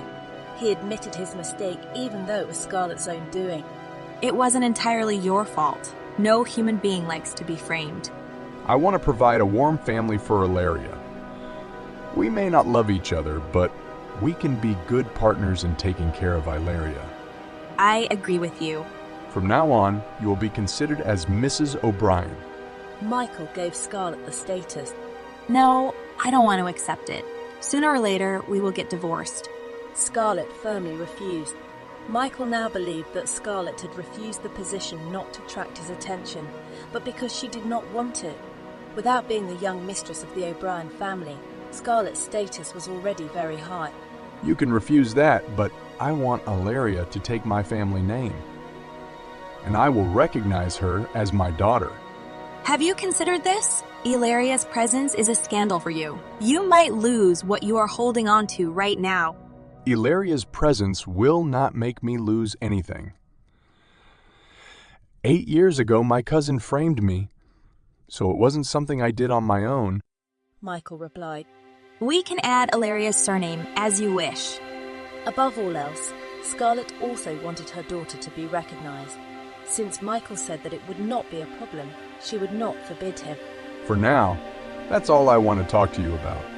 About my surgery, the doctor said it may take some time for me to become fertile again. Hopefully, it won't take too long. I will make some efforts to restore my fertility in the near future. Michael is willing to take a lot of medicines or herbs to get his sperm fertility back. I also have something I want to talk to you about. Scarlett exclaimed. Let's make a divorce agreement. Michael looked at Scarlett intently. This woman, if it wasn't for Ilaria's illness, he probably would never have come to her. At first he thought that Scarlett wanted to play with him, enjoying being in one man's arms after another. But after he saw the truth, he knew that Scarlett was not playing with him. She was just chasing a race against time with Ilaria's illness. We will divorce after I give birth. As long as I am your wife, I will never interfere with your personal life. You are free to be with any woman. I just want you to come back every night to do our duty as Ilaria's parents. Scarlett looked at Michael closely. There was a slight, uneasy feeling in Michael's heart. He knew that their marriage was a compromise, but was Scarlett really willing to have her husband with another woman? Wouldn't that hurt her pride?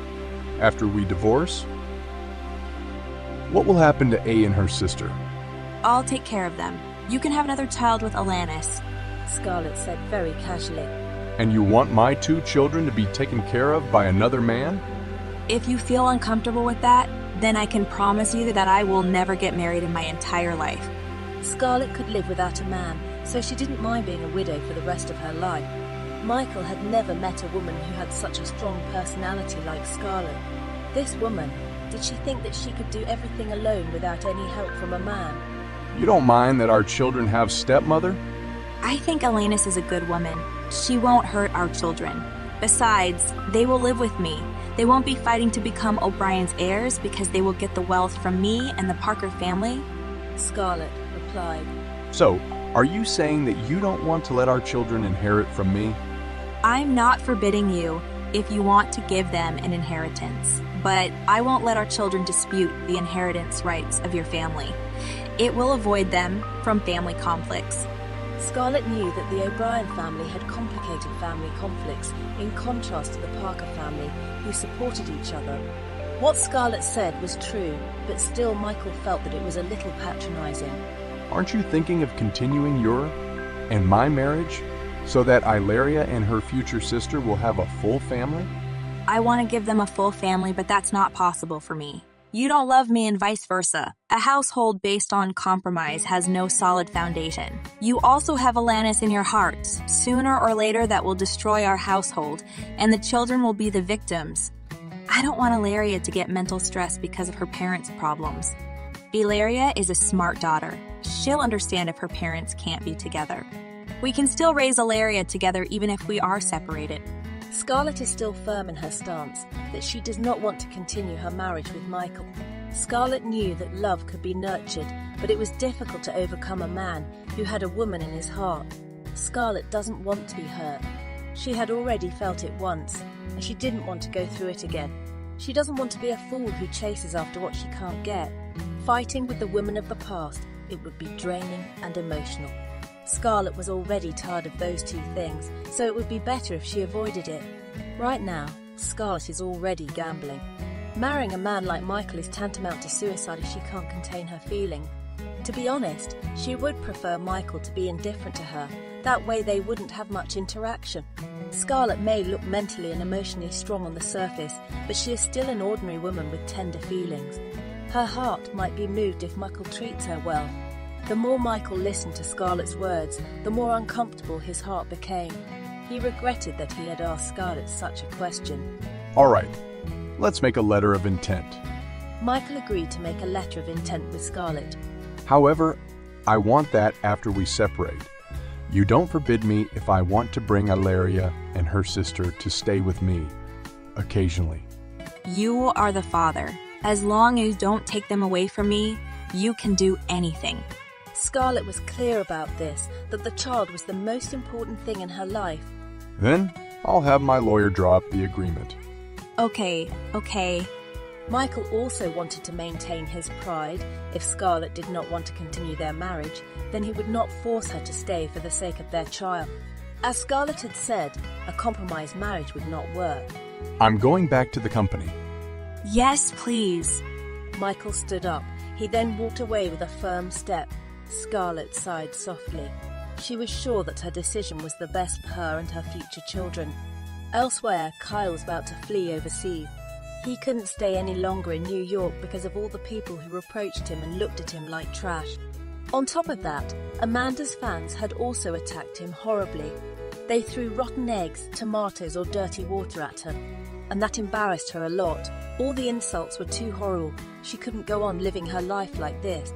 He still had quite a bit of money in his savings, so he could start a new life while planning his revenge on the people who had hurt him, most importantly Scarlett. If it wasn't for that woman coming back, then he would never have been humiliated as much as he was now. When Kyle came out of his hiding place, he was confronted by a man, and then the man smothered his mouth with a handkerchief. Kyle struggled to break free, but gradually lost consciousness. Kyle was taken into the car of the man wearing a mask and hat. "Miss Hannah, Miss Kyle is with me." "Good. Take him to the hotel room I mentioned earlier, then inject drugs into his body." "Yes, Miss Hannah." This time, Kyle's life really ended up in the hands of Scarlett's henchmen. The unconscious woman had no idea what was waiting for her right now. The camera flashes continued, capturing the vulgar scene of 3 men and 1 woman who were currently wearing nothing. The 4 men are not bothered by the reporters who continue to shoot their cameras, while the woman, who is none other than Kyle, begins to be pulled by her consciousness due to the pain when one man enters her while the other squeezes her breasts hard. Moments later, the police arrived after receiving a message that there was an orgy of sex and drugs in a hotel. The activities of the 3 men were eventually stopped. The police saw evidence on the table in the form of syringes and heroin powder scattered on the table. When the police arrested him, Kyle was still in a daze. The police believed that it was the effect of the drugs that were in Kyle's body. The reporters continued to film the arrest of Kyle and his sex partner. Today they got another amazing news. The public's hatred for Kyle was bound to increase sharply. As Kyle was taken to the police station, the woman slowly began to realize her surroundings. She was shocked when she saw that she was at the police station. How could he be here? Didn't he want to go to the airport? Kyle's head suddenly hurt. He forced himself to remember what happened, but his last memory was of being smothered by a man. What happened to me? Why am I here? Kyle asked the police officer handling his case. Next to Kyle were 3 men staring at him at the same time. These 3 men were also on drugs. They were addicts. "Miss Kyle, did you forget that last night we had an orgy and a drug binge?" One man said something that Kyle thought was nonsense. "I wouldn't go that low," Kyle snapped. "Miss Kyle, the fact is that we did do something that low. You seduced the 3 of us, but now you won't admit it." The other man also said nonsense. Kyle was still sane. If he wanted to have an orgy, then he would choose who it was, not 3 men he didn't know the origin of. If Miss Kyle doesn't believe me, just check Miss Kyle's body. There are many traces of romance on your chest and stomach. Another man added. Kyle immediately realized that his body felt like it was being crushed. He immediately peeked at his chest. Lightning seemed to strike above Kyle's head. There were indeed many traces of romance on his chest. "This can't be," exclaimed Kyle hysterically. "Miss Kyle, we had so much fun last night, but now you deny it. Are you not satisfied with the performance of the 3 of us?" asked the man next to Kyle with perverted face. "Shut your mouth! I couldn't have done that!" Kyle roared angrily. He wanted to slap the man in front of him, but the police officer who'd been watching stopped him. "Please calm down," the officer said sternly. "Sir, this must be a mistake. I would never do such a thing." Kyle tried to convince the police officer, but unfortunately no one believed him. "Miss Kyle, we have all the evidence," the police officer replied. Let me show you the evidence so you can stop denying it. The police officer showed her the syringes and heroin powder they had recovered. Those items didn't surprise Kyle much, but the video that followed made his whole world go black. It clearly showed that the 3 men in the room were actually fucking her. He also saw the faces of the men who seemed to be enjoying the disgusting activity. Kyle shook his head strongly. No, it wasn't me. He denied vehemently. Tears even came out of his eyes. However, what Kyle was doing right now to the officers was just an act. The officers there already knew Kyle's identity and the woman's act. Kyle's soul was broken. He felt that his body was completely filthy. He didn't know what had happened to him, but the video had explained everything and kept playing in his head like a broken record. This was the effect Scarlett wanted. Ellen once put her in this position, where she realised everything that happened and could never forget it. Scarlett does the same with Kyle. She will make the video a nightmare that keeps haunting Kyle. Soon, news of the sex and drug binge and Kyle's arrest spread all over the media. Once again, the woman caused an uproar. Thousands of blasphemous comments poured in. Kyle became the top search topic for social media users. In her office, Scarlett had already seen it. A cold smile appeared on her face. When she loved someone, she would give her whole heart to that person, but when she hated then, she would tear that person apart with her bare hand. Elsewhere, Pierre also saw the news. The recovering man was made to feel claustrophobic again. He had been cheated for more than 8 years by Kyle and Ellen. Right now, he hated the 2 people who had made the only daughter he had hate him. Seeing such a bad thing happen to Kyle, Pierre did not feel sorry at all. He thought Kyle deserved it because that woman was so cruel and evil. Michael returned before dinner time. Starting today, the man would have dinner with Scarlett every day. I thought you wouldn't be home at dinner time, so I just cooked for myself. No need to cook anymore. Let the chef of this house cook for you. Michael exclaimed. I don't like eating other people's food, Scarlett taunted. Clean your body first. I'll cook something quick and easy for your dinner. Okay. Michael didn't argue with Scarlett. He would let her do whatever she liked, as long as it didn't harm or defy his boundaries. After his shower, Michael returned to the dining room. He saw Scarlett still wearing her apron and arranging the food on the table. He had never seen a woman so beautiful with an apron on her body. Your dinner is ready. Let's eat. Scarlett didn't know that Michael was currently mesmerized by her beauty. Michael cleared his throat. The man sat in his usual place and started eating the food Scarlett had made. This was the umpteenth time he had eaten Scarlett's cooking, and he had yet to find any flaws in it. Did you learn to cook specially? Asked Michael. Yes, I learned from my aunt. She is a restaurateur who used to be a famous chef in Europe. Scarlett replied. It's only natural then. Your cooking skills are so good. Michael now complimented Scarlett without Scarlett having to ask for it. I am a mother, so I must have these skills for my daughter and myself. Scarlett then put the food into her mouth and began to chew gracefully. After that, there was no more conversation between the two. I still have some work to do. You can go to your room first, Michael said as he stood up from his seat. Okay.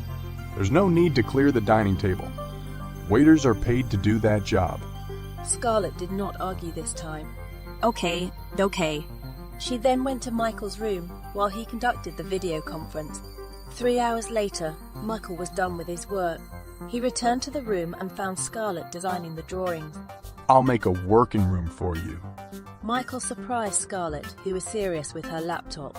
If it doesn't inconvenience you, then thank you. Scarlett needed a workspace. Working like this in her room was a little uncomfortable for her. Is your work done? Yes. Scarlett immediately closed her laptop. Let's go to bed. Scarlett didn't answer, but her feet stepped onto the big bed, not far from her. Michael grabbed Scarlett's body, making her sit on his lap. Without saying much, he kissed Scarlett's soft red lip. This time the kiss was a little softer, but the next time it turned more passionate. Michael's hands stripped off Scarlett's silk robe, leaving only her black lace panties. Michael's kisses moved to Scarlett's slender neck, where he nibbled and sucked, leaving a reddish trail. Scarlett's blood coughed, her bottom already throbbing with arousal. Michael laid Scarlett's body on the bed. The man undid the bra Scarlett was wearing and threw it on the floor. His hands touched Scarlett's mound of flesh, and then his mouth took over the place, sucking it greedily, while his other hand squeezed the mound on the other side. Scarlett's moans began to fill the room. Her body moved uncomfortably. Her hands squeezed Michael's thick hair. Michael's fingers slipped into Scarlett's panties, caressing her sensitive parts seductively. Scarlett's arousal was growing.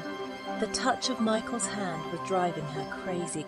Michael took off the shirt he was wearing and threw it on the floor. After that, he moved on to his trousers.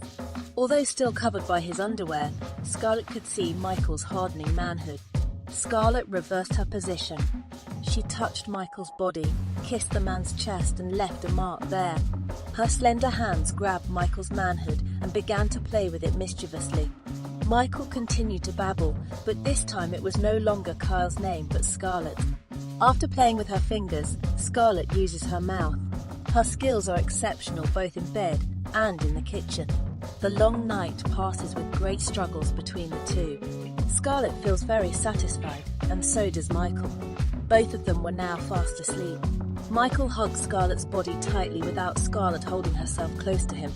Michael had never felt such explosive passion for a woman, even if she was naked in front of him. However, Scarlett was different. This woman was like a very strong drug. It made him lose control and go crazy. This morning, Scarlett went to the prison again. She wanted to see Ellen again. If Scarlett has a good feeling when she sees Ellen, then the opposite is true for Ellen.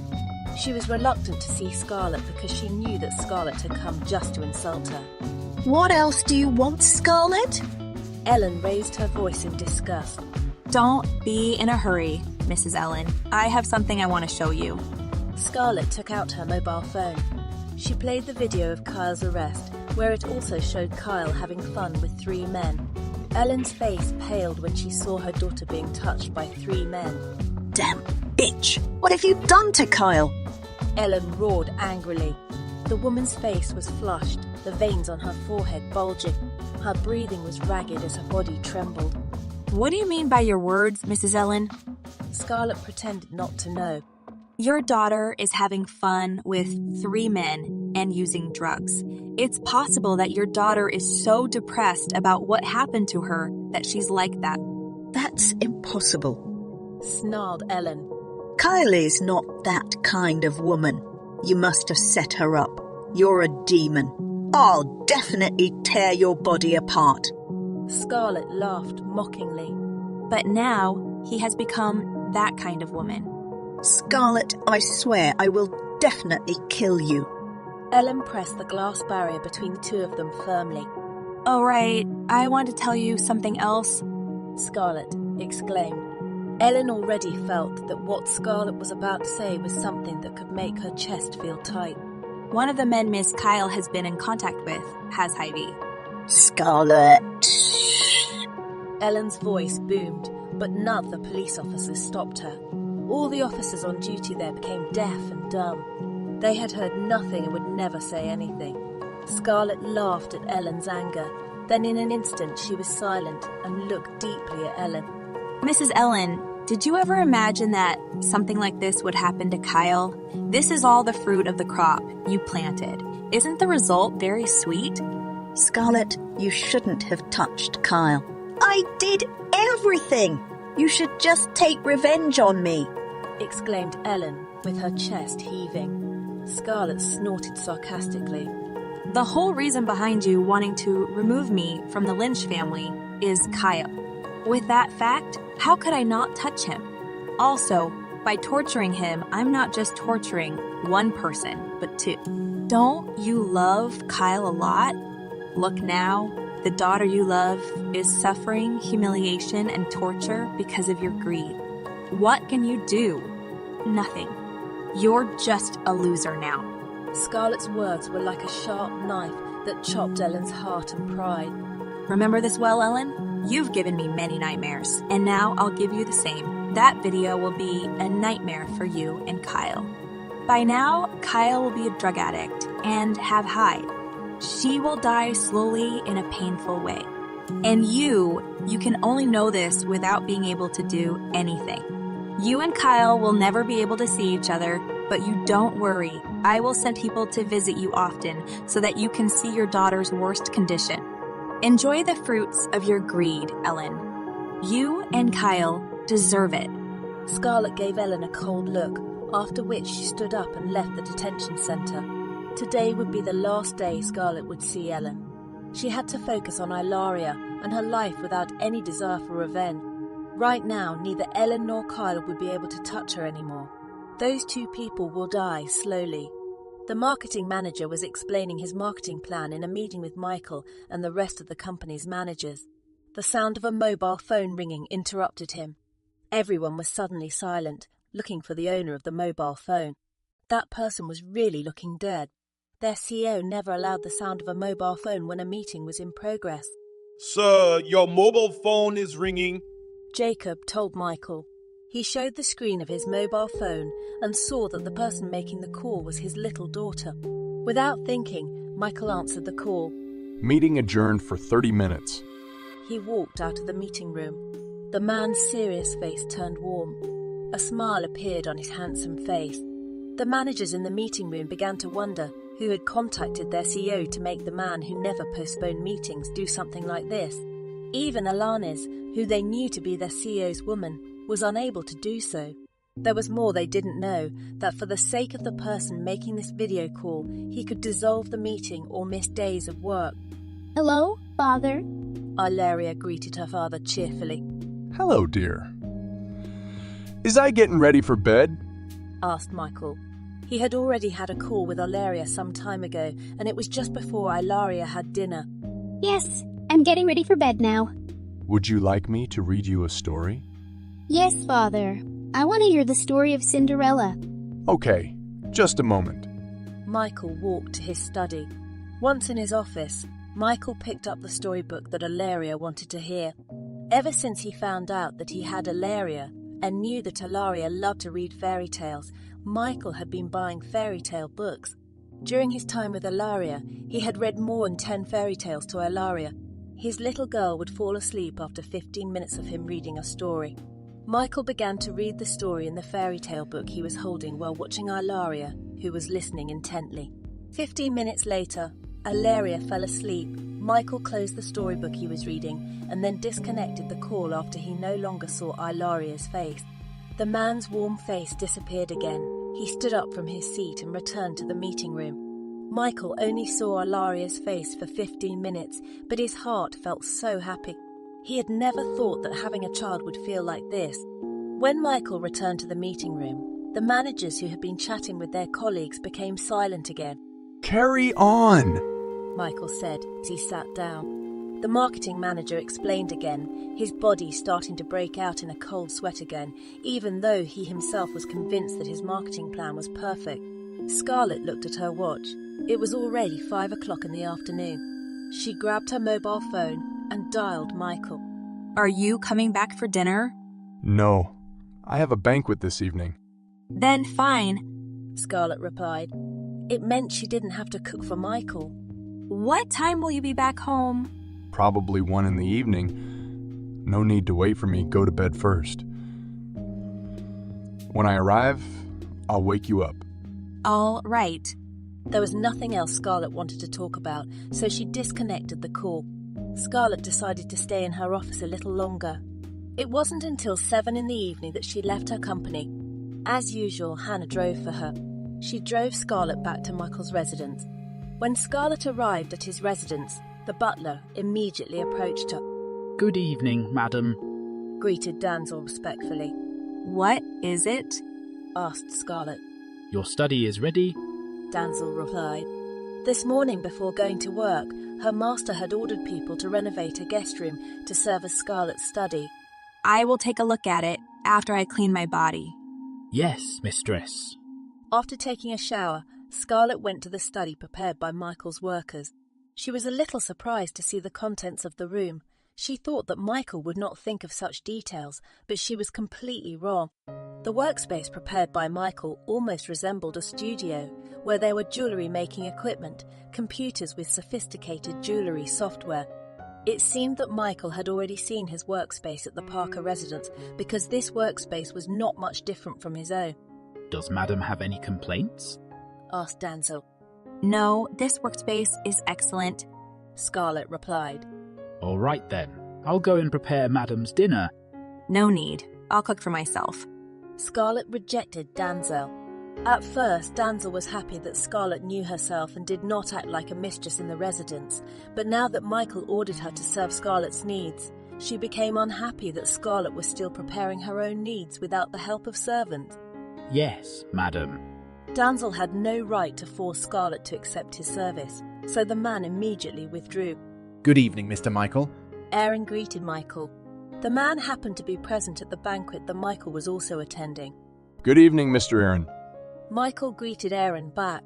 He and Aaron were two strangers who would not have greeted each other if they had met at an event, but since they were connected to the same woman, they were finally facing each other. Aaron turned to the woman next to Michael. She was Alanis, who had also come to the banquet as a representative of her father. Alanis was starting to get involved in the business world. It was her promise to her father that after she fulfilled her dream, she would help her father in the company. Mr. Michael has a very beautiful partner. Aaron gave Michael a small smile. Michael felt uncomfortable with Aaron's smile. Earlier, he had introduced himself to Aaron as Scarlett's husband, but today he had come to the banquet with Eleni. I'm Aaron Ryder. Aaron extended his hand to Alanis. Alanis. The woman returned Aaron's hand. Alanis had also grown up in the business world circle. As a musician, she had also met many world entrepreneurs. She clearly knew who the man standing in front of her was. He was the most desirable bachelor in Paris, as well as Owen Parker, Aaron's friend. Nice to meet you, Miss Alanis. Nice to meet you too, Mr. Aaron. Aaron let go of Alanis' hand, his gaze returning to Michael. I'm going to say hello to some other acquaintances, if you'll excuse me. Yes, please. Michael didn't like Aaron, so it would be best if the man didn't appear in front of him often. Aaron withdrew. He soon greeted some other acquaintances with his attention occasionally directed at Michael and Eleni. Aaron already knew the reason why Scarlett was married to Michael, Owen told him. Furthermore, he also knew that Michael had a woman he loved in his heart, and that was Alanis, the woman who was standing next to Michael right now.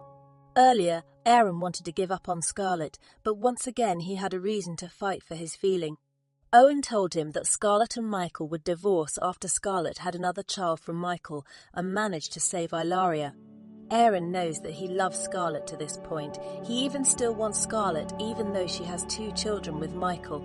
He knew that Scarlett never responded to his feelings, but he was still stubborn. Stubbornness is a deadly disease that anyone in love will experience.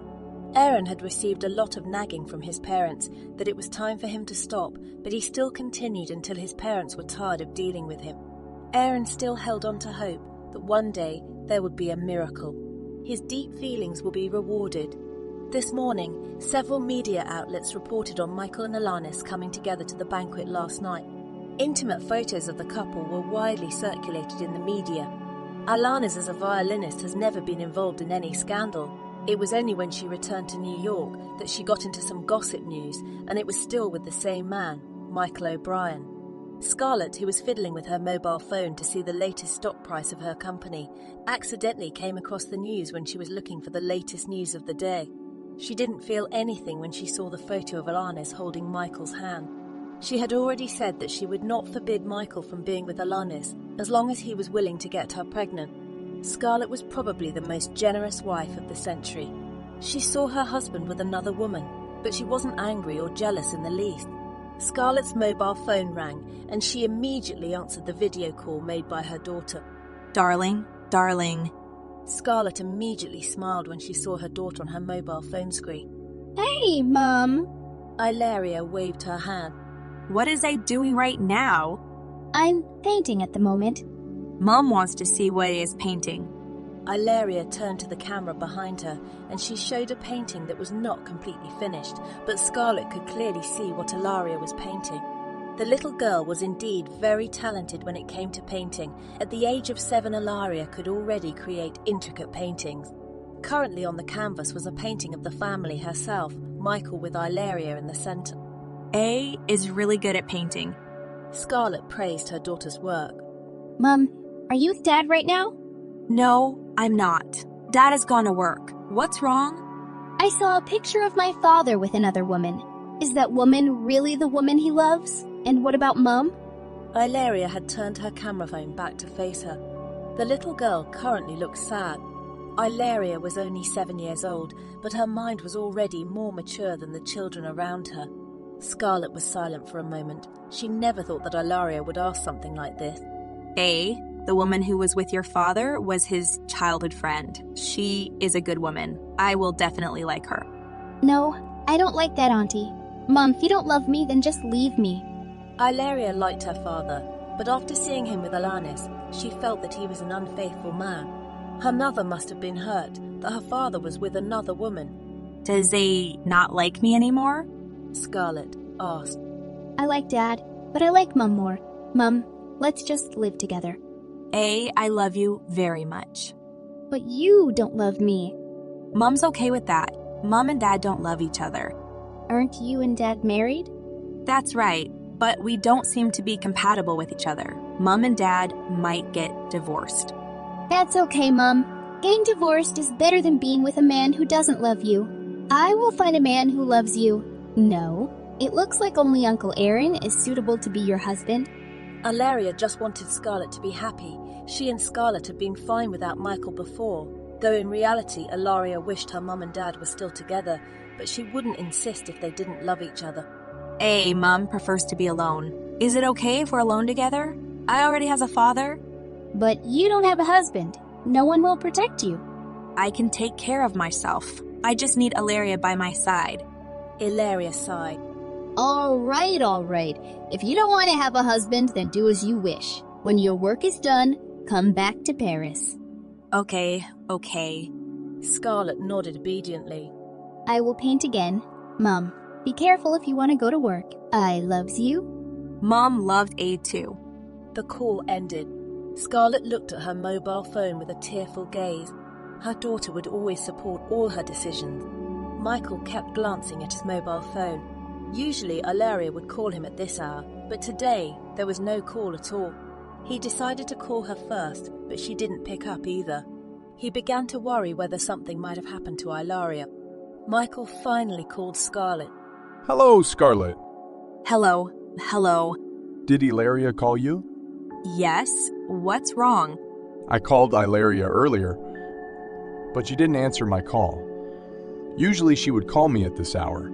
Scarlett was silent for a moment. She smiled a little. Ilaria must have been on strike with Michael because he was with Alanis. What did she say to you? She asked me if Alanis is the woman you love. Then she told me to leave you and return to Paris after I finished work.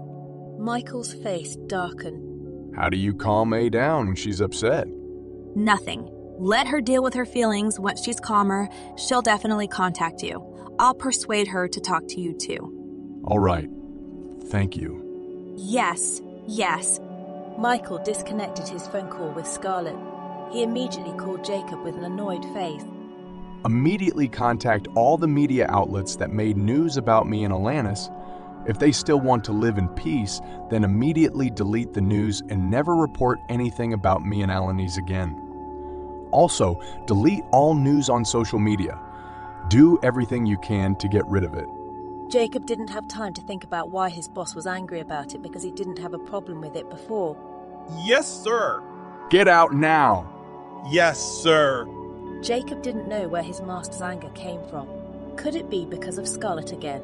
It seemed that only that woman could make his master even angrier than usual. Michael recalled what Scarlett had said. His daughter had even encouraged Scarlett to leave him. The mother and daughter were really the same, as if they didn't need him at all. Shit. Was he the only one who was so used to the presence of those two women while they were not? Michael continued his work, but he couldn't focus and was always looking at his mobile phone. He decided to call Ilaria once again. It was very frustrating to find his daughter on strike talking to him. The call was finally answered. Ilaria's face appeared on Michael's mobile phone screen. Have you finished talking to Dad? Michael asked. I haven't finished yet, but Mom said that I shouldn't ignore you. If you're angry, You should talk to me so that I can correct my mistakes. Michael said gently. I don't like that, Auntie. She's just your friend. I'm not illiterate, Dad. I've read many articles that say that you and Auntie love each other. Not all articles are true. Eh? And you love that aunt. I love A more than Aunt Alanis. That means you love that aunt. Aunt Alanis is a good person. You must really like Aunt Alanis. I like Mum better. Ilaria replied. You know that? Never mind. Forget it. I don't love you anyway. You two will be separated soon.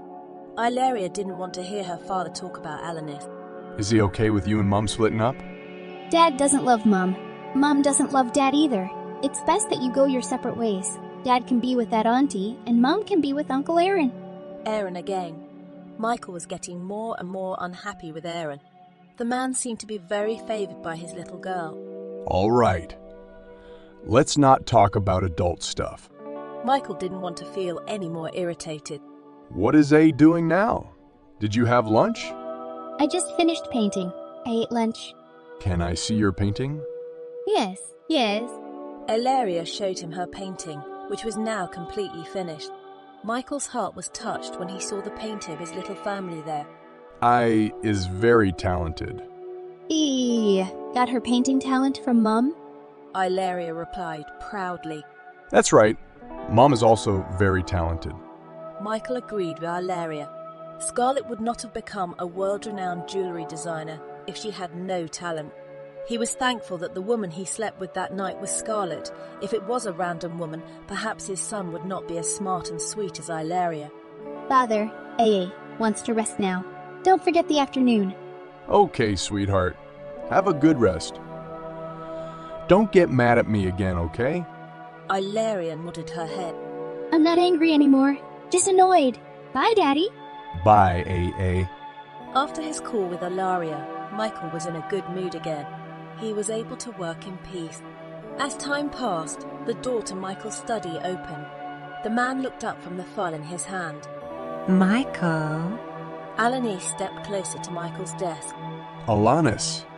Let's have lunch together. Alanis had deliberately taken the time to invite Michael to lunch. She had recently learnt that Jacob had threatened the media to stop reporting on her and Michael. She had also looked at social media, and not a single picture of her and Michael was on there. Alanis didn't expect Michael to be like this, so she decided to meet with Michael and see how he was feeling. Come on. Michael couldn't refuse Alanis. Where would you like to have lunch? I want Italian food. Okay, let's go to an Italian restaurant. Michael immediately stood up from his seat. He went out together with Alanis. Whenever those two were together, they would definitely steal the attention of the employees. There would be no doubt that the position of O'Brien's young mistress would be occupied by Alanis. Jacob drove the car, and in the back seat, Alanis and Michael sat next to each other. There was nothing unusual about Michael. He was still his usual self, and that was enough to put Alanis at ease. Arriving at the Italian restaurant, Michael saw two people who were familiar to his eyes. He couldn't take his eyes off the couple who were talking. Michael? Alanis called out to Michael once again. She looked in the direction he was looking and found Scarlett with Aaron, the man she had met last night at the banquet. Isn't that Scarlett? Alanis exclaimed. Michael only replied with a shrug. What a coincidence. Let's go say hello to them. Based on the provided content. Oh, Ms. Alanis, what a coincidence that we meet here. Scarlett was being kind. Mr. Michael, we meet again. Aaron greeted Michael, but Michael didn't look happy about this encounter. Since you're already here, let's eat together. Scarlett invited her husband and the woman he loved to eat at the same table with her. Michael looked at Scarlett's face carefully. Was Scarlett really okay being in this ambiguous position? They were husband and wife, but they brought their respective partners and ate lunch together. Isn't that strange? Michael then realised, of course it wasn't strange for Scarlett because she didn't have any feelings for him. Scarlett probably wouldn't bother if he even made love to Alanis in front of her. Thinking about it, Michael felt his heart turn sour.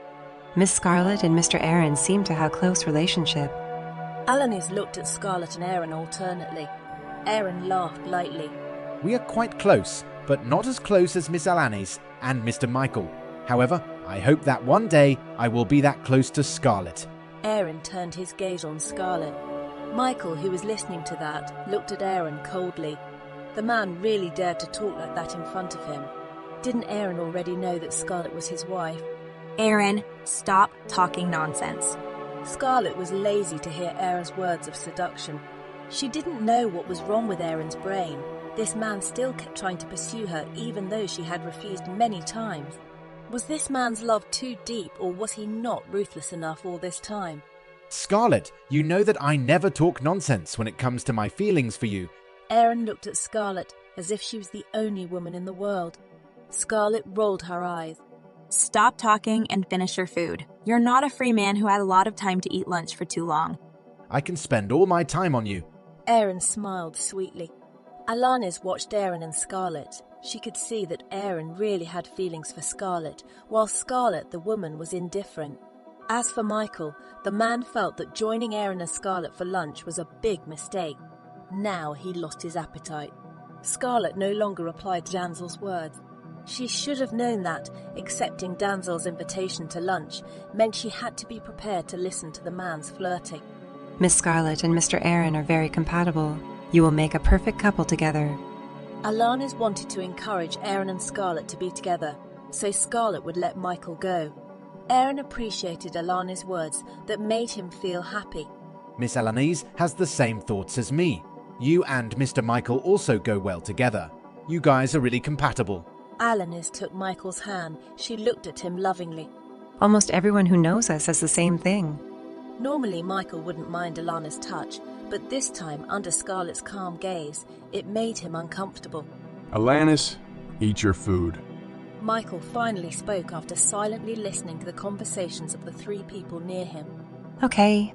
Alanis withdrew her hand. The woman immediately ate her food as well as Aaron, who had no one to talk to anymore. The lunch finally went quietly, but suddenly Scarlet choked. Aaron and Michael immediately offered Scarlet their drinking water. Scarlet looked at Michael and Aaron in turn, but instead of accepting the water from the two men, she reached for her own. Aaron and Michael looked at each other. They then put their glasses back into place. Alanis stayed where she was, staring at Michael for a while. This man was secretly concerned about Scarlet. There was a pain that pierced Alanis' heart. No, she couldn't let things go wrong like this. Michael might fall for Scarlet if they were together for a long time. However, she didn't know what to do. She wasn't the kind of cunning woman who had many plans in her hands. Should she ask Scarlet again to leave Michael? Scarlet finished eating. The woman stood up and went to the toilet to check her makeup. Alanis followed, so the only ones left at the dining table were Michael and Aaron. Mr. Aaron, Scarlet is my wife, so stop approaching her. Michael finally spoke in his trademark cold voice. Aaron chuckled. He found Michael's words amusing. Mr. Michael, aren't you selfish? You can be with other women, but you forbid other men from approaching your wife. Oh, right. Wasn't your and Scarlet's marriage just to save I's life? You don't need to behave like you're really Scarlet's husband. We have a valid marriage certificate, Mr. Aaron. No matter what reason I married Scarlet, she is still my wife, and my relationship with Alanis is not what you think. Michael defended himself. Then, how do you explain about you bringing another woman to the banquet instead of your own wife? Do you want to enjoy two women at once? Mr. Michael, you are too greedy. Aaron replied honestly. This man knew that Michael could not possibly not be tempted by the beautiful and perfect Scarlet. A difficult-to-conquer woman like Scarlet would attract more attention compared to the gentle and obedient Alanis. I told you Al and I are not in that kind of relationship. Michael started to get angry. He did not want to admit that he and Alanis were a couple. In fact, he had never declared his love or asked Alanis to be his partner. Mr. Michael, you don't deserve to be Scarlet's husband. If it wasn't for Ilaria, Scarlet would never have married you. You can't even distance yourself from another woman, yet you act like you're a real husband.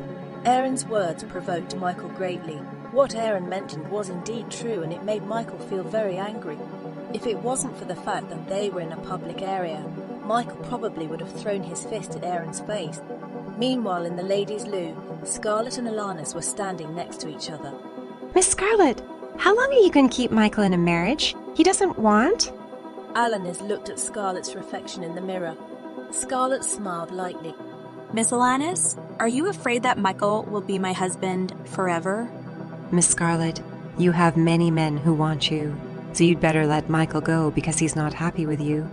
Alanis retorted. Scarlett was reluctant to play games with Alanis. She knew that this woman had a very high possibility of becoming her daughter's stepmother, so it would be better for her not to have any disputes with this woman. I will divorce from Michael after I have a child with that man, Scarlett exclaimed. Alanis looked at Scarlett in disbelief. A woman like Scarlett would definitely change her stance after having a child with Michael. She would probably use the child to keep Michael in their marriage forever. Miss Scarlett, isn't that too much? Miss Alanis, I know what you're thinking right now. However, I have my reasons for my actions and Michael agrees with them. If you want to know, you can ask Michael. He will give you an explanation if he really wants to be with you after divorcing from me. Alanis couldn't believe Scarlett's words. Did Michael really agree to have a child with Scarlett? Did the man not think about what would happen in the future? Or was it possible that Michael had agreed to Scarlett's words in order to be free of her, and only then could she and Michael be together? Don't use any more cunning ways to trap Michael with you, Miss Scarlett. Ms. Alanis may believe it or not, I will divorce Michael according to our agreement.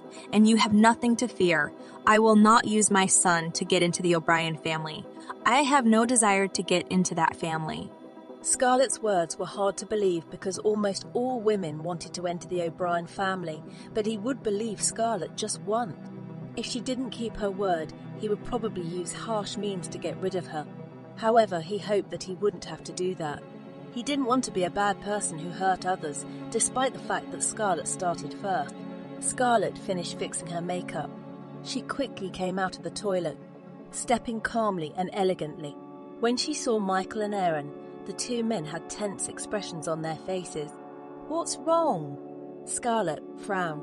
Are you done? Aaron changed his facial expression to warm again. Yes. Then let me take you to your company. Michael, we'll go first. Scarlett turned her gaze to her husband. Michael didn't want to let Scarlett go with Aaron, but he didn't have any reason to forbid Scarlett since Scarlett didn't forbid him from getting close to Alanis either. Yes. Be careful on the road. Instead of stopping her, Michael let Scarlett go. Alanis returned a moment later. Michael, Miss Scarlett and Mr. Aaron have left. Yes? Michael replied. The man stood up from his seat. I have an important meeting coming up.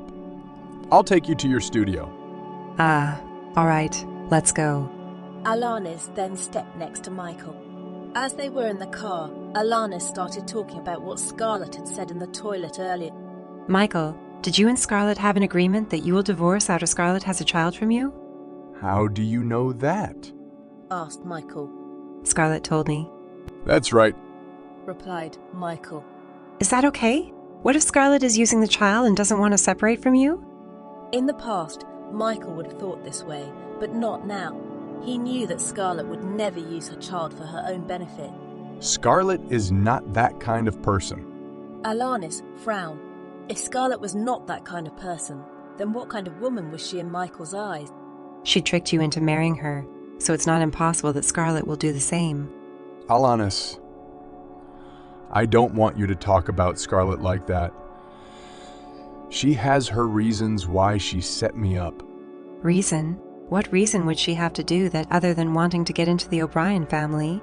Alanis also wanted to know the reason. Scarlett also said this in the toilet earlier. I can't talk about it now.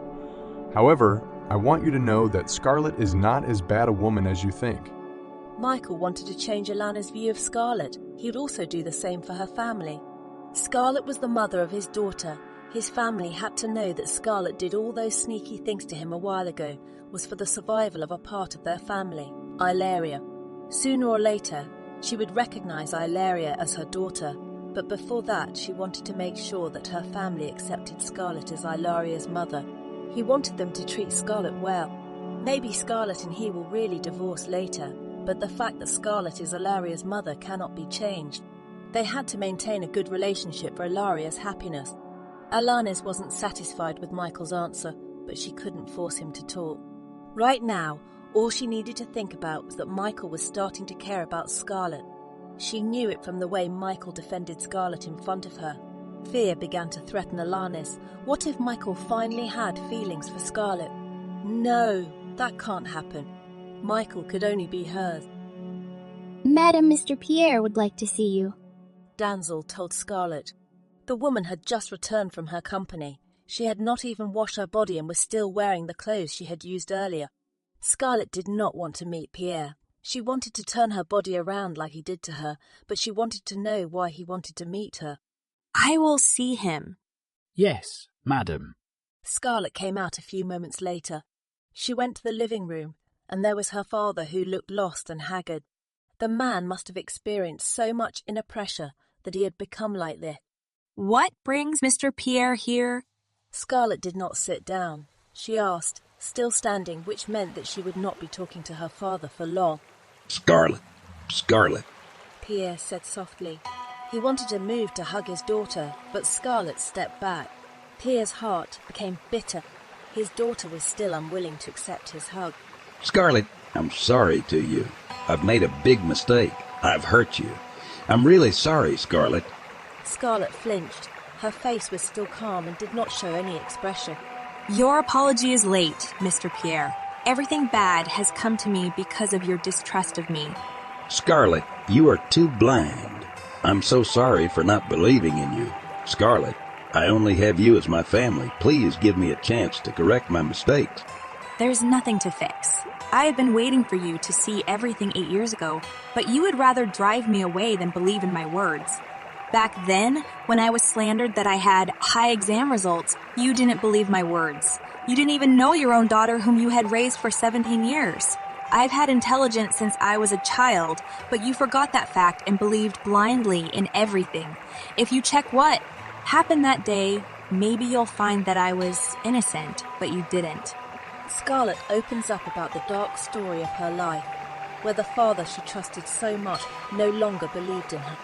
The mistake you made not only broke my heart, but also my mental state. You will never know that the daughter you loved drugged me and sent 2 men to defile me. If only you had chosen to believe in me and expel your beloved daughter and wife from your life, then I wouldn't have had to suffer so much. That night, if I had not escaped, then my life would have been ruined. And you should also know, when you threw me out of the country, your daughter and wife had planned so many things, spreading rumors at my college so that I was bullied by the students at the college. They also sent people to sell me into human trafficking. That day, I thought my life would end. The humiliation was so great, the pain so excruciating. I was humiliated. I stood on the brink of despair as people watched me naked. Their faces were so obscene and horrifying. To this day, I can't forget the faces of those people. Every night, I would have nightmares and wake up trembling. If I hadn't been saved that day, I probably wouldn't be alive today. Then where were you at that time? You were in the arms of your wife who was planning to get rid of your own biological daughter? Scarlett said, while holding back the wounds that she had patched up for 8 years. Scarlett knew that her father was not entirely at fault. She had also fallen for Kyle and Ellen's charade. She also knew that those 2 people deliberately eroded the distance between her and her father, but she was very disappointed in her father, who did not have the slightest trust in her.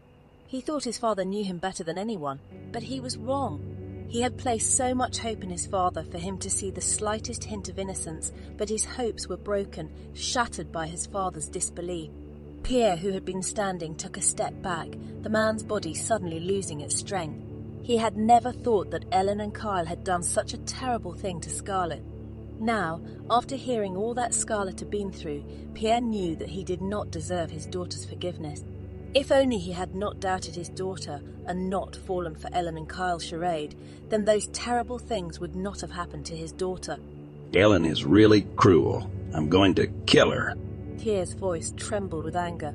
Even killing that woman won't do any good right now. Bad things have already happened and you won't be able to fix them at all. Right now, I just want you not to come to see me anymore because every time I see you, I will remember all the pain I received. Scarlett had no more words to say to Pierre. She turned around and left the living room with a sick feeling gripping her chest. Pierre could not step forward. He only watched his daughter's back as she slowly moved away. He would never blame Scarlett for her behavior towards him. She deserved it all. With weak legs, Pierre walked out of Michael's residence. The man felt his chest start to hurt again. He would probably end up in the hospital again after this. Meanwhile, Michael had listened to all of Scarlett's words. He had come home a few minutes after Scarlett had left, just before Pierre's arrival. Michael had not intended to eavesdrop. He had been answering the phone, and as he went to his room, he had listened to the conversation between Scarlett and Pierre. Michael knew that Scarlett had suffered a lot because of Ellen and Kyle, but he had no idea that Scarlett's suffering was much greater than he thought. That woman, she was really very strong. Scarlett was able to survive this far and act as if she had never been hurt before. Michael's feelings of guilt towards Scarlett grew. He had also treated Scarlett badly in the past. He misunderstood Scarlett because she never said anything to him. After a few moments of silence, Michael finally stepped into his room. As soon as he entered, he saw Scarlett wiping away the tears on her face. Are you back? Scarlett didn't expect Michael to be back at this hour. The man would usually be home by 7 in the evening and it wasn't even 6 yet. Are you crying? Michael asked, looking at Scarlett, who always acted strong in front of him. Crying? Scarlett shook her head. I'm not crying. Something fell on my eye. This lie of Scarlett's Michael could not believe because he was sure that Scarlett must have been crying. However, he did not want to break her strong charade. Scarlett didn't want to look weak and whiny, so he would help her stay that way. Michael pulled Scarlett into his arms. I know you are a strong woman. You will never cry. Scarlett wanted to push Michael away, but she really needed this hug right now. It felt very comfortable and warm. After some time, Scarlett felt much better. I'm going to go take a shower. Okay. Scarlett stepped into the bathroom. She filled the bathtub with warm water. She took off her clothes and then got into the bathtub that was already filled. Moments later, Michael entered the bathroom. He took off his clothes and joined Scarlett in a two-person bathtub. Why did you come home early today? Michael put his hand on Scarlett's stomach and hugged her from behind. Can't I come home early? Not like that, Scarlett replied. Michael's hands began to move mischievously. Have you seen your workspace? Michael's lips landed on Scarlett's white shoulder. I have. Do you like it? Michael's lips moved to Scarlett's ear. His hot tongue licked her earlobe. The room suits my needs. I like it. Thank you. You should show your gratitude in other ways, Scarlett. Michael whispered seductively. Scarlett began to feel cold and hot. Michael's hands playing on her chest and sensitive areas were already messing with her brain. She tilted her head, kissing Michael passionately on the lips. Moments later, she let go. Is it enough to express my gratitude? Michael smiled a small smile. It was a smile that he had never shown to Scarlett before. Scarlett's heart melted at that smile. It's not enough. Michael then crushed the lips of the woman, who was still stunned by his smile. The atmosphere in the bathroom changed instantly as the scent of romance spread to every corner of the place. Scarlett and Michael's moans blended together. Their bodies merged with the passion that kept exploding without knowing when it would be extinguished. The two stopped when they had missed the dinner hour. Michael wrapped Scarlett's body that had started to get cold. Then the man led Scarlett to the bed. Do you want me to help you get dressed? Michael asked. No, I don't. I can do it myself. Well, put your clothes on immediately so you don't catch a cold. Yes. Michael left Scarlett. The man went to put on his clothes, then came out again and still saw Scarlett lying on the bed. His wife must have been exhausted from keeping up with him. I will order the servants to prepare dinner. Come down as soon as you finish dressing. Scarlett replied with a dehamen, but she was still lying lazily on the bed. A few moments later, she dragged her body to the walk-in closet, put on her nightgown and robe, and then stepped out of her room. Michael, who saw Scarlett stepping into the dining room, immediately ended his phone call. He approached Scarlett. If you're still tired, I'll order the waiter to prepare dinner in the room. Michael said. No need. Scarlett pulled out a chair and sat on it. All right, Let's eat then. Bon appetit. Scarlett replied. Both of them finished eating. Scarlett went back to her room while Michael continued working in his study. Scarlett was tired. She finally fell asleep. However, a nightmare came and kept her awake with cold sweat soaking her body. At the same time the door to the room opened, Michael saw Scarlett's pale face. What's wrong? A nightmare. The man approached Scarlett. He held Scarlett's very cold hand. Nothing. I just woke up. Scarlett still maintained her tough figure. She didn't know that Michael had found out she often had nightmares. Michael pulled Scarlett into his arms. Continue your sleep. Scarlett didn't answer, but she immediately closed her eyes again. The antidote to her nightmares was already nearby. She could definitely sleep again. As Scarlett closed her eyes, Michael gently stroked her head. It's okay to look weak once in a while, Scarlett. You're just an ordinary girl. I'm going to London for a week. Do you want to come? Michael looked at Scarlett, who was chewing her breakfast. I'm coming. Scarlett didn't want to smother Michael like a jealous wife, but she needed to stay close to Michael so that she could conceive soon. All right. We'll take a flight in 2 hours. There's no need to buy a lot of things. You can buy them when you get to London. Okay. After breakfast, Scarlett called Hannah. She asked her to organise her schedule in London. As long as she was in London, she could go to Paris as the flight from London to Paris was only 2 hours. For 1 week, she could fly back and forth between London and Paris and meet up with Ilaria and work back at her company's headquarters. 2 hours later, Scarlett was on Michael's private planet. They sat opposite each other, while Hannah and Jacob sat in the other cabin. The plane was in the air, and Scarlett and Michael were currently enjoying wine and snacks served by the flight attendant. Michael looked at Scarlett's face carefully. I don't know when he had this habit. Scarlett's face was more interesting than anything else around her. Why are you looking at me like that? Scarlett asked. Nothing. Michael reached for the wine glass on the table. The man swung it slowly and then took a sip of the liquid inside. I'm going to take a flight to Paris after arriving in London. When you're done working, I'll come back, Scarlett exclaimed. There's no need to come back. When I'm done, I'll catch up with you. I miss A. All right, then.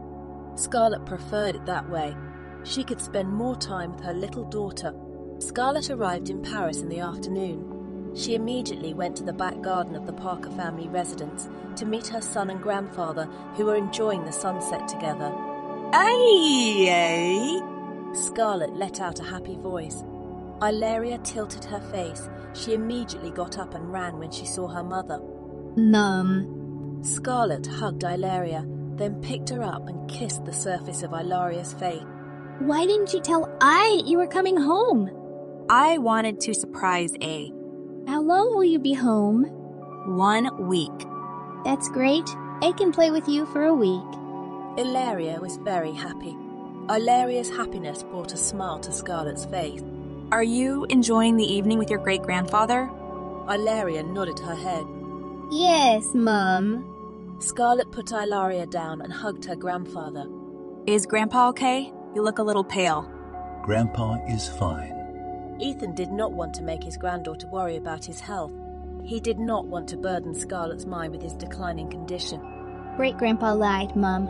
2 days ago, Great-grandpa suddenly became unconscious. Ilaria exclaimed. Grandpa, why didn't you tell me about it? Scarlett gave her grandfather a worried look. There's nothing serious about Grandpa's condition. That's why I asked your uncles, aunts, and cousins not to tell you. Ethan replied. Scarlett was not satisfied with her grandfather's answer. If her grandfather was already unconscious, then it meant that his condition was serious. Grandpa, if anything else happens to you, you must tell me. I'll be disappointed if you're like this again. Ethan sighed. All right, I won't hide it from you anymore. You're doing much better now. There's nothing to worry about. Scarlett did not prolong it any longer. She knew that her grandfather was like that because he was thinking of her. However, she was still strong enough to bear it all. It was better to feel a little pain than not know at all. Let's have tea together. Your aunt brought this tea from her business trip. Ethan poured the tea into the empty cup, already prepared by the butler, who was never far away from him. Right now, all the servants in the residence had to be on standby because there were 2 sick people they had to look after. Thank you, Grandpa. Scarlett reached for the glass and took a sip of tea. Did you come alone? Ethan asked. Yes, Grandpa. Scarlett put the cup back on the table. She pulled Ilaria onto her lap. Michael will catch up later, tonight. He has a job in London. Is your relationship going well? Yes, Grandfather. Although there was no love, at least their marriage wasn't as cold as it used to be. Mom, are you still with that aunt? Ilaria tilted her face to look at Scarlett. Scarlett replied with a dehamen. Ilaria felt annoyed. He doesn't want to talk to Father. Hey, don't be like that. Didn't we talk about this before? But I don't like that, Auntie. I don't want a stepmother. Stepmothers are scary. Ilaria replied. Aunt Alanis is a good person. You'll definitely like her. Besides, I have a mom, so no one can hurt me. You're right, eh? Be nice to me because I really love you. Didn't you say that you love I more than Aunt Alanis? Ethan spoke softly. Ilaria sighed softly. Yes, Grandpa. You will be nice to you. That's a smart girl. Ethan praised his favorite little girl. Mom, Uncle said that I will have a little brother soon. Is that true? Ilaria moved on to another conversation. Scarlett cursed Owen in her heart. That cousin of hers must have said a lot of to Ilaria. Mom and Dad still can't give a younger sibling. Would you like it if you had a younger sibling? Of course I do, Mom. I want a brother. Why a boy? So that he can look after me and Mom? Ilaria's answer always made Scarlett feel warm. All right, Mom and Dad will try to give a little brother later. Now you need to get healthier so that when you have a little brother, you can help me take care of him. Yes, Mom. Michael arrived at the Parker home at 11 o'clock at night. All the members of the family were already asleep, and Michael quickly made his way to Scarlett's room, which was next to Ilaria's room. You've come. Yes. Michael stepped closer to Scarlett. I was waiting for you, but she was already asleep. Michael felt a little guilty. He should have gone home sooner, but his work was so important that he couldn't leave her behind. I'll see A for a while. Yes. Michael went to see his daughter, but the man did not touch Ilaria. He was travelling. His body was probably dirty. Michael's heart was filled with tenderness as he watched his daughter's peaceful face. His tired body was now refreshed. Ilaria and Scarlett were indeed 2 wonderful medicines for him. After observing his daughter, Michael turned to Scarlett's room. I have prepared bathwater for you. Thank you. Scarlett only replied with a dehamen. As Michael went to the bathroom, Scarlett prepared nightwear for Michael. Michael finished bathing. The man put on the clothes that Scarlett had prepared. Did you have dinner? Not yet. Then I'll prepare dinner for you. Scarlett exclaimed. No need. Michael held Scarlett back. The man was now standing in front of Scarlett with a look that pierced Scarlett's eyes. My dinner is here. After saying that sentence, Michael kissed Scarlett on the lips.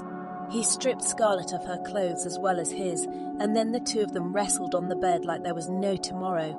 Michael pulled Scarlett into his arms after their long romance ended.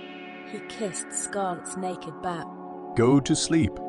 Michael whispered a lullaby spell to Scarlett.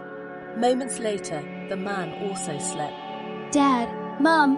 Ilaria woke up her sleeping mother and father. Scarlett opened her eyes, finding her daughter on the bed and watching her face. Scarlett suddenly felt embarrassed. She was still not wearing anything. Good morning, eh? Michael was also awake. He pulled his little girl into his arms and kissed the top of her head. I miss A lot. Do you miss A or Mom more? Asked Ilaria. I miss you both. Michael replied. Mom, did you and I make a stir-fry last night? Scarlett's face suddenly turned red. Her daughter's words were too vulgar. Hey, what did you say? Scarlett reprimanded. Uncle Owen said that a man and a woman sleeping together means they are making a child. Owen again. Scarlett would make a calculation with Owen later. The damn man really dared to teach his daughter things like this. Hey, he's right. Last night, Mom and Dad made a sister for, Michael directed his gaze at Scarlett, saving the red flush on his wife's adorable face. Hey, now go take a shower first, then we'll have breakfast together. Okay, Mum. Ilaria complied and walked out of her parents' room. Don't talk about strange things to Ilaria, Scarlett warned Michael. What strange things? Last night we did make a sister for Ilaria. Forget it. Scarlett wasn't going to argue with Michael. She got off the bed with her naked body. She stepped into the bathroom. Why are you here? Continuing the process from last night. Michael smiled lasciviously. My family is waiting in the dining room. Won't be long. Michael did not accept rejection. He made love to Scarlett, then entered her when she was ready and wet. Scarlett cursed Michael the man was lying to her. A minute that Michael took half an hour. Michael was truly marvellous. When the two men went downstairs to the dining room, the family members had almost finished their breakfast. No one said anything. They understood that Scarlett and Michael were pressed for time, so any little opportunity should be well utilised. Ilaria glanced at her father's mobile phone, which was currently ringing. There was the name, Alanis. Ilaria immediately answered the call. Hello? Hello? On the other side, Alanis frowned. Why would a child answer a call on Michael's mobile phone? Hello, I'd like to speak to Michael. Father is in the shower. Dad! Alanis frowned again. Since when did Michael have a child? Is it possible that Michael's mobile phone had been dropped and found by someone else? Little girl, can I talk to the adults around you? No, you can't. Mom is cooking. Who's your mum? Scarlett Lavalia. Alanis gasped. She only knew one name, Scarlett Valier, and that was the wife of the man she loved. Who is your father? Michael O'Brien. Lightning seemed to strike Alana's head. No way, no. How could Michael and Scarlett have a child? Who was A talking to? Michael had just finished showering. Ilaria turned her gaze to her father. The aunt that A doesn't like. Michael knew who Ilaria was referring to, while Alanis heard Michael's voice clearly. It was really her Michael. Give me the mobile phone. Michael asked Ilaria gently. Ilaria didn't reply. She just gave him the phone with an unhappy face. Michael didn't want his daughter to break down with him again. He went to the balcony to talk to Eleanor. Hello? Alanis? Michael. Alanis' voice trembled. What's wrong with calling me? Michael, who was the little girl who answered my call earlier. My daughter, Ilaria. Alanis was silent, still not wanting to believe what she was hearing. How could that be? Is the mother of your child Scarlett? That's right. What happened? How can you have a child?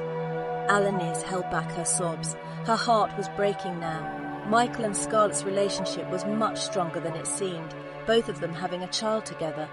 I'll tell you about it later, Alanis. Father! Ilaria's voice interrupted Michael and Alana's conversation. What is it, dear? Mum says dinner is ready. Okay. I'll go to the dining room right away. Yes, Father. Alana's heart sank when he heard how gently Michael spoke to his son, which told him how much Michael loved his son. Alanis, let's talk later. Okay. Michael ended the call. He then reached out to Ilaria's body and picked up his little daughter. Ilaria rested her head on Michael's neck. She felt so warm. Her father, how could she let him be with another woman and have another child? In her heart, Ilaria harbored pain.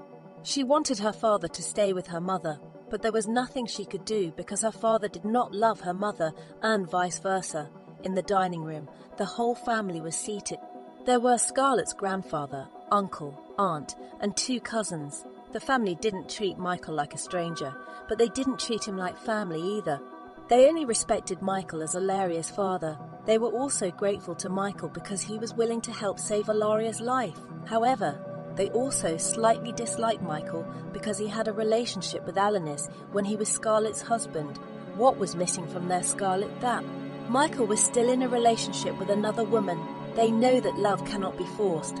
They know that Alanis came into Michael's life first, but still their Scarlett doesn't deserve to be with a man who has another woman in his heart. Scarlett was the jewel of their hearts, and they hoped that Scarlett's husband also thought of Scarlett as such. The dinner was peaceful. Your cooking skills are getting better and better, Scarlett. Jane praised her niece's cooking skills. I have a great teacher. It would be a shame if my skills didn't improve. Scarlett blinked her eyes. Jane chuckled. You might beat Auntie if you open your own restaurant. I'm not interested in cooking for others, Auntie. Scarlett only cooked for her family. She had never cooked for anyone else in her life. Sister, you're wasting your skills.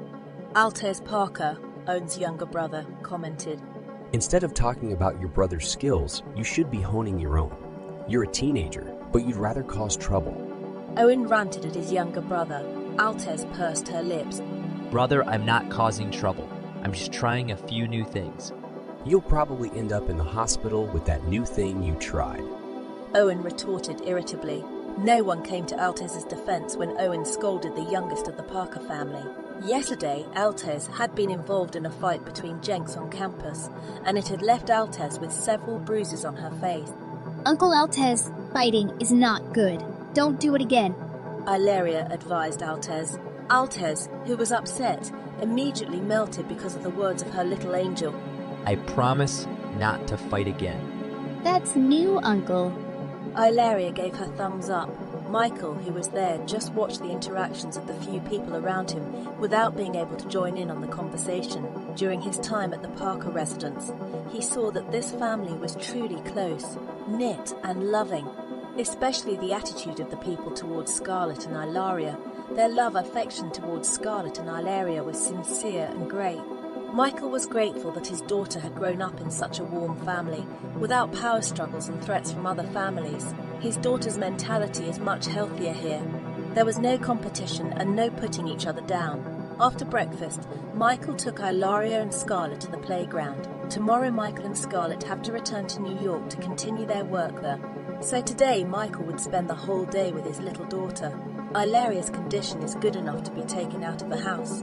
As the little family played, many people noticed them and envied them for looking so perfect. Handsome and beautiful parents, and a beautiful and adorable little girl. After spending some time at the playground, Michael brought Scarlett and Ilaria back home. Ilaria couldn't stay outside for too long. When Ilaria fell asleep, Scarlett left her daughter's room and went back to her room so as not to disturb Ilaria. Is he asleep? Asked Michael. Yes. Michael pulled Scarlett onto his lap. Let's make a sister for A. Aren't you tired? Scarlett didn't know if Michael was really trying hard or if this man was turning to a maniac. Whenever they had free time, they would definitely do it. No. Michael didn't give Scarlett any room to speak anymore. The man immediately silenced Scarlett's mouth and began to leave traces in various places in Scarlett's rooms. Scarlett wanted to complain, but her complaint was stuck in her throat. She was the aggressive one at first, but now Michael was the aggressive one. This man seemed very intent on getting her pregnant so that they could get a divorce. Scarlett's body was now in Michael's arms. Rest. Michael stroked Scarlett's head gently. Sometimes Scarlett felt like she was hallucinating. Michael's behavior towards her became so gentle and caring. She felt like there was a little bit of love that Michael was giving her. However, Scarlett knew that it was just her illusion. The only woman Michael loved was Alanis. Michael was kind to her because she was the mother of their child. The best thing for her at the moment is not to be lulled by Michael's behavior and attention, because it will only break her heart at the end of their marriage story. Michael and her can never be together. They are only destined to have children together, but not to grow old together. She cannot fall in love with Michael because falling in love with a man will only cause endless damage to her life. However, Scarlett is just an ordinary woman. She can be evasive and keep warning herself, but the care and tenderness that Michael gives her is slowly reviving her heart that died years ago. As for Michael, he doesn't really think about what he feels at the moment. He just enjoyed every moment he spent with Scarlett and Ilaria. He knew that Scarlett had come into his life. He would probably seek her out when she was not around. It was just too early for him to conclude that it was love. He might just get carried away or something. He still had plenty of time to clarify his feelings towards Scarlett. He also didn't know Scarlett very well yet, and if he really fell in love with the mother of his child, he would definitely fight for her. He would not stand between two women again and make his choice. He was not greedy like Aaron said. Right now, he just didn't know where his heart went. whether to his past love or to the woman currently in his arm. Meanwhile, elsewhere, Alanis currently woke up with a headache. She has no idea where she is at the moment. All she remembers is that last night she went to a bar and drank alone. The fact that Michael and Scarlett had a child hurt her so much. Are you awake, Alanis? The masculine voice made Alanis turn her gaze towards him. Leonard? Right. It's me. Where am I? My residence. You were drunk last night and I happened to be at the bar. I brought you back to my house. Alanis looked at the clothes she was currently wearing. Did you change my clothes? You threw up last night, so your clothes were changed, but it wasn't me who changed them, but my servant. Alanis felt very sorry. I apologize for troubling you, and thank you for bringing me here. Alanis didn't know that if someone else found her, that person might do something bad to her. There's no need to be so embarrassed, Alanis. We're old friends. The maid will bring you a change of clothes. You can clean yourself up and then come downstairs for breakfast afterwards. Okay. Leonard walked out of the room occupied by Alanis. He waited for her in the dining room while reading the business news. The man's face turned cold when he saw Michael's picture on the financial news. Hatred flashed in his eyes. Michael was the reason he left the O'Brien family. Michelle, I will definitely beat you this time. Leonard said slyly. Last night he had heard Alanis' drunken rantings. Alanis mentioned that Michael had a child with Scarlett. Leonard couldn't believe the ramblings of a drunk like Alanis 100%, but he knew Alanis well. She wasn't the type to drink, so when she took her feelings out on alcohol, it meant she was really depressed. Leonard was just like Michael. He grew up with Alanis. He also had special feelings for Alanis, but unfortunately, she preferred Michael. Leonard's hatred for Michael started because he took Alanis away from him. He was the one who got close to Alanis first, but Michael got Alanis' attention. Besides Alanis, he also had many things that made him hate Michael. The feelings of envy and spite eventually drove him to remove Michael from the O'Brien family. But in the end, he was the one who was eliminated because Michael had all the evidence of his crimes. And now, with the little information he had from Alanis, Leonard would find out about Scarlett. He doesn't know which Scarlett Alanis is referring to, but there's only one Scarlett that people have been talking about lately, the half-sister of Michael's ex-fiancée. To find out, Leonard had to start with Kyle. He's sure she knows something about Michael and Scarlett. For the umpteenth time, Scarlett's hopes were dashed. She came out of the bathroom with sad face. Tears were already welling up in her eyes, even though she tried to hold them back. She had her monthly guest again. Scarlett sat limply on the bed. Clear beads fell into her eyes. She hated being weak like this, but she was always vulnerable when it came to Ilaria. Scarlett covered her face with both hands. She cried until her shoulders shook. Michael, who had just entered the room in this condition, immediately felt anxious. He approached Scarlett. Scarlett, what happened? He asked with a worried face. Scarlett couldn't stop crying, and that made Michael even more worried. Scarlett, why are you crying? Michael asked with his chest thumping ominously. Scarlett slowly stopped crying. She pulled away the hand that was covering her face. She looked at Michael with wet eyes. When she wanted to speak, her esophagus felt so painful, like thousands of needles were stuck there. Don't make me worry. What's wrong? Michael asked once again. I have my period, Scarlett said with difficulty. Her tears fell again. Michael raised his hand, wiping away the tears that fell on Scarlett's face. He knew how Scarlett was feeling right now, because he also hoped that Scarlett would conceive soon, so that Ilaria could be saved. However, conceiving is not something that can be arranged according to human wishes. They had done their best. They had tried hard to get the maximum result, but fate decided everything. I understand how you feel. Michael pulled Scarlett into his arms. Everything will be fine. Ilaria will definitely be able to survive longer. Scarlett didn't know what to say. She felt her heart tearing apart more and more. The doctor's words kept spinning in her brain. She could try as much as possible, but her daughter's time was dwindling. Michael did not remove his arms from Scarlett's body. He held his wife until she finally fell asleep in his arm. Michael slowly placed Scarlett on the bed. He looked at Scarlett's puffy face. He didn't know how many times his wife had cried like this because she was thinking about Ilaria. Michael's heart ached. Not only was Scarlett suffering right now, but he was too. On one hand, he thought of Ilaria, and on the other hand, he thought of the sadness and pressure Scarlett was feeling. The sound of a mobile phone ringing broke the silence in the room. Michael grabbed his mobile phone and answered the call. Hello! Michael, can we meet tonight? I can't, Alanis. Are you busy? No, I'm not. I just can't. Michael looked at Scarlett on the bed. There was no way he could leave Scarlett, who was currently in bad shape. His heart would definitely be filled with worry, and his mind would definitely not be at ease. Okay, I understand. Alanis could not force it. She disconnected the phone call with an aching heart. Was Michael unable to see her because of Scarlett? Alanis could no longer calm down. She felt that Michael was becoming more and more distant from her. She was really afraid that she would lose him in the end. What should she do now? Alanis squeezed her mobile phone hard.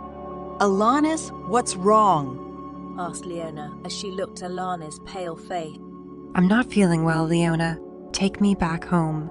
Alanis couldn't tell Leona about what she felt. She could only bear the pain alone. Scarlett woke up from her sleep and still found herself in Michael's arms. The woman's feelings became warm. Normally she would bear everything alone, but last night Michael accompanied her and made her feel better. So that's what it felt like to be strengthened by others. Scarlett usually never shared her grief, even with her family. Michael's eyelids slowly opened. The first thing his eyes saw was Scarlett looking at him calmly. A smile spread across the man's face. Good morning, Scarlett. Scarlett, who was confronted with that bright smile, felt dazed for a moment. Her heart started beating fast. The effect of Michael's smile was really bad for her heart health.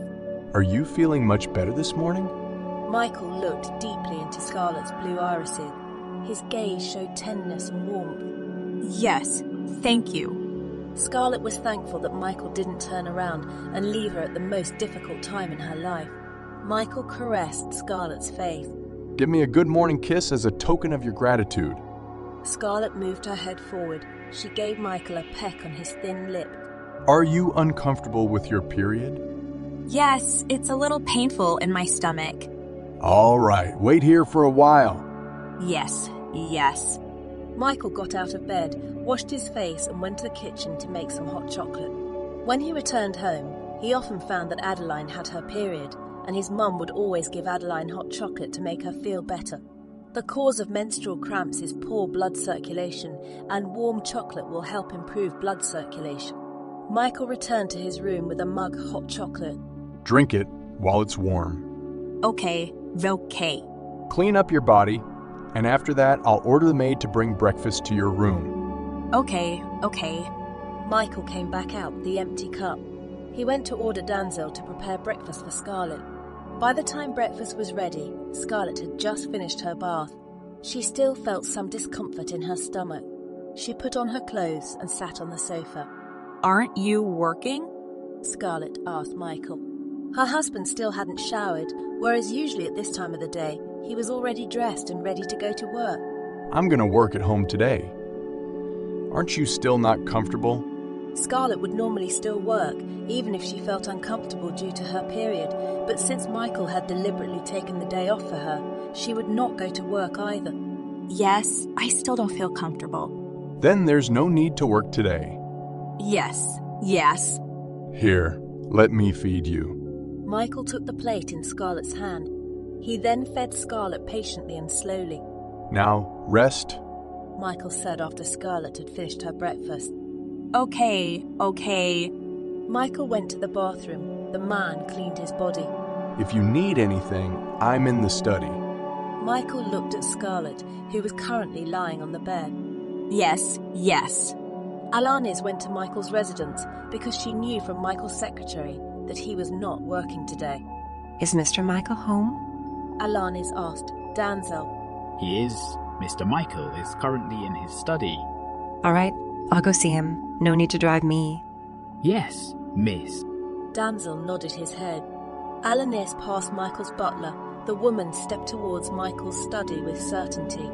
If Michael could not see her, then she could go to him. Their love could still flourish if they kept seeing each other. Alanis opened the door to the study and found Michael working intently. Michael realized someone was coming in. He lifted his face and found Alanis a few steps away from him. Michael used to feel happy when he saw Alanis, but now he didn't have that feeling anymore. He now clearly realized that his heart could not be rekindled by Alanis. Am I interrupting your work? Alanis asked gently. No. Michael replied. What brings you here? I missed you. It's been a while since we've seen each other. Alanis passed by Michael's desk and hugged Michael's neck from behind. Michael felt uncomfortable in this position. Let's sit on the sofa. The man let go of Alanis' hand and stood up. Alanis didn't notice Michael's discomfort. He just followed Michael, but in the middle he hugged the man from behind. Leave it like this for a while. I missed you so much. Michael wanted to resist, but listening to Alanis' request, he couldn't let go of her embrace. Savouring the comfort of Michael's back, she let him go once she had had enough. Alanis didn't stop there. She turned Michael over and kissed him on the lips. She knew that her behaviour would make her look like a slut, but she was only doing this for Michael. She had to show him the love she had, and that way Michael would be able to feel it. The next second, the door to Michael's study opened, and Scarlett could clearly see what Michael and Alanis were doing. Realising the door was open, Michael immediately broke away from Alanis' kiss and looked towards the door. I didn't mean to interrupt. Please continue. Scarlett then closed the door again quietly, after which she stepped out of the place. Scarlett felt a pain that she should not have felt. She didn't have any feelings towards Michael, so why should she be hurt when she saw Michael kissing Alanis? There was a mocking smile on Scarlett's face. She thought she had built a very high fortress, but it turned out that Michael had quietly penetrated her fortress of defense and began to occupy the empty space in her heart and hide there. Scarlett didn't know exactly when, but it was certain that she had fallen in love with Michael. She recognized the hurt intimately. It was the same when she saw Cedric with Kyle. Would she be in the same position again this time? Losing to the woman who was loved by the man she loved. Scarlett wanted to laugh at herself. Perhaps it was fate that she would fall in love with a man who had another woman in his heart. Michael left Alanis chasing after Scarlett, who had already left. Michael didn't want Scarlett to misunderstand him. Scarlett, wait! Michael called out to his wife, who was a few steps ahead of him. Scarlett stopped, then she turned around and showed a calm face without jealousy. She was a woman who was good at keeping her feelings to herself so as not to be seen by others. What's wrong? Scarlett asked. Michael didn't know where to start. Scarlett didn't really care about his relationship with Alanis, so why would he explain to a woman who didn't care about him and Alanini? Why were you looking for me? I wanted to ask what you wanted to eat for lunch. I was planning to cook our lunch. Scarlett replied. Whatever you cook, I'll eat it. Michael was not a picky eater, so he could eat all kinds of food. Okay then. Scarlett, about me and Alanis. Michael hesitated to explain. The man's words were immediately cut off by Scarlett. I didn't mean to interrupt at all. I didn't know that Alanis was in your office. Scarlett exclaimed. Scarlett's words did not indicate that she disliked Alani's existence, but Michael felt that it would be ridiculous if he explained about himself and Alanis to Scarlett. All right, I'm going back to my office. Yes. Michael returned to his study, while Scarlett went to the kitchen and started cooking for lunch. Alanis, who saw Michael returning to the study, felt better after the sour taste that filled her heart. The woman approached Michael. I didn't know Scarlett was home. Alanis felt a little regretful about her intimacy with Michael earlier. Scarlett was having her period, so she felt a little uncomfortable and decided not to work. Alanis' heart was scratched. Michael's care for Scarlett was more than she could tolerate. Michael, you said that you were going to tell me how you could have a child with Scarlett. Alanis, it's not time yet. I will tell my parents first, and then I will tell you. Michael wanted his family to know before Alanis. He didn't tell Alanis intentionally a while ago. If Ilaria didn't answer her mobile phone, then Alanis would probably be the umpteenth person to know that he had a daughter. Michael didn't want to hide the fact that he had a child with Scarlett. He just wanted his family to know before anyone else. Alanis was again disappointed, but she understood that for Michael, his family was more important than her. All right, I'll wait for you to tell me. Alanis said. Let's go out for lunch. I want to try some new food at our favorite place. I'll have lunch at home, Alanis. Michael rejected Alanis. He would rather eat Scarlett's cooking than restaurant food. Okay, then I'll cook for you. No need. Scarlett is cooking lunch right now. There was a crack in Alanis' heart. She had come to see Michael to strengthen their relationship, but it turned out that the gap between them was already too wide. Michael, have you fallen in love with Scarlett? Is this question really important for me to answer? Alanis was not ready to hear Michael's answer. Forget it. Pretend I didn't say anything. Alanis, you know Scarlett and I have a child. Our relationship is not as simple as it used to be. Michael wanted to draw a clear line between himself and Alanis, but he couldn't do it ruthlessly. He didn't want to hurt Alanis. I know. I have no objection to that. I will accept your daughter together with Scarlett. I will love her as much as I love my own daughter. Alanis assured Michael. Scarlett and I will have another child. It's not fair for you to have 2 children with me. Alanis' face immediately turned cloudy. Her eyes had started to tear up. Alanis moved forward and hugged Michael's body. I'm fine with that. I will accept all your children as my own. Alanis said in a sad voice. Don't make me give up on you. I love you very much, Michael. Alanis, you might become the talk of others. I don't care. Alanis replied firmly. I want to be with you. I won't listen to what other people say. Alanis, I don't want to keep you as a backup. My relationship with Scarlett will definitely cause you pain one day. Michael was not a bastard. He did not want to keep Alanis as a backup, nor did he want to hurt Alanis' heart, because he and Scarlett would definitely be together a lot in the future. Alanis was a perfect woman, beautiful, intelligent and talented. She deserved a bachelor, not him who would later have 2 children and a widower. Michael had no doubt that Alanis would treat her children well, but a stepmother would still be a stepmother. Also, people can change. Not to mention that if his children have siblings from different mothers, it is not impossible that there will be disagreements between them. Michael does not want his children to suffer the way Scarlett once did.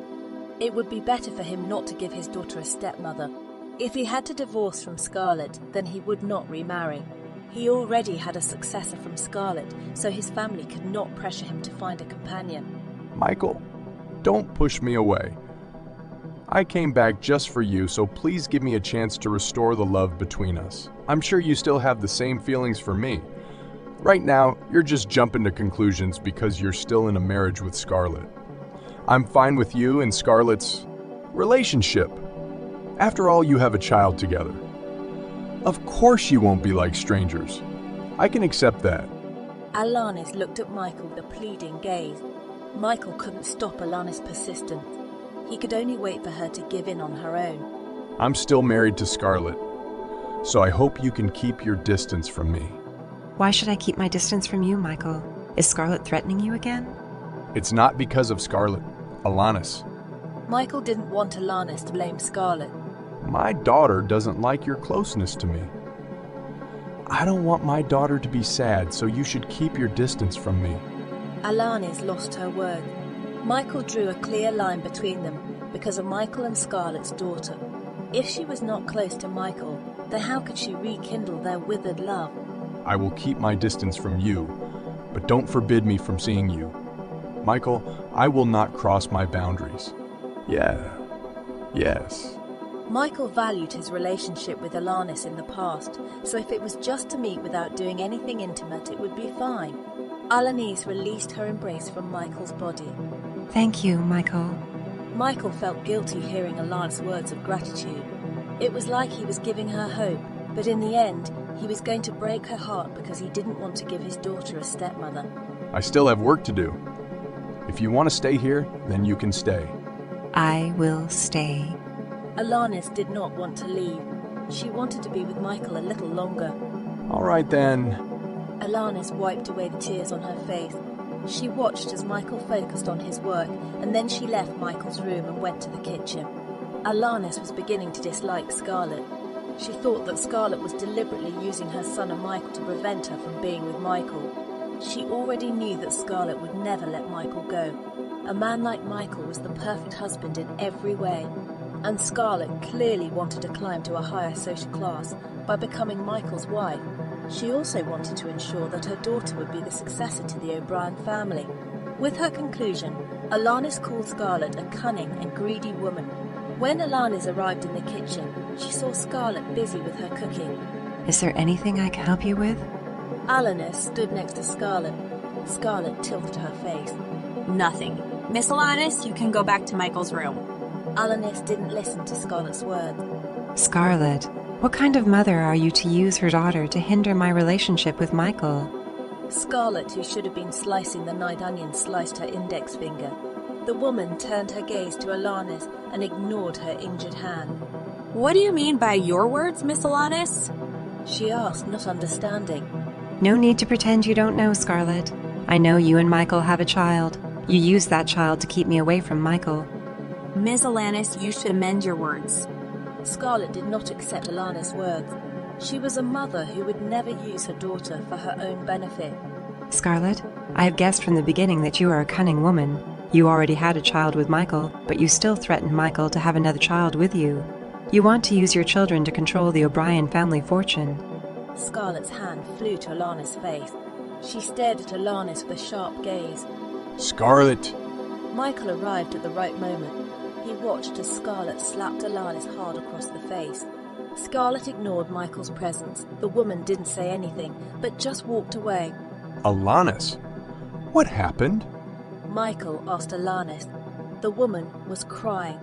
Michael, I seem to have offended Scarlett. I said something that hurt her. What did you say to her? Michael knew Scarlett quite well. His wife never attacked someone who didn't attack her first. I told her that she was using her children to get in the way of my relationship with you. Alanis wasn't lying, but she hoped that Michael realized the meaning of her words. Alanis, you don't know Scarlett. You don't deserve to say that. Michael's reply was not what Alanis expected. Instead of waking Michael up, Alanis got Michael's anger. Michael turned and left. The man caught up with Scarlett. Scarlett. Michael approached Scarlett, who had entered their room. The woman looked upset. I can't accept Alanis demeaning me as a mother. Scarlett protected her pride from being carelessly stepped on by Alanis. I understand, Michael said softly. He did not blame Scarlett in the slightest. He knew that Alanis had touched a spot that she should not have touched. Michael's eyes caught the droplets of blood on the floor. Scarlett, you're bleeding. The man approached hurriedly. He took Scarlett's hand and looked at Scarlett's bloody index finger. I'm fine. Scarlett was about to pull her hand away, but Michaeli held her back. Let me treat it. Sit on the sofa. Michaeli quickly grabbed the box of medicines and bandages. He cleaned Scarlett's wound slowly. Does this hurt? No. Scarlett lied. It obviously hurt, but she endured it.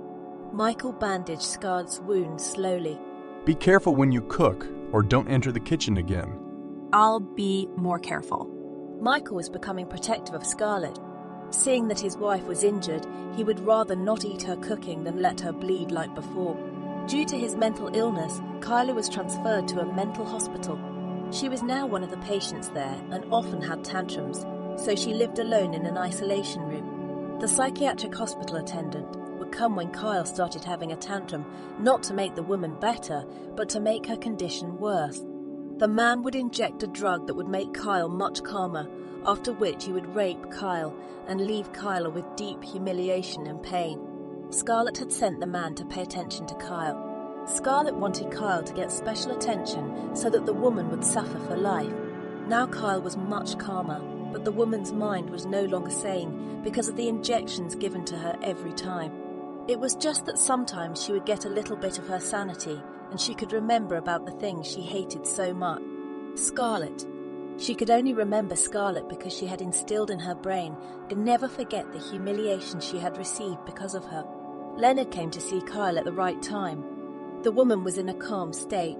The head of the hospital had deliberately intervened to bring Leonard to Kyle's room, while the officer sent by Scarlett was off duty. When Leonard saw Kyle's condition, he ordered the hospital chief to leave. He wanted to talk to Kyle alone. Seeing a strange man, Kyle immediately felt unsafe. No, don't touch me! Kyle roared. He was starting to get scared. Leonard wasn't sure if he would get the information he wanted from an insane woman like Kyle, but he had to try in order to know the outcome. Miss Kyle, calm down. I'm not a bad person. Leonard spoke softly. He had to make Kyle feel safe first. No, go away! Leave! Kyle moved to the corner. He looked for a hiding place that was difficult for others to reach. Miss Kyle, I want to talk to you.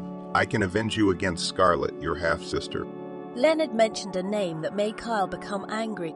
The fear in the woman's eyes vanished, replaced with an intense killing desire. Scarlett! I'll kill that bitch!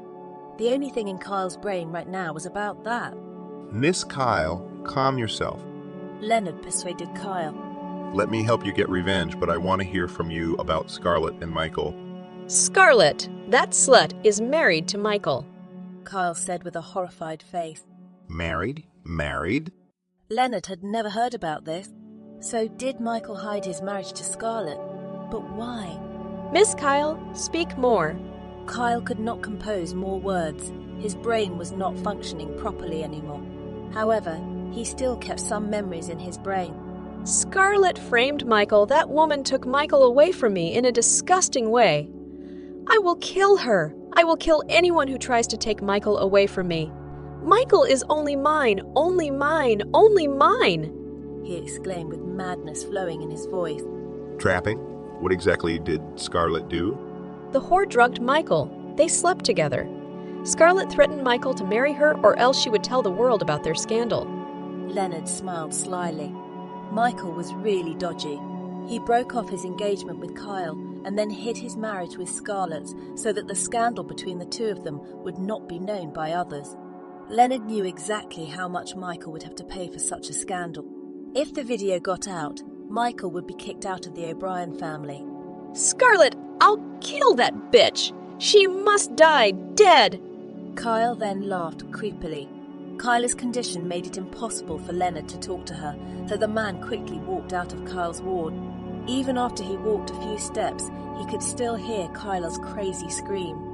The words of a madman like Kyla would be difficult to prove, even if Leonard brought the case to the O'Brien family. As long as there was no solid evidence, then it would never be able to destroy Michael. He had already obtained a little information. Now all Leonard needed to do was to find out the whereabouts of Michael and Scarlett's daughter. If he can get the child, then he can reveal Michael's scandal, that the man has an illegitimate child out there. Leonard took out his mobile phone. He then contacted someone. Publish an article about a businessman who cheated on his fiancée. Then after that, publish another article saying that the businessman married his mistress secretly and had a child out of wedlock. Also, find out more about Scarlett Lavala's time in Paris. Also, her past life. After making the call, Leonard left the psychiatric hospital. Leonard felt the need to greet his sister-in-law, so he went to the e-jewellery office. Mum, Mr. Leonard McFleur would like to see you, Hannah told Scarlett. Scarlett, who was holding a file in her hand, frowned. Does he have an appointment with me? No, Mum. Tell him that I'm in a meeting. Mum, Mr. Leonard said that he wants to talk about Mr. Michael. Take Mr. Leonard to the meeting room. Yes, Mum. Scarlett didn't know who Leonard wanted to meet with, but since he had brought Michael's name, it meant that the man knew Michael. Scarlett let Leonard wait for less than 5 minutes. The woman finally went to the meeting room that was used exclusively for business meetings. Hannah opened the door for Scarlett. The woman entered and saw a tall, handsome figure with a non-devilish aura and an alluring smile. This man had the same type as Michael, only he couldn't surpass Michael's charisma. Leonard smiled at the sight of Scarlett. So this was the woman who successfully set a trap for Michael. Scarlett was far from what he had imagined. She was even more beautiful than the pictures. She was a cold, hard-to-reach type of woman, a charming but dangerous thorny rogue. Good afternoon, Miss Scarlett. Leonard greeted Scarlett kindly. The man extended his hand. I am your husband's cousin, Leonard McFleur. Scarlett looked at Leonard appraisingly, knowing that the man in front of her had his own purpose in coming to greet her directly like this. Besides, Leonard also knew about her marriage to Michael. Where did this man get that information from? He was sure that Michael would not mention his marriage to anyone except Alana. Scarlett Lavalea. Scarlett returned Leonard's hand.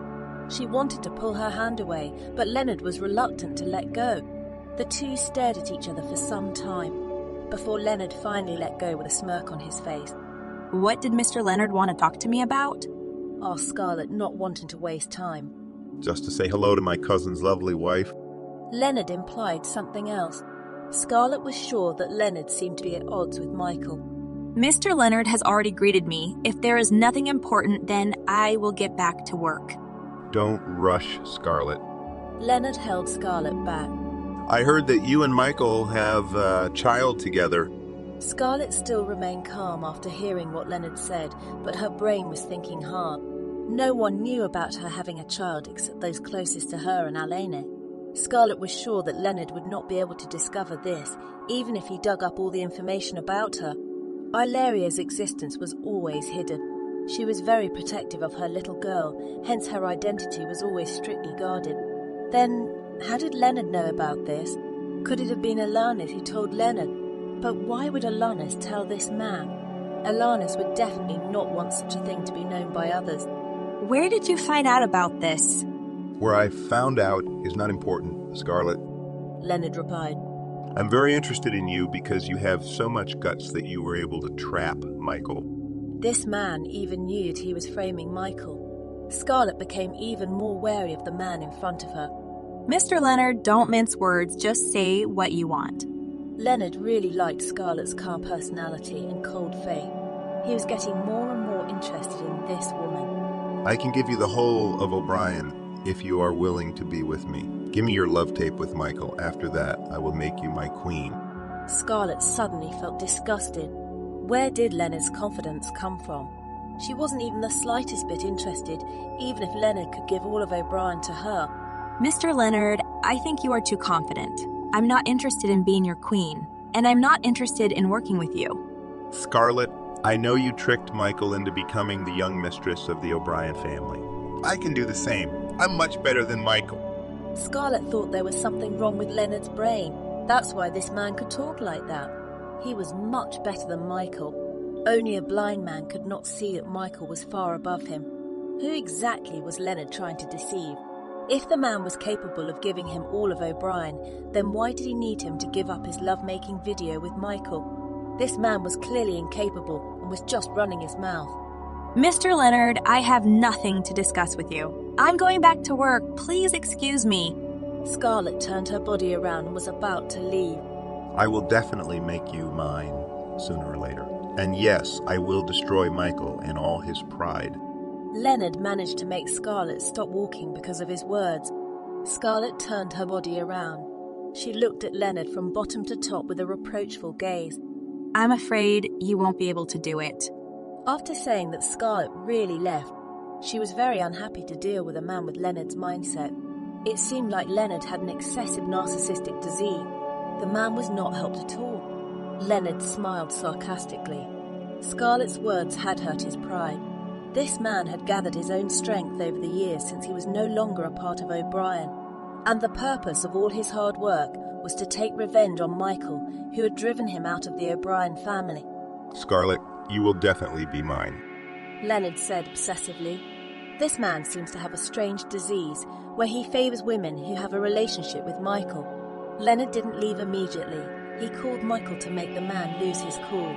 Hello, Michael. Long time no talk with you. Leonard said hello as soon as the call was answered. What are you calling me for? Guess where I am right now. I don't have time to play guessing games with you. Michael, you're not very pleasant. Leonard clucked unhappily. I'll tell you what, I'm at the jewelry office. I just met your wife, Scarlett Lavalea. I warned you, Leonard. If you dare touch Scarlett, I will make you pay dearly.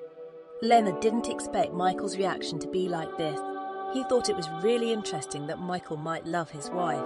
She is very beautiful and attractive. I'm attracted to her. Don't you dare bother her, Leonard. I'll never let you go if you do. Michael, we seem to have a very close relationship. We are always attracted to the same woman. This time, I will compete with all the strength I have. All right. I heard that you have a child with her. Isn't that a very marvelous news if it becomes known to many people? Michael O'Brien has an illegitimate child. That title would fit the article perfectly. If you dare say that my son is an illegitimate child, believe me, I will rip your mouth out. You're being more horrible than ever, Michael. Leonard provoked Michael. Don't worry, if Scarlett becomes mine, I will treat your son and Scarlett well. Stop dreaming, Leonard. A man like you won't be able to win Scarlett's heart. After saying that, the line was disconnected. Michael hung up the call. Leonard laughed coldly. I'll prove to you that I can get Scarlett, Michael. If not her heart, then her body. Find out who Leonard has been seeing lately. Also, watch his every move. And send some guards to keep Scarlett quiet. Michael gave orders to Jacob. Yes, sir. Come out. Michael waved his hand. The man was now back alone in his office. What Leonard had said on the phone had really bothered him. He had ordered people to watch Leonard's movements after the man was expelled from the O'Brien family. Leonard was connected to the underworld. That man had been building up power little by little. Michael didn't care much about that because he was confident that he could defeat Leonard. However, he now has a wife and child to protect. If Leonard manages to touch Scarlett and Ilaria, he will definitely lose. He might give up his life for those two women. Besides, Michael knew that Leonard was a madman who would do anything if he said he was interested in something. 8 years ago, Leonard had set him up to get him kicked out of the O'Brien family, and that wasn't the most horrendous thing Leonard had ever done to him. He had also tried to kill her, but he had no proof. Leonard managed to wash his hands clean on that murder attempt. After that last attempt, Leonard made no movement at all, but Michael knew that Leonard's silence did not mean that the man was giving up, but rather that he was strategizing. Now Leonard was showing himself to him again, which meant that Leonard already had something in his hands.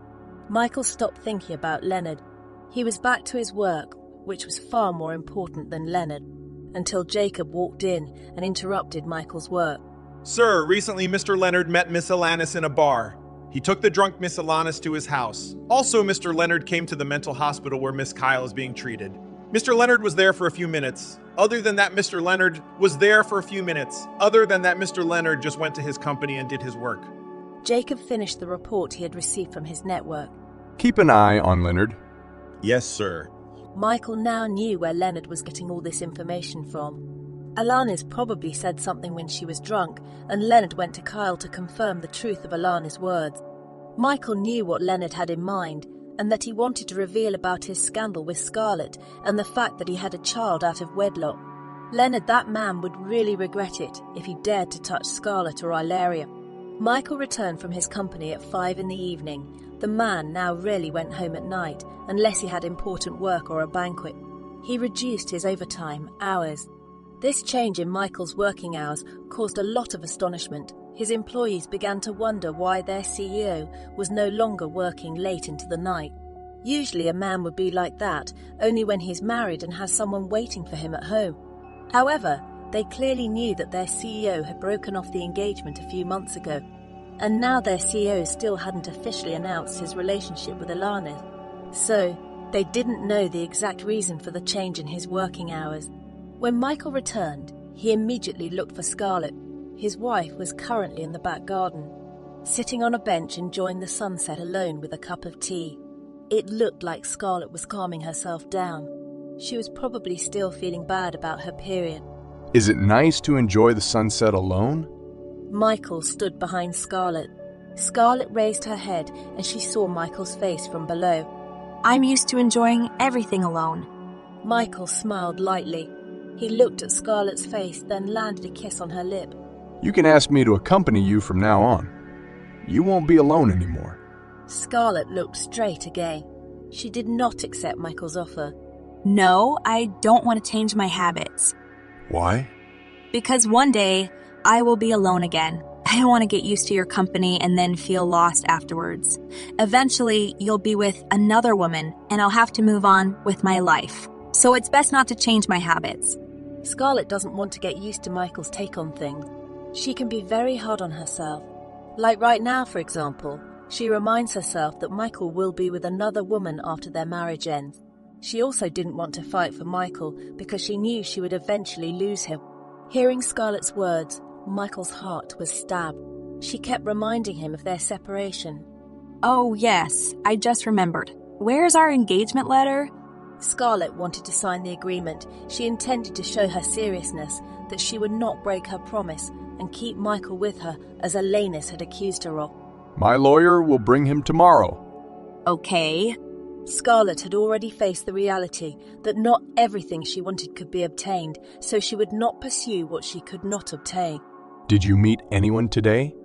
Michael didn't want to talk about something that was painful for him, so he chose to change the subject. Someone called Leonard came see me. He said he was your cousin. Did he say anything? That man talks too much nonsense. He's a real narcissist. Michael chuckled at Scarlett's assessment of Leonard. If he comes and wants to see you again, just ignore him. I have no desire to meet a man who makes me feel disgusted. Both Leonard and Cedric were of the same type, overconfident. Scarlett would avoid those two men at all costs. That's good. Michael replied. You don't have to deal with that guy because he's dangerous. Do you have a problem with him? He seems to hate you and wants to destroy you. He's the man who framed me 8 years ago. Michael told Scarlett. Scarlett thought she was the only one who was framed that night, but it turned out that Michael also experienced the same thing. Cunning people like Kyle and Leonard, they should be a couple. The two of them were very compatible when it came to crime. I found evidence that he did it. So Leonard was kicked out of the O'Brien family. Our family has a strict rule about family members not attacking each other, and if it's proven that something like that happened, the consequences will be expelled from the O'Brien family. Michael continued. There is such a rule, but the man still dared to do it. The O'Brien family is not as peaceful as it seems, Scarlett. My grandfather had a half-brother who was older than him, and my grandfather's brother couldn't accept that he wasn't the leader of the family after their father died.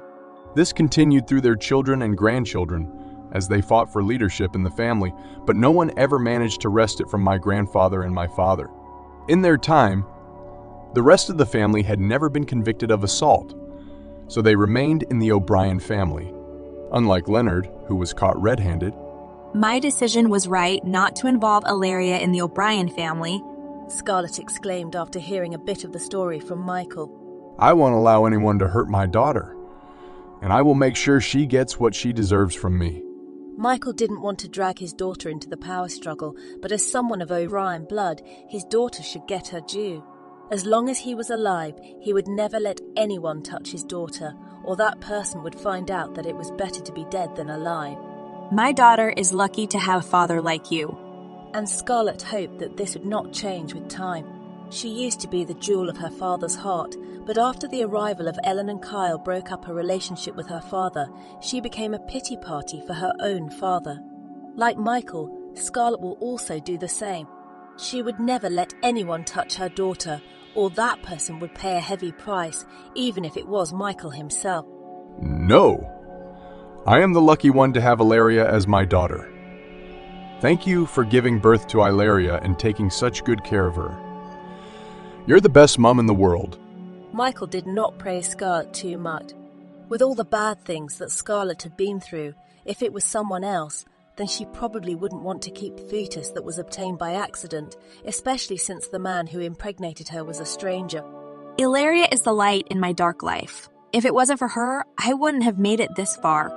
Scarlett had always felt alone after she lost her father and her home, so when she learnt that she had another family member in her womb, she felt less alone. Michael watched Scarlett's gentle face and he was trapped for a few moments. From Scarlett's words, he knew that Ilaria was Scarlett's life. That was why she didn't want to give him Ilaria after their divorce. I will take you to meet my family tomorrow. What for? Scarlett felt no need. She knew that the family members did not like her. She didn't want to spoil anyone's mood by coming. I want to tell them about Ilaria before they find out from others. You can do that without taking me with you. I want to set the record straight about the misunderstanding that occurred between you and my family. They don't like you because they think you're setting me up, Michael said. Come with me. Think of it as doing it for Ilaria. I want you to be respected in my family as Ilaria's mother. Scarlett was touched by Michael's words. Seeing how much this man loved Ilaria, she would no longer refuse. Okay. Michael smiled, knowing that Scarlett would do anything for their daughter. Scarlett read the points in the agreement between herself and Michael.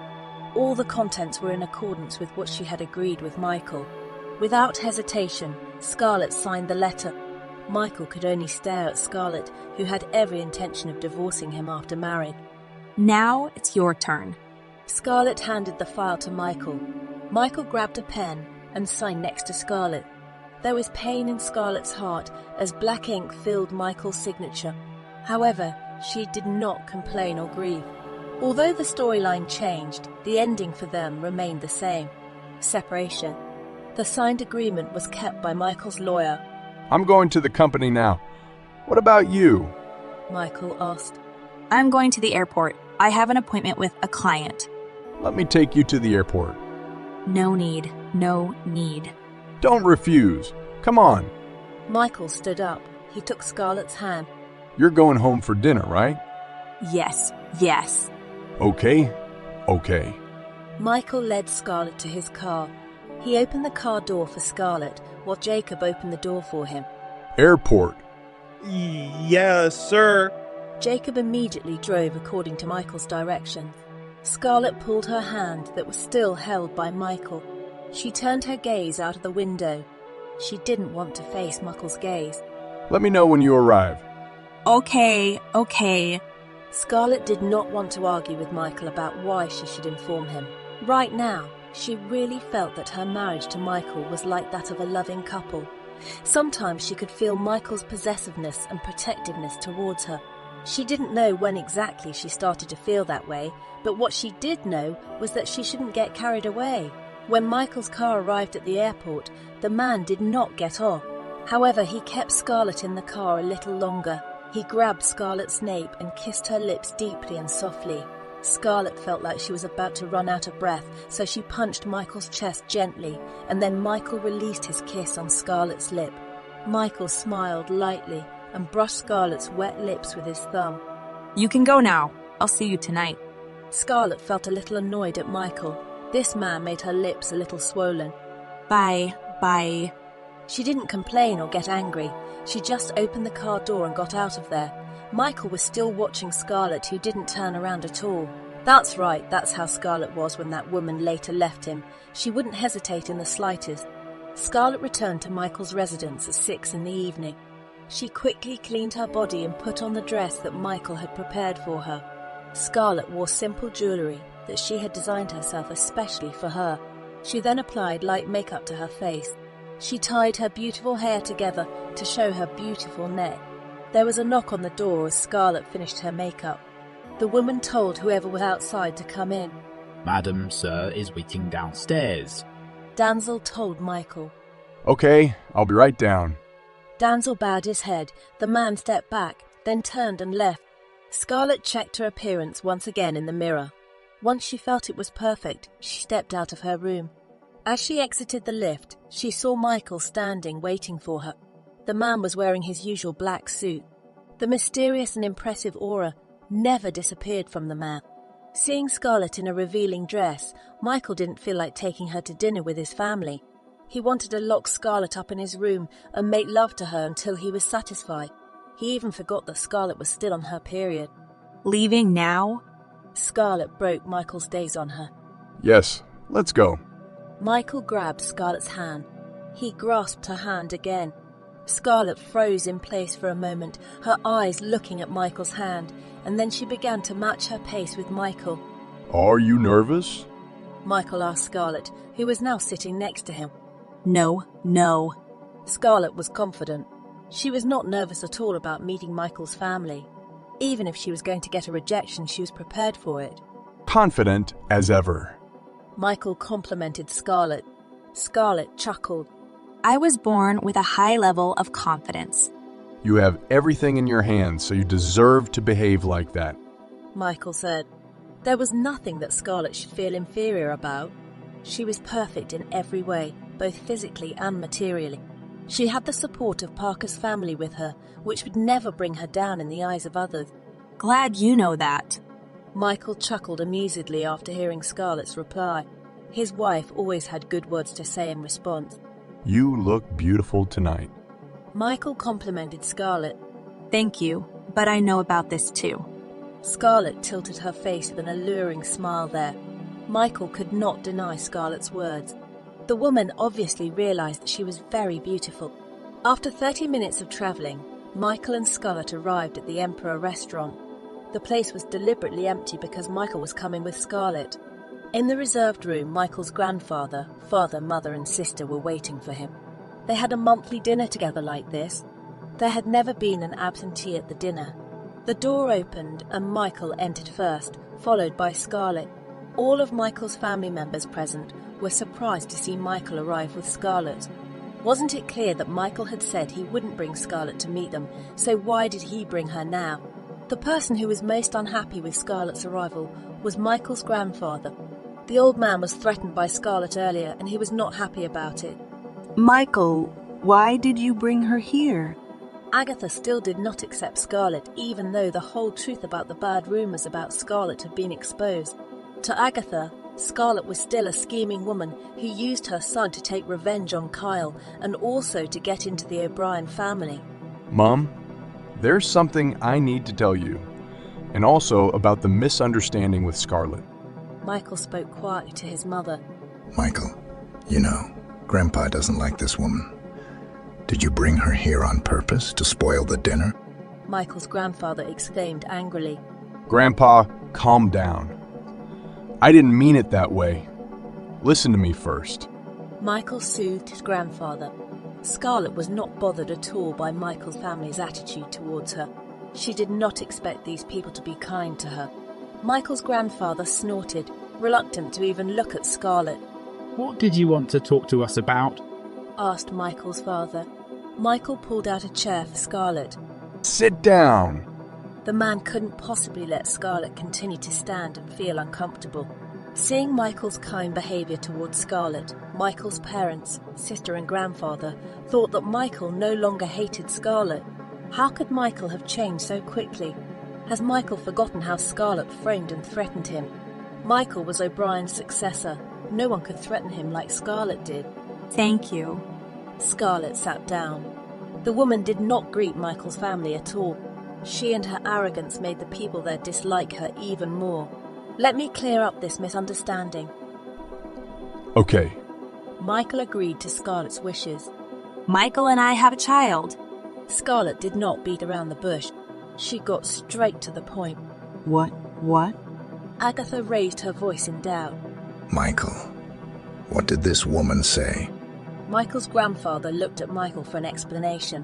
What Scarlett said is true, Grandpa.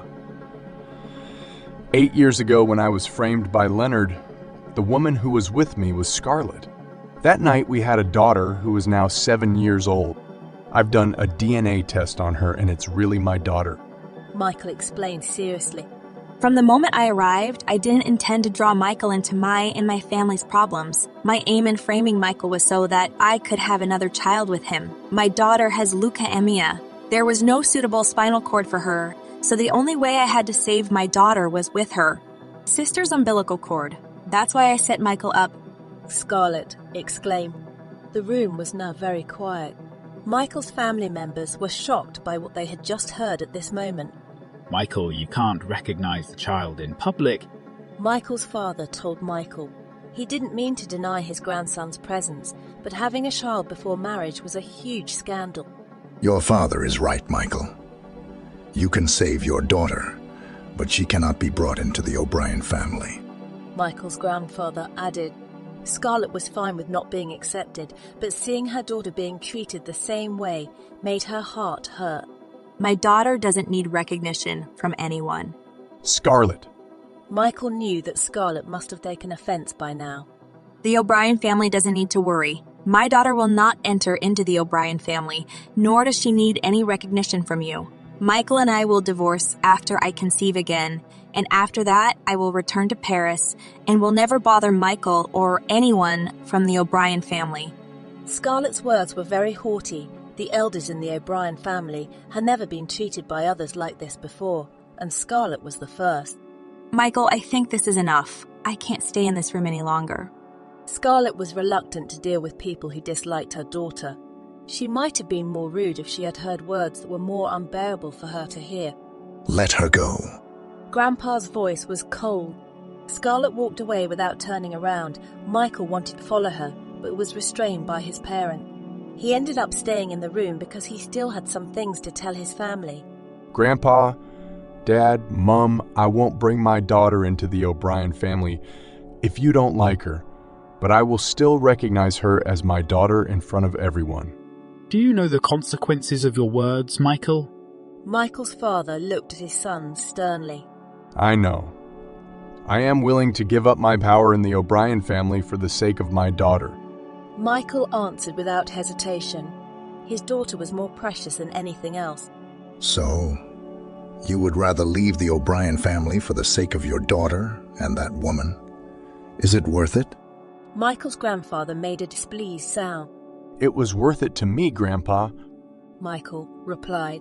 And please don't look down on Scarlett. She's just a mother who would do anything to save her daughter. Michael's grandfather snorted. You seem to have been fooled by that woman, Michael. She will use her daughter to be recognized in this family. Grandpa, Scarlett doesn't need recognition from the O'Brien family at all. Nonsense. I've met many such women in the past. Michael's grandfather snapped. Michael, can we see your daughter? Only Agatha did not object to Michael's daughter's existence. She understood what Scarlett was doing because she was also a mother. Michael took out his mobile phone and showed Ilaria the video he had taken in the park. Agatha and Adeline looked at the mobile phone together. She really looks like Michael when he was a child. Agatha couldn't help but shed a tear. She had no idea that she was a grandmother at all. Can I meet her? I'd like to see her too. Adeline looked enthusiastic. Ilaria is in Paris at the moment. Her condition doesn't allow her to travel far. Michael replied.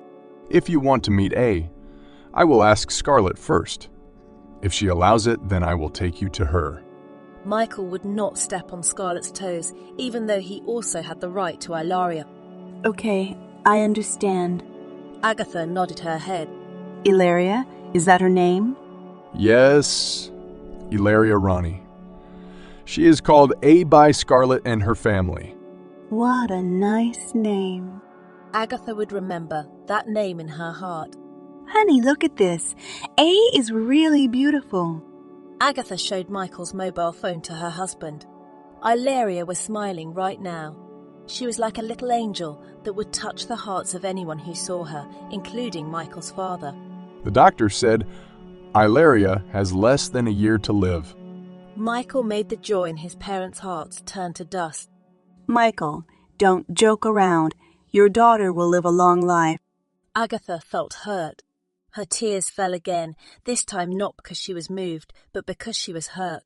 The treatment here is better. Why didn't you bring him here? Michael's father, who initially disagreed, now also wanted Ilaria with them just by seeing the video.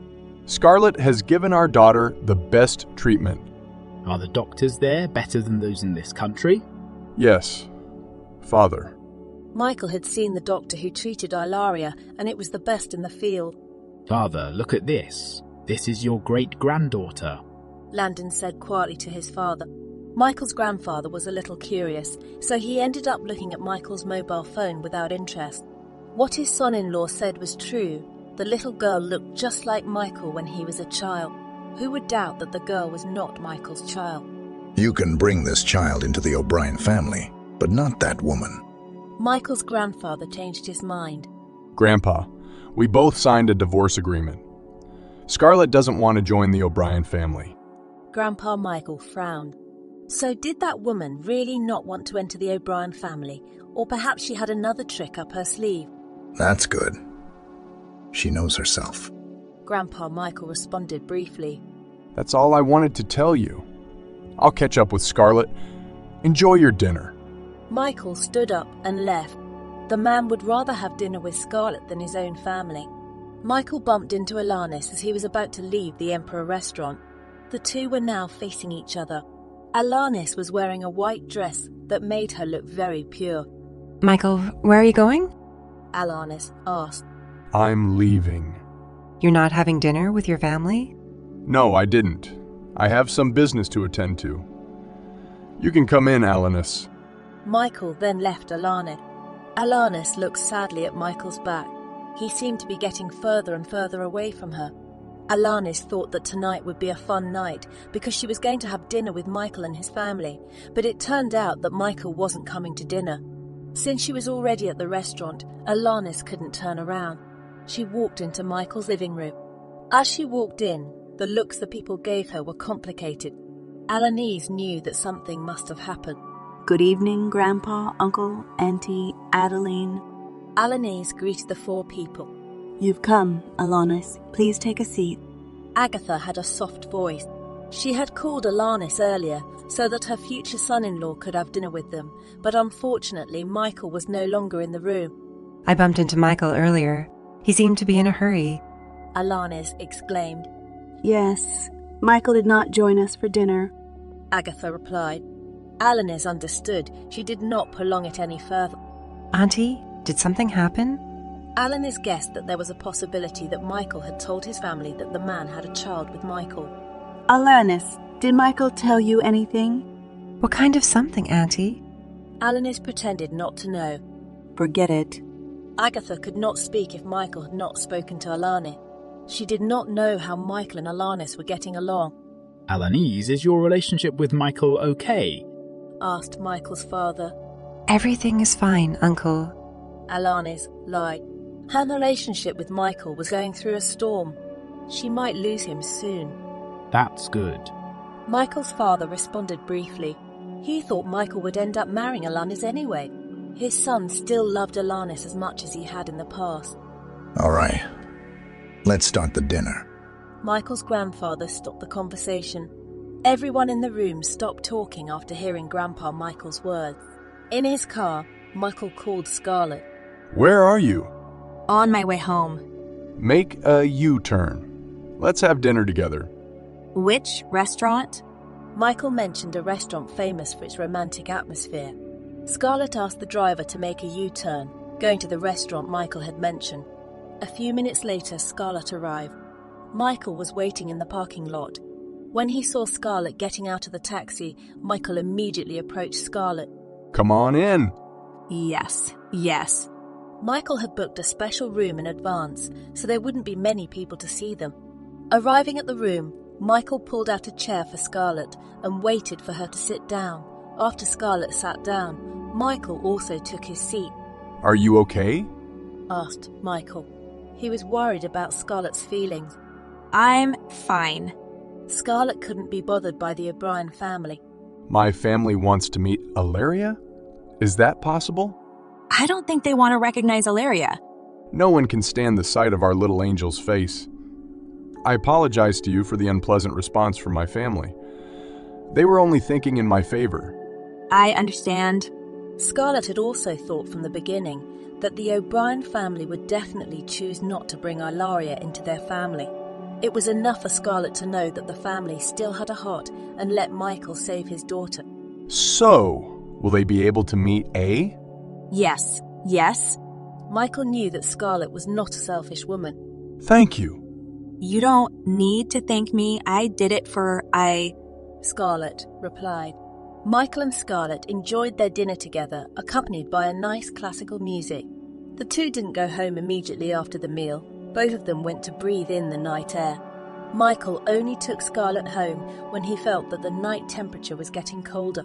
Michael didn't want Scarlett to get sick, plus he had remembered that Scarlett was still on her period. Julian had a meeting with Scarlett. The man was not satisfied with Scarlett, but he had to make a deal that the woman could not break. Good morning, Mr. Julian. Scarlett greeted Julian. What do you want from me? The O'Brien family will recognize Ilaria as one of us, but you must give up custody of Ilaria to us. Scarlett smiled mockingly at Julian's words. On what basis do you want custody of Ilaria? I am the mother who gave birth to Ilaria. Ilaria will be more respected if she's under the care of the O'Brien family. She will have a better life. A laugh escaped Scarlett's mouth. Do you mean that I can't provide a good life for my daughter? Jewelry cannot be compared to the Emperor Group. Julian said arrogantly. My daughter doesn't need Emperor Group. E-jewelry is enough for her to live in all sufficiency. Scarlett hated people who underestimated her abilities as a mother. She had grown up like this, working very hard for her company, all for the sake of Ilaria. Julian was right. Emperor Group was no match for jewellery, but Parker Group could be compared to that giant company. I will give you 5% of Emperor Group's shares on the condition that you give up Ilaria. Mr. Julian doesn't seem to understand my words. I will never give up Ilaria to anyone because Ilaria is my daughter. If you want a great-granddaughter, then you must wait for Michael to marry another woman. Don't try to negotiate with me to take Ilaria away from me, Scarlett said firmly. Even if she was given the entire Emperor Group to her, she would never sell her own daughter. Julian looked at Scarlett angrily. Do you think the O'Brien family can't claim custody of Ilaria in court? You should know your place, Scarlett. People like me are not your opponents. Scarlett smiled dismissively. If you want to try me, let's meet in court. Julian's hand hit the table hard. Fine. You ask for it yourself. After that, Julian stood up and left angrily. Scarlett clenched her fists tightly. Grandpa Michael was really too confident in wanting to separate her from Ilaria. He wouldn't hesitate to risk his entire life to keep his daughter with him. What did you do? How could you want to separate Scarlett from Ilaria? Michael said disappointedly. He returned home immediately when his grandfather told him that they wanted Ilaria's custody to go to the O'Brien family. Michael, Ilaria is one of us. She needs to live with us so that her life is more secure. Grandpa knows that Scarlett was able to raise Ilaria without any disadvantages, but a jewelry is nothing compared to the Emperor Group.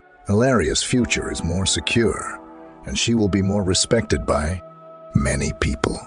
Julian replied to Michael's words firmly. Grandpa, I disagree. Ilaria will stay with Scarlett. Michael, don't you want Ilaria to be part of O'Brien? Asked his father. You and Scarlett are getting a divorce, so it's better for Ilaria to be with us. I want Ilaria to be part of this family, but I don't want to take her away from Scarlett. Michael replied. And don't do anything to put pressure on Scarlett, because she will risk everything. Also, Grandpa, Scarlett is not an easy person to defeat. So you underestimate your own family? Julian looked at his granddaughter angrily. Scarlett is the only granddaughter of Ethan Parker. I'm sure you know who Ethan Parker was and how he influenced the world. Julian couldn't believe what he was hearing. How can Scarlett be Ethan Parker's granddaughter? Her mother was just a daughter of an ordinary family. Scarlett's mother is the adopted daughter of that ordinary family, which is actually a part of Parker. Scarlett's mother is the twin of Ethan Parker's only son, and all of them will not let anyone take Ilaria away from Scarlett. There was no need for Grandpa to fight a battle that would exhaust both sides. My decision will not change. After I divorce Scarlett, Ilaria will remain with Scarlett. Michael said, without refutation. Julian finally fell silent. His family was as strong as the Parker family. If he decided to fight, then there would be a lot of losses that they would later bear. Now Julian knew where Scarlett's arrogance came from. Apparently the woman came from the top chain of wealthy family. Scarlett obviously didn't care whether or not she was accepted by the O'Brien family. The truth was that she didn't need the O'Brien family for high social status. Michael left the residence as soon as he finished talking to his grandfather and parents. He called Scarlett because he felt guilty about his grandfather's actions. Scarlett, where are you? In my office. I'll come see you. There's no need to make a scene. Just tell me why you want to see me, or we can talk later at home. Scarlett didn't want to be the talk of the town anymore. I just wanted to tell you that no one will be able to take Ilaria away from you. Michael just wanted to tell Scarlett about it. Scarlett's heart was touched when she heard Michael's word. Thank you. Thank you. Michael's words meant a lot to Scarlett. He had made her feel better and calmer than before. Michael was right. No one could ever take Ilaria away from her. Don't think about anything that Grandpa said to you. I know that you are more capable than anyone else to raise and make Ilaria happy. Yes, yes. Michael's words were precious to Scarlett, who needed encouragement. Sir, social media is currently buzzing about the scandal of a businessman with the initials Mo and a woman with the initials Slell. I think it looks like the article is directed at you and Mrs. Scarlett. Jacob told Michael. He did not have time to look at the gossip articles, but he overheard the conversation of the female employees who were guessing who the businessman was. Hearing the initials mentioned by the women, Jacob immediately pointed to his boss and Scarlett. There were also Kyle's initials, so he couldn't have guessed wrong. Show me. Michael closed the file he was reading. Jacob gave the tab he was holding to Michael. He stood next to Michael, watching the unchanged look on his boss's face. Michael would not be hard-pressed to guess who the mastermind of the article was. Leonard the man had already begun his attack. Were any other articles published? Asked Michael. Jacob reached back for his tab, and he showed another article that he also thought was about his boss. Michael snorted. The first article was just a prelude to the second. Leonard thought that article would influence him. Leonard seemed to have underestimated him. Meet the families of the victims who died at Leonard's mine. Incite them to make a big fuss. Also, mobilize the media to uncover the case. Michael was not keen on pursuing Leonard further since they were related, but Leonard wanted to cause trouble for him. Leonard owned a mining company, and he was quietly building up his power with the company. In recent years, there have been work accidents that have caused several mine workers to die, and the problem was solved with bribes. Leonard strongly used the principle that money can solve everything. And it's true, almost every problem can be solved with money. Michael only opened a preliminary investigation. The case of the mine workers' deaths will reveal Leonard's other crimes, along with other members of the same club as Leonard. So far, Leonard has gathered his power with the support of businessmen and rulers who are members of the Red Moon Club. Once everything is exposed, Leonard will have no one to protect him. Yes, sir. Jacob nodded his head. After Jacob left, Michael contacted Austin. I need your help. What is it? Leonard has made his move. I need you to kill the cartel chief who supports him.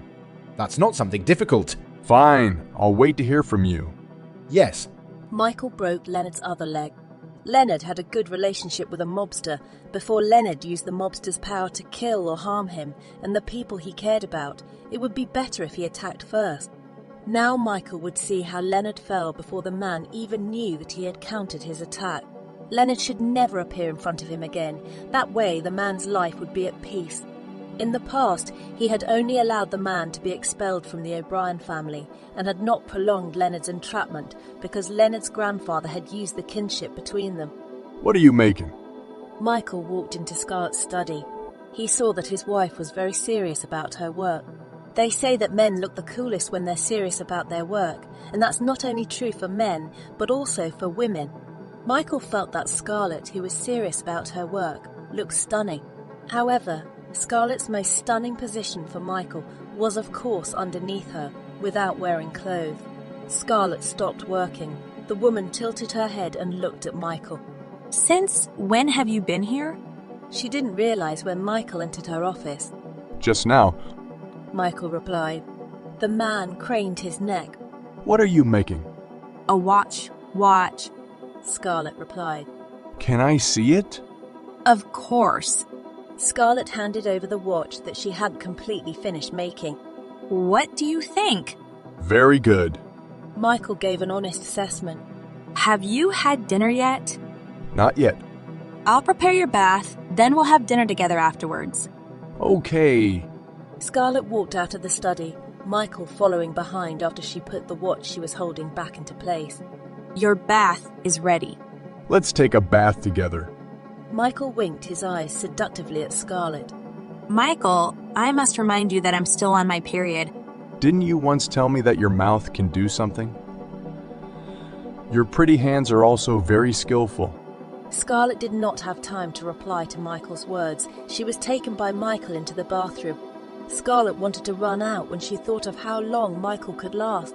Her mouth and hands would probably suffer a lot. However, Michael didn't give her a chance to escape. What Scarlett thought was really happening. She looked at Michael with resentment. "After this, don't ever dream of using my hands and mouth again." Michael chuckled amusedly. He pulled Scarlett into his arms. Withholding desire is not good for my health. Don't we have the same goal? So you should cooperate with me. Fuck off, Scarlett replied angrily. I'm not gonna cook dinner. My hands are tired. Leave dinner to me. Michael would cook for Scarlett as a thank you for satisfying her earlier. Scarlett didn't answer. She let Michael go. She twisted her numb wrist, then moved her mouth. Shit. Why is Michael so big? Scarlett cursed repeatedly in her heart. She shouldn't have said such nonsense to Michael in the first place. Look at the result of her words. Her mouth and hand were suffering. Michael didn't return to the room for a few minutes. Scarlett felt thirsty, so she quickly went to get some water. Instead of getting a drink, she ended up noticing a masculine man standing in the kitchen. Who would have thought that a man who spends a lot of time on the job would be so good in the kitchen? Scarlett could judge everything by seeing how Michael skillfully sliced onions and other ingredients. After observing for a while, Scarlett approached Michael. You seem to have great skills in the kitchen. Michael tilted his face and smiled sweetly. My skills cannot be compared to yours. I only cook for myself. You're being modest, Michael. Scarlett exclaimed. I'm serious, Michael replied.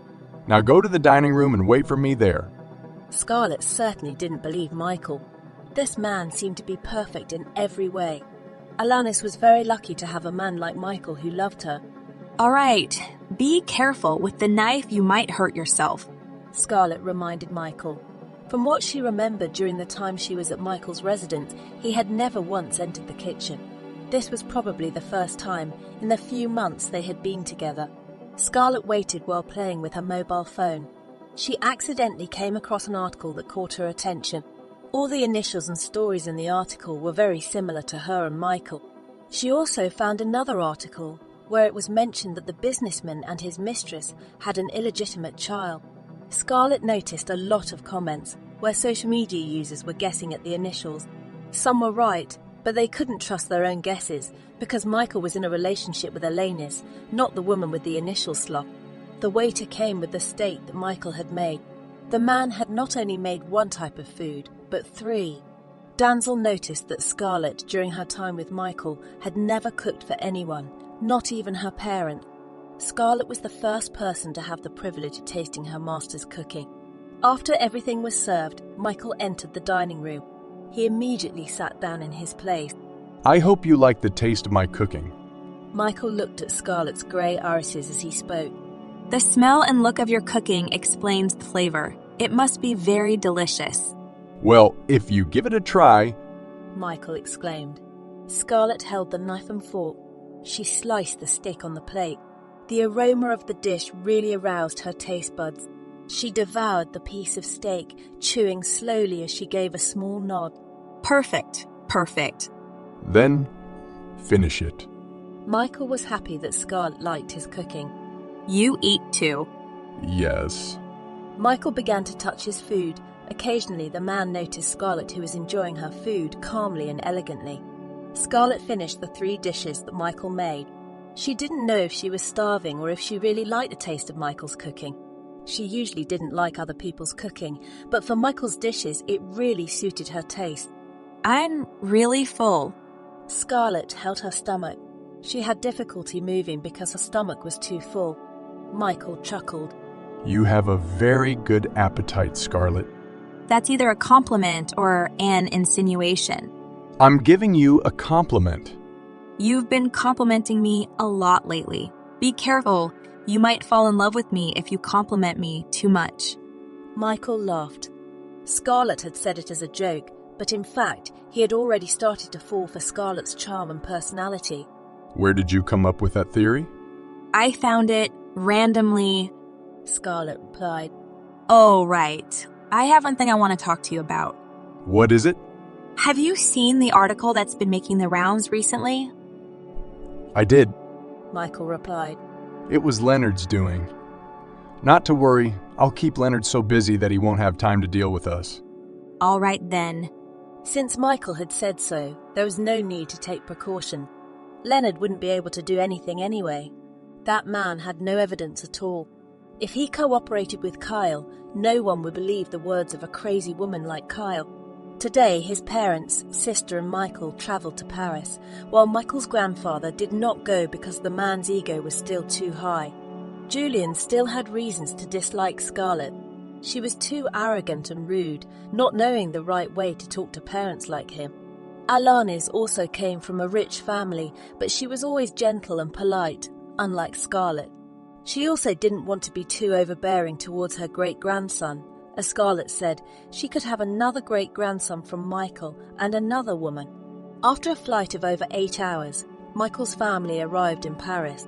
They were immediately picked up by a luxury car sent from the Parker residence. Scarlett had left first. She had returned to Paris yesterday, but Michael couldn't come along as he had a job that he couldn't leave.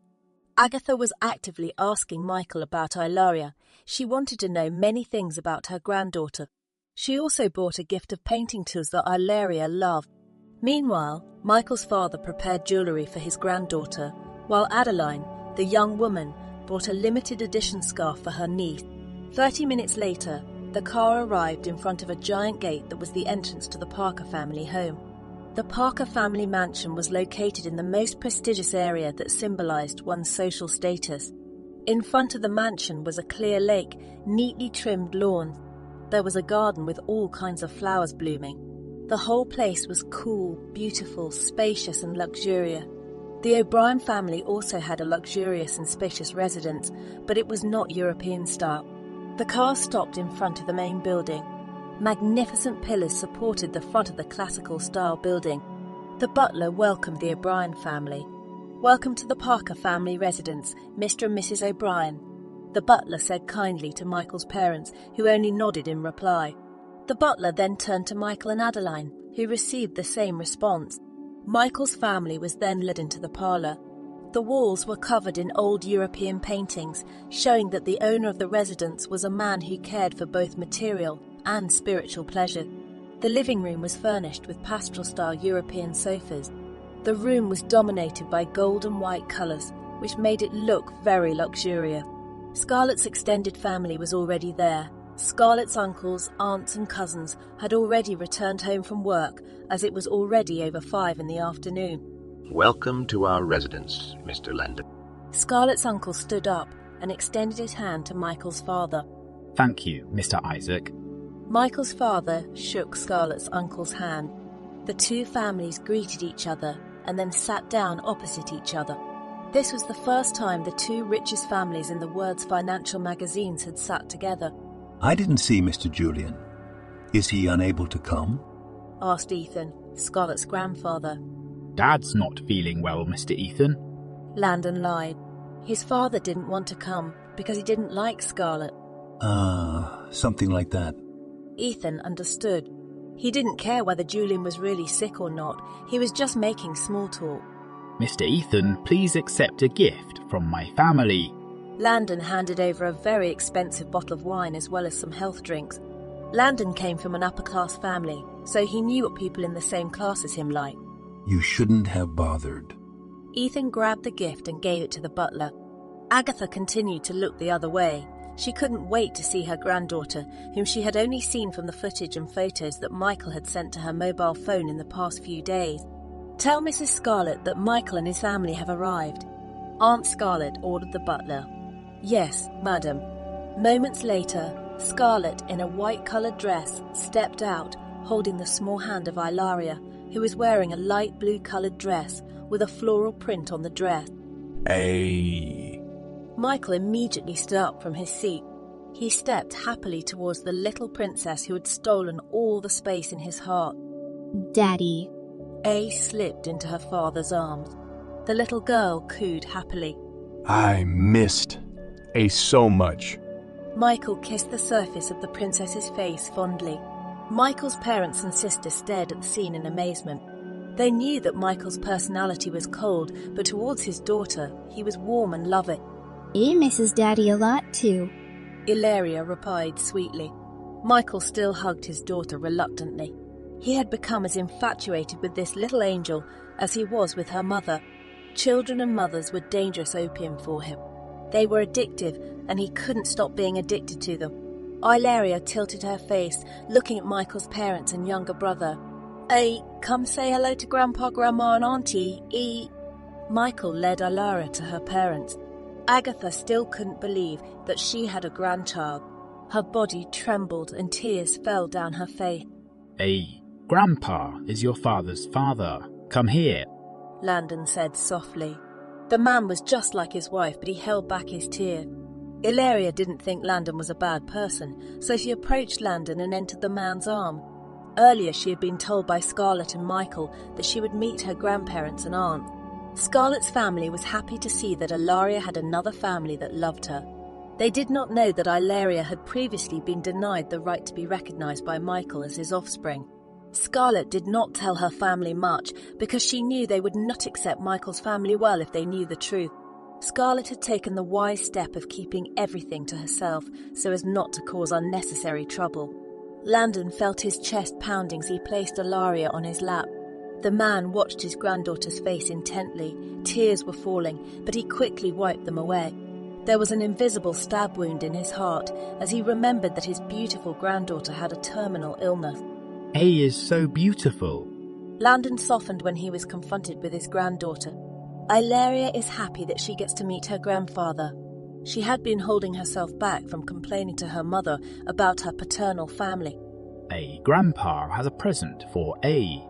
Landon took out the gift box he had prepared. Thank you, Grandpa. Ilaria accepted the gift. She opened it and looked at it carefully. Does A like it? Yes, Grandpa. Landon's heart was filled with flowers. He felt that he would get diabetes from looking at his granddaughter. After Landon, Ilaria moved on to Agatha. She was hugged tightly by her grandmother. She was showered with kisses on the surface of her face. Seeing how Michael's mother and father loved and cared for Ilaria, Scarlett was touched. She was no longer hurt by those two people because they treated Ilaria well. Adeline invited Ilaria to talk. The woman who was hostile to Scarlett the first time she met her falls in love with Ilaria. She treated Ilaria very differently. As time passed, Michael's family was invited to dinner by Scarlett's grandfather. Ilaria returned to her room after having dinner with Scarlett and Michael. I'm gonna see my family first and then come back here, Michael said quietly, so as not to wake up Ilaria, who had just fallen asleep after he read her a fairy tale. As Michael went outside, he saw that his family was still chatting with Scarlett's family. Is he asleep? Asked Landon. Yes, Dad.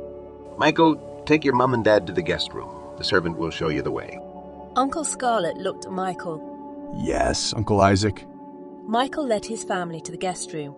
Michael's parents had booked a hotel earlier, but Grandpa Scarlett said it would be better if the family stayed at their home. Michael, Mum, relax, Agatha told her son. Me too, big sister. A is so beautiful and adorable, Adeline said enthusiastically. He looks so much like you when you were little. Michael's father chimed in. Thank you for accepting A.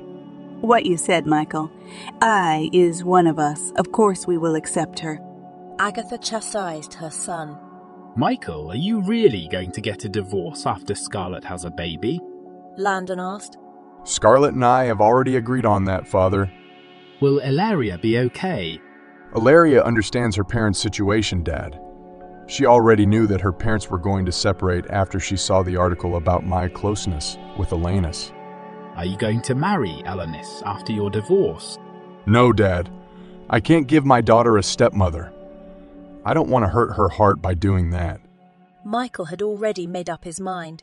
Why don't you try to talk to Scarlett and keep your marriage? Scarlett doesn't love me. I don't want to keep her in a marriage that doesn't make her happy.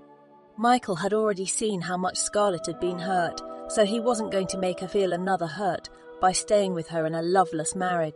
It was true that he had started to have feelings for Scarlett, but Scarlett didn't have any feelings for him, so she probably wanted to find happiness out there. Is Scarlett close to a man? Asked Agatha. She has someone who has liked her for years. That would be Owen's best friend, Aaron Ryder, CEO of the Ryder Law Firm.